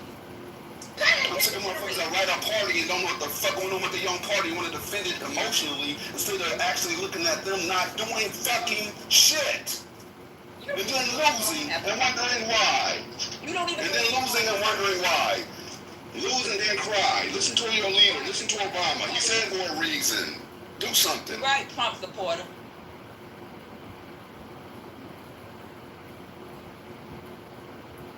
You're the enemy, to be honest. Yeah, accountability is your enemy. No, I'm accountable for me. Accountability for Democrats is their enemy. The last 14 years.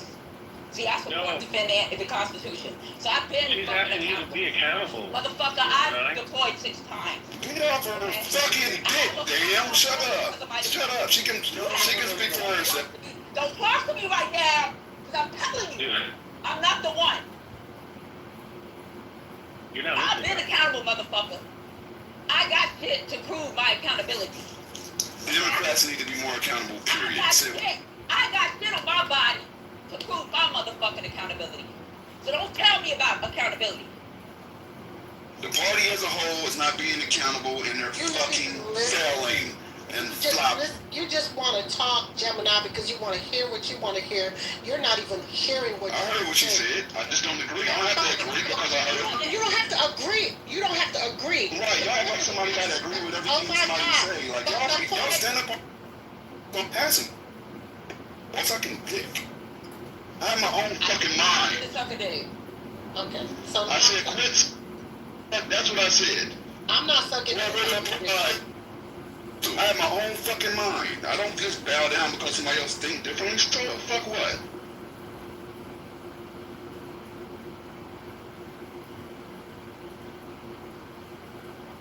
So then you don't have an understanding problem. You have a communication problem. Motherfucker that don't actually pay attention to politics. How about that?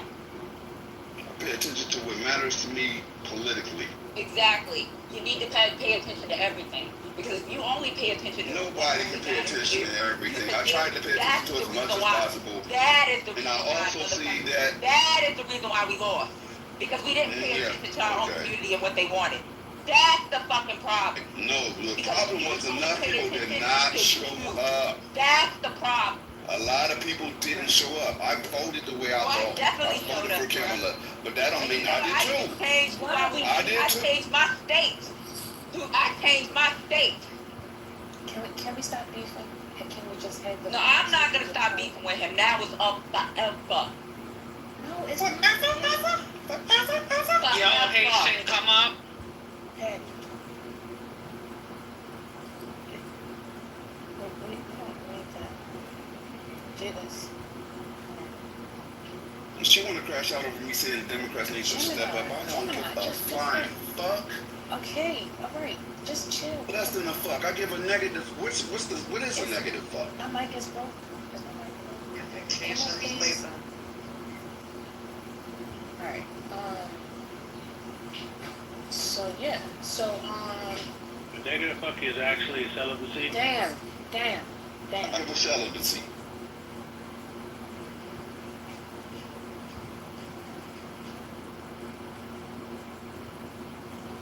Okay. That's a problem. We can't be this. I don't think a negative fuck is a celibacy, Dan. Yeah, I don't think it is either. I thought about it after I said that's kind of why. But at the end of the day, like, if somebody can say something about Democrats and it triggers y'all that much, and your own party's leader, the commander-in-chief for 8 years, said the exact same thing earlier this month, which means that you need to be stepping up, whether it's the whole party, the leaders of the party, whatever the case may be, the party, which I am not a part of, by the way, then why the fuck are you going to get mad? Well, then everybody needs to step up. I'm not part of y'all's everybody, so I still say I read the article so you can understand what exactly was being said. Then listen, I grant you that. Patty, listen, I grant you that. Listen, I did read the article, but let me see, I grant you that. So what was I did. Who was the target action? Stand up, toughen up, step up, do something, vote the right way, move the right way, lead, do something besides crying about it. That was the essence of the article. In New Jersey. We already know that, and like, give us some new info. So what I'm saying is this: if your own leader is saying that, right? Let's say that he was talking to the entire party. I grant you that. I concede to that, right? Now, if he's saying that the entire party needs to stand up, which I'm not a part of, by the way, I just vote that way for the most part. If he's saying that the entire party needs to stand up, and I echo that sentiment, hold up. Get together and figure out what we need to do. No, I'm an independent, Womack. To answer your question. You're not loyal. And I'm not loyal. I'm an independent thinker. Like I have my own brain. That's what you should do, right? You don't blindly just follow a party. That's fucking That's goofy. why I'm not fucking with you for good. I don't care if you're not fucking with me. I'm not blindly following a white party. That's you. I'm an independent thinker. What are you doing? What are you doing?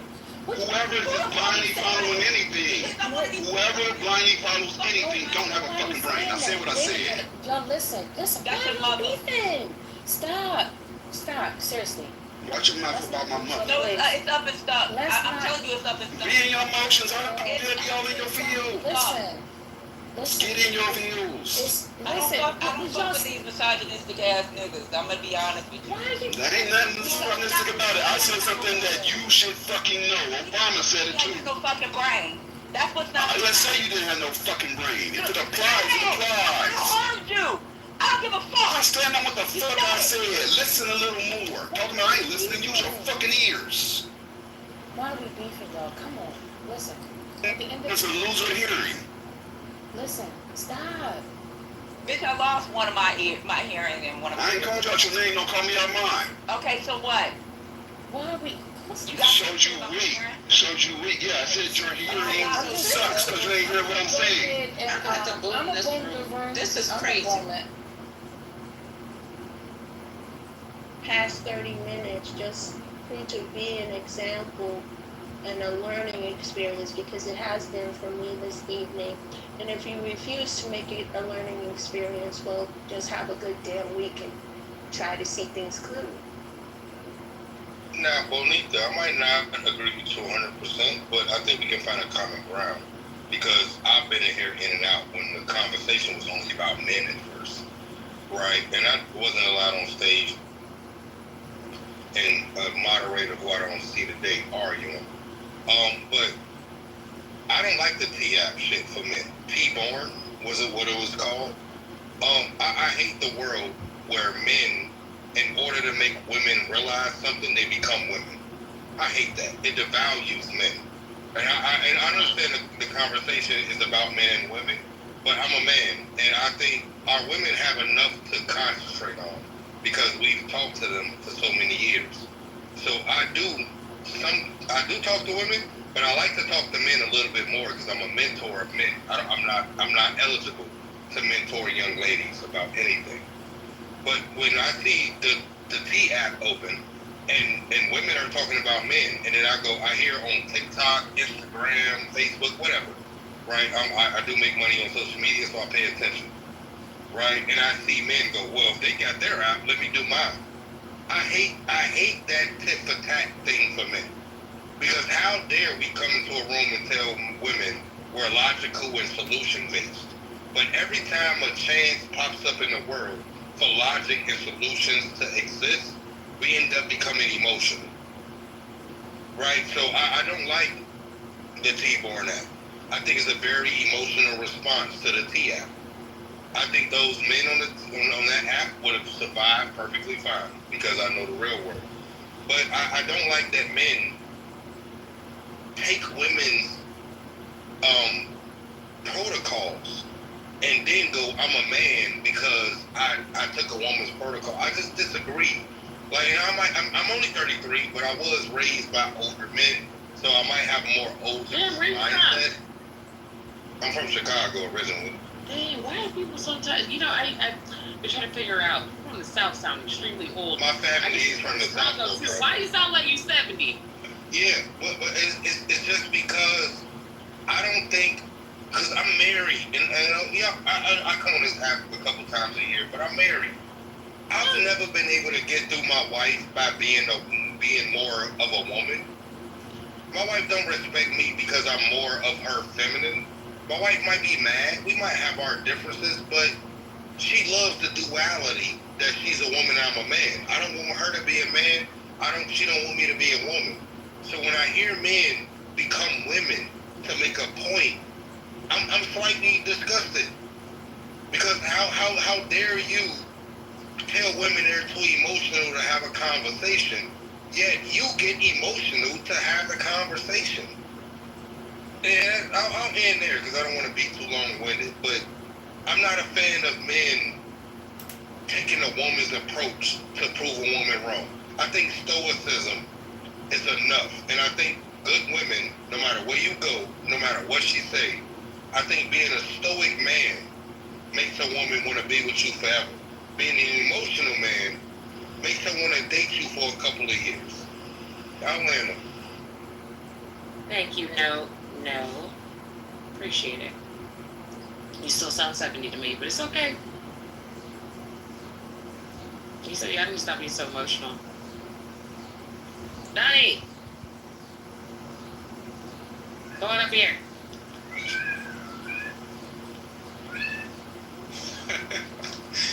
You can't be right with you. Nah. What do you say? I said, you can't be right with you. Now she say hi to Donnie. Say hi to Donnie. I know. She just talks so crazy. I don't know. Hi, Mickey. Hi, Mickey. I know y'all be in there going in. Say hi to Donnie. Say it. okay. Oh my gosh.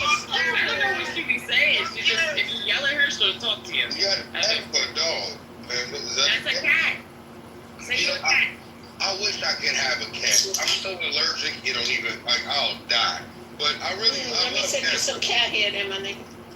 Oh my God, Bonita, don't kill me now, sis. Let me send you a Fuck you, cat. Oh my goodness. Fuck you.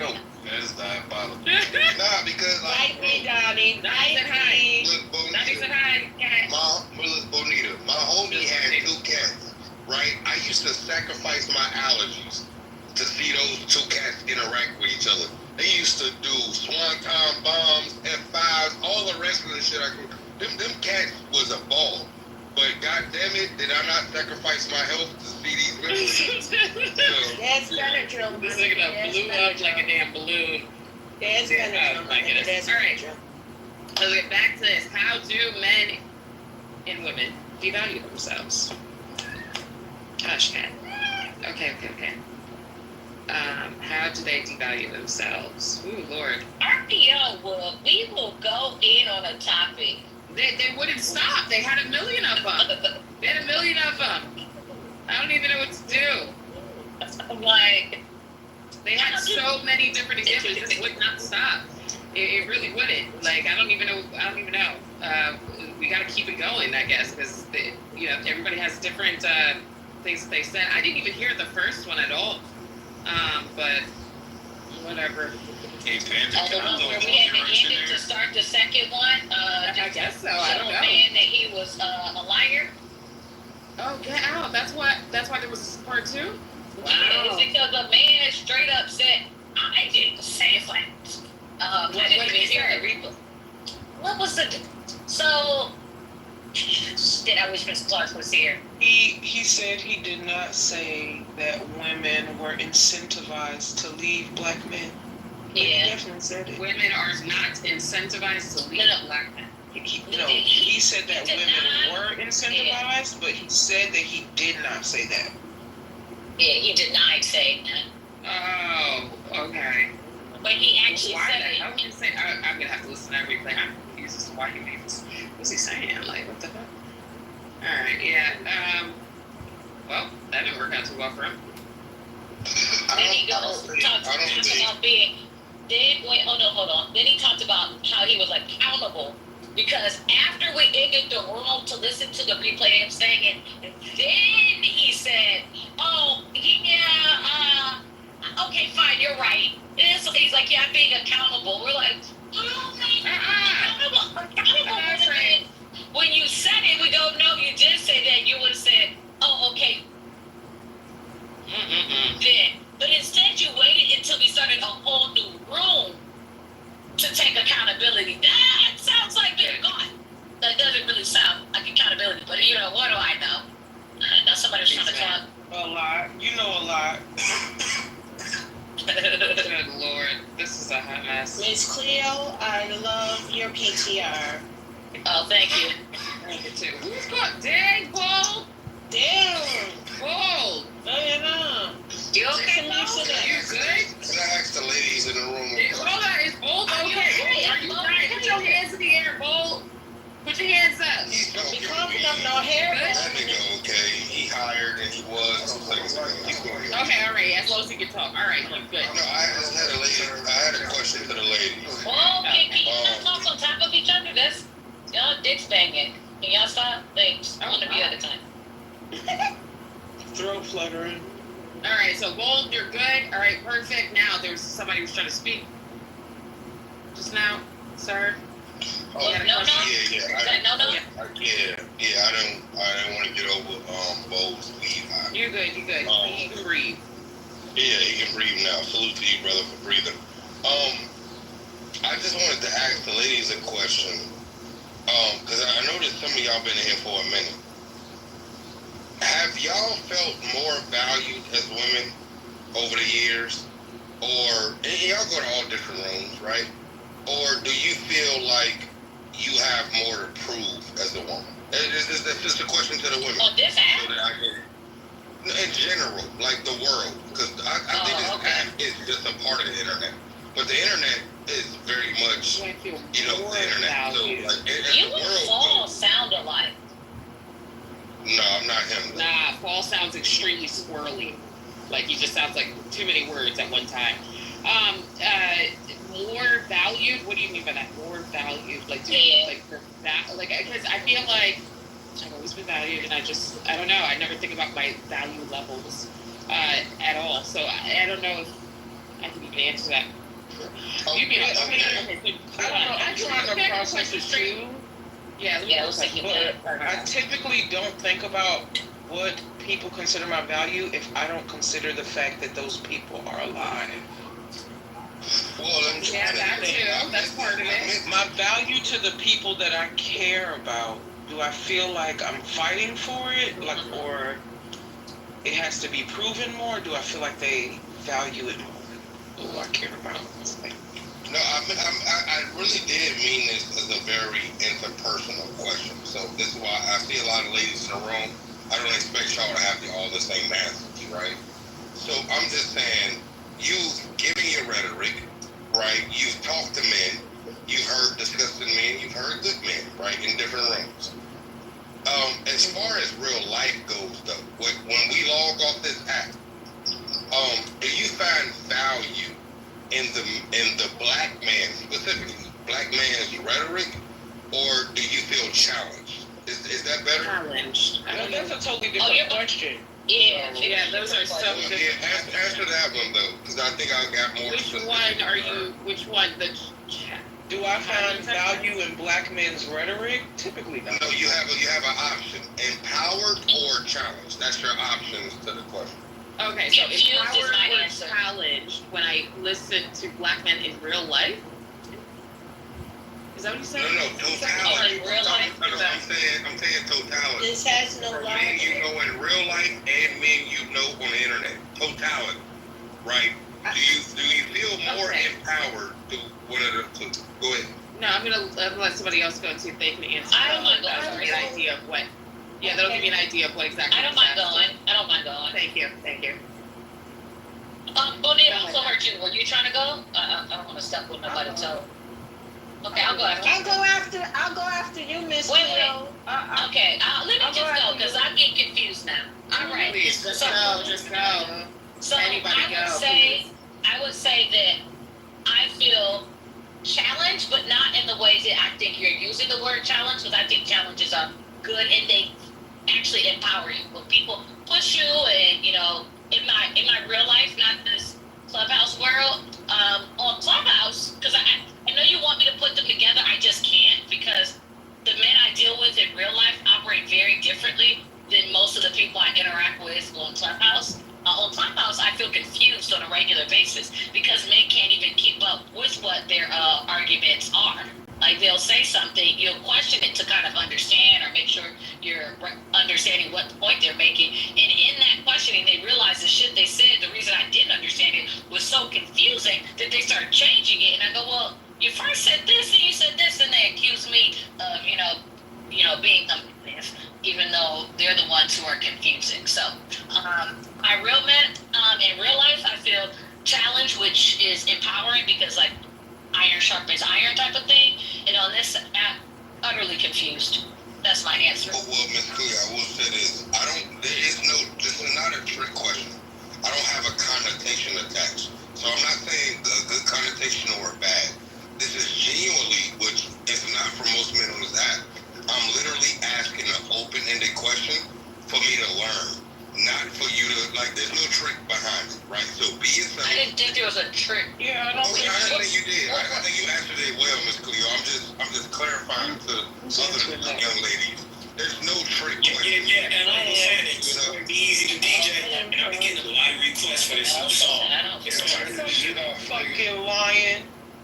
Okay, so put me in the queue for people who are gonna answer, and y'all just got a display of just how much niggas be making sense and mattering in this bitch. Okay, I'll go. Feeling empowered about what men said on Clubhouse? No, because I don't value men who has nothing but time in a day to talking to random strangers on the internet any valuable than what I'm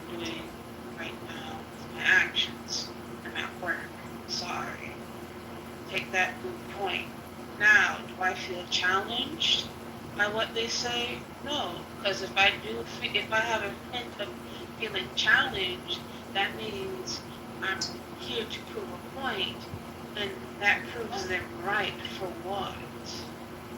Make that make sense. So if I wanted to be challenged, it will be the benefit for myself, where I myself challenge myself to benefit myself, because I live for myself, not for others. And I don't look at it as a challenge. I just look at it as,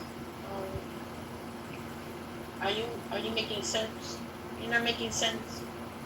Why would I get mad about someone on a voice app I'll never fucking see in all my whole life?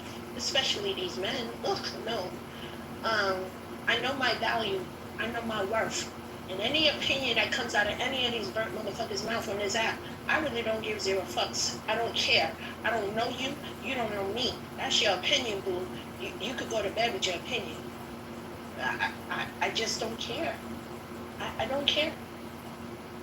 So the options were challenged or empowered. Yeah. And I'm really trying to walk through it. So, was there a vagina talking? Challenged or empowered? There's no challenge in the. I rarely hear it make sense. To be honest with you, like I hear a lot of emotions called logic, and then like. For them to empower me, they would have to be powerful. See? So the options that you're giving me, I can't really pick one. Confused often. Empowered, impossible. Yeah, they don't have a power to give me. I like. See, that's what I like. I like the confused. Right. That's all you know. Did I say? Yeah, I like the confused sentence because. Yes, you did, Miss Cleo. Miss Cleo clearly said it was confusing. Okay, well, I'm sorry. I'm just listening. But I heard the last Shit thing. from Frog, but I was just like, Miss Cleo. What I like about it.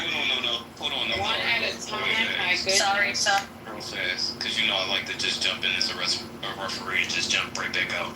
I think he intentionally gave two options just to see if you would pick the greater evil, because nobody really picked either or, but Miss Cleo hit it first when she said confused, because she wasn't really choosing empowerment or what's it called, challenge. She originally settled on challenge though, but she said challenge not in the way that most people would see it, and then she topped it off with confusion.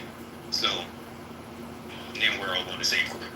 Yeah, I like confusion because I think that's a human emotion, right? There's a lot of smart. I come to this room because there's a lot of smart people, right? And it's often of a smart person, they don't want to admit when they're confused about something. And that's not that doesn't mean anybody would talk before, right? It was an honest question. But, you know, when you live in real life, and you, as a man, at least, because I can't speak from a woman's point of view, you could easily, from Clubhouse or any internet app, hate black women. But you can also learn to love them if your algorithm is right on other social medias.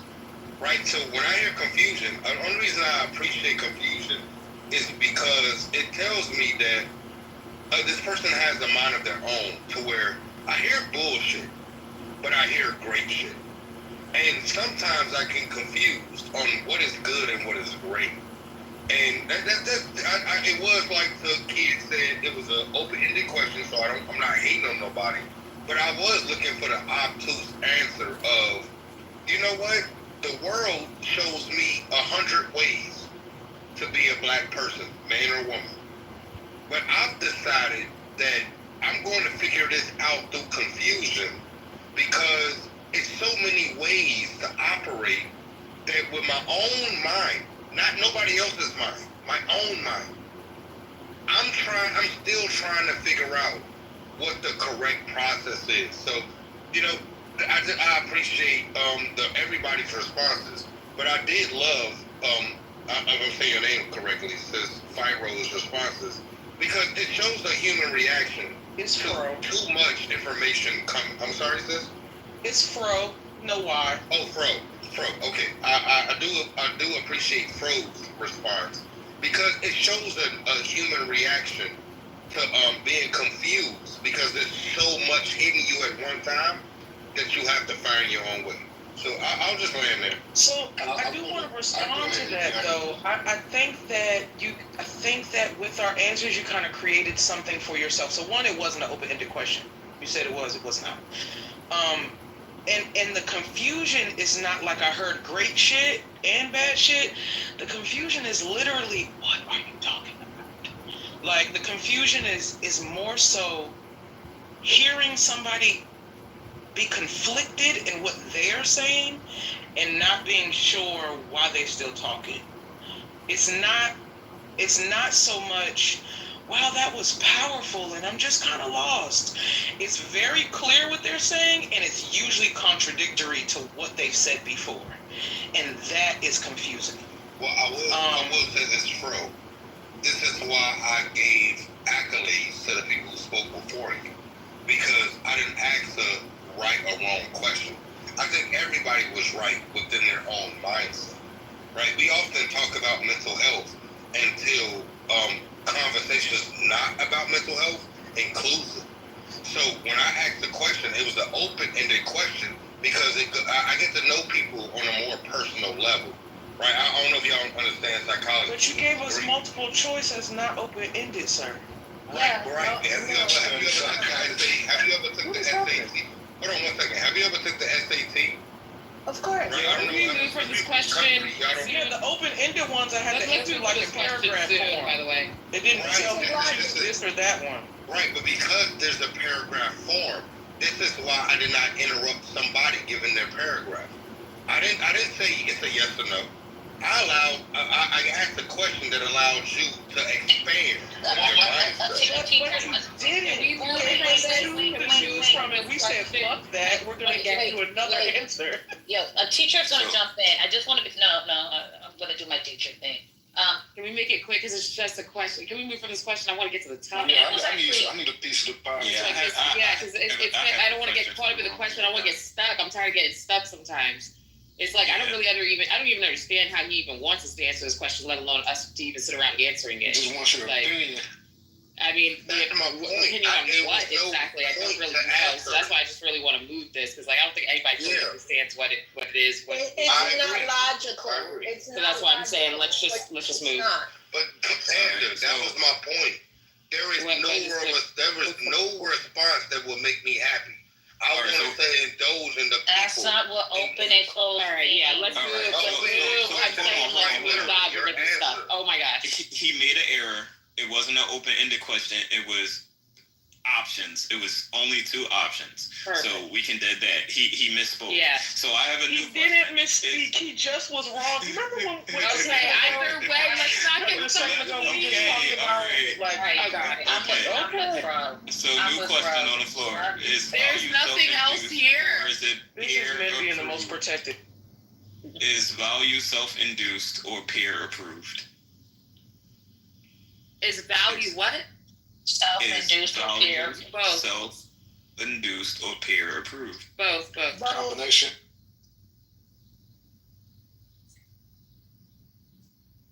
Well, that do it quickly. Yeah, I mean, it's both. It absolutely is both. Do you have a different thought, kid? Yes, okay, I do. Share it, because that's how things don't end there. If you disagree, share your disagreement. Well, I don't want to go down this rabbit hole and be misunderstood, but I think so. You're not going to share? Yes, of course I'm going to share.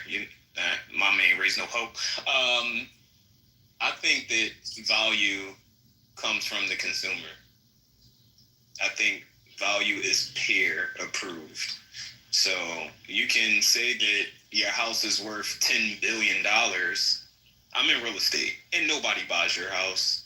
Your house is not in fact worth $10 billion because if it was, then you would have a buyer. I I deal with it all the time. People list their properties for above market rate. Market is what your peers are willing to pay in that area for this product or property.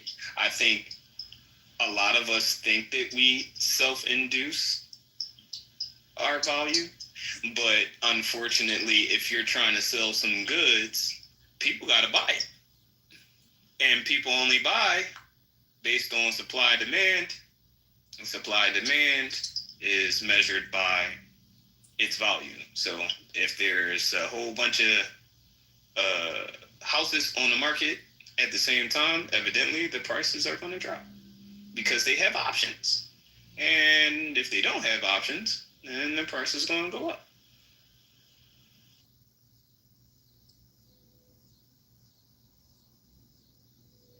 What does that property versus a human being?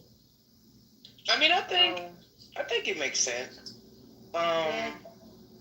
I do. I think that it makes sense because if you're discussing now, I think that you can have a value of yourself, but if we're talking about other people experiencing you, then I think that they do determine the value of what their experience is of you.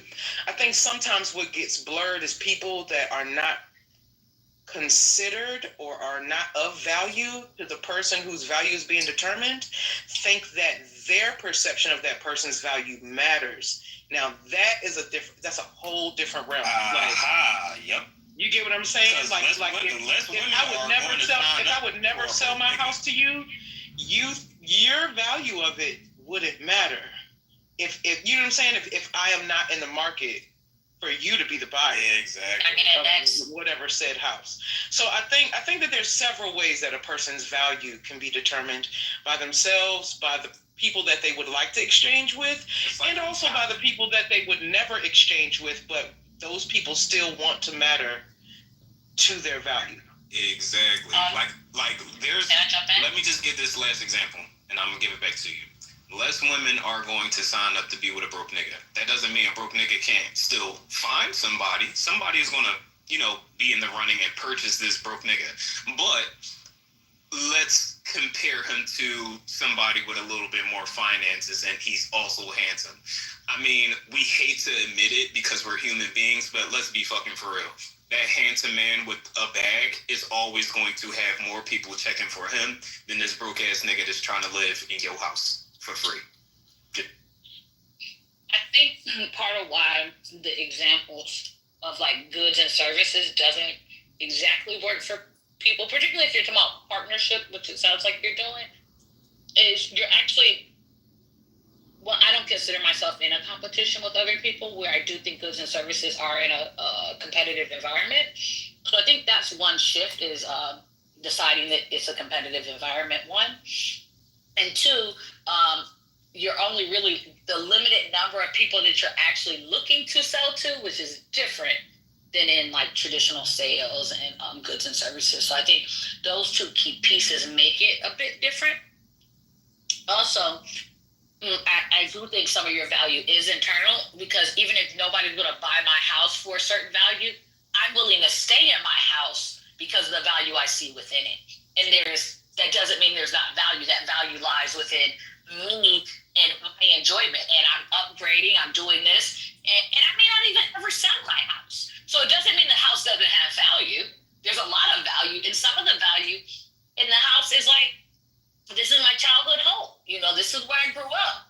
So there's a value that nobody else will ever have that still is a very rich value that exists. So I think to make it cut and dry how you could sell on a market to be where value lives, I don't necessarily think that exactly translates in my opinion. But value is directly in competition with a thing. Is it not? Like, what do you mean? You can. So in my field of profession, right? I'm in real estate and I deal with clients that want to sell their homes or buy homes. So in order to give a thing a value, you have to have something to compare it with. Otherwise, it's the comparison. That's market, but that's when you're starting to talk about, like Adrian is saying. Yeah. But but not the intrinsic value of something. Have you ever heard that something is priceless? Yes. It's not a comparison to necessarily something else on the market, but more in comparison to time. Something is timeless as well. So that level of self, that intrinsic value that can be placed, you don't have to compare. And just like Adrian said, it can be something as simple as a memory. And understood. You're the only one that holds. So yeah, I understand that, but I'm speaking value. You're talking about market value though, because again, you're the one that drew the comparison to real estate because that's your profession. So yes, I hear you in that term. But again, how does men and women devalue themselves? The analogy, when you draw out the flaws in the analogy, you actually can take a step back and answer the question thoroughly yourself. So I would say, stepping back from, the market hypothesis, right? I don't think that black men or women can devalue themselves at all, because you can be ghetto fabulous, a bum, and as long as you say to yourself you have high value, regardless of what the market or what everyone else says, then in your mind, you're valuable. So there is no devaluing of a person, because a person is always going to see themselves as valuable. You're a human being. I have civil rights. I have human rights. I'm not devaluing myself. I can be a piece of shit.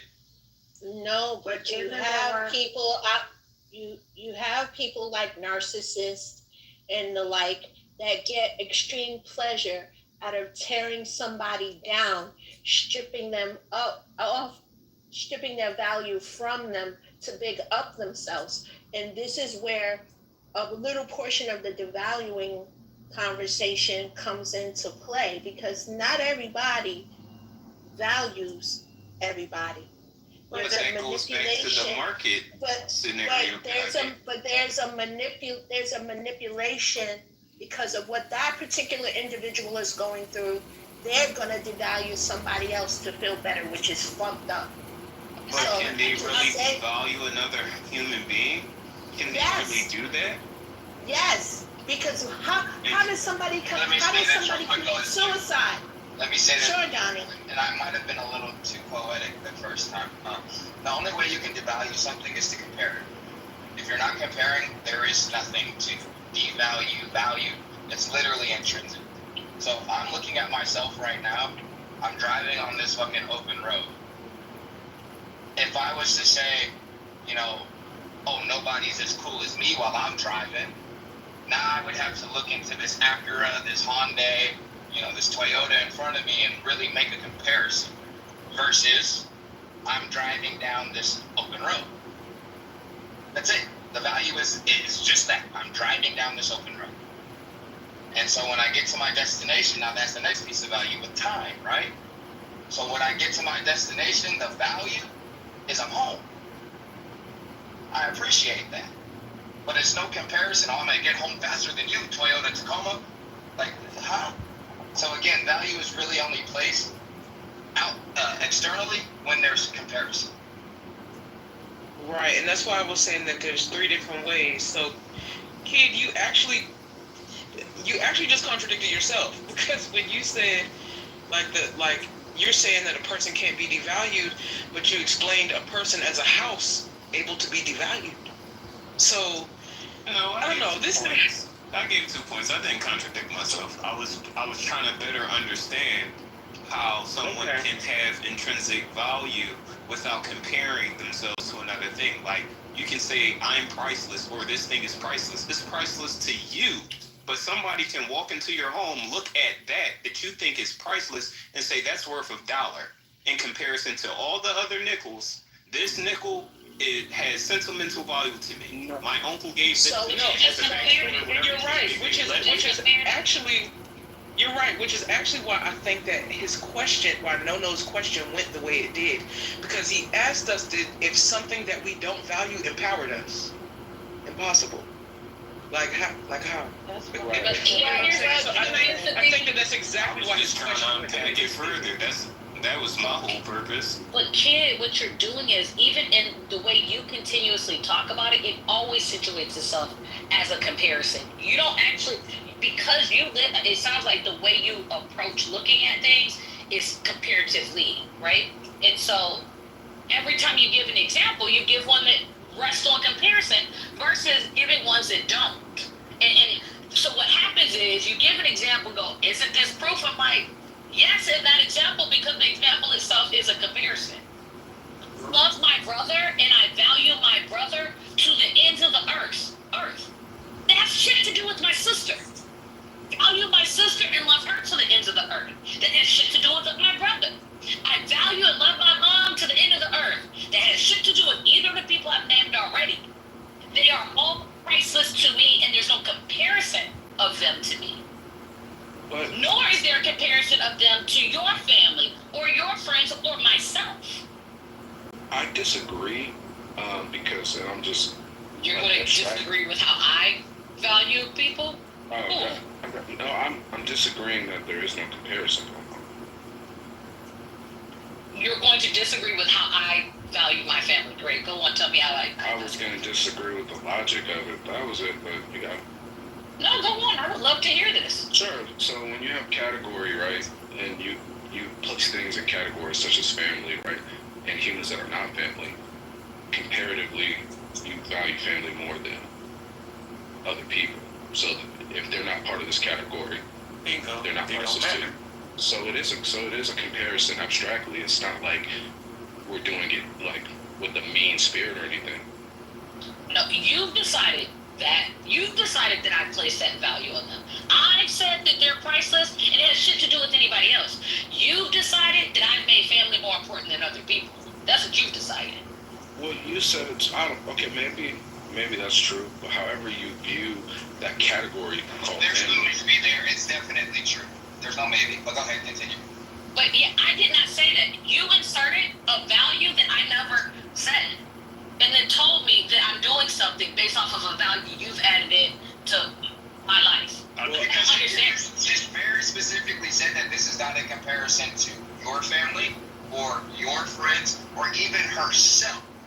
The value that's being placed is just that value. She's not giving a $10 limit, right? And saying you get $2 because I like you get $5, you get $1.50. She's not doing that. Right? She's saying, I have infinite dollars. All of you get $1 because I value you all the same fucking way.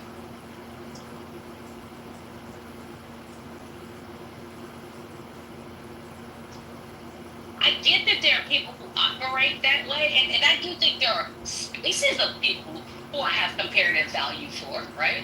I just don't think everything operates that way, right? I definitely don't value most people who are sitting in here talking. Yep. So it's not that I live in a bubble that there aren't comparisons that exist, right? That's not what my argument is. I don't think that everything rests in a comparison. I'm with that. And that's what I noticed when he first asked the question. When he asked us the question, he placed value in people that we don't value. And that's what made that shit so hard to answer. Because his perception was there was value in these stragglers. And it was trying to tell you that shit was very difficult to answer. He was but how do we have the bad without the good? Yeah, just talk. This analogy shit ain't working.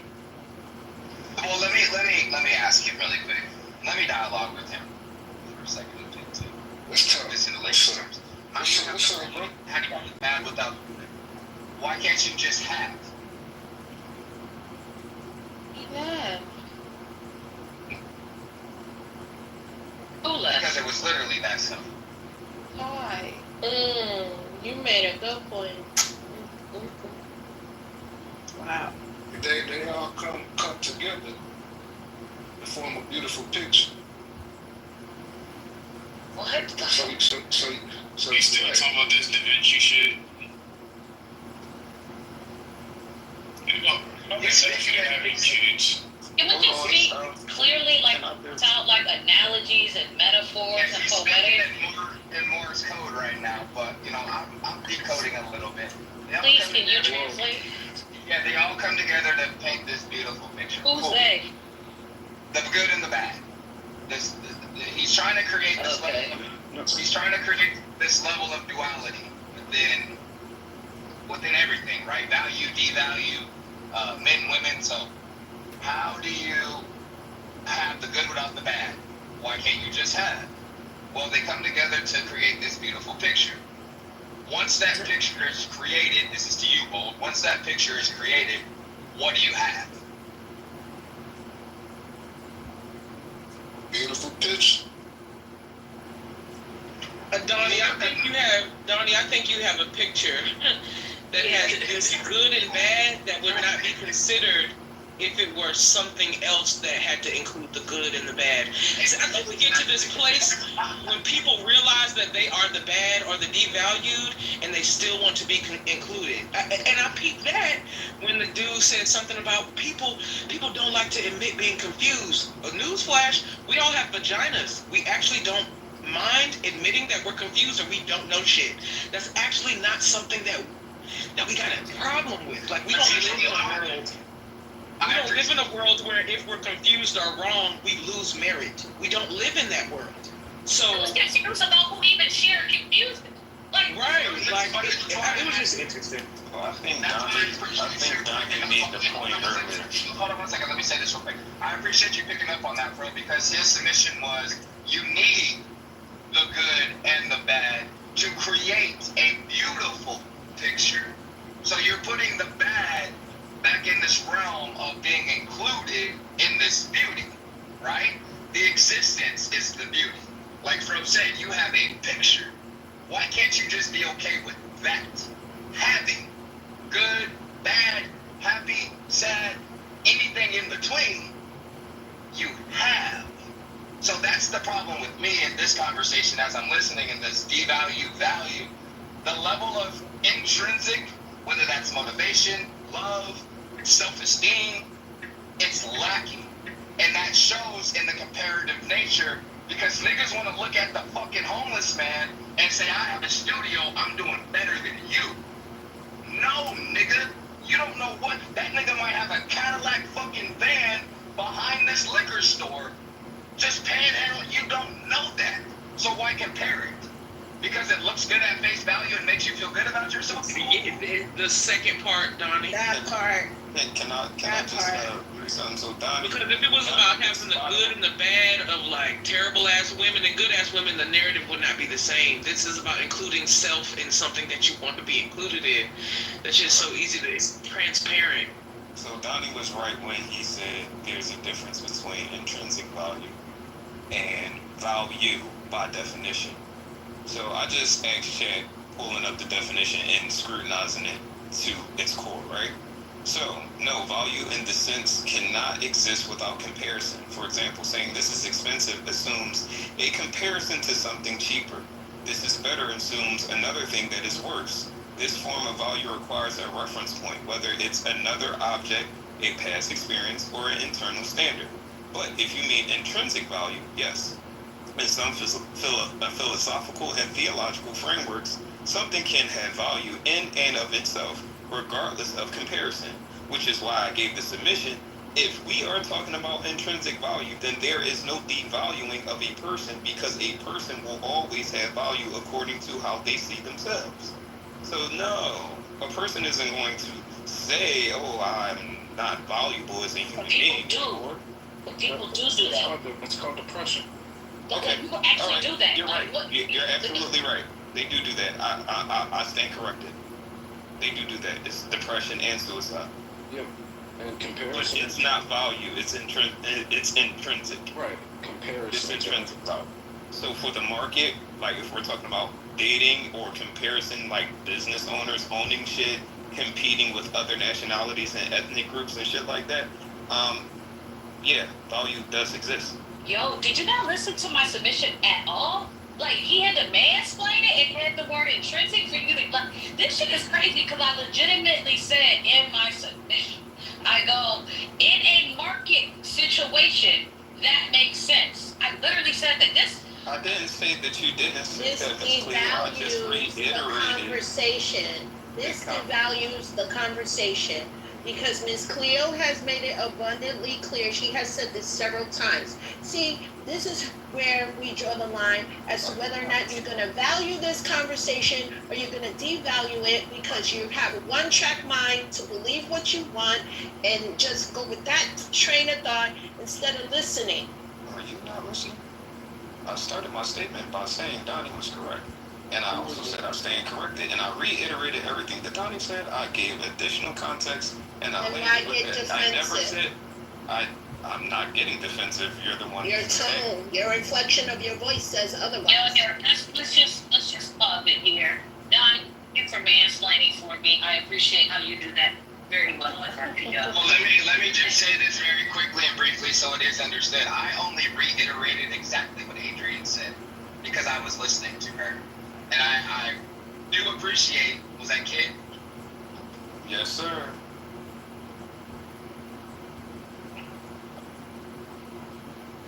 Damn, he driving and went into the abyss. Was there a recap possible or a reset? We definitely can do a reset. I don't know if we need to recap. I was about to say we can do a reset. The end was over about 15 minutes ago. I'm lost where we We at. wanted to take it through the conversation, so we're here now. Well, we actually thought this was a new one because of how Kid posted and we got duped. It wasn't actually new. Yeah, I just walked into part 3. I wasn't here for part 1 and 2. But I think Panda's busy, so quick reset. Welcome to Research Purposes, follow the mods. The topic for tonight is how do black men and women devalue themselves. And it's a part 3. So if you missed the first 2 parts like I did, go back and listen to the replays.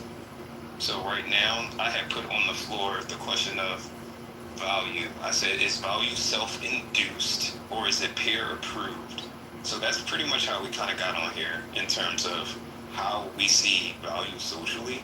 So I opened up the conversation or the debate with the comparison of the market using real estate. But we got to the intrinsic values of human beings or us black people in the community and how we value ourselves. So as I said earlier, I stand corrected because Miss Cleo kind of like got the dust out of my eyes when it comes to intrinsic value and how people can lose value or self-worth over themselves because of life circumstances, mental issues, whatever. I lost a best friend to suicide, so I'm actually disappointed in myself that I kind of missed that point. But the question is still on the floor. What do you guys think? Do you think this self-worth is self-induced, like you create your own value and you make other people see the value in you? Or you don't care about how other people see you? You don't care about how other people see you and you just hold value yourself? Or is it peer approved? You go to school, you get PhDs, you get all of these different things that qualify as, accolades. And, people, show you like, hey, like you're well accomplished, you're well established, whatever the case may be. So enough of me elaborating. It's back over to you. I look at it as self-esteem. I have self-esteem with a willingness to accept constructive criticism. Esteem is defined as to hold something in high regard. Therefore, I hold myself in high regard. My value comes from my self-esteem. Now, if somebody wants to try to come at me sideways to make me feel otherwise, I might feel a way about that and get upset for a quick minute. But if I have self-esteem, nobody, and I mean nobody, can devalue me. They can try. It's their opinion. They can try. It's their mouth. But at the end of the day, it's not going to happen. Because you got to ask yourself, when you covet something, are you taking away from your value to want what somebody else has?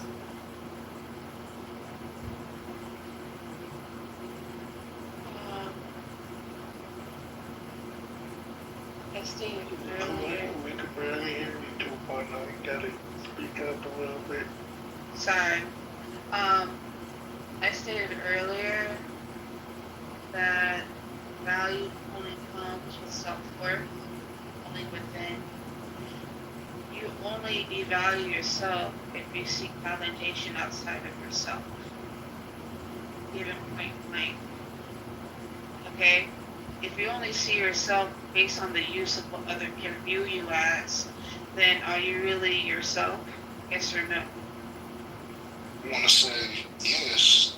You can still be yourself even if you seek validation from others, because their critiques of you can perfect you. You may not ever become perfect, but their critiques of you can make you look at your weaknesses and make you want to go out and try to improve those weaknesses. And then maybe somewhere down the line, it can start to become intrinsic, or it might start off intrinsic, and you may want to seek validation. But I feel like, I don't know, I feel like it can play off, it can sort of play off each other. But see, here, let me be the devil's advocate. Are you going to go ahead and take critiques of people that you don't see value? Are you going to accept any critiques from anybody by anything just because they feel like they want to go ahead and pick your brain? Yeah. So, why do I have to in this state? Hold on one second. Right. Let me get in here. Why do I have to in this state of comparative value adding to my esteem? Because I can sit in places and spaces, and I'm going to reiterate my question so it's not lost. I can sit in places and spaces that I know they're going to praise me. So why do I have to take into account not being myself when I'm seeking validation? The part of me that's seeking is putting myself in places and spaces to be praised. I mean, we can use this for example. Let's say, like, I want to start off working, and I get a subscription that what is it? Brunch, whatever. Hold on, Bo. Okay. I don't want to overwhelm her with information. You get right after. I just wanted to include that. So that was for you, man. I thought that. Oh, thanks. Damn, I haven't thought of that way.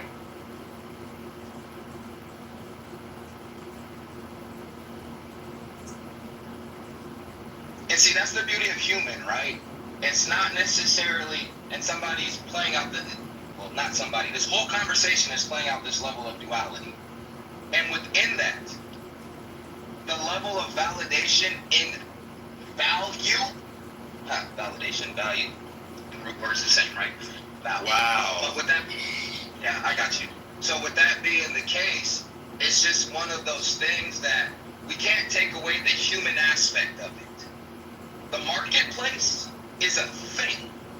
It's not a person.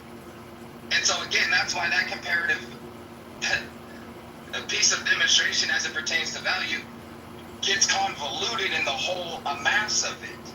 Because if you look at it, intrinsic value and external comparative value is human. It is very possible in certain sectors to have one without the other. But in the totality of life, you have to have them both. Because now that places safety as one of them. I'm not going over here because I know X, Y, and Z. Instead, I'm going over there. I just compared two places and put my abundance of safety in front of the measure, in front of as the measure to make a decision. So it's one thing to try to rest in one, but it's very, very human to look at the duality and say, okay, I know that in regards to X, I'm going to go over here because not only is it valid to the fact that I will be whatever, I've looked at the comparative analysis, and I also know that if I go over there, it is valid to potentially hurt me. So that evaluation that's being made, it's not just each compartmentalized thing is going to be either intrinsic to you or external. There's no middle ground in that.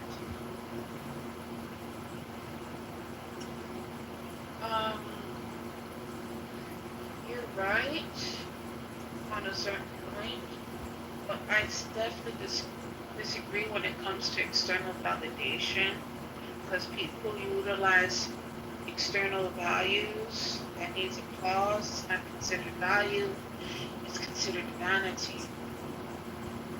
Praise is nice, but it's not proof. Real worth is what survives the silence.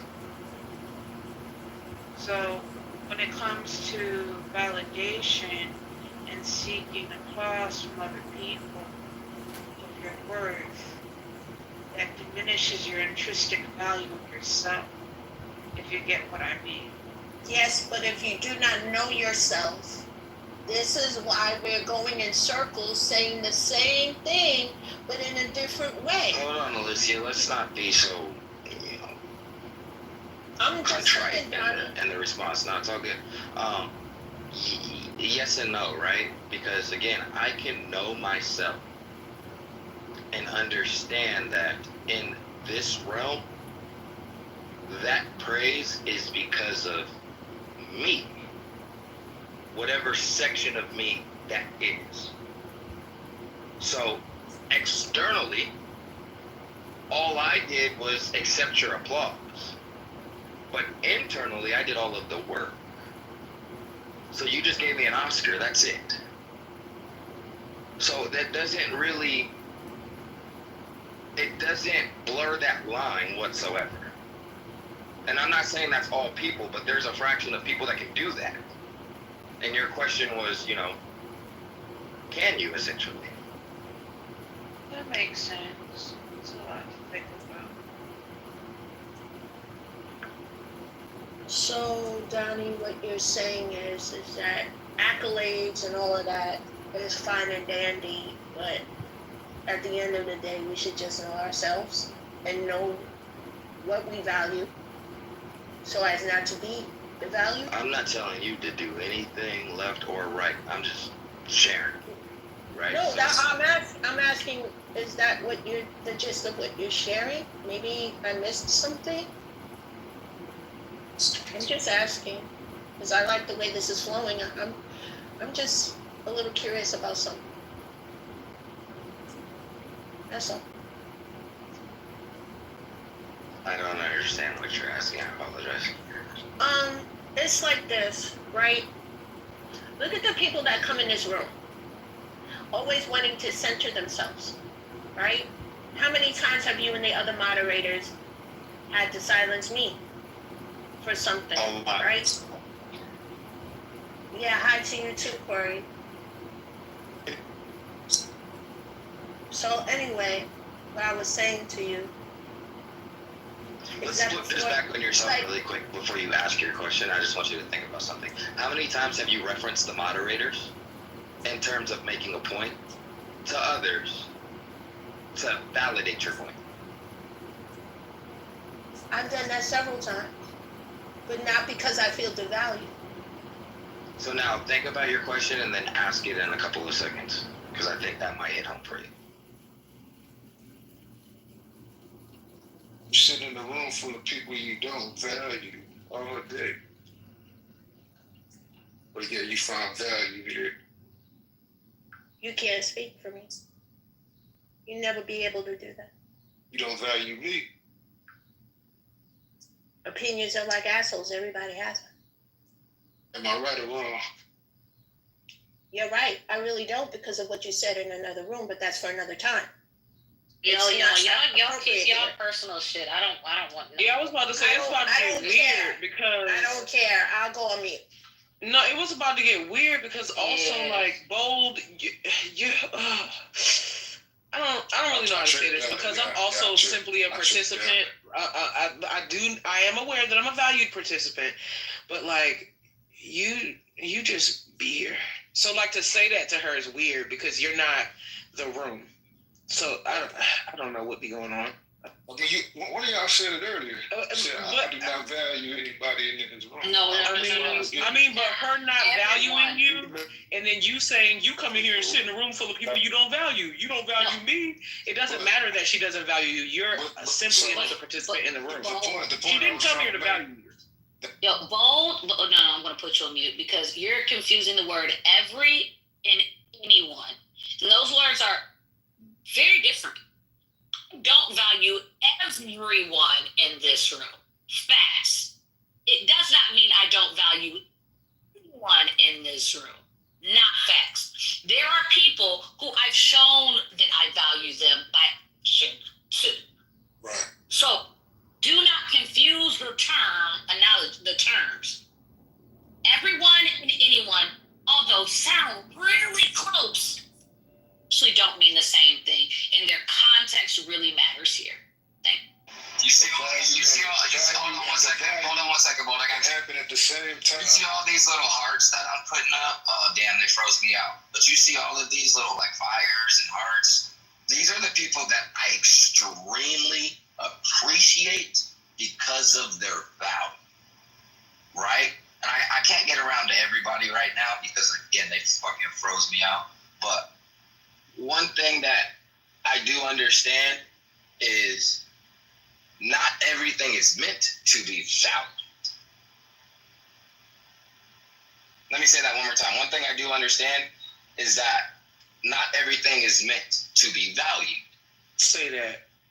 Because not everything is for everybody. And I'll end there. And I think that was what was getting kind of lost and confused between No-No's question and Kid's question. I do think that sometimes there's this assumption that if somebody is valued in the space, everybody's kind of valued the same or worthy of being valued the same. I made a comment in the chat. It's a brother who comes in here and he has this little energy where he kind of tries to like make the conversation go his way or like, I don't know. The nigga's name is Dr. G. Anyway, we just kind of step over his body every time he do that shit. I think it's the funniest thing in the world because I don't know what you came here and thought your value was, but it's what we think it is. And if we don't think that it matters right now, we will step over your body. And so I think that what people sometimes don't understand is that they are somebody who is easy to step over. But they see the value of other people and they just kind of like place themselves among it. They place themselves among it because they can have entry into the space. It's not the same. You are carpet. Like it be like that sometimes. Some places I go, I am carpet. Like, and people just get like, you got to get that. So like Adrian said, the words may sound similar, but they are not. Sometimes you just be carpet. Sometimes you be doormat. Like sometimes you just be decoration in the space. Like it just be there.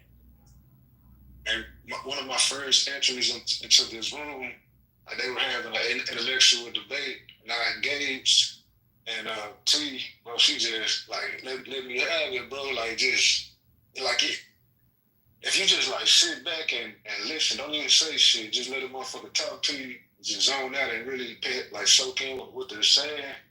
Like damn, that was some hurtful shit, but I can take some of that and apply what you said. And then like you go apply what they said to your weaknesses. But like most people just don't know how to shut the fuck up and listening is a superpower. But when you applied it to your weakness, did it make you quote unquote better? I would like to say so. So you initially said that quote unquote it was some hurtful shit. I don't know about you, but hurtful stuff actually hurts me. It makes me worse. So how is that? And this is the beauty of constructive criticism, right? There's no feelings behind what T said. I was there. I was the one calling you a dumbass. Remember that? Right. Yeah, right, I let y'all talk, didn't I? Yeah. Right? And I would say just based off of, what was that, 3 weeks ago at the most? Mm-hmm. Just based off of that time, yeah, you are getting better. So how is that constructive criticism hurtful? Do you really want to hear that? They say the truth hurts. Do you really want to hear that shit? Or will your ego snap in and want to go back and forth? But the trick is to shut the fuck up and listen.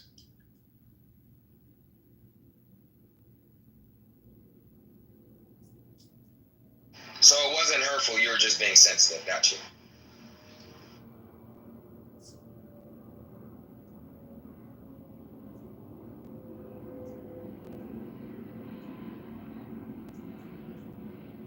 I don't know, man. It makes the question very interesting about the devaluing. I think men and women devalue differently.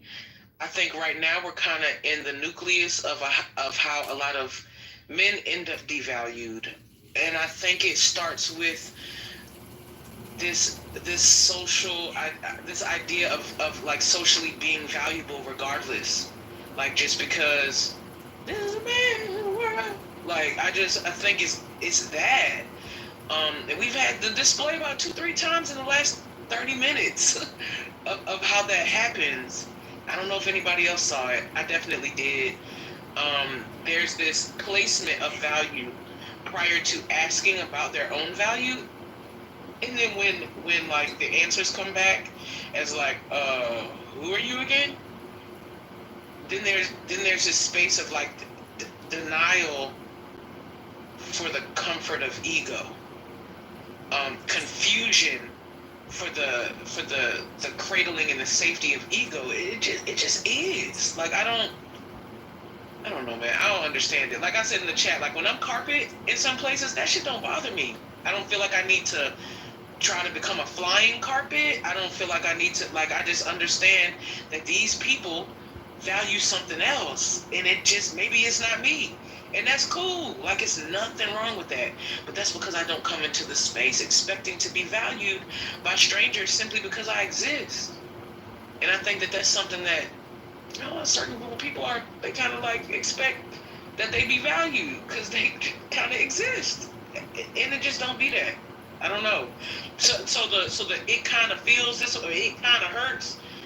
I don't know, man. Can't really relate because I don't come into spaces expecting to be valued by strangers, people who don't give a damn that my parents fucked and had me. Like, I think a lot of people need to get used to that. Most people don't give a damn that your parents fucked each other. They don't. It doesn't matter. That was special to your parents. Like, I don't know. Run that shit past them. See if you're a flying carpet to them. Your existence is merely an observation. We do understand that. And I can literally close my eyes, plug my ears, or leave quietly and you no longer exist. Not in my world. You may exist in your own or somebody else's, but I'm the observer, and that's the only thing that really matters, is the observation. Because or lack thereof. Or lack thereof, correct. And so it's just one of those things, like, I just hate this value and needs and versus wants. And you guys know me, like, it is what it is. It's there. Good, bad, happy, or sad, or in the fucking middle, it is there. What happens next? Can I say something? You just did. I want to say more. Then talk. Absolutely. So when a baby is born, the baby doesn't pay for a room. The baby don't pay for clothes, a place to stay, no parents. But because the baby exists, all of those things come with it. Because it's attached to its intrinsic needs. So just because you choose not to pay attention, you just choose to not be a part of me that other people need, what makes you a liability, not an asset to humanity. Because at the end of the day, we all know that those who want to pay attention to people and want to listen to them and to give them attention, that we value people. Why do people care about people who don't value them? You understand what I'm saying? And so it doesn't matter if I don't. You observe somebody. Are you actually? You asked, do we understand? I don't understand actually anything. I didn't either. That you just shared, and I'm not. I'm saying this from like a legitimate. I'm lost. That's okay. Like I hope you hear in my voice that I'm not. Yeah, you don't want to. You don't want to understand. That's the thing. It's not that. It's really not understanding. So if I didn't want to, hold on. The point is, value is intrinsic. Hold on. It's intrinsic. It's not intrinsic when the conversation was about your value to somebody else. That's literally, the conversation was about your value, the perception of your value to others. So it's not about the intrinsic value, it's about the perception of your value to other people. That's two different things. That's not a good, so that's when we've been conditioned to allow our value to be based on somebody else's feedback. That's not normal. So if someone is, basically what I'm saying is, if we are trying to get our value based on somebody's feedback or how much they pay attention to us, then we're not operating the way we've been designed to operate. That's not healthy. So that doesn't really matter. Until we're talking about the value of a hoe, a whore, somebody who's fucked 30 people, then you're going to think your perception of that person's value matters. Y'all be playing games with people, and y'all be having no calm with the bull. I didn't give her value. I can't take it away. But you have a perception of her value to you. No, I don't. Yeah. Do you know I stay in the community? Do you know I live? Not only do I go into school, I go to an organization of women who have been sex trafficking rings. We're not talking about sex trafficking. We're talking about somebody who wakes up and says, I want to fuck 30 people today.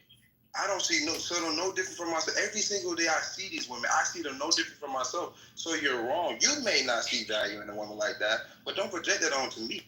Well, don't project onto us that we don't want to understand you. We just didn't. You don't have to understand me. What I said is the truth. No, okay, so what I'm saying is you just projected onto us that we just don't want to understand you, but now you don't want to be projected onto. Again, right. I'm not here to agree. You do math? Nobody said you were here to agree. Like, sir, you literally, the thing y'all see it happening, it's happening again. This is like the fourth one in 33 minutes. Hold on, truth. No. You submitted. Do you understand? You propositioned the question to check my understanding. I willingly admitted that I didn't. And instead of saying, oh, because you would think if you're asking, do I understand? Well, you got something going on. You would think that if you're asking, do you understand? Okay, let me. I got it. Thank you. You would think that if you go, do you understand? And I go, no. The next response, the logical thing would be, oh, okay. Well, either which part didn't you understand? Let me try again. Did you get this? What about that? What about this point? Or I can say succinctly. That's what you think you would say when you say, did you get it? And the response is no. Instead, you wanted to actually go insult it. When I tried to make it very clear, I wasn't trying to actually do that. I said, hey, can you hear my tone? I'm not, because I know my tone can get there. And people will think a thing even when I don't mean it. So I try really hard. And Kid, you can tell me, did I sound, I tried really hard to go, yo, I hear you, but I didn't. You said on multiple occasions, I'm not being shady. I'm literally telling you I didn't understand. And before you could land, he had already received your submission as you didn't want to understand or you were in disagreement. I said that. Why would I admit you disagree with me? I understand this. The other dude. You talking about me or Truth? Who was it talking about? It's not healthy to have that habit. Truth. That's Truth. I mean, so like, let's say Truth, you have a son, and he may not have intrinsic value to get into AP classes, so you have to externally impose pressure up to him and hold him to a higher standard, and then he gets his certificate. He's able to show you that, and that can translate into like him. Like going out and purchasing a car, like a Hellcat, a black Hellcat, tinted windows, whatever. And that was sexy. And him being like accomplice of that and wanted to go buy a home, I mean, it's healthy. It's healthy, man. But like we're saying, like you also have to have that intrinsic value as well to balance it out. But I don't understand. I don't get it. I can see it being used as a healthy tool, but I'm gonna let it right there. So when I tried to explain my point, I couldn't even finish. So that's how I know she didn't want to understand. Like, no. She just wanted me to shut up. No, I didn't. So here's again. You got to a point in your, mind you, you're going to continue. I didn't understand the base of what you said.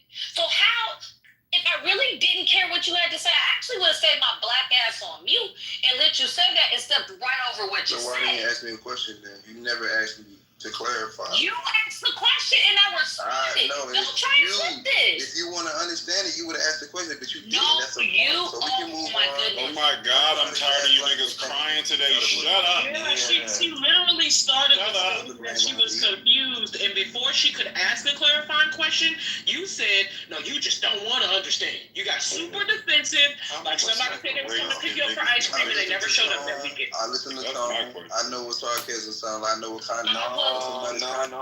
That's where I gotta stop you, bro. Because you don't know her. You don't know her yet. You made an assumption. And that's why she said repeatedly, right? And I'm not pandering. I'm just listening to the conversation. This is what I do. You don't know me, but like I play referee damn near all the time. You assumed that she was being combative and she was trying to tell you before you even responded, no, I don't understand. You asked the question. You landed your plane with understand, and she responded no. So she's not wrong in saying that was passing the ball back in your court for you to say, well, maybe I can deliver it a different type of way so that you can understand. However, that wasn't in your spirit. You thought that she was being combative, and you said, well, you don't understand because you choose not to understand. Our thing is black people, we got to understand that everybody digests this information differently.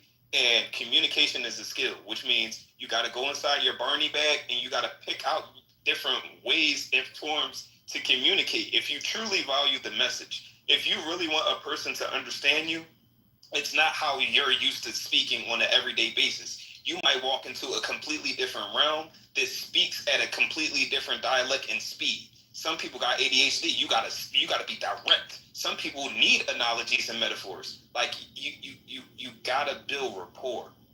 That's all, bro. I'm not attacking you. I'm just speaking on what I. Okay, so let's try again. Let's see. Miss Cleo, what part of what I say you did not understand? I don't remember anymore after all of this. See, there we go. Shutting down. What? That's what I'm talking about. You don't remember now?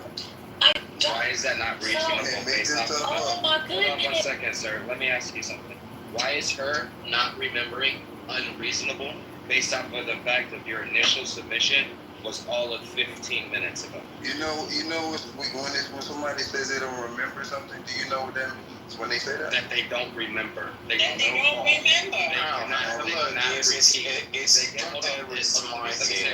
They cannot repeat what you have said because they cannot recall it to their memory. So who remembers what I said? I do not. Gives a fuck. See, y'all don't care. That's what exactly what I'm. No, I'm just sorry. I don't speak for the public. I'm just. Black women and black men divide themselves. It's Dr. Edward Smythe, Ace Labella. I'm sorry. What the fuck? Yeah, so, sir, I was confused. And the fact that I was confused and then we had a 15-minute conversation, you expect me to be able to recall something I was already confused about 15 minutes later after all of this? That's not even logical. See, here's the thing. There are people who are saying shit. Bonilla getting off saying shit that you should be saying shit to. I didn't do that. I told you I didn't understand. Instead of you just doing that, now we go through all of this, and when you say, hey, what did I say? I go, I don't actually remember anymore. And anybody who's been at RPO with me knows that my memory is not that great anyways. So, like, the question you're asking, and then it said that it's because I don't value what you're saying. I mean,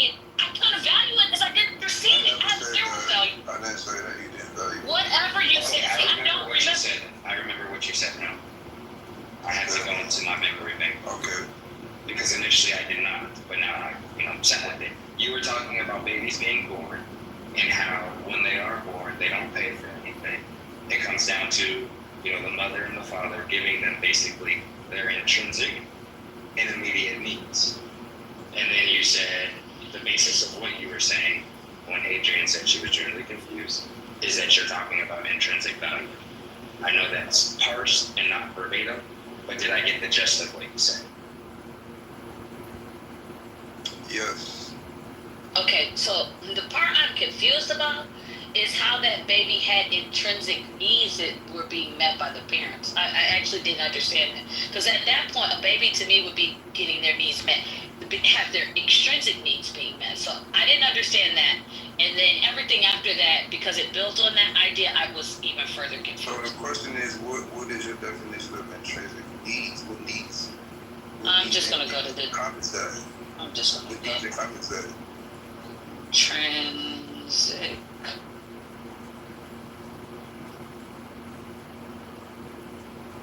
Okay, so this was my misunderstanding, because intrinsic means belonging naturally or essential. So there, you are talking about essential needs. When I was thinking of intrinsic, I was thinking of when we talk about things that you personally have that aren't externally, given. That's the way I was thinking of it. But I look it up, and you're using it as essential, which I didn't understand. Yeah, which you don't pay for that, that's why I asked you. But what does paying have to? I see, and you see, I went there with you. I actually entertained it. Okay. Yeah. Okay. Thank you. So what does? What's this energy, sir? Like I'm very confused. Because it's like I don't know if you wanted me to affirm you or something just now, but it's just like you said that you wanted to be affirmed. No, I did not. I don't want no affirmation. Like I just. It's absolutely you that's looking to be affirmed. That's all. Yeah, what you said? You. That's why I asked. The whole room can see it. Yeah, what? They're talking about it in the chat. Everybody want to be valued. Here to be affirmed. And the fact that we didn't understand what you were saying first bothered you because you wanted to. We value you. Everyone sees it. We value you, truth. Because if it would have bothered me, we value you, truth. If it would have bothered you, you would have stopped talking about it a long time ago. We value you, truth. I would not be calm. Truth, we value you. I would not be aware. You are valued. Bro, I already know that. Well, there is a question on the table. The main character. The question was, what does the paying for the child's needs have to do with what we were talking about? Yes, that was a part of what I was saying. So basically, there's no need for a transaction for the baby to be this need because you can't pay for needs. Needs are intrinsically given because you are valuable already coming into the world.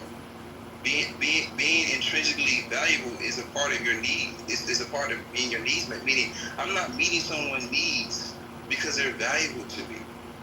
I'm meeting their needs because they are important. What's the difference? Meeting their needs not only says something about who they are, but it says something about me and the value that I bring to the spaces that I'm in. If you're not meeting someone's needs, that's okay. I'm not. So what is the difference? I put him down because I put him down because I actually want to understand, and he wants to just talk. And like the reason why I'm stopped it is because he says some shit that I don't understand. And instead of like making sure people understand point A, he wants to make points A through Z. And that's just not, I'm not here for it. And nobody else probably even wanted to talk to you. They all probably were like, Adrian, shut the fuck up with this nigga. So I ended it, and you're welcome, everybody. I'm sorry that I took so long. Thank you. It's fine. Good night. That man said, you're not valuable, you're important. Yeah, I mean, I was like, wait. What the fuck? What the fuck? And I was like, wait, I want to sit with it. Like, where's the difference in those two? He just kept blabbering. I was like, oh, I see what's happening. I know I'm slow, and it took me a long time to realize what was happening. But once I did, I was like, fuck this, bye. And then he left right afterwards. This gonna be another one of them words that gets misused on a daily basis now by these birthdays anyway, so. Like the word accountability. Mm-hmm. Like that one. Mm-hmm. Yep. I prefer the word ownership. Or deflection. That's another. Why do you prefer ownership over accountability? It's the same shit, my nigga. Everybody wants to be an owner, but they don't want to own up to their own shit. That's accountability. Yo, so why is there a preference? Because everybody likes to be an owner. That's why you prefer the term ownership. I need to accountability. I need you non-poetic niggas to knock it off. Y'all really be slandering the fuck out of poetry. And as a slam poet, y'all niggas gotta shut up. Y'all suck at poetry sometimes. Take a course, I don't know, do something different, but y'all think y'all be like metaphorical and it's hitting big. It's not. It never hits. I don't know what to tell y'all. It's stressing me out as a fucking poet. It's stressing me out. It was just some dry humor. It very dry. No, it wasn't even dry. It wasn't humor. So don't positive the humor that didn't exist. The now that's the wrong now. That shit was not humor. It wasn't humorous, so it wasn't humor. So you gotta pick a different word and add a different adjective. I meant to like how everybody's talking about like owning the business, owning the empire, owning the land. Everybody wants to have like ownership of the whatever. But nobody wants to own up to their own shit. That's all I was saying. It was just a dry joke. My fault. I didn't mean to offend y'all. My fault. Offend? You gotta go back over here. I'm sorry.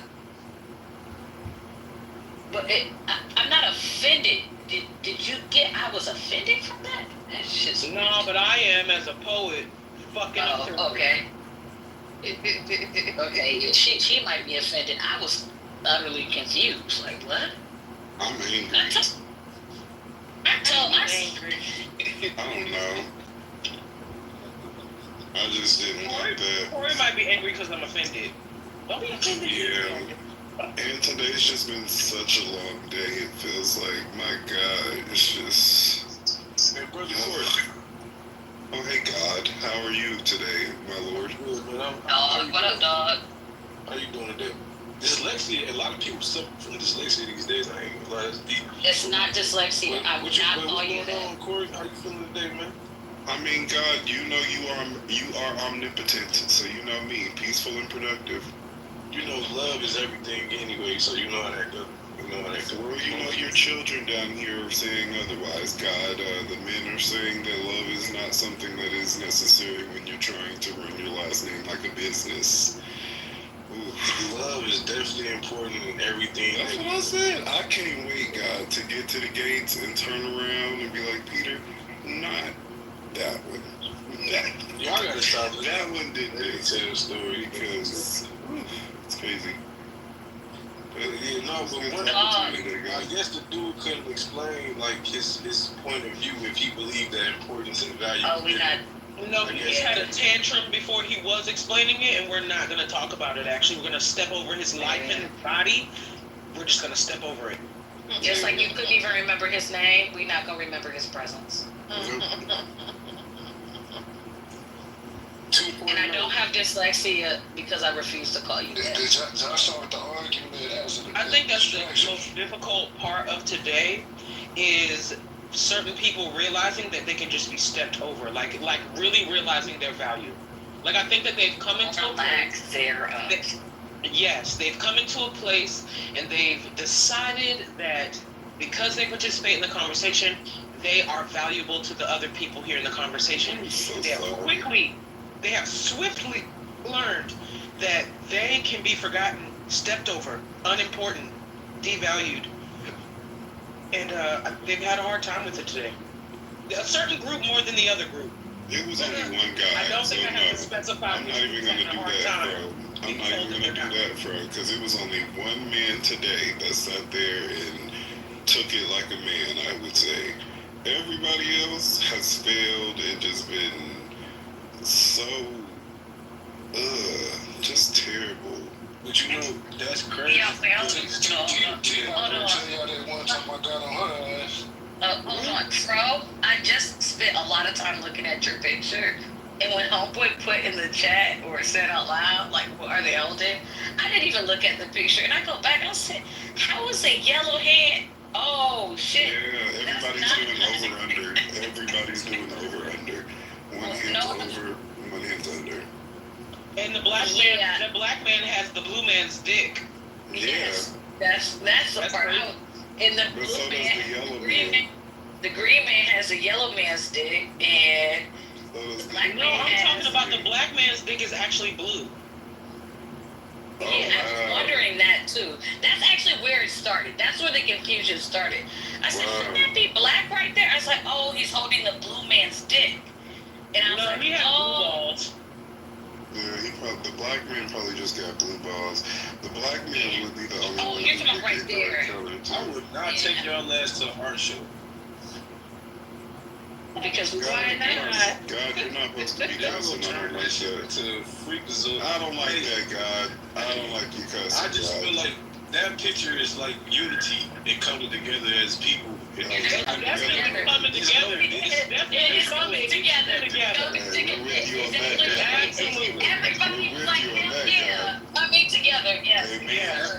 Very happy. You're so right. Omniscient, are you? What y'all think is dicks in that picture is actually their auras in the ball. Oh, it's an aura. An aura in ball form, yeah. I'm actually with you. Aura in ball form. Yeah. You're funny, God. Yeah. What else? Those are like their He infinity doesn't stones. even know he's humorous.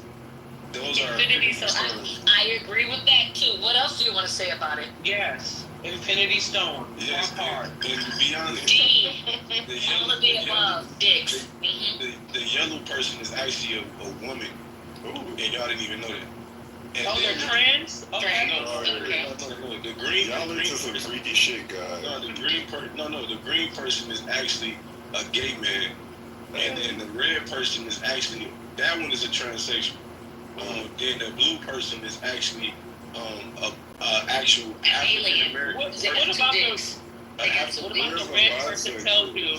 We're the bisexual. What about the red person tells you that they're trans? I would say the black one is a woman. There's no dick there.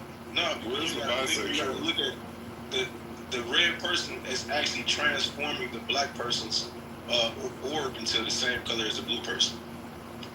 No, see, I don't agree because I feel like the bisexual person. That makes them trans? God, shut up.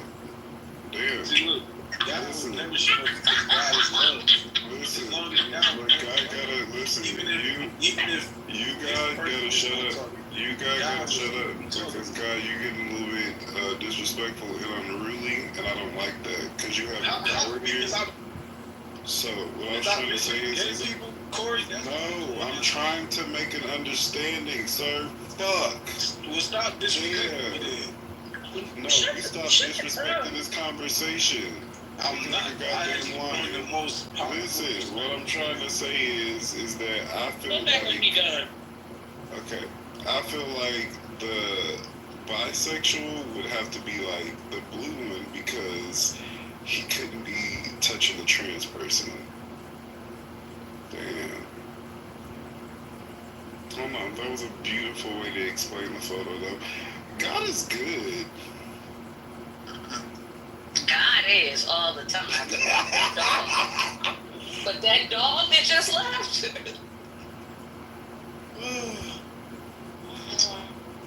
Hey, Ivy. The reckoning of people's importance to others. Like today has been a day, Corey. I'm with you. It's been a long ass day. So many motherfuckers just decide that they matter, and then find out that they don't, and it's a catastrophe, baby. Okay, catastrophe. So shall it be said, or shall it be written? Yes, ma'am. And it's you who put the curse on the kitchen. More poetry I don't Turn in understand. this goddamn ticket. That's what you need to do 2.0. You don't I said that. She said she can. Yes, you can. Yes, you can. Yes, you can. It says you can't join this house. Because of what? Somebody might have her blocked. Yeah. What did you do? I did not. Then that don't make no sense. Do you know who would have you blocked? You have an idea who would have you blocked? You can look at the list of you can open the members and look at all the people T and then all the green dots. I think those are the only ones who could have you would stop you from being able to join. Maybe the blue, but I'm pretty sure it's just the green.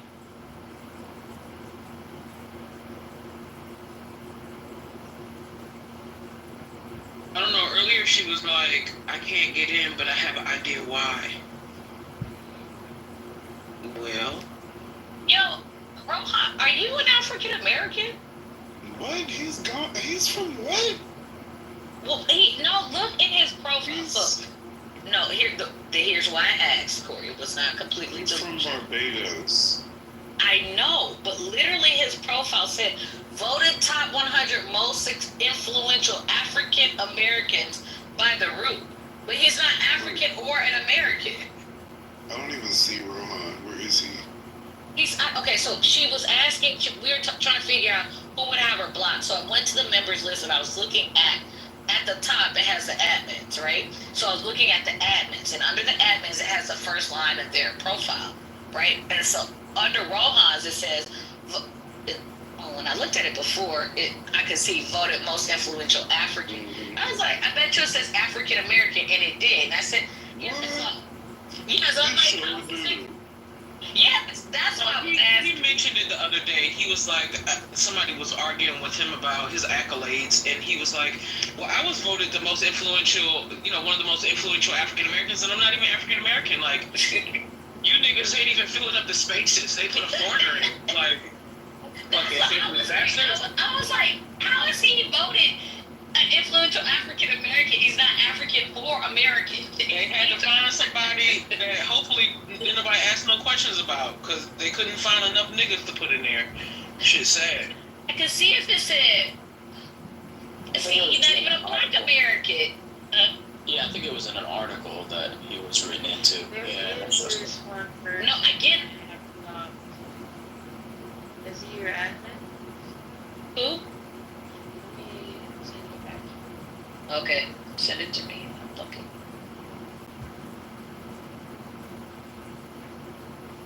I got my private chat 2.0 open.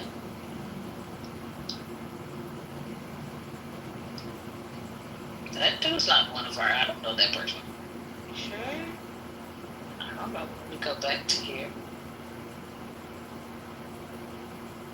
I'm nosy. I want to know who it is. I'll send it to you. I'm sure you don't know the person either. Okay. Let me text.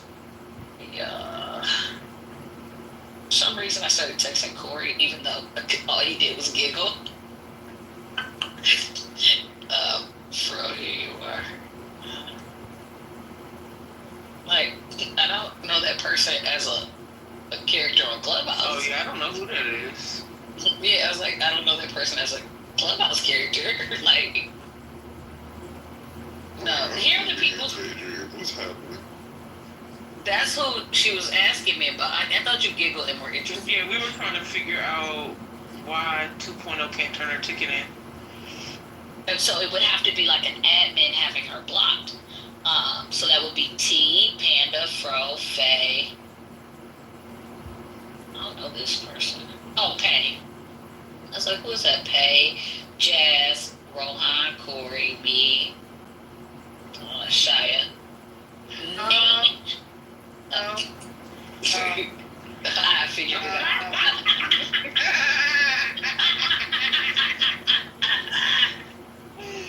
The way you said, Boy, the private thoughts that be happening, man. Funny shit. The private thoughts that don't be so private. Yo. I'm confused. She stopped on a specific name and was like, oh, she knows now why she can't get it. Yeah. He's real clear. And the worst part is, this is something, that person barely even comes. And now you can't join, and that person barely shows up here. So did we find out who it was? Oh, I did. Who is it? I'll text you. It was the last name said. I don't know if y'all recalled it, but I just texted to you, Corey. Why can't we, just remove their admin role for a second and then let her join? You can do that. I'm definitely not playing around with that one. Let's not be named. There's a reason why you've been so long. Oh, you ready, Drew. We're in the mirror. Yeah, you know why, right? I'll talk to T. No, I don't know why at all. I don't. Message Augustine. No. I'm gonna keep my ticket because I'm not having you talk to her. No. We weren't gonna talk to her. No, we weren't gonna. No. Yeah. Like I said, that person's barely here. No. She thought we were gonna talk to who I text you, and I say no. We're gonna talk to T. She don't like I said. T and Panda. Yeah, T and Panda. We got beef forever. Damn, that bad. Did y'all? I'm so nosy now. I'm gonna start a private room. I don't care. You know what? It's or we could just kick all these people out. Could you imagine if we really just kicked out everybody in here right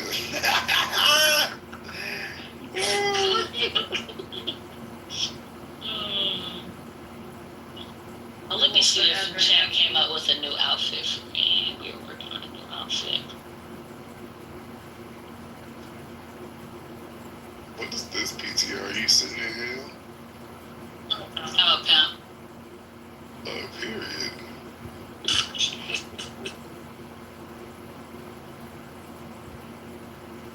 I'm a pimp. I learned a lot today. You love how casually I said that? Oh, yeah. I learned a lot about people's perception of value. And actually, I don't know if it's a learning or an affirmation of something I already kind of like peeped. But it's been interesting. Long day, but interesting. I just hate that men can't focus. DEFCON, did you get your Good Burger costume yet? Nah, you know you gotta do that shit last minute. Nah, that's not what you gotta do, actually. I just get disgusted niggas, man. It's just so bad. Like, why you gotta be so trash? It's so easy to just go ahead and have that and be ready. Why you gotta be so trash? You already smell like ass. Someone like that.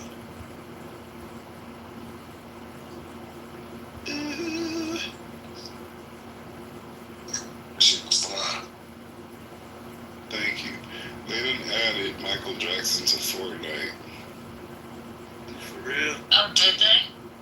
Well, they got the Jackson 5 on there as a song that you can sing now, like I was singing the music with you the other day. Now I can sing ABC by the Jackson 5, and it's so good. They can't just leave that man in the ground. They just want to bring him up for profit. I've been waiting years for Michael Jackson to be in Fortnite. Don't you speak blasphemy on this name. No, it's not a skin. This is just a song.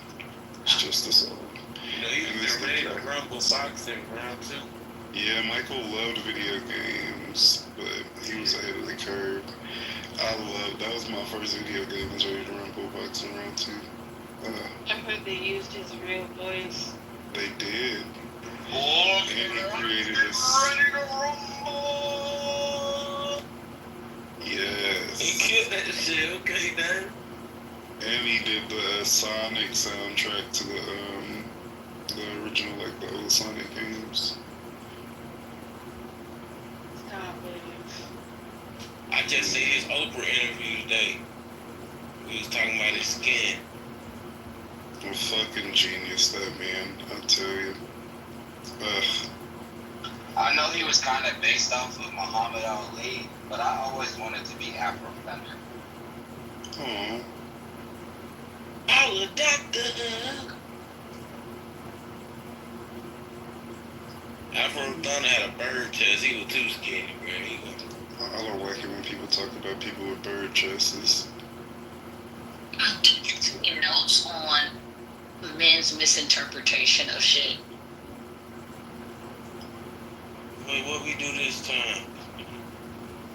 Just in general, the way men respond to shit on this app is That's what I was speaking to earlier, Adrian, about like men being the most protected group of people in the world. Like they are literally allowed to have a delusion about what something meant if it did not feel good the way they heard it. And most people don't redirect them, which is why I think that they start windmilling in here, because we will redirect you. Like you, for instance, we'll say something and they'll be like, such and such and such, right? Actually, wrong. No, that's not how that happened. That's not what I meant by that. And then they start windmilling. It happened in here earlier with the confusion about the question. Like, I gave y'all open-ended question. No, you didn't. You gave us a fucking multiple choice of 2. Like, which is close. There's nothing open-ended about that. It was open-ended. No, you're wrong. Just say you're wrong. Eat and accept that. What is so hard about that? And they I appreciate that y'all said that y'all was confused because most people won't admit that they're confused. Who the fuck is most people? We literally say all the time when we're confused in here. Who are you talking about? Yourself?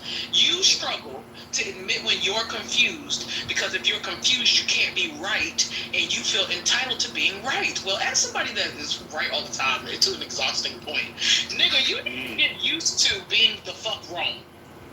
Preach. Listen, did you also catch that he was looking for an obtuse answer? I think he was looking for it to be argumentative or something.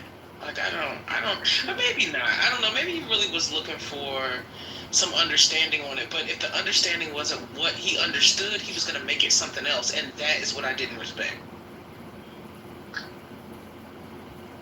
It's like I'm looking for an obtuse answer, but you know, it's not. It shows you how human when you realize that you said that you're confused. Also, your value is based on confusion, based on the comment, the question that you interpreted. You want people to say that they're confused, just to say that it shows people that are human because they're confused, because you don't know how to answer a question. Make that shit make sense. Do you feel empowered, or what was the other one, Adrian? Do you feel empowered, challenged, challenged or empowered? And I was by just the like, men on, and then he really meant online, but he had to include our lives, like collectively between the men that you know and the men online. Do you feel challenged or empowered? Well, I don't feel shit about you niggas on here. What are you talking about? The ones that I feel some type of way about, I have regular conversations with them. You know what I'm saying? Like, I value what they have to say. If you're talking about the rest of y'all, I step over your body. Like, what are you talking about? I'm not challenged. Step over my body. I do it all the time. DEFCON? So he was specifically stating for real life men that we interact. He asked for both. He asked for both. I answered for both. And I was very clear that these online men I'm often confused by. Not all. Like, Corey don't be confusing me. Avi don't be confusing me. You know, like there are men, like I'm not going to bundle every man who's online or even on this app as Jesus don't confuse you. Jesus don't. No, sometimes Chris, CJ, CJ don't confuse you. No, like even if CJ were confused, I would just say you don't confuse me. Nani, most of the time you don't confuse me. I'm just gonna be real. Like I have a bias there, you know. I have no problem admitting when I'm wrong. When I have a bias, I have a CJ bias. I do. Oh, honey, me too.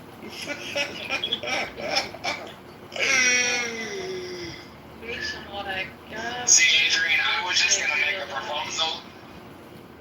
I was gonna make a proposal to you, Adrian, but since I confused you, nigga. I didn't say that. You weren't gonna make no. What? I want to hear this proposal because I know this is some bullshit you're about to sell me right now. It was actually a good proposal. Okay, I want to hear it. We should open up a space, you and I as the lead moderators, and you go ahead and pick the topic. It doesn't matter what it is. I know where you're going. I'm fucking here for it. Keep going. Oh, I'm so excited. Keep going. Yes. No, you already caught it. See, you already know what it is. So, Oh, yes. You nigga know. I did no. To be honest, at some point, most people probably confuse me. No, I fucks with you, Donnie. You took that all wrong. Please don't. Come on. No, I'm just messing with you. But yeah, that would be a great idea. Just to see. I love that idea actually, because that shit when it happened, I was like, what? It happens often. It's not. That wasn't a one-off. It was not. It was not. It was not. Okay, y'all. Sorry, me and Donnie show done. Thank you.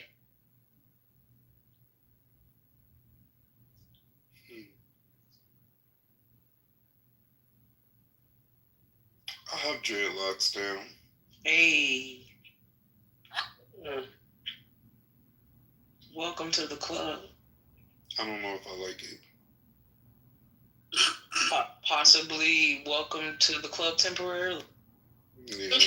It's I literally. I mean, they're not locked yet. They're not locked yet. Yeah, that's so what I was about to say. They're not really just in the locked doorway. yet. You know? I'm just standing in the door, huh? Do you feel dirty? Yes, and I'm only on a week into this. I figured. Yeah, I had to put a stocking cap over my head and wash it like that. My hair is so soft, it took forever for my hair to lock. But now they're down to my elbows. No, I'm not gonna wash it. I'm really not gonna wash it. I'm just gonna keep getting haircuts and keeping it lined up. We're just gonna let it be what it is until I get a retwist 4 months from now, which I guess is what, November? Can I see a picture, Corey? Yeah. I think you started yours different than yours are two-strand twisted, right? Hold on. Is it in my picture? Yeah, it's the second picture. Oh, okay. I didn't see it. Yeah, mine was coiled. Yeah, yours are two-strand twisted. I just thought those were two-strand twists. Yeah.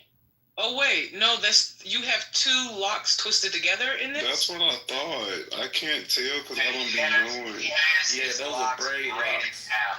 Yeah, his locks are braided down. That's how I used to have mine. So the biggest thing, Corey, don't fucking play. Alright?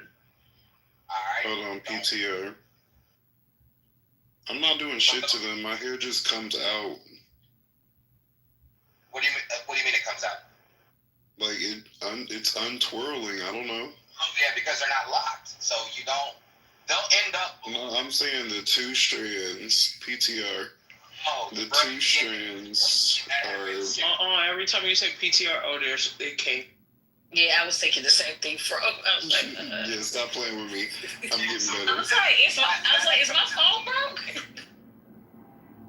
Go on, Donnie. Sorry. Often, Corey, where the braids wouldn't hold, but the locks themselves hold. What I would do is I would leave them bitches as long as possible, because when you take them out and you have them wavy locks, your hair fucking bangs. So, with that being said, let them damn near fall all the way out to the bottom of the braid, consistently around, and then take them out, your hair will be fine. I don't see any braids. I see two twisted pieces twisted together. PTR. I don't see any braids. Oh, I do. Yeah, just keep washing it. Just make sure you keep it clean. You know, I don't see braids. I see twisted hair, then twisted together. Like you twist one, you twist the second one, and then you twist those two together. I don't see braids. But it's knotted. Some of them are knotted at the bottom. Did you PTR, bro? I do see. I mean, I did PTR. You said they're knotted at the bottom? It looks like it to me right there. Like in the picture that's right there. It should be a rubber band at the I don't know. They look like they are just coiled together to me. Yeah, there's no rubber bands at the bottom either. Yeah, they're just coiled together. If they braided the tip, it's just so it doesn't come apart. But I don't see any braids. The braid is just like when you twist them. Two strands. No, a braid has 3 strands. What the fuck is happening here tonight? Can we look at the scenario for the braid? Oh my goodness. Avi. Ooh, that was funny. Can we do some fake research? My hair is so fucking long. I'm such a bad bitch. Oh my god. But I just clearly. So those are Don't get some extensions in there. Don't cheat him for the extensions. I don't do extensions. That's all my hair, Bookie. But what did you say, Donnie? Donnie? Let me look again. Shit. Yo, Corey, I thought of you earlier. Somebody said some shit to me in real life, and I thought in my head, no Bookie butt. And I was like, oh, I almost texted you. Like, that's how much it hit me when it happened. Like, literally, I was like, no Bookie butt. And I was like, oh, I can't do that. Like, this person doesn't know me. I called somebody sweets earlier today in Corey Energy. I was like, no sweets. Oh, no sweets. I think it was a nurse, and I was just like, no. And then I thought in my head, I didn't say it out loud, but I was like, Bookie butt. Oh, you thought Bookie? I thought they called you Bookie butt. No, what I wanted to say to them was no Bookie butt. That's what I wanted to say. But I was like, no, and then I was like, I should stop it. You should have did it. I was like, I think no would be a good place for me to stop. I think some of the people at the hospital really hate me. Oh, yeah, that's what I was going to say to y'all. So, look, I don't want to wash my hair or nothing like that, but I do sleep with, like, a bonnet on and shit like that, or sometimes a do-rag. And when I take the shit off, I be trying to, like, kind of, like, re-zhuzh the hair. Am I just not supposed to do nothing? Like, I'm just supposed to be ugly? I mean, what do you mean? Does shaking it help, or do you have to like run your hands through it? I have to. You can't just shake it back. Well, not without like wetting it or something. I mean, the best advice would be kind of to leave it alone. If you just have to like run your hand over it, but you're not running your hands through it, that is okay. But running your hands through it is going to be a problem. Oh my god. The coils are like coiling up though, like the do-rag be pushing it down. Yeah, locks, I don't know, Corey, I don't know if you made for it. Locks do have an ugly stage. Like, they do have a... I don't believe in that. I'm telling you. Oh, well, you're about to find out. I do not believe in that. The ugly face. Never. See, I started my locks on my hair when it came to my shoulders. Hey, Donnie, it's very hard. I'm gonna be quiet. Let me say this really quick. Corey, the uncoiled them motherfuckers, shake them bitches, and then get a little bit of oil sheen, spray it in there, shake them again, and they should just fucking fall where they're supposed to. But you gotta kind of put some rock music on and be a headbanger for a second. And then the ugly face. You can make the ugly face pretty. Alright? You just, like, every 1 second, don't fucking play with them. Because then you're going to be extremely ugly. And you can't make that pretty. No, ain't no rules to that shit. You can touch your hair, Corey. Do that shit. Oh my god, it's too many different opinions. DEFCON should never be one. You should not listen to DEFCONs because DEFCON hair is niggerly. You have hair more like mine, Corey. I think your hair is thicker than mine, but you have hair like mine. And the more you tamper with it, the looser it's going to get. It's going to take longer to lock. I would say if you're going to do anything, you could do what Donnie says, but just be mindful of how often you do that. If you're going to be doing it every day, you are going to start to compromise the style. Okay. And give yourself, if they're 2-strand, that's what I was saying earlier. I actually looked at the second picture. Those aren't braids, they're 2-strand. But give yourself a good amount of time. Even if they start falling out, give yourself a good amount of time to keep them 2 strands in. That's really going to help that shit a lot. That's what it's the formation. It helps. So, yeah. Can he use a little bit of beeswax, bro? Beeswax is going to start to attract all types of lint and shit to his hair. Ugh. Well, what about... Beeswax is very tacky and sticky. Ugh. And we don't do nothing. What about the water-soluble stuff? Water soluble. I mean, I don't suggest he put a lot of products in his hair at all, because he cannot wash it out right now.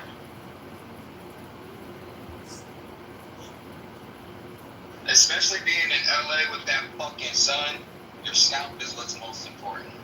So if you can get it, there's these and and don't use a lot of it, right? You don't want a bunch of product, but there's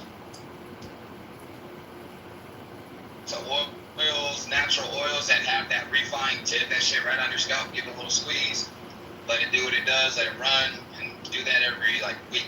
Don't do it after 2 weeks, but just make sure that scalp stays moisturized. Excuse me. Oh my god. Did you look up the process of locks before you got Corey? No, when you said keep that scalp healthy, you good. I mean, I talked to my ex about it and everything, but she honestly wasn't really the best at even aftercare for this shit. She just did my shit and was trying to suck my dick. And I was like, no. But you want to moisturize the locks, get a mousse. Yeah, it's a tedious experience. That's what I have, DEFCON, but I'm worried to listen to you now. Now, the more product you should be. You gotta wash it out. If DEFCON is talking, you should be worried if it. A mousse is actually cool with it. What do you have? What type of mousse? It's called, it's like a white, and it's like spray painted black. I forget the name of that shit. It's sitting there on the counter though. But I have mousse. When you're starting, it's like foam. Yeah, you just don't want to use a lot of product until that bitch is actually fucking locked. And once it's locked and secure, that every 2 weeks can be, every 5-6 days. And you can actually wash the shit out. But when you're starting out, you just gotta let your fucking hair do what it does.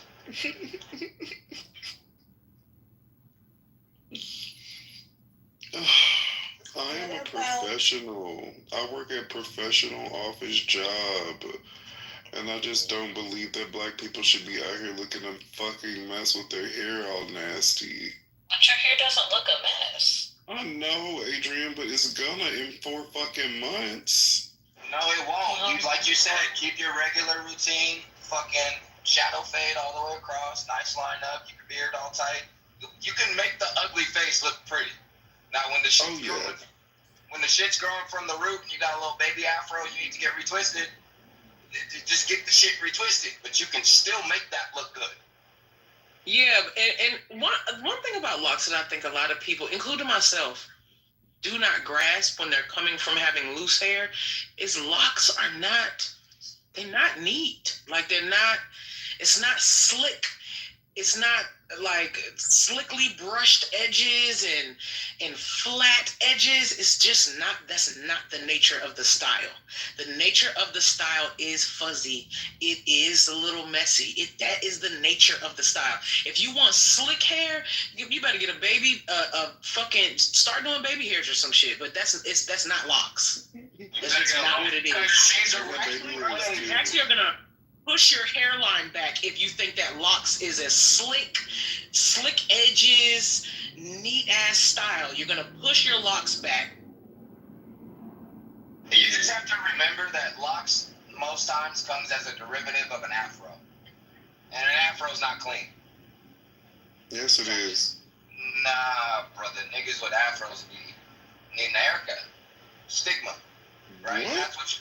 That's what you're placing on it. Donnie's talking about the edging. Donnie's talking about the edging of it. Like it's not if you're just growing a regular afro and you're not getting it cut, it's fuzzy on the edges. Like your hairline, the edge of your hairline is going to be fuzzy if you're rocking a true afro. With this PTR. I'm just saying. Yo, I'm so mad you said this PTR before and I never looked at it. Oh, you see that shit is now, don't you? Yeah, I can't. I'm so mad because she's had this PTR up several times before. Several.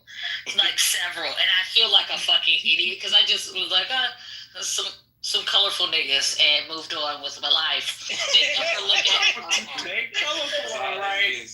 They some colorful niggas. And now I look and I go, there's a lot of color in these niggas, literally in them, on them. So question, y'all, last one. Are the 2-strand twists supposed to become one dreadlock? They shouldn't. No, I think she just did that to keep them like together. They can. or to keep them unraveling. Yeah, some people, we call them wishbones, right? Some people have wishbones in there, where it looks like one at the base, and then it splits out into the actual two dreads. It's just a matter of how those. That is I so thought it was yucky. fish tail. Ugh, that stink. But I think with Donnie, I don't know if I haven't seen anybody start that on purpose. Usually when I see that, it's somebody trying to keep two locks that are thin. And so the ends of them are separate, but somewhere down the line, that lock was getting thin and they had to twist that bitch together. Like, I've never seen anybody start them like that on purpose. Well, some people start them like that if your hair is already thin in a specific area, or if it's not going to necessarily lock the right way. Yeah, but I think yours are, like, the parts in between them are too straight. Like, I think they're intended to be individuals. She just put them together so that they would stay twisted. It's more protective that way. But a good way to refresh your scalp is to get some fresh aloe vera stems. Take that out. Blend it with some distilled water, or just take some of it, cut from the plant, and just put it on your scalp, because you're out in that sun. Have you had locks before? She Mexican. No, I have a friend that has a natural hair salon here in Brooklyn, and I went to one of her classes where she was showing people with locks how to keep their hair. What were you doing there? Excuse me? What were you doing there? Because I can be. Oh, period. Oh, no, that's where we go. Free world, free country. But you can use aloe vera, Corey. Oh, you know why she was there, Corey. Don't even ask. Excuse me, it was a woman's salon. What the fuck is you talking about? Donnie, go walk the dog. No. Just because there wasn't niggas present, you trying to learn to catch. Let me step back. How to catch a nigga. I can redo your dreads. I got a little aloe vera if you want to come in. Say How to catch it. How to catch a nigga sounds like a bad episode of some shit. It does. I got a little aloe vera. I can play in your hair. It's a natural plant that I grow in my backyard. You want to see my garden? Yeah, I love y'all hoes too. Yeah. That's the bait car. Mm-hmm. I know. I'm not talking to you, DEFCON. Sure, what is the bait? Oh, you like cake? I got an oven. Just come on over. Shut up. Let's go make some. I'll make you empanadas while I do your dreads. Who just said that last shit? I hate the empanadas while I do the locks is crazy. Very. Yo, how have you been single for so long? I was. Damn. No, not like, okay, no, so that, okay, let me try and rephrase that, because that's not how I meant it. I didn't realize. Adrian. I really didn't, but every man's response, I was like, oh shit, that was not how I meant it. Recently, I learned about how long never mind, my man's calling out, y'all. You got the question directly. You can answer it.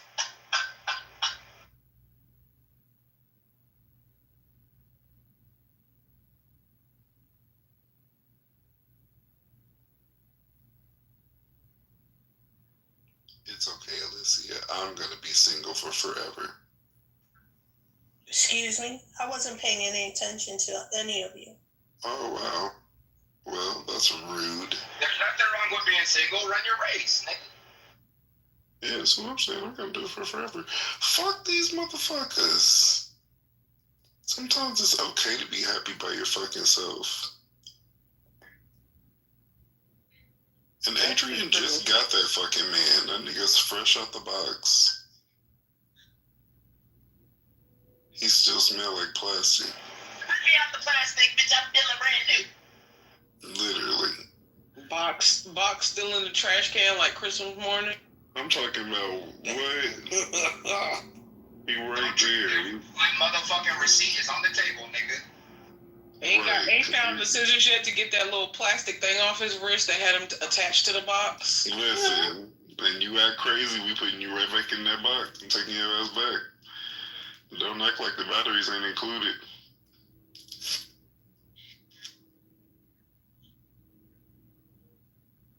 Damn, I'm driving behind this new Model Y and their temporary plate just flew off. Should I tell them? No. Yeah, nah, pick that shit up.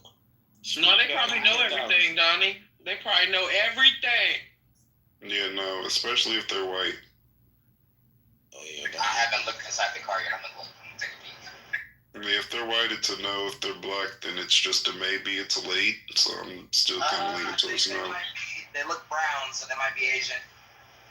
Oh, no, absolutely not. Oh, nah. They're going to be fine. Let's not waste time. We're trying to get where we're going.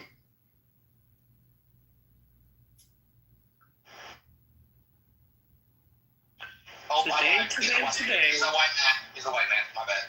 Oh, yeah, floor it. Yep, going down. Be careful. Call the police. Call the police is crazy. That's crazy. Yeah, there's a Tesla driving down the street without a license plate. I just thought you guys should know. It's making me nervous. He's driving really wild. Yeah, because why would anybody not have a license plate? Maybe it's stolen. Right.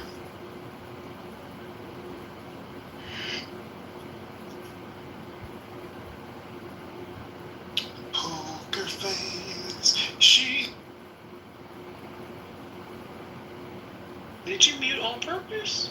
Or is the app muting y'all again? It muted me.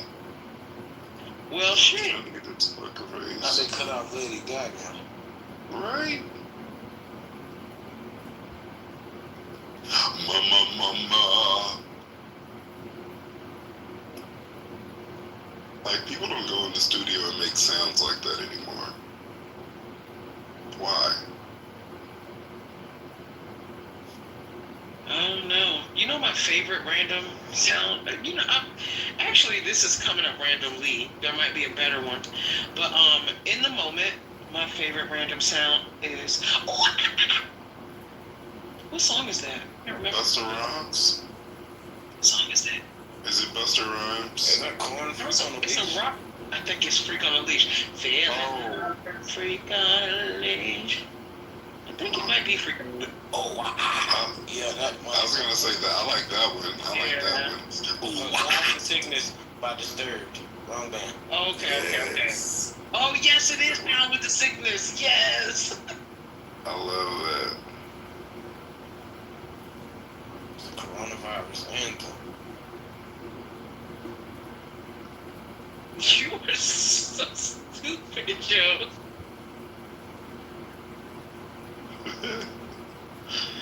Come on, get down with the sickness.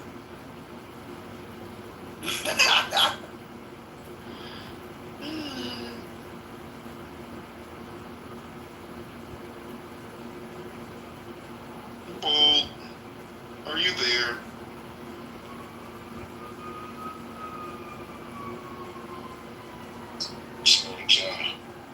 Hey, Bold.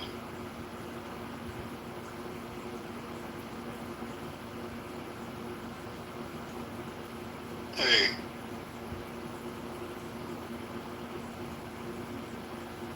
Hey. Bo, I'm curious what your PD is. Just physical disorder? No, his pupillary distance looks very much like 40, like a 40 instead of like a regular ass 60 something. You niggas be good at basketball. I just hate that. I just want to say, Bold, I don't like the sideburns. And it's like, if you can't grow a full beard, then I just don't see why we're doing this weird, like... Mutton chops. Yeah, like that. Beard. Yeah, it looks very Dominican, and you're not Dominican, bro. Like, you're not. So it's like... That man said, why y'all call me just talk shit? I can hear his thought. He said, these motherfuckers called me off the microphone just to ask me why my eyes so close together and what the fuck is going on with my beard. Yeah. Because it looks like the Avatar arrow. Crazy. It looks like the Avatar arrow. And that's what I don't like about it.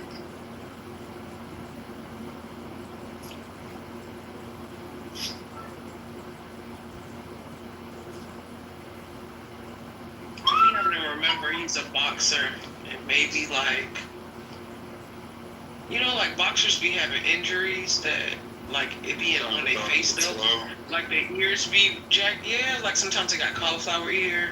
Like sometimes they got hit so hard on both sides that their eyes are actually closer together. You know, shit be happening. It's a very dangerous sport.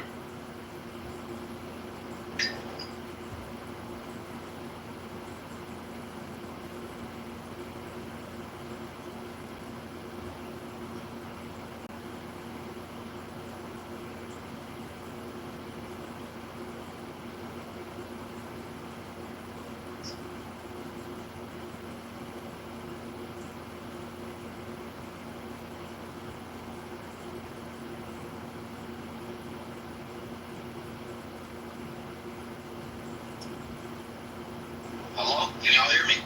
Yeah. Hey. How did we get on this subject? I just looked at his PTR. Well, I was about to say, are you talking about what Corey and I are talking about, or are you talking about the title? Who is he? Where did he go? Who is he? Yeah, you probably not talking about what we're talking. Are you talking about the title, man? No, I'm talking about what you said you just looked at his PTR. Who is he? Oh, Bold.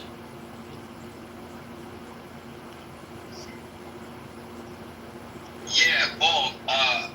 I met this lady this morning when I was sitting outside the hotel, and she was looking at me and the hotel sign at the same time.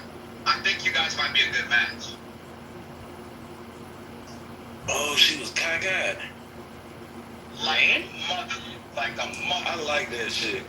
And my thought process is, especially, I'm looking at your PTR right now. You're not cockeyed. I'm not saying that. But it looks like you might be half asleep. And my thought process is, if you look at her hard enough, she might wake you up. That's all. Donnie. Oh my God. That's why I asked, like, what is your pupillary distance? Because that thing, it can't be in the 60s. You can wear the Morpheus glasses real easy. But I halfway bring that lady up because she decided to tell me what a woman wants. And the whole time I was thinking that as a man, I want a woman with good eyes. So I don't know how that works if, you looking at me, the hotel sign, the Taco Bell sign in my car, but telling me what a woman wants. I don't get it. What a girl wants, what a girl needs. Well, you should have got with it, try and train that out. Try and get back on track. You should have sang, I've been watching you, watching me, and I know you want it. And what was crazy is they was both moving. It wasn't just one. Oh, they were both moving? Ooh, that's a riddle. You just got turned on, DEF CON, and I'm sick of it. Yeah, I be trying to figure out which one's the good eye. That's like one of my favorite games. I also feel like you matched the blue man in my PTR, and it's making me uncomfortable. Nah. That nigga bald.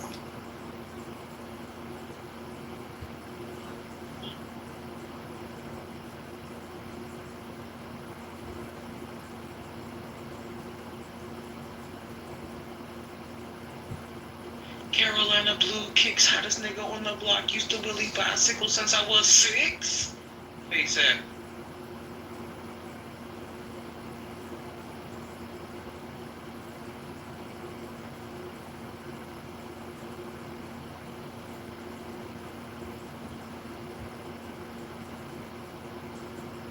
Colin, stupid.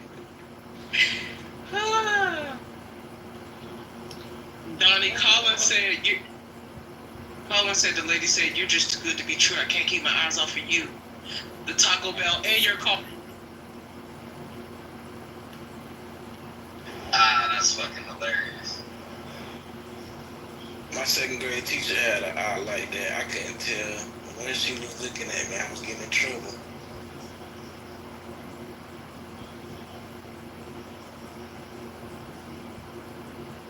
Can cross-eyed people look somebody up and down?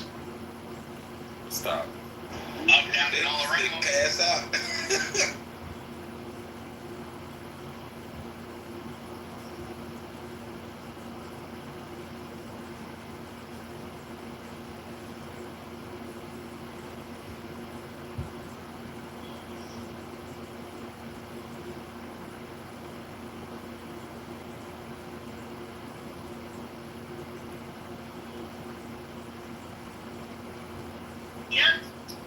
Working out, man.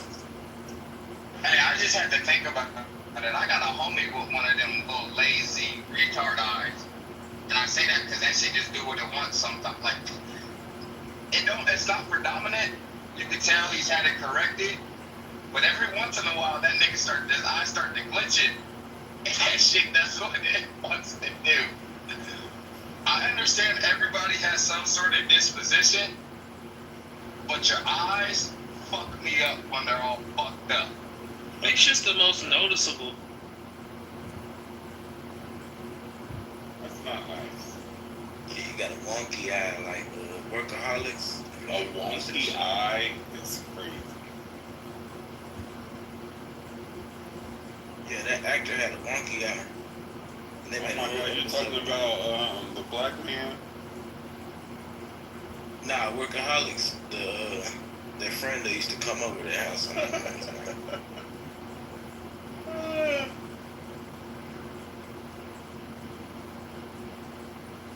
Keep rolling. Keep rolling. Yeah. Wasn't that Get Rock? Breathe in, now breathe out. I miss one. What happened to that kind of rock music? I hope Beyonce brings it back. You better shut your ass up, nigga. Oh, that shit gonna be fire. I'm trying to tell you.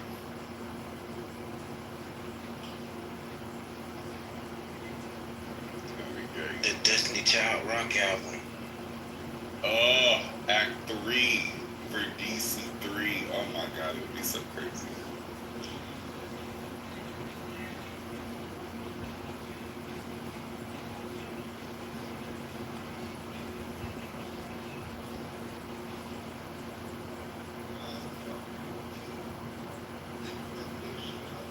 No, Alicia, astigmatism is when like the cover of the eye is curved differently.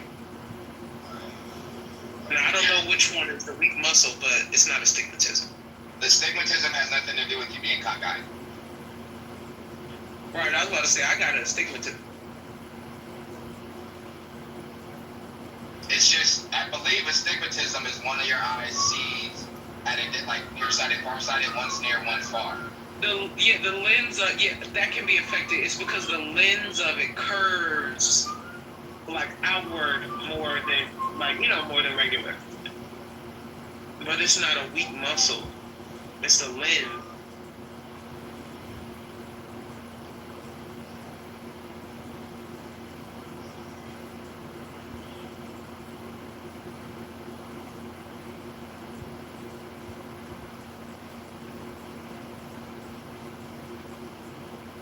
I can't get the standard coming off my head now. I've been watching you, watching me, and I know you want it. But it depends on how you kick your game. Remember when people used to have Roshi runs and they thought they would fly? Man, they love them motherfucking shoes, bro. That's a terrible shoe.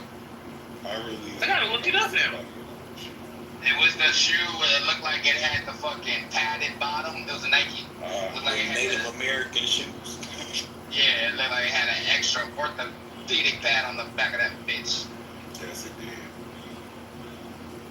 but they said that it made you step off running faster, run faster as you're launching yourself. Back it up. You believe that shit, Corey? I did. There was a time I did. Okay, that's great marketing then. That's all. I heard the Nike Shocks came fast. My mom never let me get Nike Shocks, y'all. Like I really have not forgiven. Like what do you mean by Nike Shock? Like the shoes that have the little like 4 springs on the heel. So the basketball shoe, correct? I'm just making sure. Sure. Nah, there's 4 springs on the back. Nobody played a damn sport wearing them shit. Nobody. But because they had 2 ones. They had the basketball shoes and a running gear. Not the ankle ones. Not the ankle ones. Okay, so the other one, that's the basketball one. Yep, all right. Yeah, I wanted those so bad, and it got to a point where, like, when it was time to go shoe shopping, if I would even look at those shoes, my mom would cuss me out. The only reason why I asked if you're talking about that, because the slang name is the Vince Carters, because you don't put them on, whatever. But we had those as team. We had those as team shoes. And that was the only reason why I got a pair. And why did they? The Shocks? I'm screaming. No, the Roche, somebody, yeah. Rochelle and all her fucking kids. It's Roche. Sashay? Sante? Away. You stay.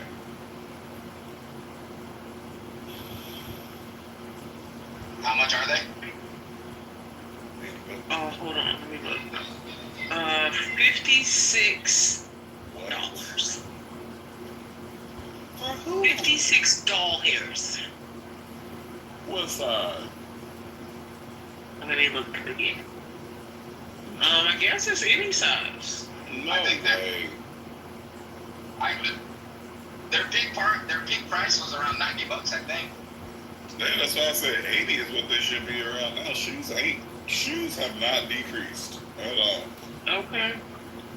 Yeah, it says Nike Rochelle and her kids Midnight Navy Mesh 5605. Only one left, a US 9. Only one left. You gotta hurry up. Oh shit! You'll never see that shoe again.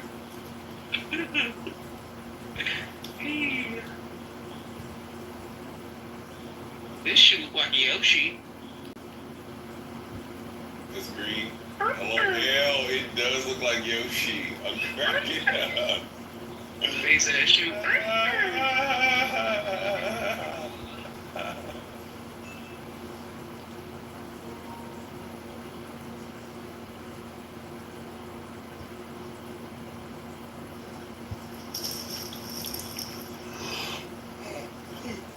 I think the Nike Presto took over the Roshi's.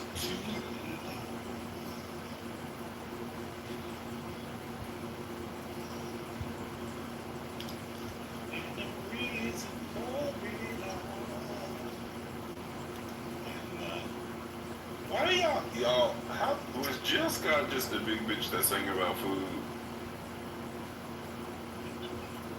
I don't think so. I think Jill got some. I think she definitely has some memorable lines that include food, but I don't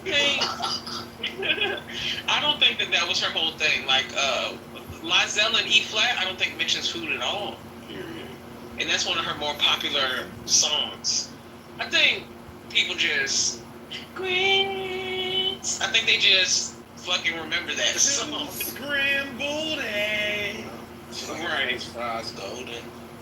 I've been looking in the Goose. So right now the Goose seems like our regular. It's kind of regular. Mm-hmm. But have y'all been looking at the Goo all day and seen the people that have come in and like avoided the stage? Have y'all seen that? Very specifically because they fucking know better, yo. Like they knew that they would end up in an emotional fight on the stage. I love Mr. Immaculate. Mr. Immaculate was in here, and I know he would have ended up in an emotional. One of those super New York ass. I'm actually not emotional, but you can hear it in my voice. I'm getting really like, what? So I don't know what y'all talking about. I don't know what y'all talking about. They said.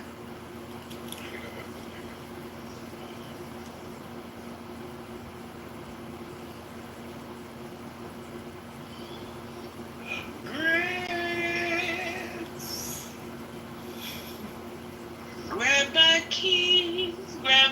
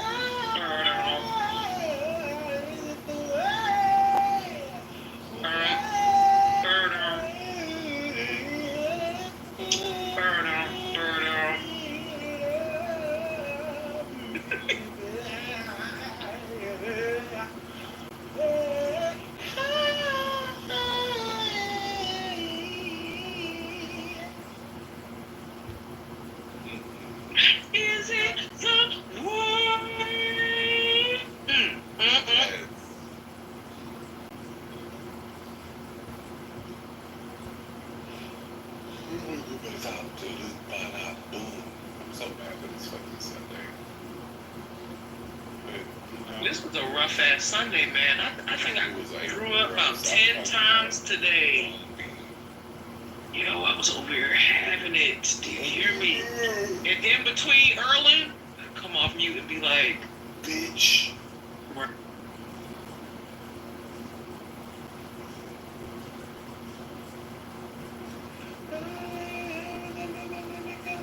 Like, I agree to a lot of what was said about, like,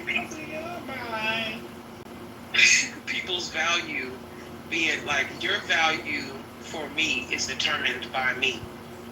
What was hilarious, though, was the amount of people who had no value to the person or people they were trying to assess the value of, and how they don't realize that regardless of what they feel or how aligned they feel they are with other people that they think are consuming you, if you don't value them, what they value about you or not isn't gonna matter. Like, that's why when Kid said what he said, I'm like, no, I mean, I feel what you're saying. But there's 3 different ways that breaks down. Like, there's the way you value yourself, there's the way other people value you, and then there's the way that people you don't value you. And some of those people don't matter, and I don't think that the ones who don't matter realize that they don't matter. And that's on RPO's good. Okay.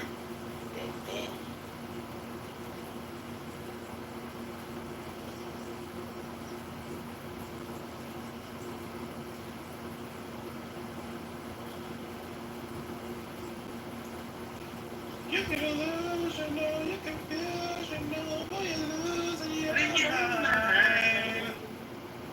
You better sing it. Why you wasting your time?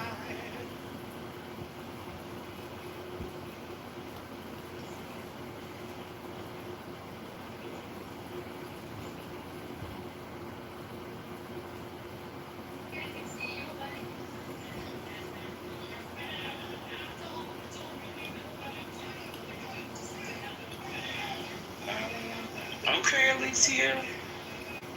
I think some people just had a hard time wrapping their head around, like, I'm telling you that you're not valued. Like, Guru had a hard time with it. Like, he kept harping on the women in their fitness.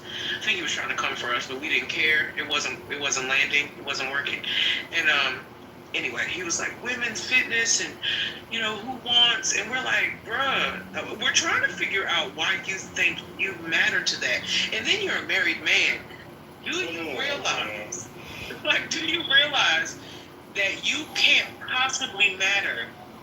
What you value cannot possibly matter to anybody on a romantic level. Like, it can't. You're a married man.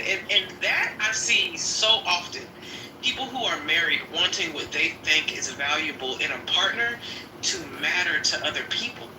And it's just, I don't, like, you left that realm of value. You left it. You signed up to no longer matter in the realm of value when it comes to single people assessing each other's value. So why would you attempt to pass that judgment on somebody that, like, what? I don't get it. Because they're insecure as fuck. Because, see me, if I'm married, ain't no fucking way I'm gonna be on a voice app and not handle my man's needs and the needs of my children as I'm supposed to, as their mother and as the man's wife. You feel me? Ain't no way I'm gonna come on here flossing being married when I'm neglecting the very thing that I said motherfucking I do too. And when I asked that man that question, like, why is it that married men are on here? If you're such a leader, why don't you get the fuck off this voice app and go lead your family? Go play Jenga with them or some shit. Why you gotta be on this app? Because if your woman or your man's is invalidating you, making you feel valued, well then maybe you should have never gotten married because your mind is diluted and you're misconstrued as fuck. So I don't understand why these fucking men come on here talking about want to ask, oh, well, are you married, nigga? You just said you married. Why don't you get the fuck off of here and go find your wife? Go find your wife. Like Fro constantly says, go find your father. So you can't find your father, you can't find your pappy. Go find your wife before somebody else does. So I personally think that married people can definitely have free time to do things. My question is, why are you in a space attempting to pass your perception of value on a romantic level, but you have a partner? Do what the fuck you want to do. Like, log in, have free time, whatever.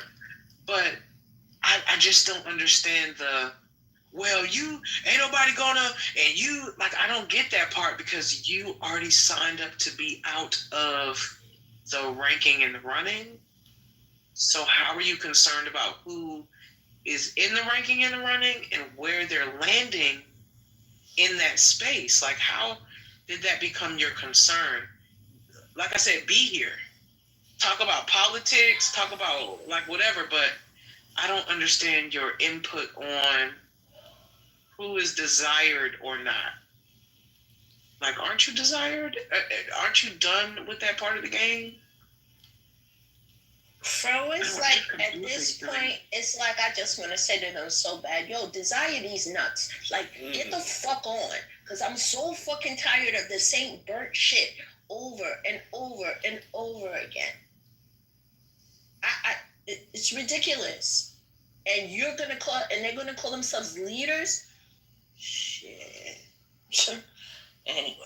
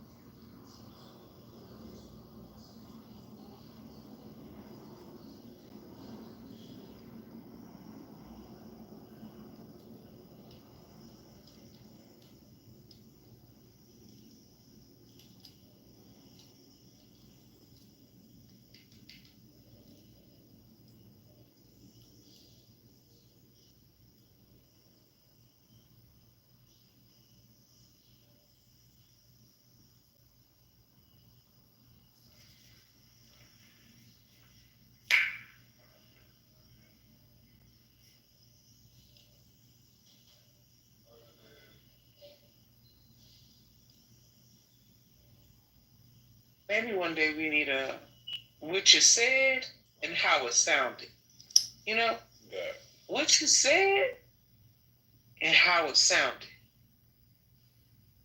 We need that.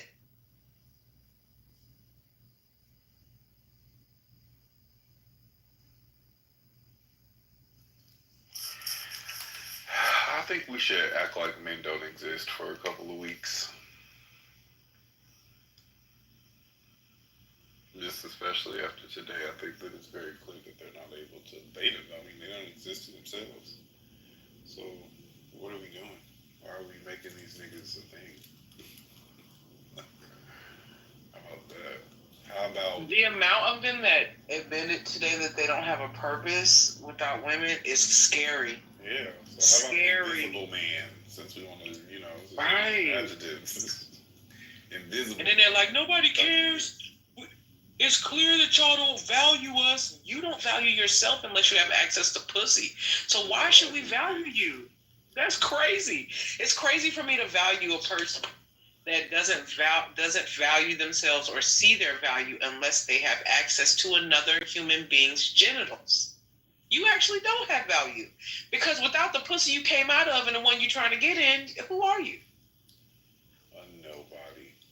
A fucking nobody. And that's self-proclaimed. A nobody. Self-proclaimed.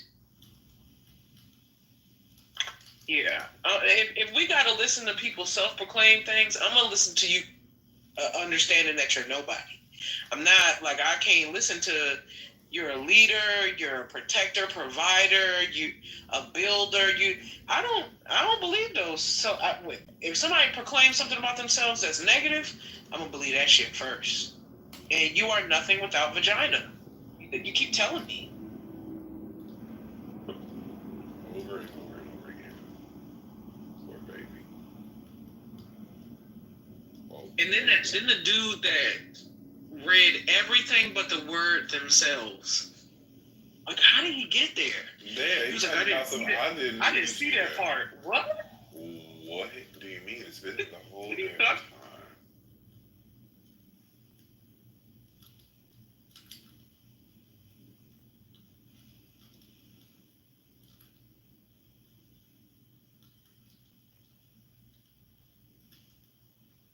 I know one thing, Fro and Corey.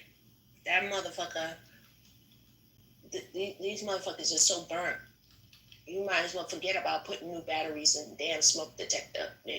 It's like beyond burnt. Fuck it. Like, there's no saving these motherfuckers because they don't want to be saved. Oh, I forgot all about rightfully. They don't want to be. They don't want to be saved, man. They don't want no constructive criticism. You know, they just twiddle their ball sack between their fingers, trying to find the secret of life, and they ain't found the shit yet. So it's like at this point, I've lost hope in these crusty roaches that say that they're leaders. They're not, because if anybody, it's like I told somebody before.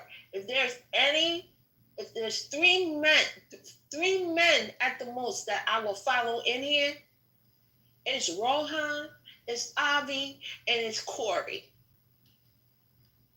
That's it. I ain't see like I'll be looking around like where the real men at?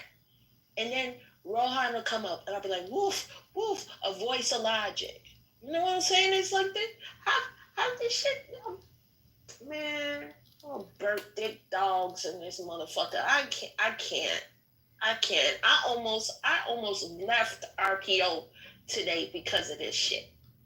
And I'm like, ain't nobody gonna chase me out. But every fucking time we try to have a logical conversation, here come the men talking about being gay. What the fuck does being gay have to do with the subject matter? Absolutely nothing. It's because your incoherent, stupid ass can't answer the motherfucking question, either yes, no, or let me get back to you. You can't answer the shit, so automatically, suck my dick, motherfucker, you gay. OMG, I'm getting so tired of hearing that. I don't know about anybody else, but I'm so tired of hearing people throw that around. Nigga, you wish you was being thrown around and butt fucked. The more you talk about it, and then if it happens to you, you get called out on it, or you feel away. See, Corey, that's why they can't get mad when you come for them. Because guess what? They open their mouth, and you can oblige and stick something in it to shut them the fuck up. I got a question, Empire. Are you really minty, or you just like stealing that man pictures? It's like the third picture of his you got. I'm just confused. Curious.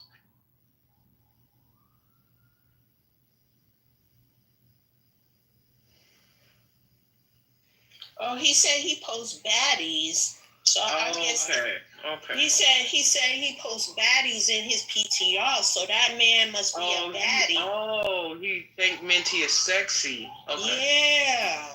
I understand. Yeah. Minty can be charming. He seems to be pretty charming. I don't know if it's just a social media persona or whatever. He makes different tea blends. He's pretty cool, but it's good to know that Empire thinks that he fine as shit.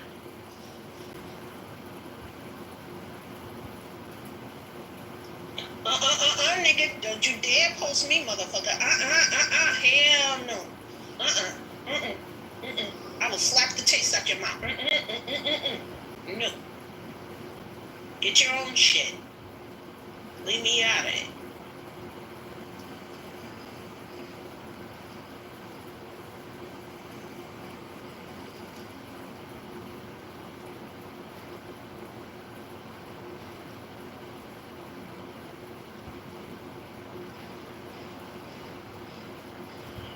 Nigga, I don't come from that generation to be called a baddie. I come from the generation of fuck around and find out. What is wrong with you? See, your low vibrational level. See, because I made a promise to certain people in this room that I will not do certain shit no more. You's a lucky motherfucker this morning. You's a very lucky motherfucker this morning.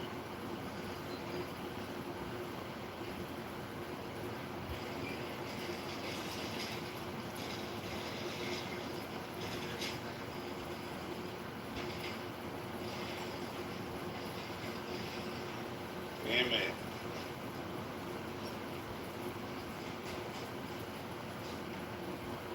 If anybody happens to be near any cannabis that is lit at this particular moment, please inhale some for me. Thank you kindly. I was just thinking about lighting up, and I don't know if it's gonna make my headache worse, so I'm pretty scared about it right now. I know. I really want to. Did you eat something today? Did you eat something yesterday? I had some broth that I managed to keep down. Okay. Everything else came back up. What about rice? I didn't try rice today. Like solids they was coming back up, so I just did broth. Might be because it's too hot. It might be too hot because the heat will do that to you, and then you're still in the healing process. So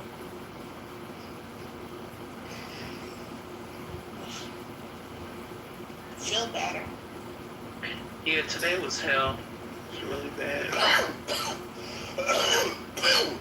Bless you, Lord. Bless you.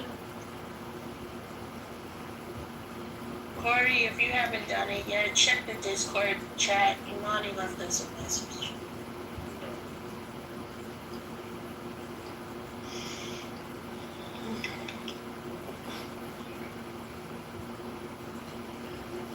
I feel like I'm the bad child. I don't think you are. I'm the bad child that everybody knows is going to be okay. It's going to be alright. It's bad. I don't like it when babysitting. Corey, you're not bad. You're just a motherfucking realist. And even though I don't like the fact you call me Mexican, it's still love. What are you? You know I'm Puerto Rican and Cuban. Where are your cousins at, girl? What are Puerto Ricans? In their skin.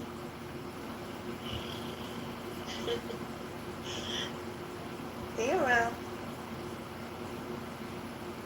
Shit, if you were around me this weekend, you would have had at least 3 more boyfriends. Were they Puerto Rican? It was Puerto Rican, and one of them had curly hair like Bad Bunny. Are they 6 foot? One of them was 6'1". The other ones were like 5'11". Yeah. But the other one was 6'1". Yeah, our resident Mexican is in the group. His name is Alexander. Yeah. Oh, hey, Alexander.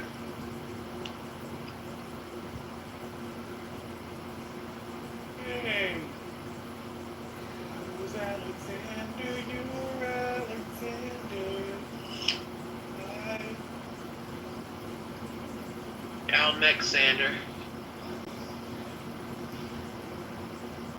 Fuck y'all got me drinking this energy drink that tastes like a watermelon Jolly Rancher. I ain't never gonna get no sleep. I don't give 2 fucks either. Why are you drinking an energy drink? Because I had to stay up and finish a project for a client. Oh my God, girl, stop it. What? You are just too nice. You are just, Shit, nigga, your birthday present is still in my fucking house because your ass didn't come to New York. So.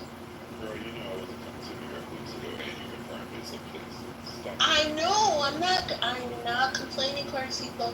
I didn't say you were complaining. Okay. I was just wanting clarity. Because you know how you can be with me sometimes. I'll just have to go on mute. Feel me? Yeah. And by yeah, I mean no. Alright.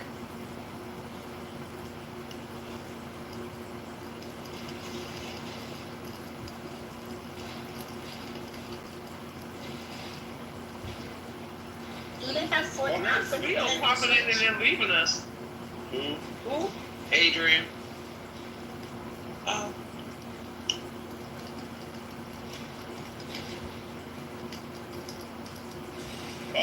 Oh, that was whack. Ah, she bullshit. Oh, that just made me so upset it did. Oh, that little moment with Lawrence about the adjectives, that was an interesting one. Like, I totally get, but we can't call them men because they'll run with it. Then that means that men need to be more accountable. You said what? Did you ever put that book in the chat? I don't think so. I mean, that to me that says that men need to be more accountable about what they call being a man. Like, because if you just can't call a grown-ass man a man because the word man is enough to feel validated, that means that y'all haven't established that word well. Like, there are adjectives. You can still don't call him a boy. Motherfuckers be 40 years old talking about that's a boy. He's a boy. No, that's so kind to just call him a boy. You call him a boy now, you don't gotta do shit else. Like, no, call him a lousy ass man or whatever the adjective is that goes with what he's doing, kind of man. Call him that. But boy, I just don't find that women get that perk of being just called a girl and then it's over. Like, oh, she acting like a girl. No, it's a trash ass woman. It's a raggedy bitch. It's a dirty bitch. It's a irresponsible bitch. It's always definitely closer to the adjective of whatever she is. But when a man is fucking up, it's just, oh, he's acting like a boy. He hasn't grown up yet. Motherfucker be having grandkids. He hasn't grown up yet. Yeah, men are the most protected group of people in the fucking world, bro. Don't make them feel bad about how they're behaving, because what if he tears everything up? They can be so violent. Don't tell him the truth. Oh, no. Yeah, that happened a lot today. No, tell that motherfucker the truth, and when he get violent, put a bullet in his ass. Kill it. I'm talking about something. You know how a drug person, they're not always done with their habits. Because, bitch, I'm talking about killing it. Killing all the way. Dead. Yeah, you can't get your shit together. You gonna tear some shit up because somebody told you the truth about your status as a man. Yeah, put a hot one in that motherfucker. It's called survival of the fittest. It's called what is it? Natural selection or whatever the fuck. Some of you niggas are supposed to die off. You just are. That's the name of the game. That's patriarchy. That's the game that you choose to participate in. Some of you supposed to die. Period. Yeah, that's what y'all agreed to.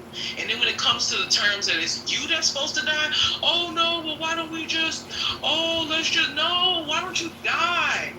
Man, these niggas hear gunfire, they start squealing like fucking stuck pigs, man. It's just like these burnt niggas come up here, I just want to go, yo, sweet motherfucker, your phone ringing, sweet piggy piggy.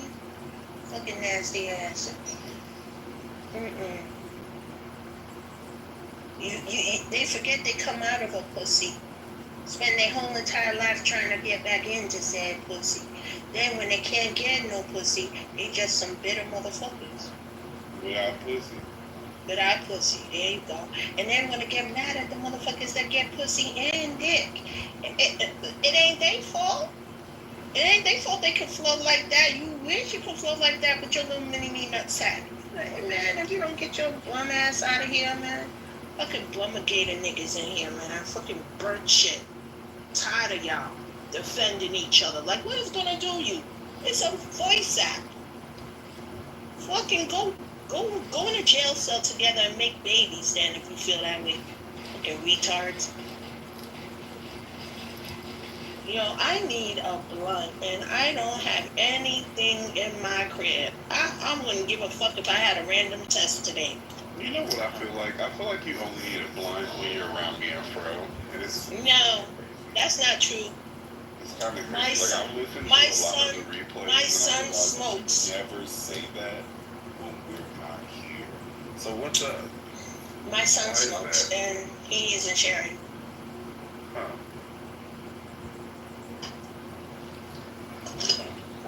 Well, things are not always as they seem. I'll be a little bit more mindful.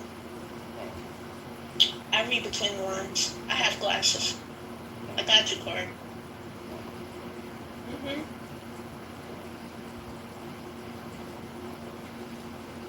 Hey, y'all. Hello. Oh my god. Hey. Oh my god. Alicia, did you say your son not sharing with you? Nope. When I come home, it's already been burned. Oh, okay. Well, at least it's gone. I guess so. Yeah. I'll remember that for next time.